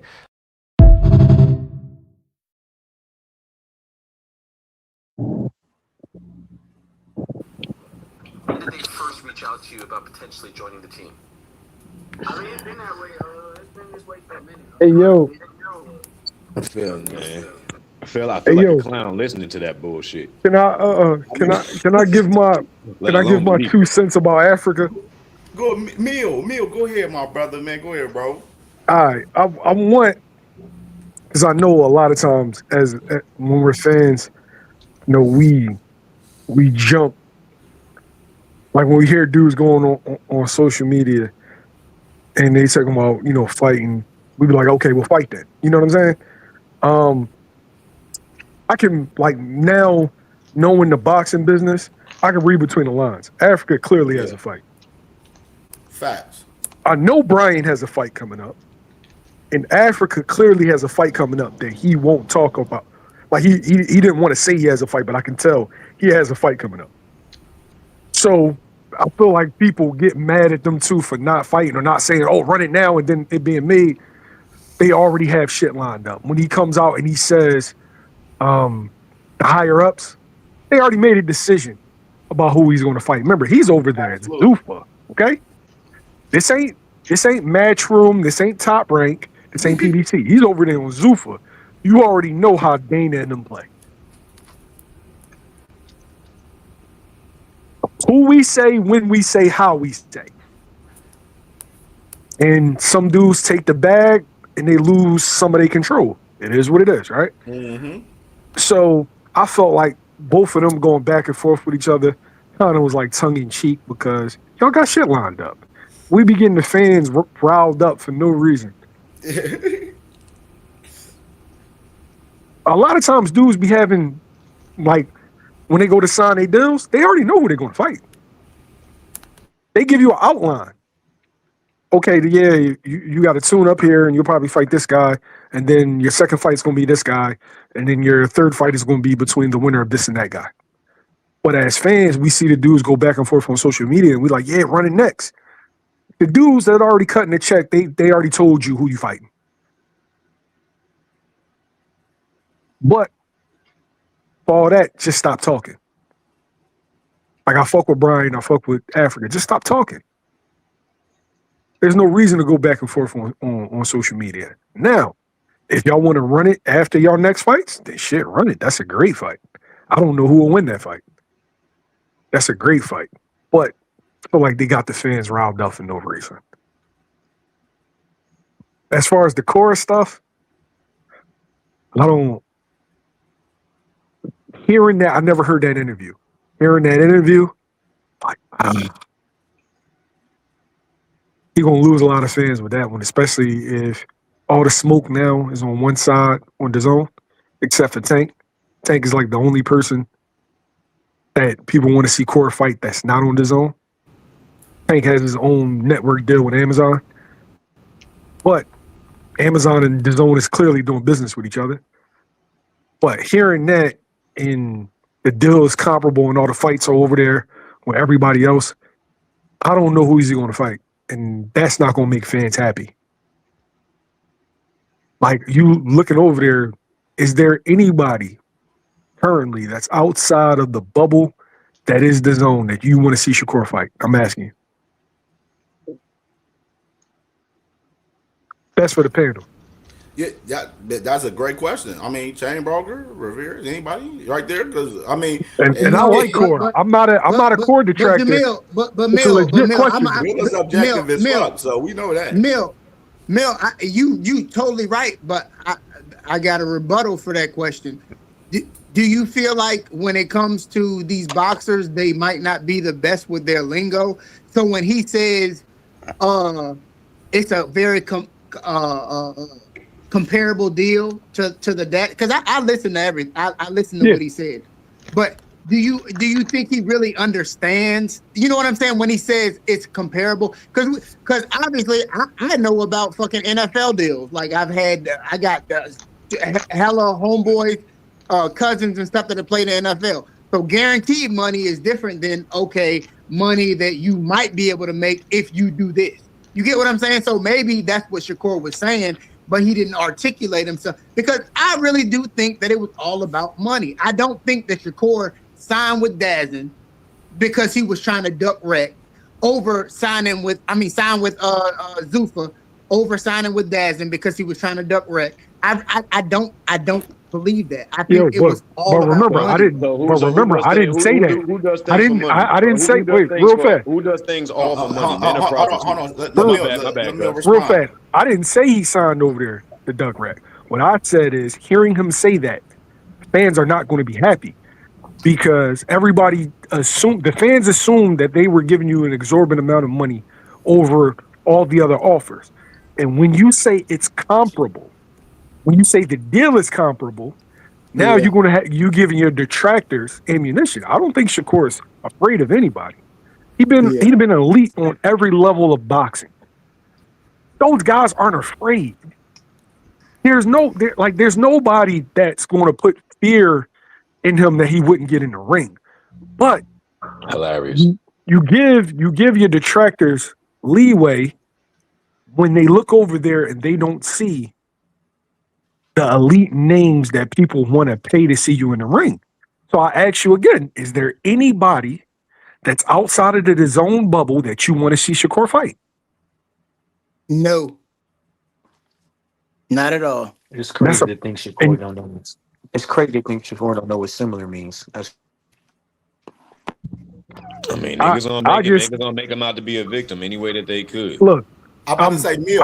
I just want people to answer that one question. Is there Mill? You got Mark Masayo, Andre Cortez that's about to fight each other, and then you got Rayo, Edwin De Los Santos.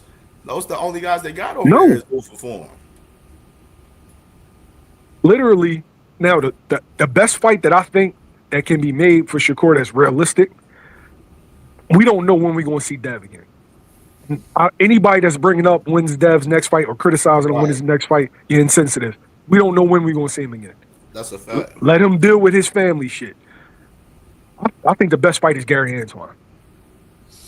Yes. Absolutely. That's solid. That's We're solid. 1 and 2 in the division, Mill. Yes. That's That solid. makes My the thing most is, sense right now. how do they make it happen over there? Because my thing with Shakur is, with him having a big deal at Zuffa Mill, I'm assuming, just me being a boxing point of myself, I'm assuming that they're going to want Shakur to fight over there on Paramount Plus. They're not signing him over there just to fight on Ring Magazine cards and stuff like that. They're going to want a piece of him fighting on Paramount Plus with all the money they're paying him over there. I feel you, right? But if you made it work for Conor and Ryan, can't you make it work for this? Yeah, I mean, but then you still got situations that they fighting with stuff with the Opatai and the McKillian stuff. It's like it's like they still like, it's like they want to work with the sanctioning bodies and the other promoters, but then they still don't. Like it's like they playing hopscotch in a sense. No, You know what I mean? I'm you're right. I'm in agreement with you. But here's the issue with the money, right? A dude like Terrence Crawford can make certain plays. A dude like Canelo can make certain plays because they're at the end. So let's say you sign a 3-fight deal and you got really, really good money. But what happens is your value won't be the same when you get out of that contract. If nobody had been watching you, or you've been fighting in the fucking the small room in Madison Square Garden, if you're fighting these lower level dudes, that could bring your value down. So now when you go to re-up, or you go to Matchroom or go to the Zone and get another deal, that your minimum might not be the same because you've been fighting in less than elite fights. I'm saying that to be respectful, but y'all know what I mean. Yeah, but you know what, Mills? That won't work. That's the reason why it won't work is because you're dealing with the most egotistical, maniacal, crazy ass, narcissistic individual to ever come into combat sports, Dana White. The only reason why he's doing this thing with the Zone and Conor Ben and Ryan Garcia is because they jumped the gun and tried to run something through and they couldn't get it done. And because that background got me for a second, and because Oscar De La Hoya put a cease and desist on that ass so damn quick, along with the Zone. And they have a contract exclusively for Ryan Garcia. So once they put that on them and they couldn't run and do what they wanted to do when they wanted to do it, they had to go ahead and make concessions. Now, I don't believe it's not going to happen because they're not going to do that again. They're not going to do it again. They're only going to look to try to find somebody who's already out their contract, or they're going to go ahead and they're going to feed whoever they got on the roster right now in the Shakur. That's the only thing they can do. Can I say something real quick? I'm just going to put it out in the atmosphere.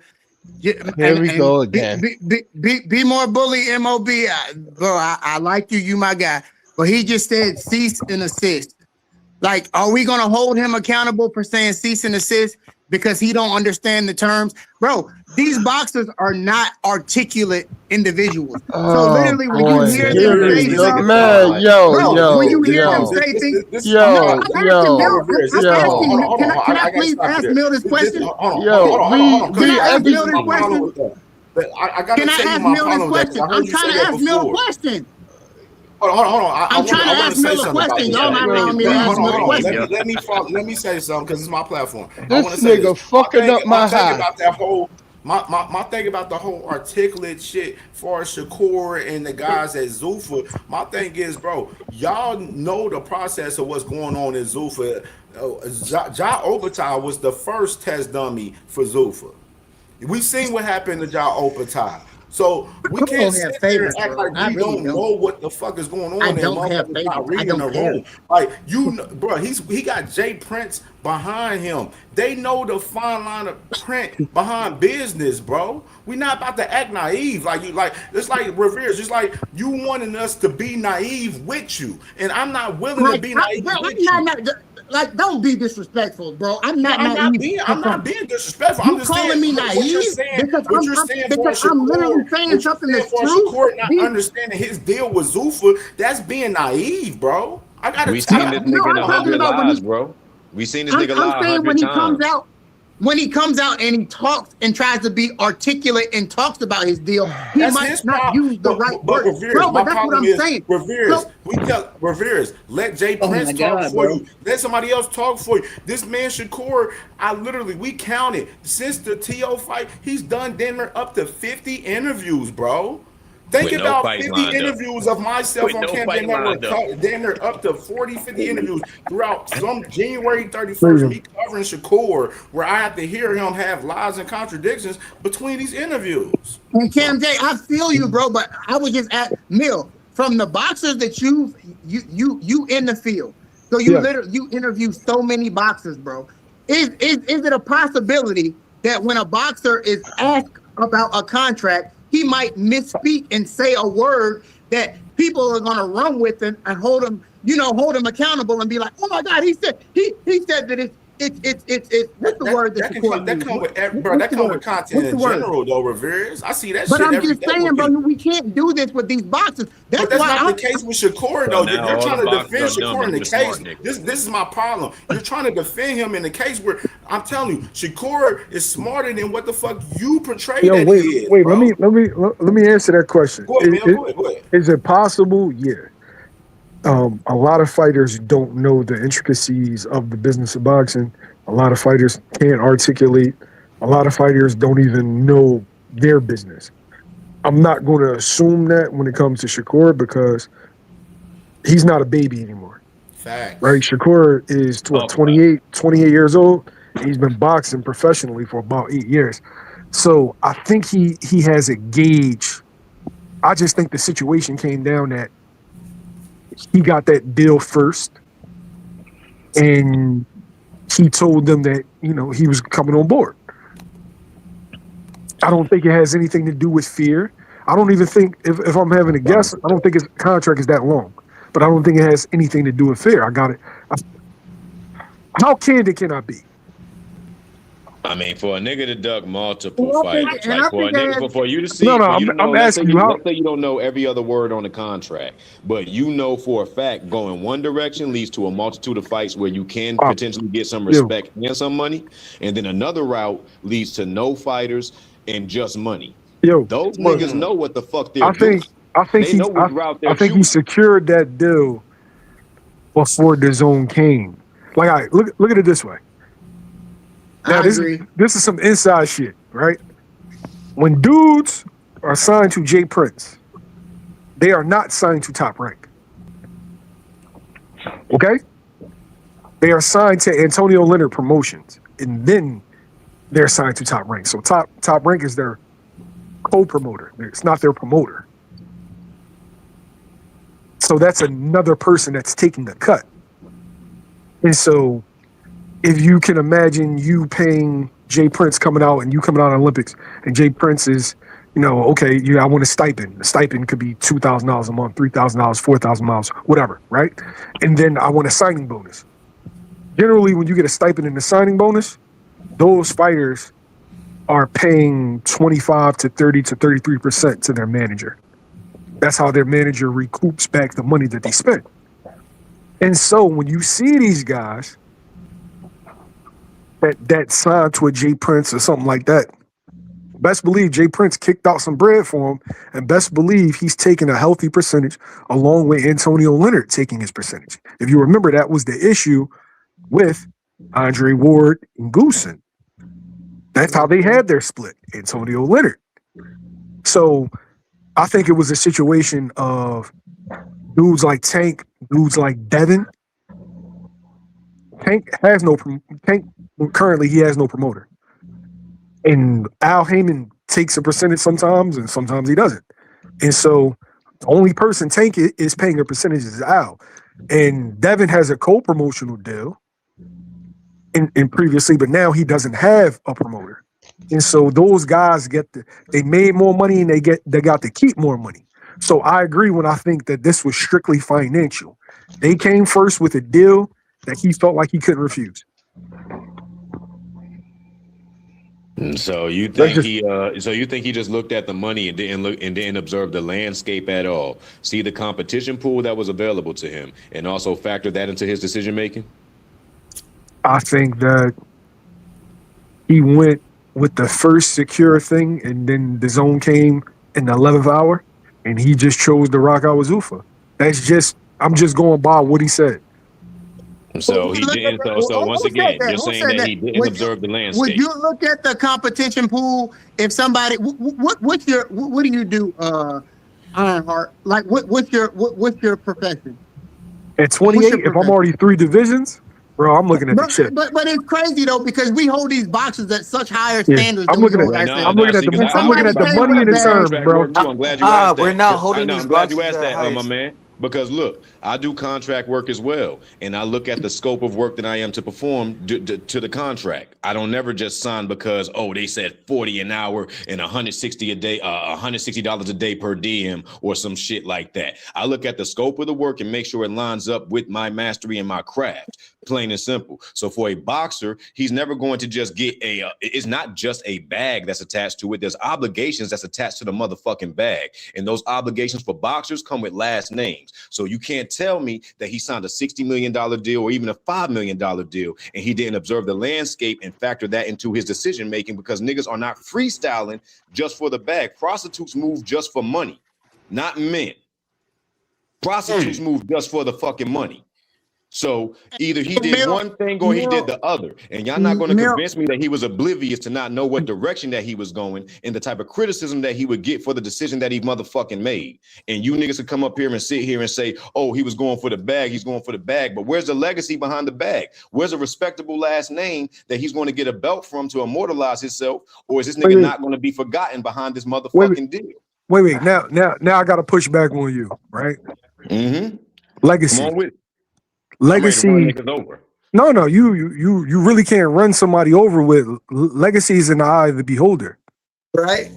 It's more about what you value, right? If you value generational wealth for your family over anything rather than belts and what fans or how fans are going to feel or what how they're going to view your move, like it's all up to the individual. Right, we don't as men. Wait. We don't as men. Do you make your financial moves based upon what the public's going to think, or do you make your financial moves? Or do you make your financial moves based upon what you feel is best for you? And so I'm not faulting. You should recognize the landscape. And for me, I'm saying that he made a financial move and he doesn't care about what other people are going to think and say, but it works hand in hand. Just be willing to take the criticism. Don't bitch about the criticism. So I agree with you, but I also understand it from his perspective, bro. As for me, I don't give a fuck about what people think, bro. I'm trying to secure me and mine. So if somebody wants to call me a duck or somebody wants to call me scared, fans go up and down. One moment they fucking with you, next moment they not. Next moment, one moment this guy's a killer, next moment he's a fucking bum. So if anybody's going to make a decision about their life and their livelihood from what a motherfucker on Twitter is going to think, bro, that's sad. Preach. Nah, that's weak. I'm saying because I mean the reason why I say that's a weak defense is because he's been on hold on. The only reason why I'm saying is a weak defense is because the whole time niggas have been critiquing Tank about chasing the bag, and these niggas have been trying to attach themselves to legacy. See, I don't. I don't criticize Tank. Maybe not you. That's cool. If you don't feel that way, it's cool. But point is that for some reason, even though these niggas keep on getting these inflated accolades, these make-believe accolades and all this bullshit. I don't fuck about Tank. I don't care about Tank, bro. Oh, niggas like, ain't I'm a grown-ass man. I don't live vicariously through other people. Hey, yo. God damn, bro. Y'all are corny. Bro, chill. Let him talk, bro. Chill. Bro, chill. Let him talk, bro. Let him talk. What's wrong with you, yo? No, because he lives vicariously through other men. That's the problem. Who does? You do. What's going on? You said Sin You does? keep bringing Tank up, bro. Like, what? We're not even talking about Tank. You said Sin does? I live vicariously through other men? Somebody in the feeling. Why do you keep bringing him up, bro? We're not talking about him. Bro, Mill never said nothing about Tank. First of all, nigga, you said I live vicariously through other men, nigga. I don't know who the fuck you think you talking to when you sitting up here defending the bitches nigga in the motherfucking sport, and you live vicariously through that nigga. So any other lens that I could live through is definitely better than the lens that you live in. He's not even, bro. He's not even close to my favorite fighter. So you sound stupid. Bro, and anybody that knows me, why you up here? Why you up here defending niggas and ruining the whole fucking panel, nigga? Nobody want to hear that weak ass shit that you talking about. I've been up here trying to defend your weak ass when you was getting cooked by Jupe a minute ago, nigga. And now you talking about I live vicariously through other men? How would I? How me when the nigga that you look up to and you up here defending is looking up to the nigga that I just brought up? I never got cooked by nobody. Like, what the fuck are you talking about? Hold on, let me finish. And I'll let you so let's go. So we can go. But the nigga that you we can go. Me and you can go. What are you talking about? Said that he's all about accolades. He's all about legacy and all of this shit. But for some reason, his legacy is behind a nigga that only got one belt, don't do no title defenses, and has been or no, he don't chase no belts. And he's for some reason he still seems to be the bag. He still seems to be the pinnacle. Niggas are still Shakur's legacy is incomplete if he retires without fighting Tank Davis. So why is that? You know what I'm saying? Why is a nigga that don't have none of the accolades that all these other niggas is chasing? Why is he the pedestal or the pinnacle for everybody else that you come up here to defend? I've never defended Shakur. I've never defended Shakur. You have been defending them now, bro. I've never defended Shakur going against Tank ever. Like never. You've been defending that nigga all day, man. But I'm not posing them against each other. That's what y'all don't get. Like I'm not posing these fighters against each other. I'm not doing that. I'm defending Shakur against a narrative that he's a duck. I would defend Tank Davis against a narrative that he's a fucking daffy duck. Right, so y'all are defending shit that I'm not trying to defend, bro. Then what are you trying? Do you get what I'm saying, Ironheart? I haven't been up here defending Shakur against Tank against Shakur. I'm defending Shakur against being called a duck. I'm defending Tank Davis against. If somebody was, I've always done that, bro. But you saying, but for one, you disrespecting me by trying to say I'm living vicariously through a nigga by just bringing up the example. Hold on, just by bringing up the example of the same person that compares himself to the nigga that I'm talking about. Everybody's talking about a bag, but we know that the biggest bag is with the person that I brought up. That Shakur, that's where Shakur's rivalry and legacy depends on. It depends on the Tank fight. If that nigga retires without fighting Tank, we already know his legacy is going to be forgettable as fuck, as it already is. And that bag that niggas is talking about, like, that bag don't come with no respect or nothing else. You know what I'm saying? But niggas are still going to want to exalt themselves over people who have done more or fought more or at least fought the fights that the fans wanted to see. Tank has sent multiple offers to all of these niggas. You know what I'm saying? And they the ones backing down, but we still acting like Shakur's supposed to be the victim or something. And he's the only person but that's the difference between me and you, Ironheart. Like, bro, I'm not using Tank in my arguments, to debate and say that, like, because at the end of the day, everything that you're saying, like, I don't really agree with, like, I don't. But my whole thing is, like I said, I don't think that Tank is a duck, and I don't think that Shakur is a duck. Like, I just don't. And for you to just be so subjective and just say, okay, Tank to send these guys offers and all of this other stuff. Like, to me, that just shows Freudian slips are real. So when you're literally putting Tank in the forefront of everything that you're saying, that's the reason why I said you're living vicariously through Tank. Because we weren't even talking about Tank, but you literally are bringing Tank into the conversation the same way that Juke was like, oh my God, why are you defending Shakur? Why are you going outside of the lines and like bringing other people outside into the argument? I'm bringing other people into the argument because y'all are literally trying to paint Shakur as this duck when we've seen other guys do the exact same thing. Let me ask you this, Rivers. Let me ask you this, Rivers. Let me ask you this, Rivers. Do you think out of all the people in Shakur's resume, do you think he's a guy that's really challenged himself with the resume that he has, even with the accolades and all of that right now, currently? I think he challenged himself with Zepeda and T.O. I do. No, I can't say T.O. because I feel like Shakur knew that T.O. was a terrible style matchup, and I feel like he knew he was going to beat T.O. ass. But Zepeda, that's a tough fight.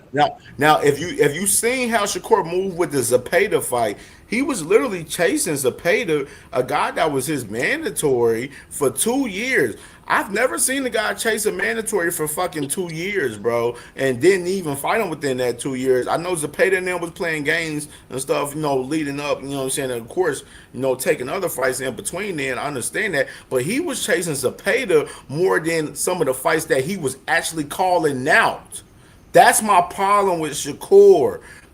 Shakur, he calls out guys, but behind the scenes, he's making other fights that people don't want or people is not checking for. And that's my problem. And even with him being at Zuffa, it's the same shit. So therefore, what I'm saying, and I'm pretty sure a lot of people understand what I'm saying as far as this and reading the room, and what I'm saying is, the thing is, we hear Shakur Stevenson continue to call out guys, but besides his call outs, he's making other fights besides the call outs. He's not making the fights that he's calling out. That's the problem that fans have with Shakur Stevenson. You get what I'm saying now, Rivers? Yeah, most definitely. And like I said, I don't. It's hard for me to defend Shakur when y'all call him a duck. Like, y'all haven't heard me say that. Y'all haven't heard me say that when it comes to Shakur Stevenson, what you guys are saying about him being a duck isn't valid. I'm just gonna fight back because I understand the reasons why Shakur might have signed the Zuffa deal. Like, and I don't think it has everything to do with him being a duck, because anybody that knows me knows that I feel like there needs to be criteria for things. There needs to be templates for things. There needs to be a rubric for things. And I feel like the term duck is just thrown around so lightly in boxing. It's like the term love in relationships. Everybody tell bitches that they love them, but is it real? Like, people literally supplant the name duck. This is my thing though, Rivers. This is my thing. When I see a guy in Shakur that's literally handpicking a lot of the fights that he's having right now, and when the guys that he's fighting, he know he's going to beat these guys, then when he signs a deal with Zuffa, when we know it's not that much smoke, then obviously when we hear him say that he wants to fight these guys on the other side, it looks different to me. It looks different. And I agree. Like I said, you're bro, me as a Shakur fan, this is my thing. I understand. Let's get this out of the way, Cam. You're defending the Zuffa deal situation with Shakur. That's cool. It's cool. And this is my thing. And I want to reiterate this for everyone that's listening. I don't have a problem with a fighter getting to their bag however they want to get it. I'm cool with it. All my thing is, don't sit there and call out smoke and you're not headed towards the smoke. That's my problem. That's all my problem with the whole situation. When the guy's sitting there getting to their bag, doing what they do, okay, that's cool. Get to your bag. But when you call out saying that you want this smoke and you want that smoke, and then behind the scenes you're really doing this, you're going for a fucking fight that's not really smoke, then that's the problem I have with niggas. And I've seen that a lot with Shakur Stevenson. That's just from what I've seen. Sorry, but not sorry. And I can't, bro, you agreed. I can't argue with that. I can't agree. Most definitely. I can't. It's the talk. Go ahead, my bad. Go ahead, Joe. I'm just saying, I just came here to clarify something, not to debate, because of course we're not debating. I can clarify something. I didn't say that I didn't say that he was Rivera's. I didn't say that he was defending the court. I said he was deflecting. And I didn't say anything about him being a duck. I was saying I agreed when B More said, "Oh, he's a hypocrite." I'm like, yeah, that's cool. Yeah, I can't deny that, because the decisions you're making now are decisions you just criticize Tank over. But it was actually, your situation's worse, because Tank didn't do anything. He didn't sign any like long-term deal that's gonna prevent him from making fights or make other fights complicated. He was gonna do a one and done big fight for the bag real quick, come back. We already knew he was gonna try to squeeze that fight in. He's gonna try to squeeze, I think, one of the fights before the other one. That's kind of how it was supposed to be, but it didn't work out because he got in some legal trouble, right? But it didn't matter. Shakur criticized him for it. Like, he was the main one talking about legacy and blah, blah. And it's the worst fight. And his tweets are probably still up, criticizing that move. But now they're like, oh, it's the bag. And that's fine if you wouldn't have, been out here acting like all holier than thou. And so I was just saying it was deflecting. Like, oh, well, everyone is a hypocrite sometimes. And you start talking about the panel. I don't know anybody to say if they did something that was hypocritical, that I could say, hey, I agree he's a hypocrite, but you can't talk because you did this, and that. And if you can't do that, then it is just deflecting. That's all I was saying. So, and if someone was to say Shakur's a duck because I get it, you want the bag, but I felt like he could have got the bag with Tank after the Loma fight fell through. That way you could have took the biggest fight that you could have that you could have had, win or lose. Your name is only going to get bigger, because even people who lose to Tank, their names only get bigger. That was the best decision to make to me. But you end up signing to DAZN, and now you're signing to Zuffa. So I understand people's criticisms of him. Even if they want to call him a duck, I kind of get it, because like it was kind of. I was very shocked when he didn't take. I'm like, what do you mean he reached out? You didn't take this fight? Like, you kept saying you wanted this fight, you didn't take it. So I get what folks. I just want to clarify that. Like, I'm not saying you. I defend Shakur. I think when is necessary or when warranted. I will defend whatever fighter, even if I don't like him, when warranted. But if they did something hypocritical, or if they did something if they call people duck for the same thing and now they do the same thing, somebody calls it out. There's nothing wrong with that. We don't have to deflect to everybody in the world or everybody in the United States because we don't want to accept the fact that he's getting justly criticized. So that's all I want to just clarify. Can I ad lib on what she's saying right quick, Kim? Yeah, absolutely. Go ahead, bro. No, so what I'm saying, I guess from a casual standpoint, I think like it's more like he capitalizes on, like, you can lie to the casuals because you don't know what's going on. We don't know what's going on, but it's like you can go back, and I guess he don't realize stuff is documented. When you say stuff, you can go back and see, like, you saying two different things. You know what I'm saying? It like what he say and what he does doesn't line up, and that's my whole point. Sometimes I think he just blatantly. Or you can get away with lying to the casuals. You know what I'm saying? Just like I guess the whole Bud and Boots thing. I guess Bud can say, "Oh, you know, Boots never won. I would have ended his career," when it's documented some things that didn't happen. You know what I'm saying? So it's kind of like casuals don't know. We don't know. You know what I mean? So they capitalize off what casual fans don't know.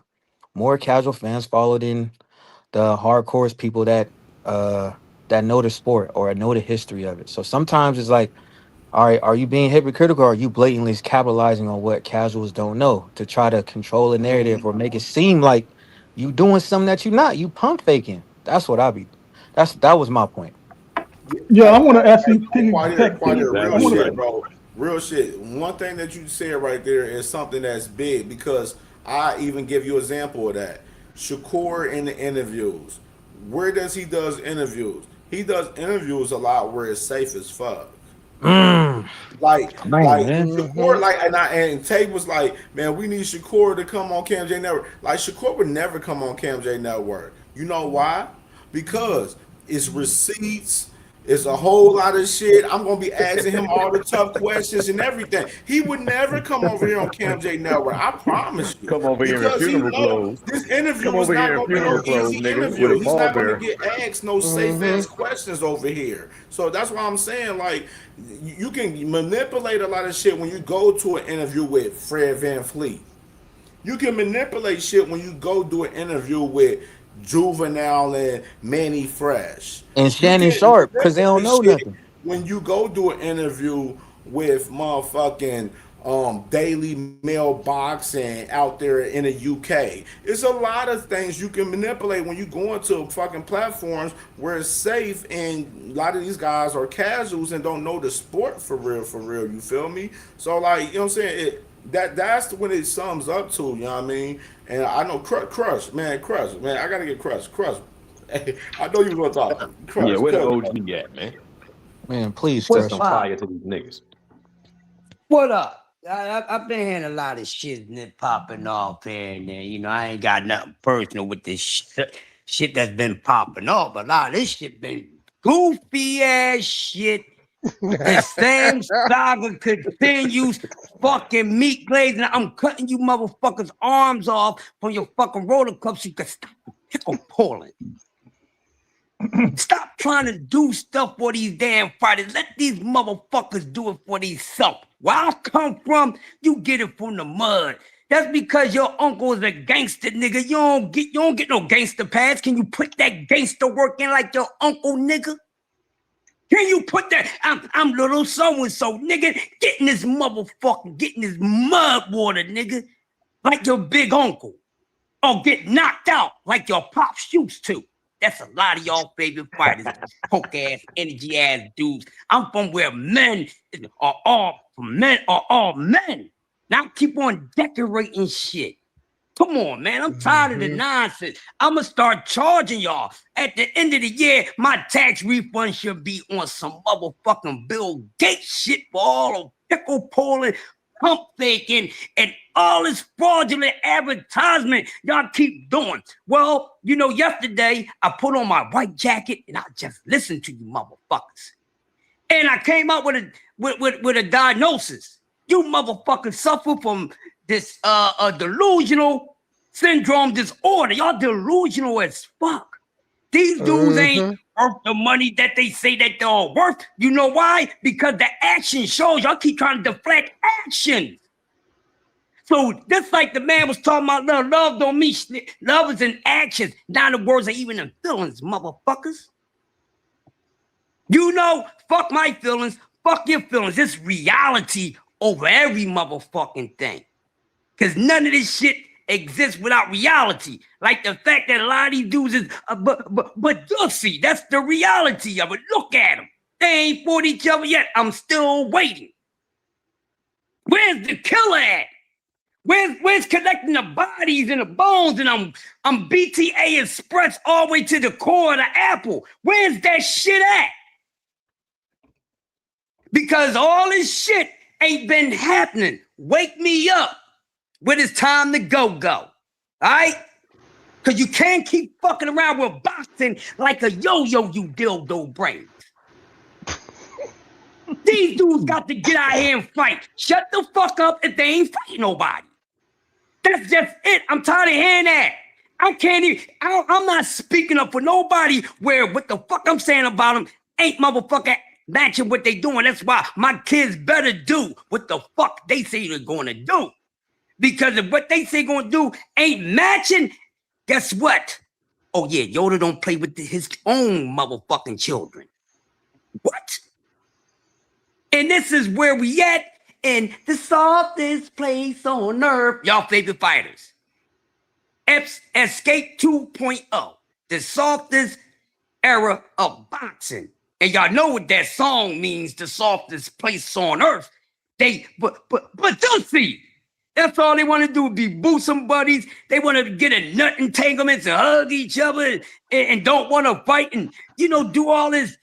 Get on out of here. Where's I want to be the best. Where's I want to be the best? Ain't no one of the best, nigga. You in the way right now, homie. We can get back to the regular scheduled program after this shit is taken care of.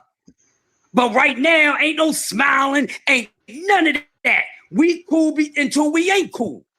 Then we get in the ring, we make this money, I even whoop your ass, you whoop mine, and then if you take it personal after that, I'll whoop your ass again for no fee. Where's your favorite fighter at doing all this type of shit? Nowhere. Nowhere. They ain't done shit. But you get mad when people be honest about what the fuck they are actually seeing. Shame on you. Your mother should have raised you better. This is what's wrong with boxing. I don't give a damn what level of a fan you are. Stick to fucking reality here. If it's pussy, it's a pussy move. Simple and plain. A lot of these dudes are afraid to fight one another. Stop saying they're not. Everybody has a fair moment. I don't give a fuck who you are. Go ask a true fucking killer. Everybody has some sort of fear. I don't make you no punk. You overcome that shit. Exactly. And these dudes are afraid to get their ass whipped. They're not afraid to fight. That's why when they decide to fight somebody they can beat most likely, then lose to most likely. Where it's not really no fucking challenge. Challenge. Ain't no challenge. I haven't seen it in years. Outside of a few good guys. And these guys, they get all the bullshit thrown at them. But you know what? That's okay. Because come fight night, when your favorite fighter ain't showing up, like totally absent, or you get in there with the green grocer man from your corner store and shit that sell vegetables and all that shit, holler at me then, and I give you some more vegetables, man. But these dudes, this shit got to stop. It's getting real sad. It's played out. The propaganda got to go in the sport of boxing. From the sanctioning bodies down to you fucking pickle pullers. Can't keep blaming the promoter and the manager. Who worked for who? Last time I checked. Don't they work for the fucking fighter? Last time I checked, ladies and gentlemen. So I want to hear that shit as the fucking promoter. Fire that nigga. Step the fuck off or get punched in the face too, nigga. I'm hungry. Appetite to smoke. Give me what I want. Or you gonna do what I want. Or get the fuck ghost. They have done it if they didn't get shit shaken. So if your favorite fighter is stuck in this situation and have a man to fuck up to do what he need to do, fire a motherfucker, smack a motherfucker up, do whatever. Please, hot damn hoe, shut the fuck up. Because you can't butter up now, Reese Cup. The shit is done with. Speak on what they are fucking actually doing, not for what you rather for them to do. And they ain't did nothing except for a few good men in the softest era sport of boxing. And here we go again. Matchups that we might get, we're not getting them. Something else is happening. Until y'all figure that shit the fuck out, stay in the quiet zone. I pass. Yo, you know what's crazy? Which kind of like, I'm like, yo, that's kind of crazy. When people talk about legacy, accolades, and all that good stuff, right? All right, let's go back 10 years. Let's go back, about 10, 8 years, right? About 2018, when all that whole 135, 130 division was starting to get very live. And now you got people who have way more accolades than other people, but the bottom line is 10 years from right now, all that stuff won't matter because when it's time to YouTube videos, you're not going to YouTube a lot of these cats because they ain't bringing nothing to the table to make you want to YouTube them. You're not going to tell your son or your daughter, or your grandson or your granddaughter, whatever, hey, watch a certain fighter 10 years from now. If you want to get them into boxing. So you're going to more than likely pick the most exciting fighters you can find. And that's what's going to count. That's going to count more than the accolades, the legacy. Because the accolades, legacy, all that stuff can be written down. But who's going to want to see your fights 10 years from now? That's when it really pays out. Yep, the test of time is a true enemy. The test of time is a true enemy. And these niggas will not withstand that test. Not the niggas that we talking about. No, that's a good point. And I think every time people are talking about legacy, while I think they assume that legacy automatically means just accolades. And it's really what you remember. Like, people are not going to remember all these accolades. I mean, yes, you can read about them and know that they had most high division champ. That's going to put you in some hit. That's going to put you, like, maybe in a Hall of Fame. You can make a record. You can, like, beat a record. Like, oh, I have the most undisputed runs, the most title defenses. That is important, right? But the way people find out about your accolades is because of the fights. Like, when we go back and look at old fights, we're not going back and like, oh, we need to watch this fight because WBA and WBC title was on the line. Like, we don't go back for that, right? We go back. We don't even remember what was on the line. Legacy is a huge part of like what you did in that ring and what people remembered, and like also replay value. Because I don't care how many times it shows. If they put that Hagler Hearns fight on, I'm watching it. That Corrales versus Castillo fight on, I'm watching it. And that's something everybody remembers, because that is a legacy. It's not just these accolades. You have to have memorable fights. You have to have memorable moments. And you have to, against the Hall of Fame, not the Hall of Accolades, right? So I think that's a good point. And I think that these fighters, I think that I'm not saying I'm not a belts don't mean nothing person. I'm just saying they're not everything. I say go for belts and all that, but like, you do want some good matchups, and you want to just try. I don't know. I just feel like they're too. I think people are leaning a little too heavily on the accolades only. You know what I'm saying? Like that. That's all. And I don't think it's gonna. I don't think it's gonna end the way they think it is. You know what I'm saying? That's all I mean. Yeah, I agree with you, Jupe, and I'm gonna just leave out saying, because I gotta handle some shit. But I would just say that a lot of niggas just, in general, today everybody thinks that the belts are the accolades. Like, they think these belts shine so bright that we're not gonna acknowledge the last names of who you actually fought. And the last name is the real accolade. The belt is just decoration that complements the magnitude of the fight. But the biggest fight that we've seen in recent years, that there was a multitude of excitement about and that easily sold out, was Ryan Garcia versus Tank Davis. And motherfuckers don't know what it wasn't even out. Yeah, there was no belt on the line. You just wanted to see them two motherfuckers fight because we knew the talent scale and where they was at in their careers. They were both. Was Ryan still undefeated at the time? Yep. Yep. Both undefeated. So the momentum that a fighter has behind them, a fighter can be a bigger star without any of those accolades. Right now, we just seen Boots was already eclipsing Bud before he left with all the belts.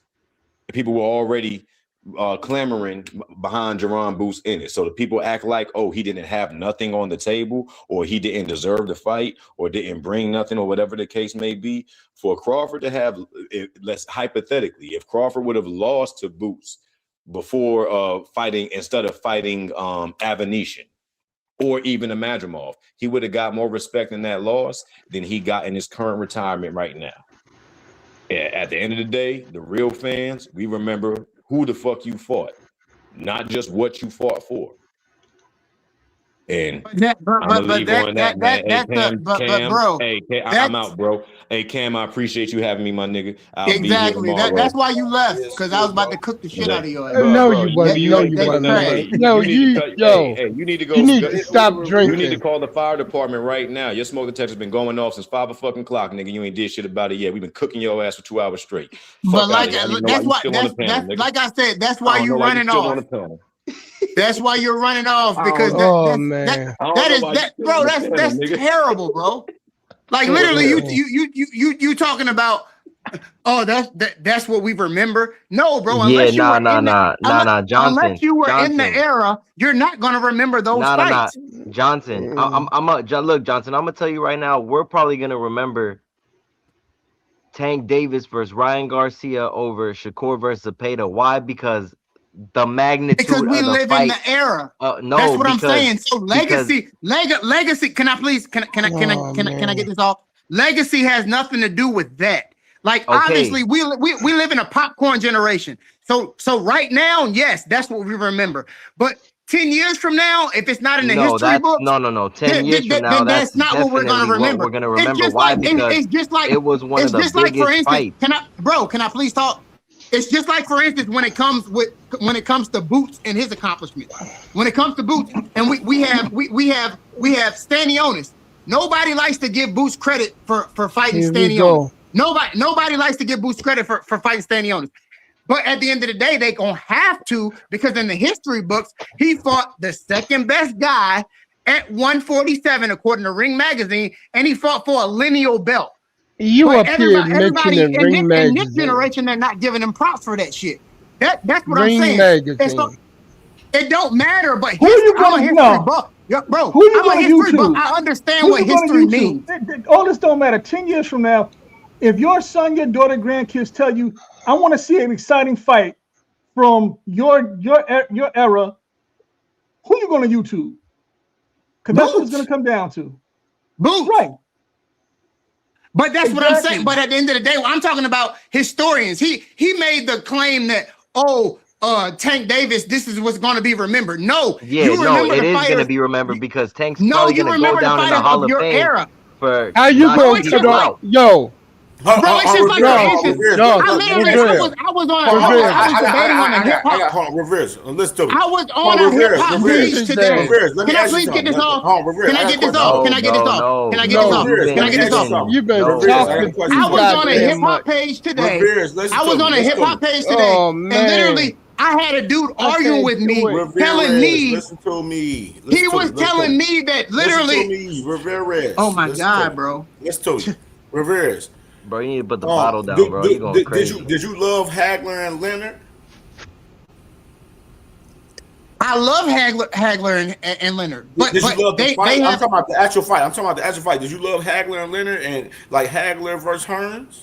Those types. Most definitely, but they all got legacies. I know where you're going with this. Listen to me. I know where you're going. Hold on. I'm going somewhere. Bro.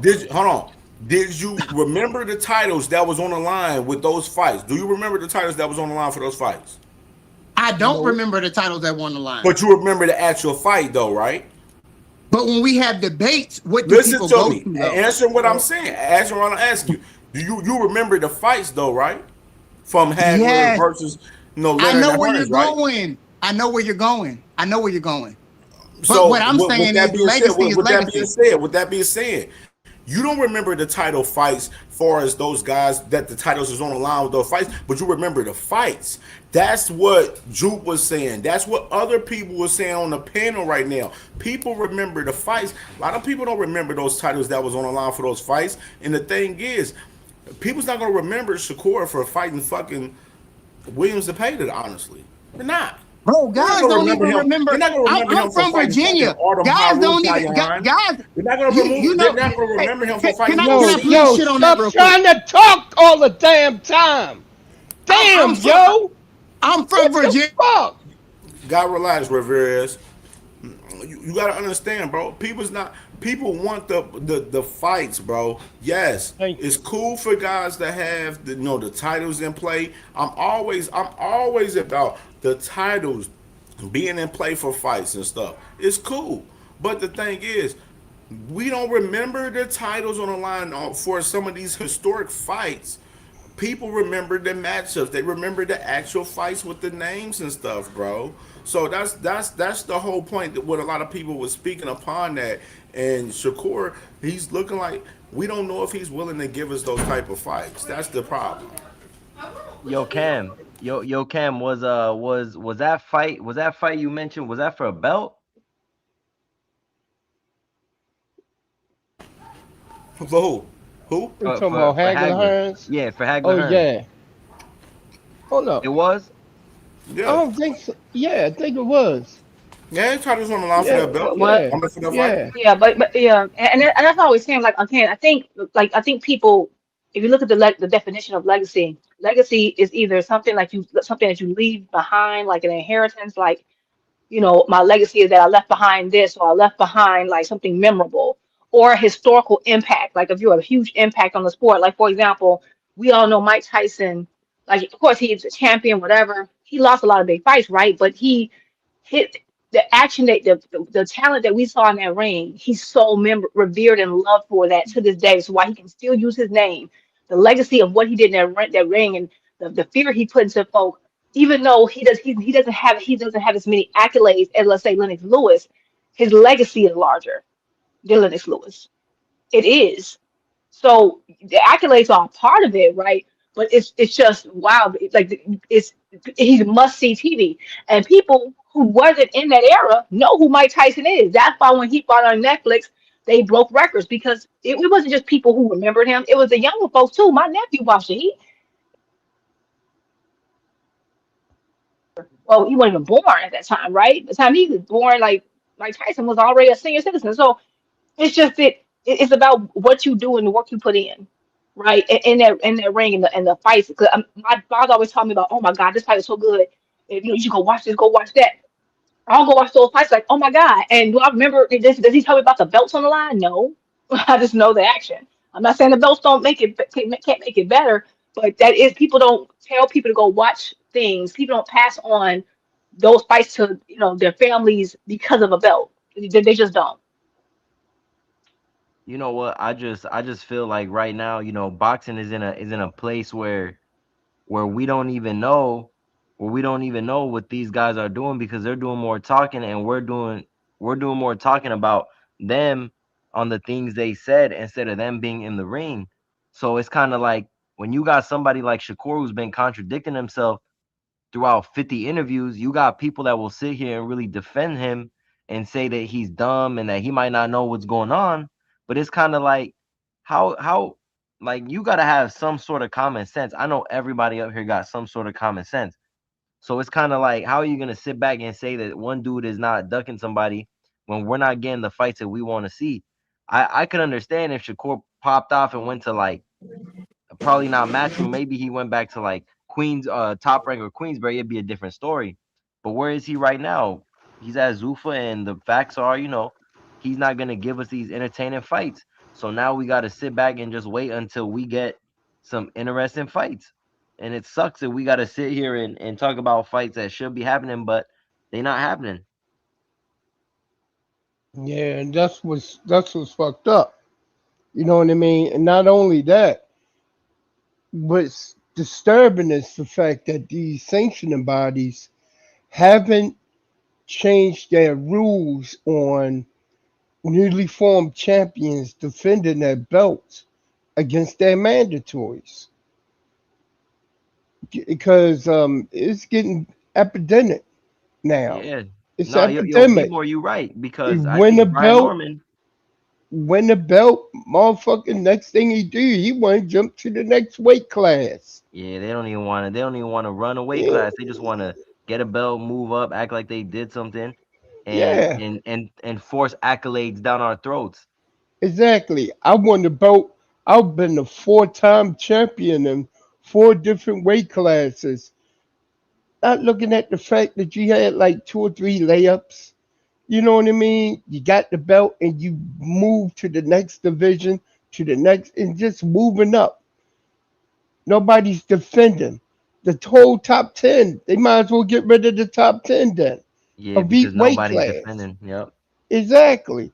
You know what I Nobody's mean? defending, so the legacy not really, it's not important. Like people could sit here and say, "Oh, this fight is for legacy," but it's like, is it really? Because we're not gonna sit back years from now and say, "Oh shit, look at Hitchens. He just fought this dude. It was for his legacy." I'm not about to do that. I mean, right now I feel like boxing is soft and nobody wants to fight. Boxers and some of these motherfuckers are not even fighting twice a year. Most you would have a boxer fight three times a year. I remember Tank defended three times in 1 year one time. Well, he fought three times in 1 year. Now these cats are barely even fighting a year. They fight a year and then don't fight until the next year. You know what I mean? Nobody's fighting every 6 months. It was a clock schedule that went on. If they weren't defending against or trying to unify, they would go ahead and they would defend against a mandatory, or if they're not unifying again, they would fight against another mandatory. And then you got go over to the next year. Meanwhile, within the top 10, you have other boxers fighting each other as well. You know what I mean? So it was a constant rotation of fights that used to be presented on television across all divisions. Now it's like, what the hell? Shit is crazy. I'm like, this is the busiest weekend we hadn't boxing in a long time coming up this weekend. What is it, Cam? About 6 fights, 7 fights going on. We got, we got the women's card that's stacked with some good fights on that, right? Then we just had this morning a fight over in Australia. And I ain't getting up that damn early. Fuck that. I'm sorry, yo. I can't do it, yo. I'm up too late at night. I'm nocturnal. Always been since hustling days. Can't do it. But look all these fights we got coming up on Saturday. We got one Friday, well, one yesterday. Friday, we got best marksman. We We got had one today with Maya. the zoo. Yeah, we got Michaela Mayer fight coming up, right? Then we got Natural Born Killers, Moses fighting. Then we got Martinez. I can't speak Spanish, man. Martinez. And then we got Law fighting. You know what I mean? So Saturday is going to be a 4 day of boxing. We got 4 boxing matches, 4 main cards. And Friday we got I think that's the which we call no, that's on the zone. But Pro Box. We gotta Yeah, check out Pro Box yeah, you got coming up Corey Saturday. Marshman. You got Corey Marshman Friday, man, on the zone right there.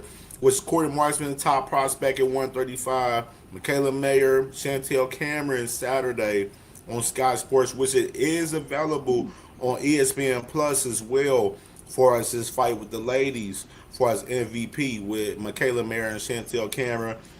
Caroline Dubois versus Amelia Moore. Then of course you got Moses Atuma, Philip Herkovic, Sam Noakes versus Denise Briancheck Saturday around the same time as the ladies on the zone. It's a pay per view. Was I seen people on Twitter discussed it that this fight is a pay per view with Moses Atuma and Philip Herkovic. My personal opinion, it definitely should be a pay per view. I don't know what Queensberry doing with that, but that's on them. But we got Lester Martinez, Luca Plantic finishing out the night along with Najee Lopez on the card and Ramon Cardenas forming our anyway opponent on the Pro Box TV card, capping off the night Saturday night on Pro Box TV YouTube. And Laura and Ornelas, this is the Matchroom Mexico card for Saturday with these two guys. About 5 fights on that card right there for Saturday, capping off the night on the zone right there for the zone. So, like I said, we got 5 fights this weekend, man. I mean, of course, when we talk boxing, bro, it's cool. I like to talk about whatever is popping, whatever's updated that we have going on. But like I said, it's not that much news this week. It's been a little bit shit coming out. You know what I'm saying? It's, obviously, with the ladies coming out with the whole Alicia Baumgartner and Elite Turhan fight yesterday Oh with yeah. MVP, which is fire with that card, with what they're doing. You know what I mean? As far as that card in particular. But hasn't been that much news in particular for us boxing this week. It's been a slow week for real for us boxing. But the thing is, we have fights to duplicate that though. You know what I'm saying? This weekend. You know what I'm saying? We got 5 fights this weekend from Friday to Saturday pretty much, which is you got a lot of scraps. It's easy. It's all about the scraps at the end of the day. You know what I'm saying? It's cool when we get the news and stuff was popping, but at the end of the day, it's about the actual fights that's happening. And you know what I'm saying, as far as this week, no, this is what we have this week. You know what I mean? Like, and which is it's a lot of great scraps out of all of these fights. If y'all, you know what I'm saying, if y'all Hey, real boxing Ted. fans, y'all gonna really love these fights. Yeah, go ahead, Crush. Hey, put that back up on there. That matchup, that ESPN MVP Oh, I card. got you. I got you. Oh yeah, Oh November man. 8th. What's your thoughts, Yes. Crush? Hey man, I like what the women are doing, and shout out to the ladies in sports. Period. Y'all dudes got to do Yeah. something. Y'all gotta get y'all scrotum sacks repaired. Listen, every single woman's sport I've been watching, no matter if it's basketball, boxing, they get busy. They ain't doing no bitching. I just You ain't watched lying.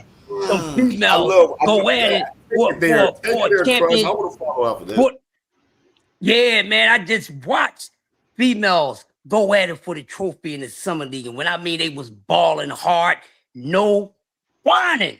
These are but JJs, they got ovaries. You niggas got nuts. Y'all got scroller sets with nuts in it, acting like y'all got cherries in between y'all shit. Your baby fighter cherry ain't been cracked yet, old fucking virgins. But anyway, listen, y'all. The one for me that I'm looking at, that's the most interesting match for me on this one is Brown and Scotty. I'm going to love that one. That's going to be a good one. Now, I'm picking Brown, but hey, man, look out for that one. That's going to be a bar burner. All four of them are. Nicholson, she better watch herself. I had a premonition that Scott Nicholson going to start falling down like dominoes. She don't switch some shit up with trying to be, pretty and, who else says she's not that athletically gifted? Somebody gonna touch her ass. Trust me. Ali and Krebs, 50-50 fight as of for right now. But I can't wait until November the 8th. They're gonna be fucking good. Shout out to MVP. Shout out to women's boxing doing they damn thing. Men boxing, get it together. Damn, get it together. For real. Man, I'm glad you said that, bro, because right now what I'm seeing, we're not seeing, and this is more context. Salute to my brother TD Sports Talk in the building, man. My brother, man. Salute, man. Make sure y'all subscribe to my brother, man, for sure. What I'm seeing from the women, same like some guys that we see in boxing, like Amelia Navarrete and Ashaki Foster, business getting done behind the scenes. Not too much public posturing. Yeah, you have a little back and forth with some of these women, which is needed because we need more attention on the women's sport. You know what I'm saying? I love some shit talking from the women, but long as the shit talking leads to action, I'm all fine with that. I'm all fine with this shit talking leading to action. You can talk all the shit that you want out here. I'm fine with any fighter popping all that shit. Just make the shit talking lead to action. That's my whole thing about it. And with these women, what we're seeing, they popping their shit, but at the same time, it's leading to action though with these women, with some of these women that I'm seeing. You know what I'm saying? These women, they get into the fucking action, and I gotta salute MVP for this card because this is definitely a great card right here, man. With all of these women on this card, man, for sure. Like that Tierra Brown, Ellie Scotty fight. I got Scotty on the early side. I'm gonna keep it 1,000. I'm with Tierra Brown. I love her. You know what I'm saying? What she got going on and everything. But I don't think she's gonna win this fight with Ellie Scotty. That's just me being real. You know what I'm saying? The Scott Nicholson, Mio Yoshida fight, great scrap right there for her first fight. Not a layup fight for Scott Nicholson at all in this fight right there.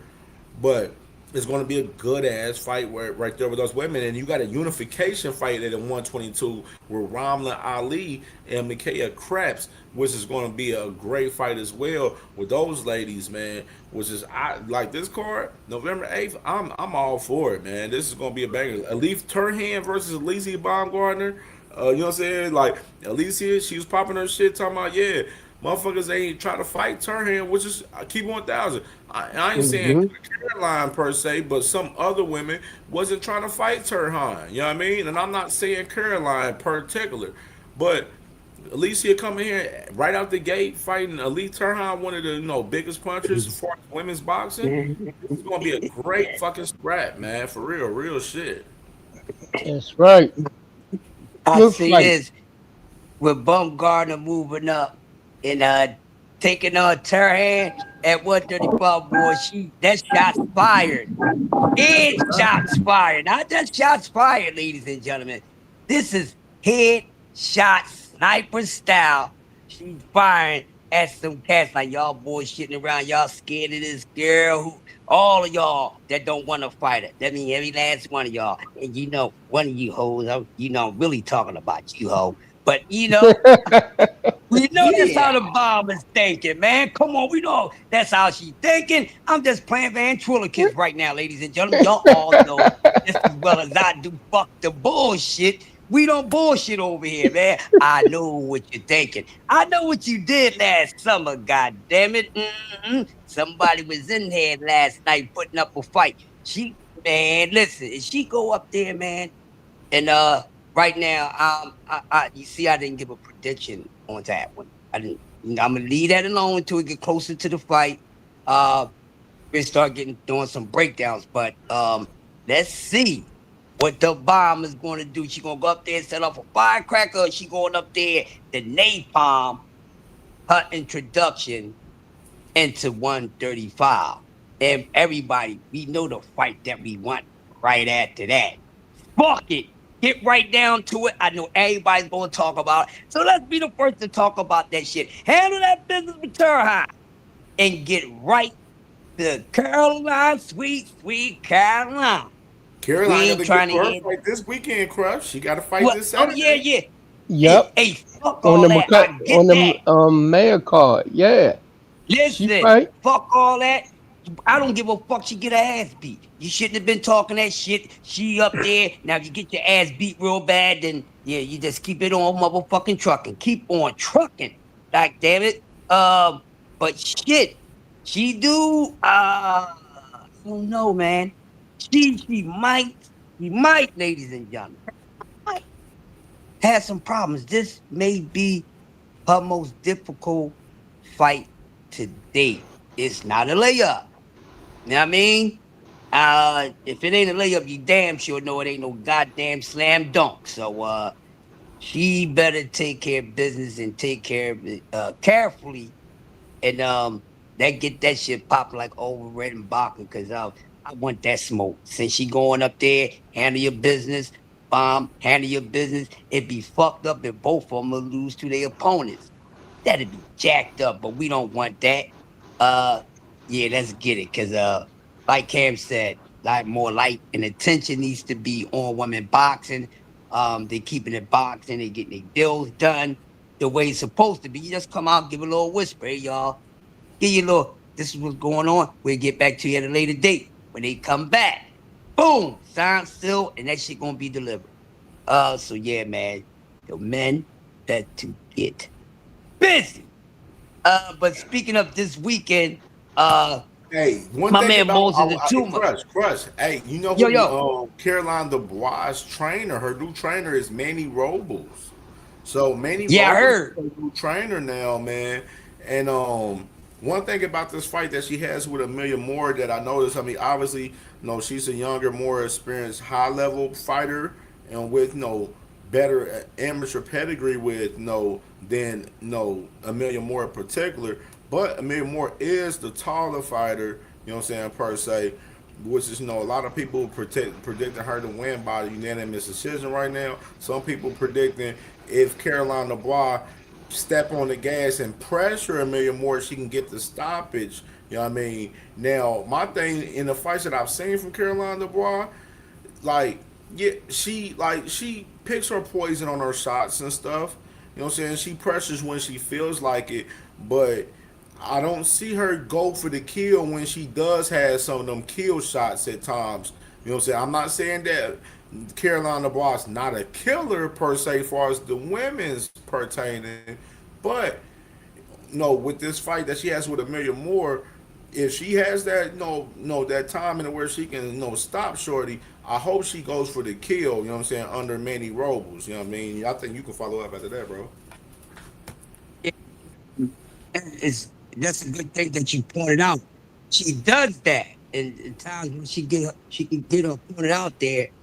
She tends to pull back, and that's something that's a bad habit for any boxer to have. Male or female, we see how it turns out for the men. They're getting dog for it. So we don't want that to happen with old Sweet Caroline, and she can't be doing that with a taller fighter, where she's going to have to be close range and in distance to get beyond her opponent's reach and get up under there and chop her ass down. But it won't be easy. But damn, it's a good fight. Fuck that bag up.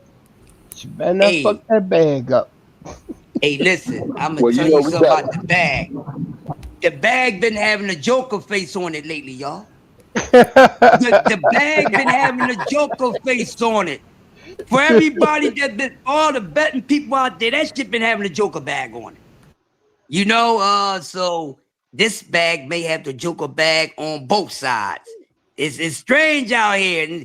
And we need to get a new face on that damn bag. Motherfuckers trying to win money. We trying to win money. Yeah, they making money, they getting paid for the fight. Nigga, do what you need to do so we can win money for picking on your sorry asses. So yeah, it's been a Joker bag. It's been a Joker face on the goddamn box, man. You know, and shout out to everybody that's in the champ Brawls boxing tournament. I'm gonna jump on in there, man, and have some goddamn fun. But like Cam said, you know, y'all pop all that popcorn shit, jump up on in there. Now listen, before y'all go in there, if you ain't the type that research and watch fights, not your favorite fighters, but watch fights, you know, instead of just doing an Al Bundy and putting your hands in your pants and ain't nobody around and shit, you know, watch some boxing, man. Watch some boxing. I watch boxing, don't know nobody motherfucking name that time, but I know they be rumbling. And it is good. So when you get into these tournaments and you might come across that name and you know familiar with them, it makes your prediction good, look good, or even better for you. So get up in there. I'll be over there to have some goddamn fun. And also on Tuesdays, man, over the OG Bruce Gas, he does boxing trivia over there too. So it's get to keep your boxing it sharp, y'all. Don't think that we all ain't got the people on studying and shit. Don't get like your favorite fighter. Think they ain't got to do shit no damn more, no improvement, and that's why they looking like the ass. They looking like all ass out. I'm paying time. TD in the building. TD, what's going on, TD? TD in the building was popping, fellas. Yo, what's good, man? Let me know if y'all can hear me because I'm on these headphones at work.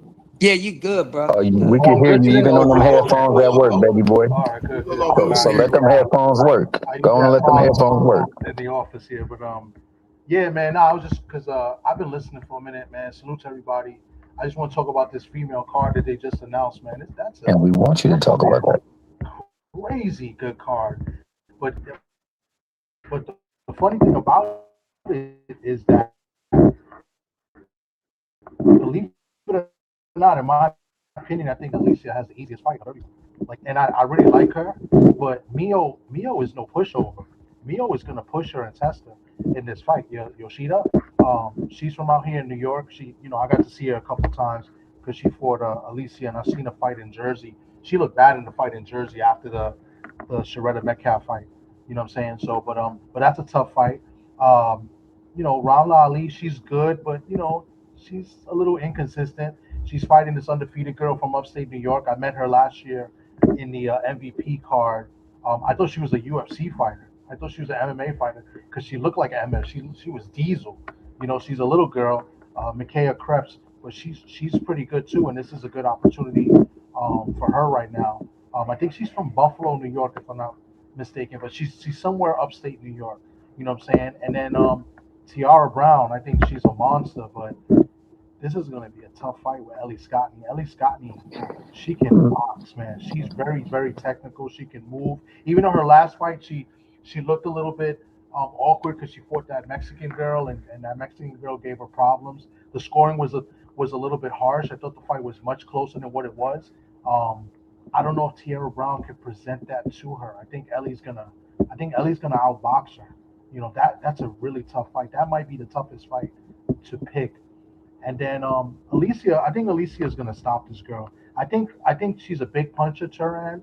I mean, I think she's got a big puncher's chance. She's a monster, but she was pretty much exposed to that kid that she fought. She fought the girl. I think she was like 19 years old, Telez, and Telez hurt her a few times in that fight. And I think the great point, Tommy. Yeah. What's up? He said, "Great point. Keep cooking." Yeah. Great point. You're right, Tommy. Yeah, she Telez was hurt a it. young girl. She was 19, and if they were to have a rematch, I think Telez beats Turhan. But nevertheless, Turhan, she's a big puncher. She can put your lights out.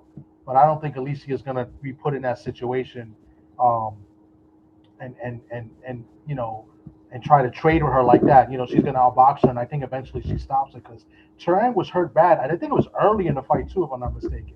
You know what I'm saying? But this she may have the easiest fight. I think Alicia is gonna stop this girl. People been calling for Alicia to get a stoppage, and I think she's gonna make a big statement at that weight class. I can see Alicia stopping her, somewhere in the third or fourth round. So, God damn. this is a fire card. This is a dope card, and it should be pump everybody up. And as far as this weekend with Caroline, I think Caroline should get the win, and it just helps promote the fight. That's the fight people want to see, Caroline and Alicia. I still favor Alicia in that fight. I think Caroline still needs, she still needs some work. I still think she's good, but she's not quite there yet, in my opinion. I think Alicia beats Caroline right now, but it's a fight people want to see. Definitely the fight people want to see. Hey, it's kind of hard following up Tommy for the box. I don't never ever want to go after. TD, you know that pick gonna get controversy. You said that. About what? Which one? What, Caroline? Nah, go on and pop it. You picking AB over Caroline. A lot of these people, they believe Caroline's gonna wash Alicia, bro. I've been seeing people in the comments. They're like, "Man, Caroline washes Alicia, bro." So what people not taking? Oh, my bad. Go ahead, Tom. No, I would say I don't think so. I don't think Caroline's quite ready. Caroline's last two fights have been pretty good, but she's looked a little shaky in the second half of those fights. That's what Crush was talking about. And she's made excuses both times in those fights, and she just changed trainers too. And her excuse was that she said she was sick fight week, and I found it funny that she said it back-to-back fights. If you look at the post-fight in both those fights, she said she was sick going into fights, and to me that's kind of an excuse. I mean, maybe once, twice in a row. So, and she has she's faded a couple of those fights, and she dropped Harper, but Harper was very tough in that fight, and you already know what the is on Harper. But, Harper was extremely tough. Shin was a good fight with Alicia, you know what I'm saying? But Shin, Alicia should have got credit for a knockdown in that fight, and she didn't. I think it was like the third or fourth round. They called it a slip where Shin fell, but either way, I think Alicia's getting better with this guy. Oh my God, Derek James. I think she's getting better with each fight. You can see like she's buying into the system that he teaches. You know what I'm saying? Like with the jab and stuff. So I don't know. I don't think Caroline's quite ready. I think eventually Caroline is going to be what everybody thinks she is, but I don't think she's there quite yet. She better start getting used to fighting 3-minute rounds. So that's what I was just about to make mention to between that two fights, but we not there yet. I agree with everything you said on the other card. I think that the 3-minute rounds that Alicia has been putting herself through, I think that is getting her prepared for a tough fight. Because whenever it gets to the point where it's tough, your conditioning and your training got to take you through and carry you over. And, and that fight, that Shin fight, man, she had to find a second win, bro. Because like that woman was tough. That woman came to fight and she wasn't playing around. And, everybody, I don't know. I don't know what everybody else looked, but it looked like in the midst of all of that, she was, I'm getting technical. I'm pretty surgical with this bitch, Jake. Like she was putting right on the money and she was lining her up. That girl just kept coming, dog. And, I got to credit Shin for that because she made that fight what it was. And Alicia gave her everything she could have. And then some, she dug down, and that's the mark of a champion, man. So I got Alicia over Alif. I think Alif is a dangerous fighter, but she sets herself up because of that big power that she tries to land every now and again.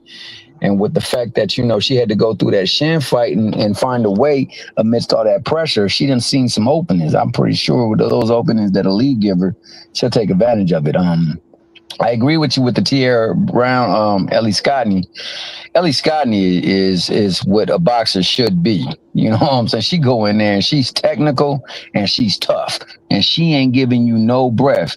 It's like when you got your big brother up in the pool, and you trying to go out there and hang and bother him, and he getting tired, so he start pushing you under, and then he keep you under just enough let you come back up to get and then he push you right back under. That's Ellie Scottney. She'll push you right back under that water, man. She keep you under there. You better have good lungs, or you better know how to swim around that bad boy, because other than that, it's gonna be tough on you, and she eventually will drown you if you let her. And Tierra, she is tough. Tierra is very tough. I love me some Tierra Brown, but this is a tough matchup, and it's a tough one to pick. But I favor Ellie Scottney as well too. I think Yoshida, she is someone that Ellie Scottney gotta watch out for, because the money is behind Scottney. If it go to a decision, they may favor her, but that woman is tough, and she comes to fight. So Ellie Scott, I'm sorry, not Ellie Scottney, but what's her girl's name again? Chantel? Not Chantel. God, yeah, I lost train of thought right there. What's the pretty girl? The pretty girl. Oh, Ramla Ali? No. The other one that's to the left of her. Sky Nicholson. Sky Nicholson. Yeah, Sky Nicholson got to be prepared for that, because if not, she gonna be in a tough one, and she been in a couple of tough ones lately too. So she got to pull it out. I think that the Ramla Ali, like you said, that young girl's she's scrappy. She's scrappy. Ramla Ali, I like, man. I think she shows heart. I really appreciate the way that she got lit. The one girl knocked her all the way out. She came back and got that in blood, dog. Like some of the men should do. She went back and got that in blood. Like, yo, I got to get that. That was a really bad look.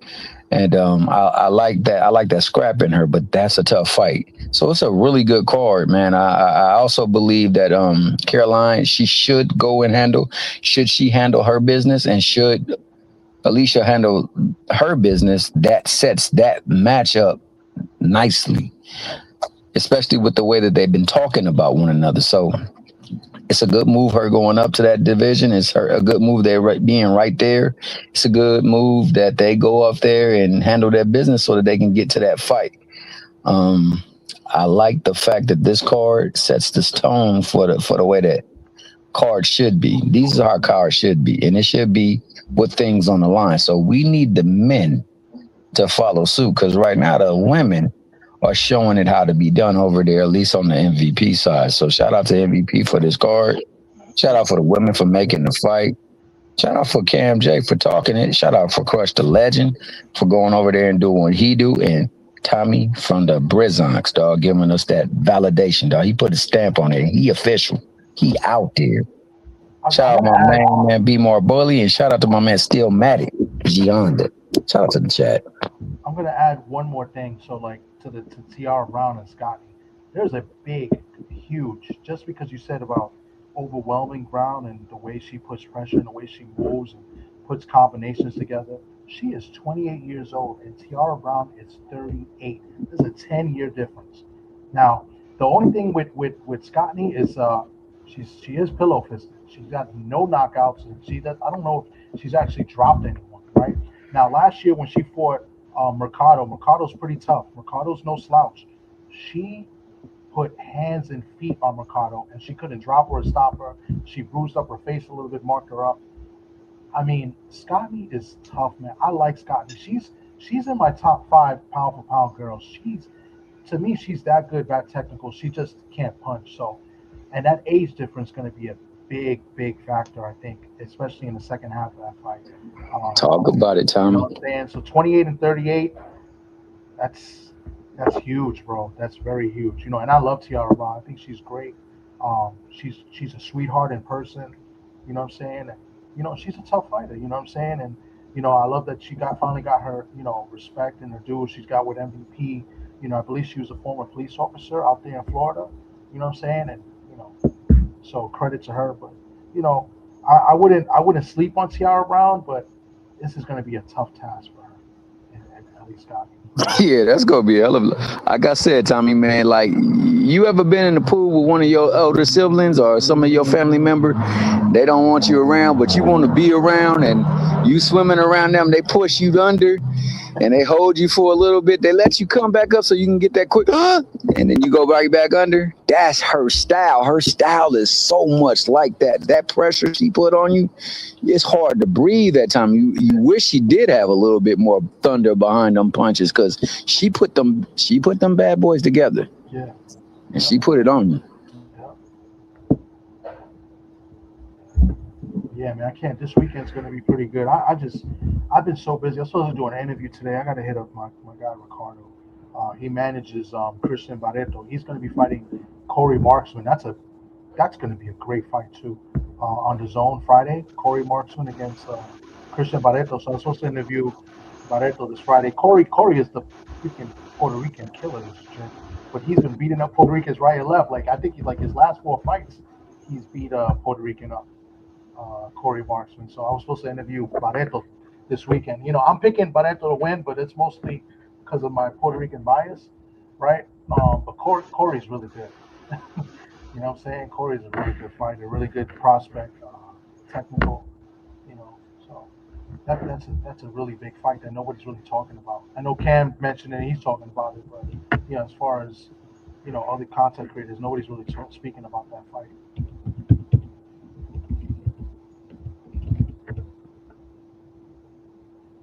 Anybody there? Yeah, I'm here. Oh, okay. I was wondering what happened. I was like, where everybody go? That Corey Marksman fight is definitely a good fight, man. With Barreto, man. Barreto is a tough opponent. It's not a layup fight for Corey Marksman, which I told y'all earlier. But I think Marksman will probably get the win. But that's a good fight, man. And like I said, this weekend, bro, like with all of the fights that we have, bro, as a boxing fan, you can't be mad at with all of the fights that we have, because you got fights Friday, then you got fights all day Saturday if you're a true boxing fan to watch all day Saturday, you know what I mean? So you can't complain about the action this weekend at all. Yeah. Can't. My guy Najee Lopez, you want to talk about a Puerto Rican that I think should win, but he's in a tough fight too. He's fighting a Colombian, undefeated Colombian, but Najee Lopez is one of the top Puerto Rican fighters we got right now. So that's going to be a good fight. And they both big punches too. That's on the Pro Box card. Shoot, I'm sitting up here. I'm doing double duty right now. We're checking out what you would call them, D1's. His documentary is on right now. Yeah, man, I gotta tap in my brother D1 documentary, man. Yeah, man. Yeah, I put a link up earlier. I gotta put another link up. I'm gonna put another link in there. Yeah, put those links in the chat so that people can tap in. True that. I bet. I'm about to get out of here. I gotta go back home. I'm still in the office. But you guys, I appreciate you guys. Go tell D1 that I am the real angry white man. Man, you part of Balibua, man. What you talking about? Balibua. Yeah, but I'm half German, so you know. Real quick. Hey, listen up, everybody. Listen up, everybody in the chat. Throw some fire in there for my man CamJNetwork going in overtime. That's his normal thing. Giving y'all 9 hours of nothing but boxing, cook, and build.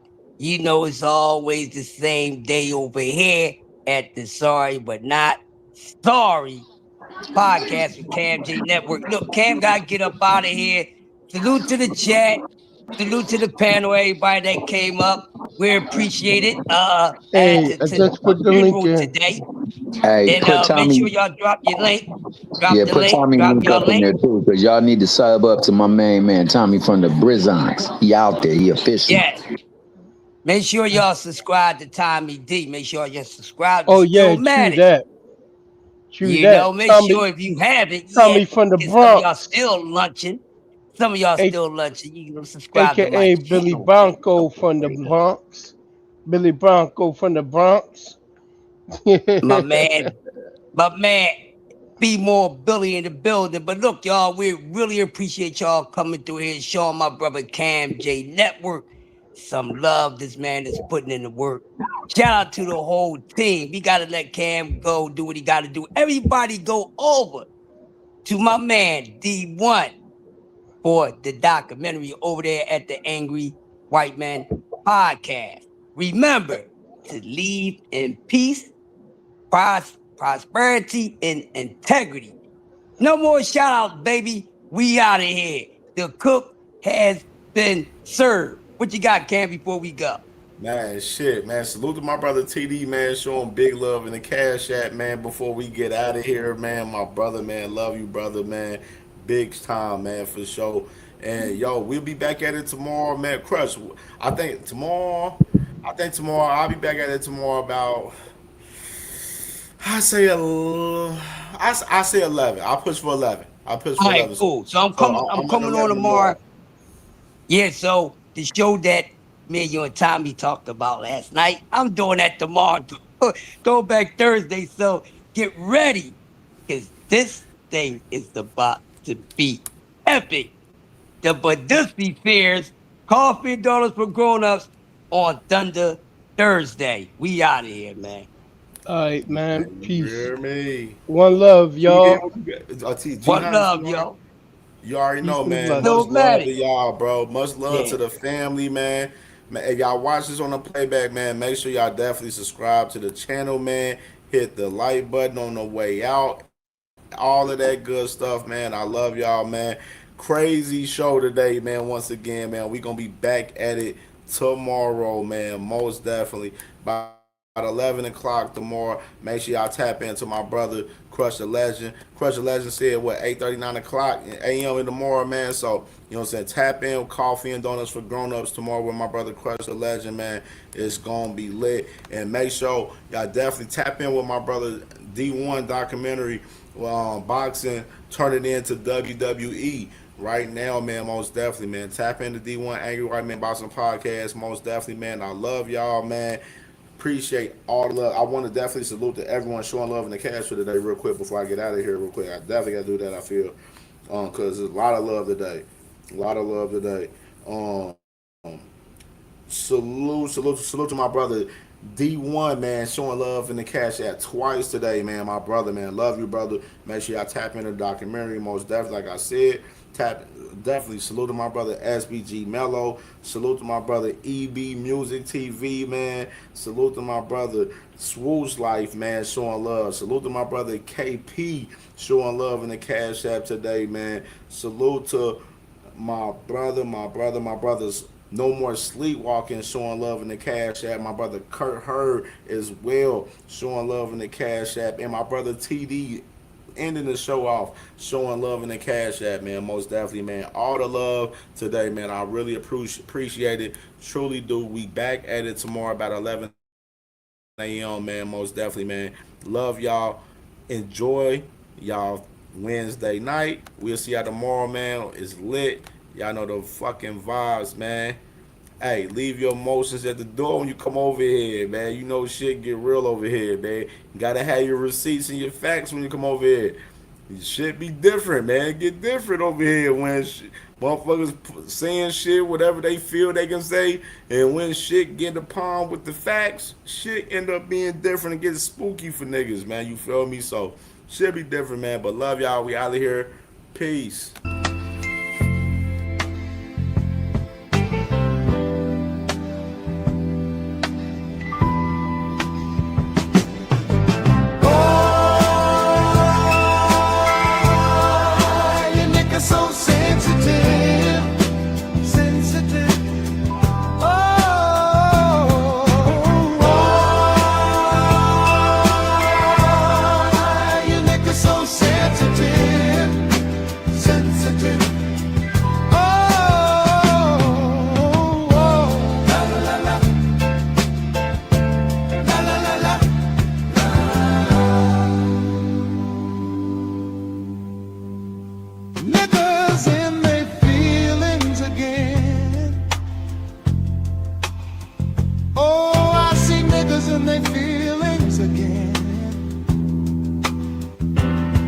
Should have raised you, bitch made suckers to have thicker skin.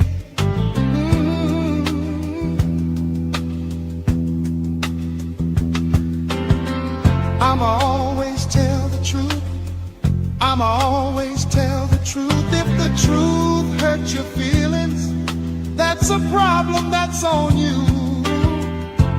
Brittle heart.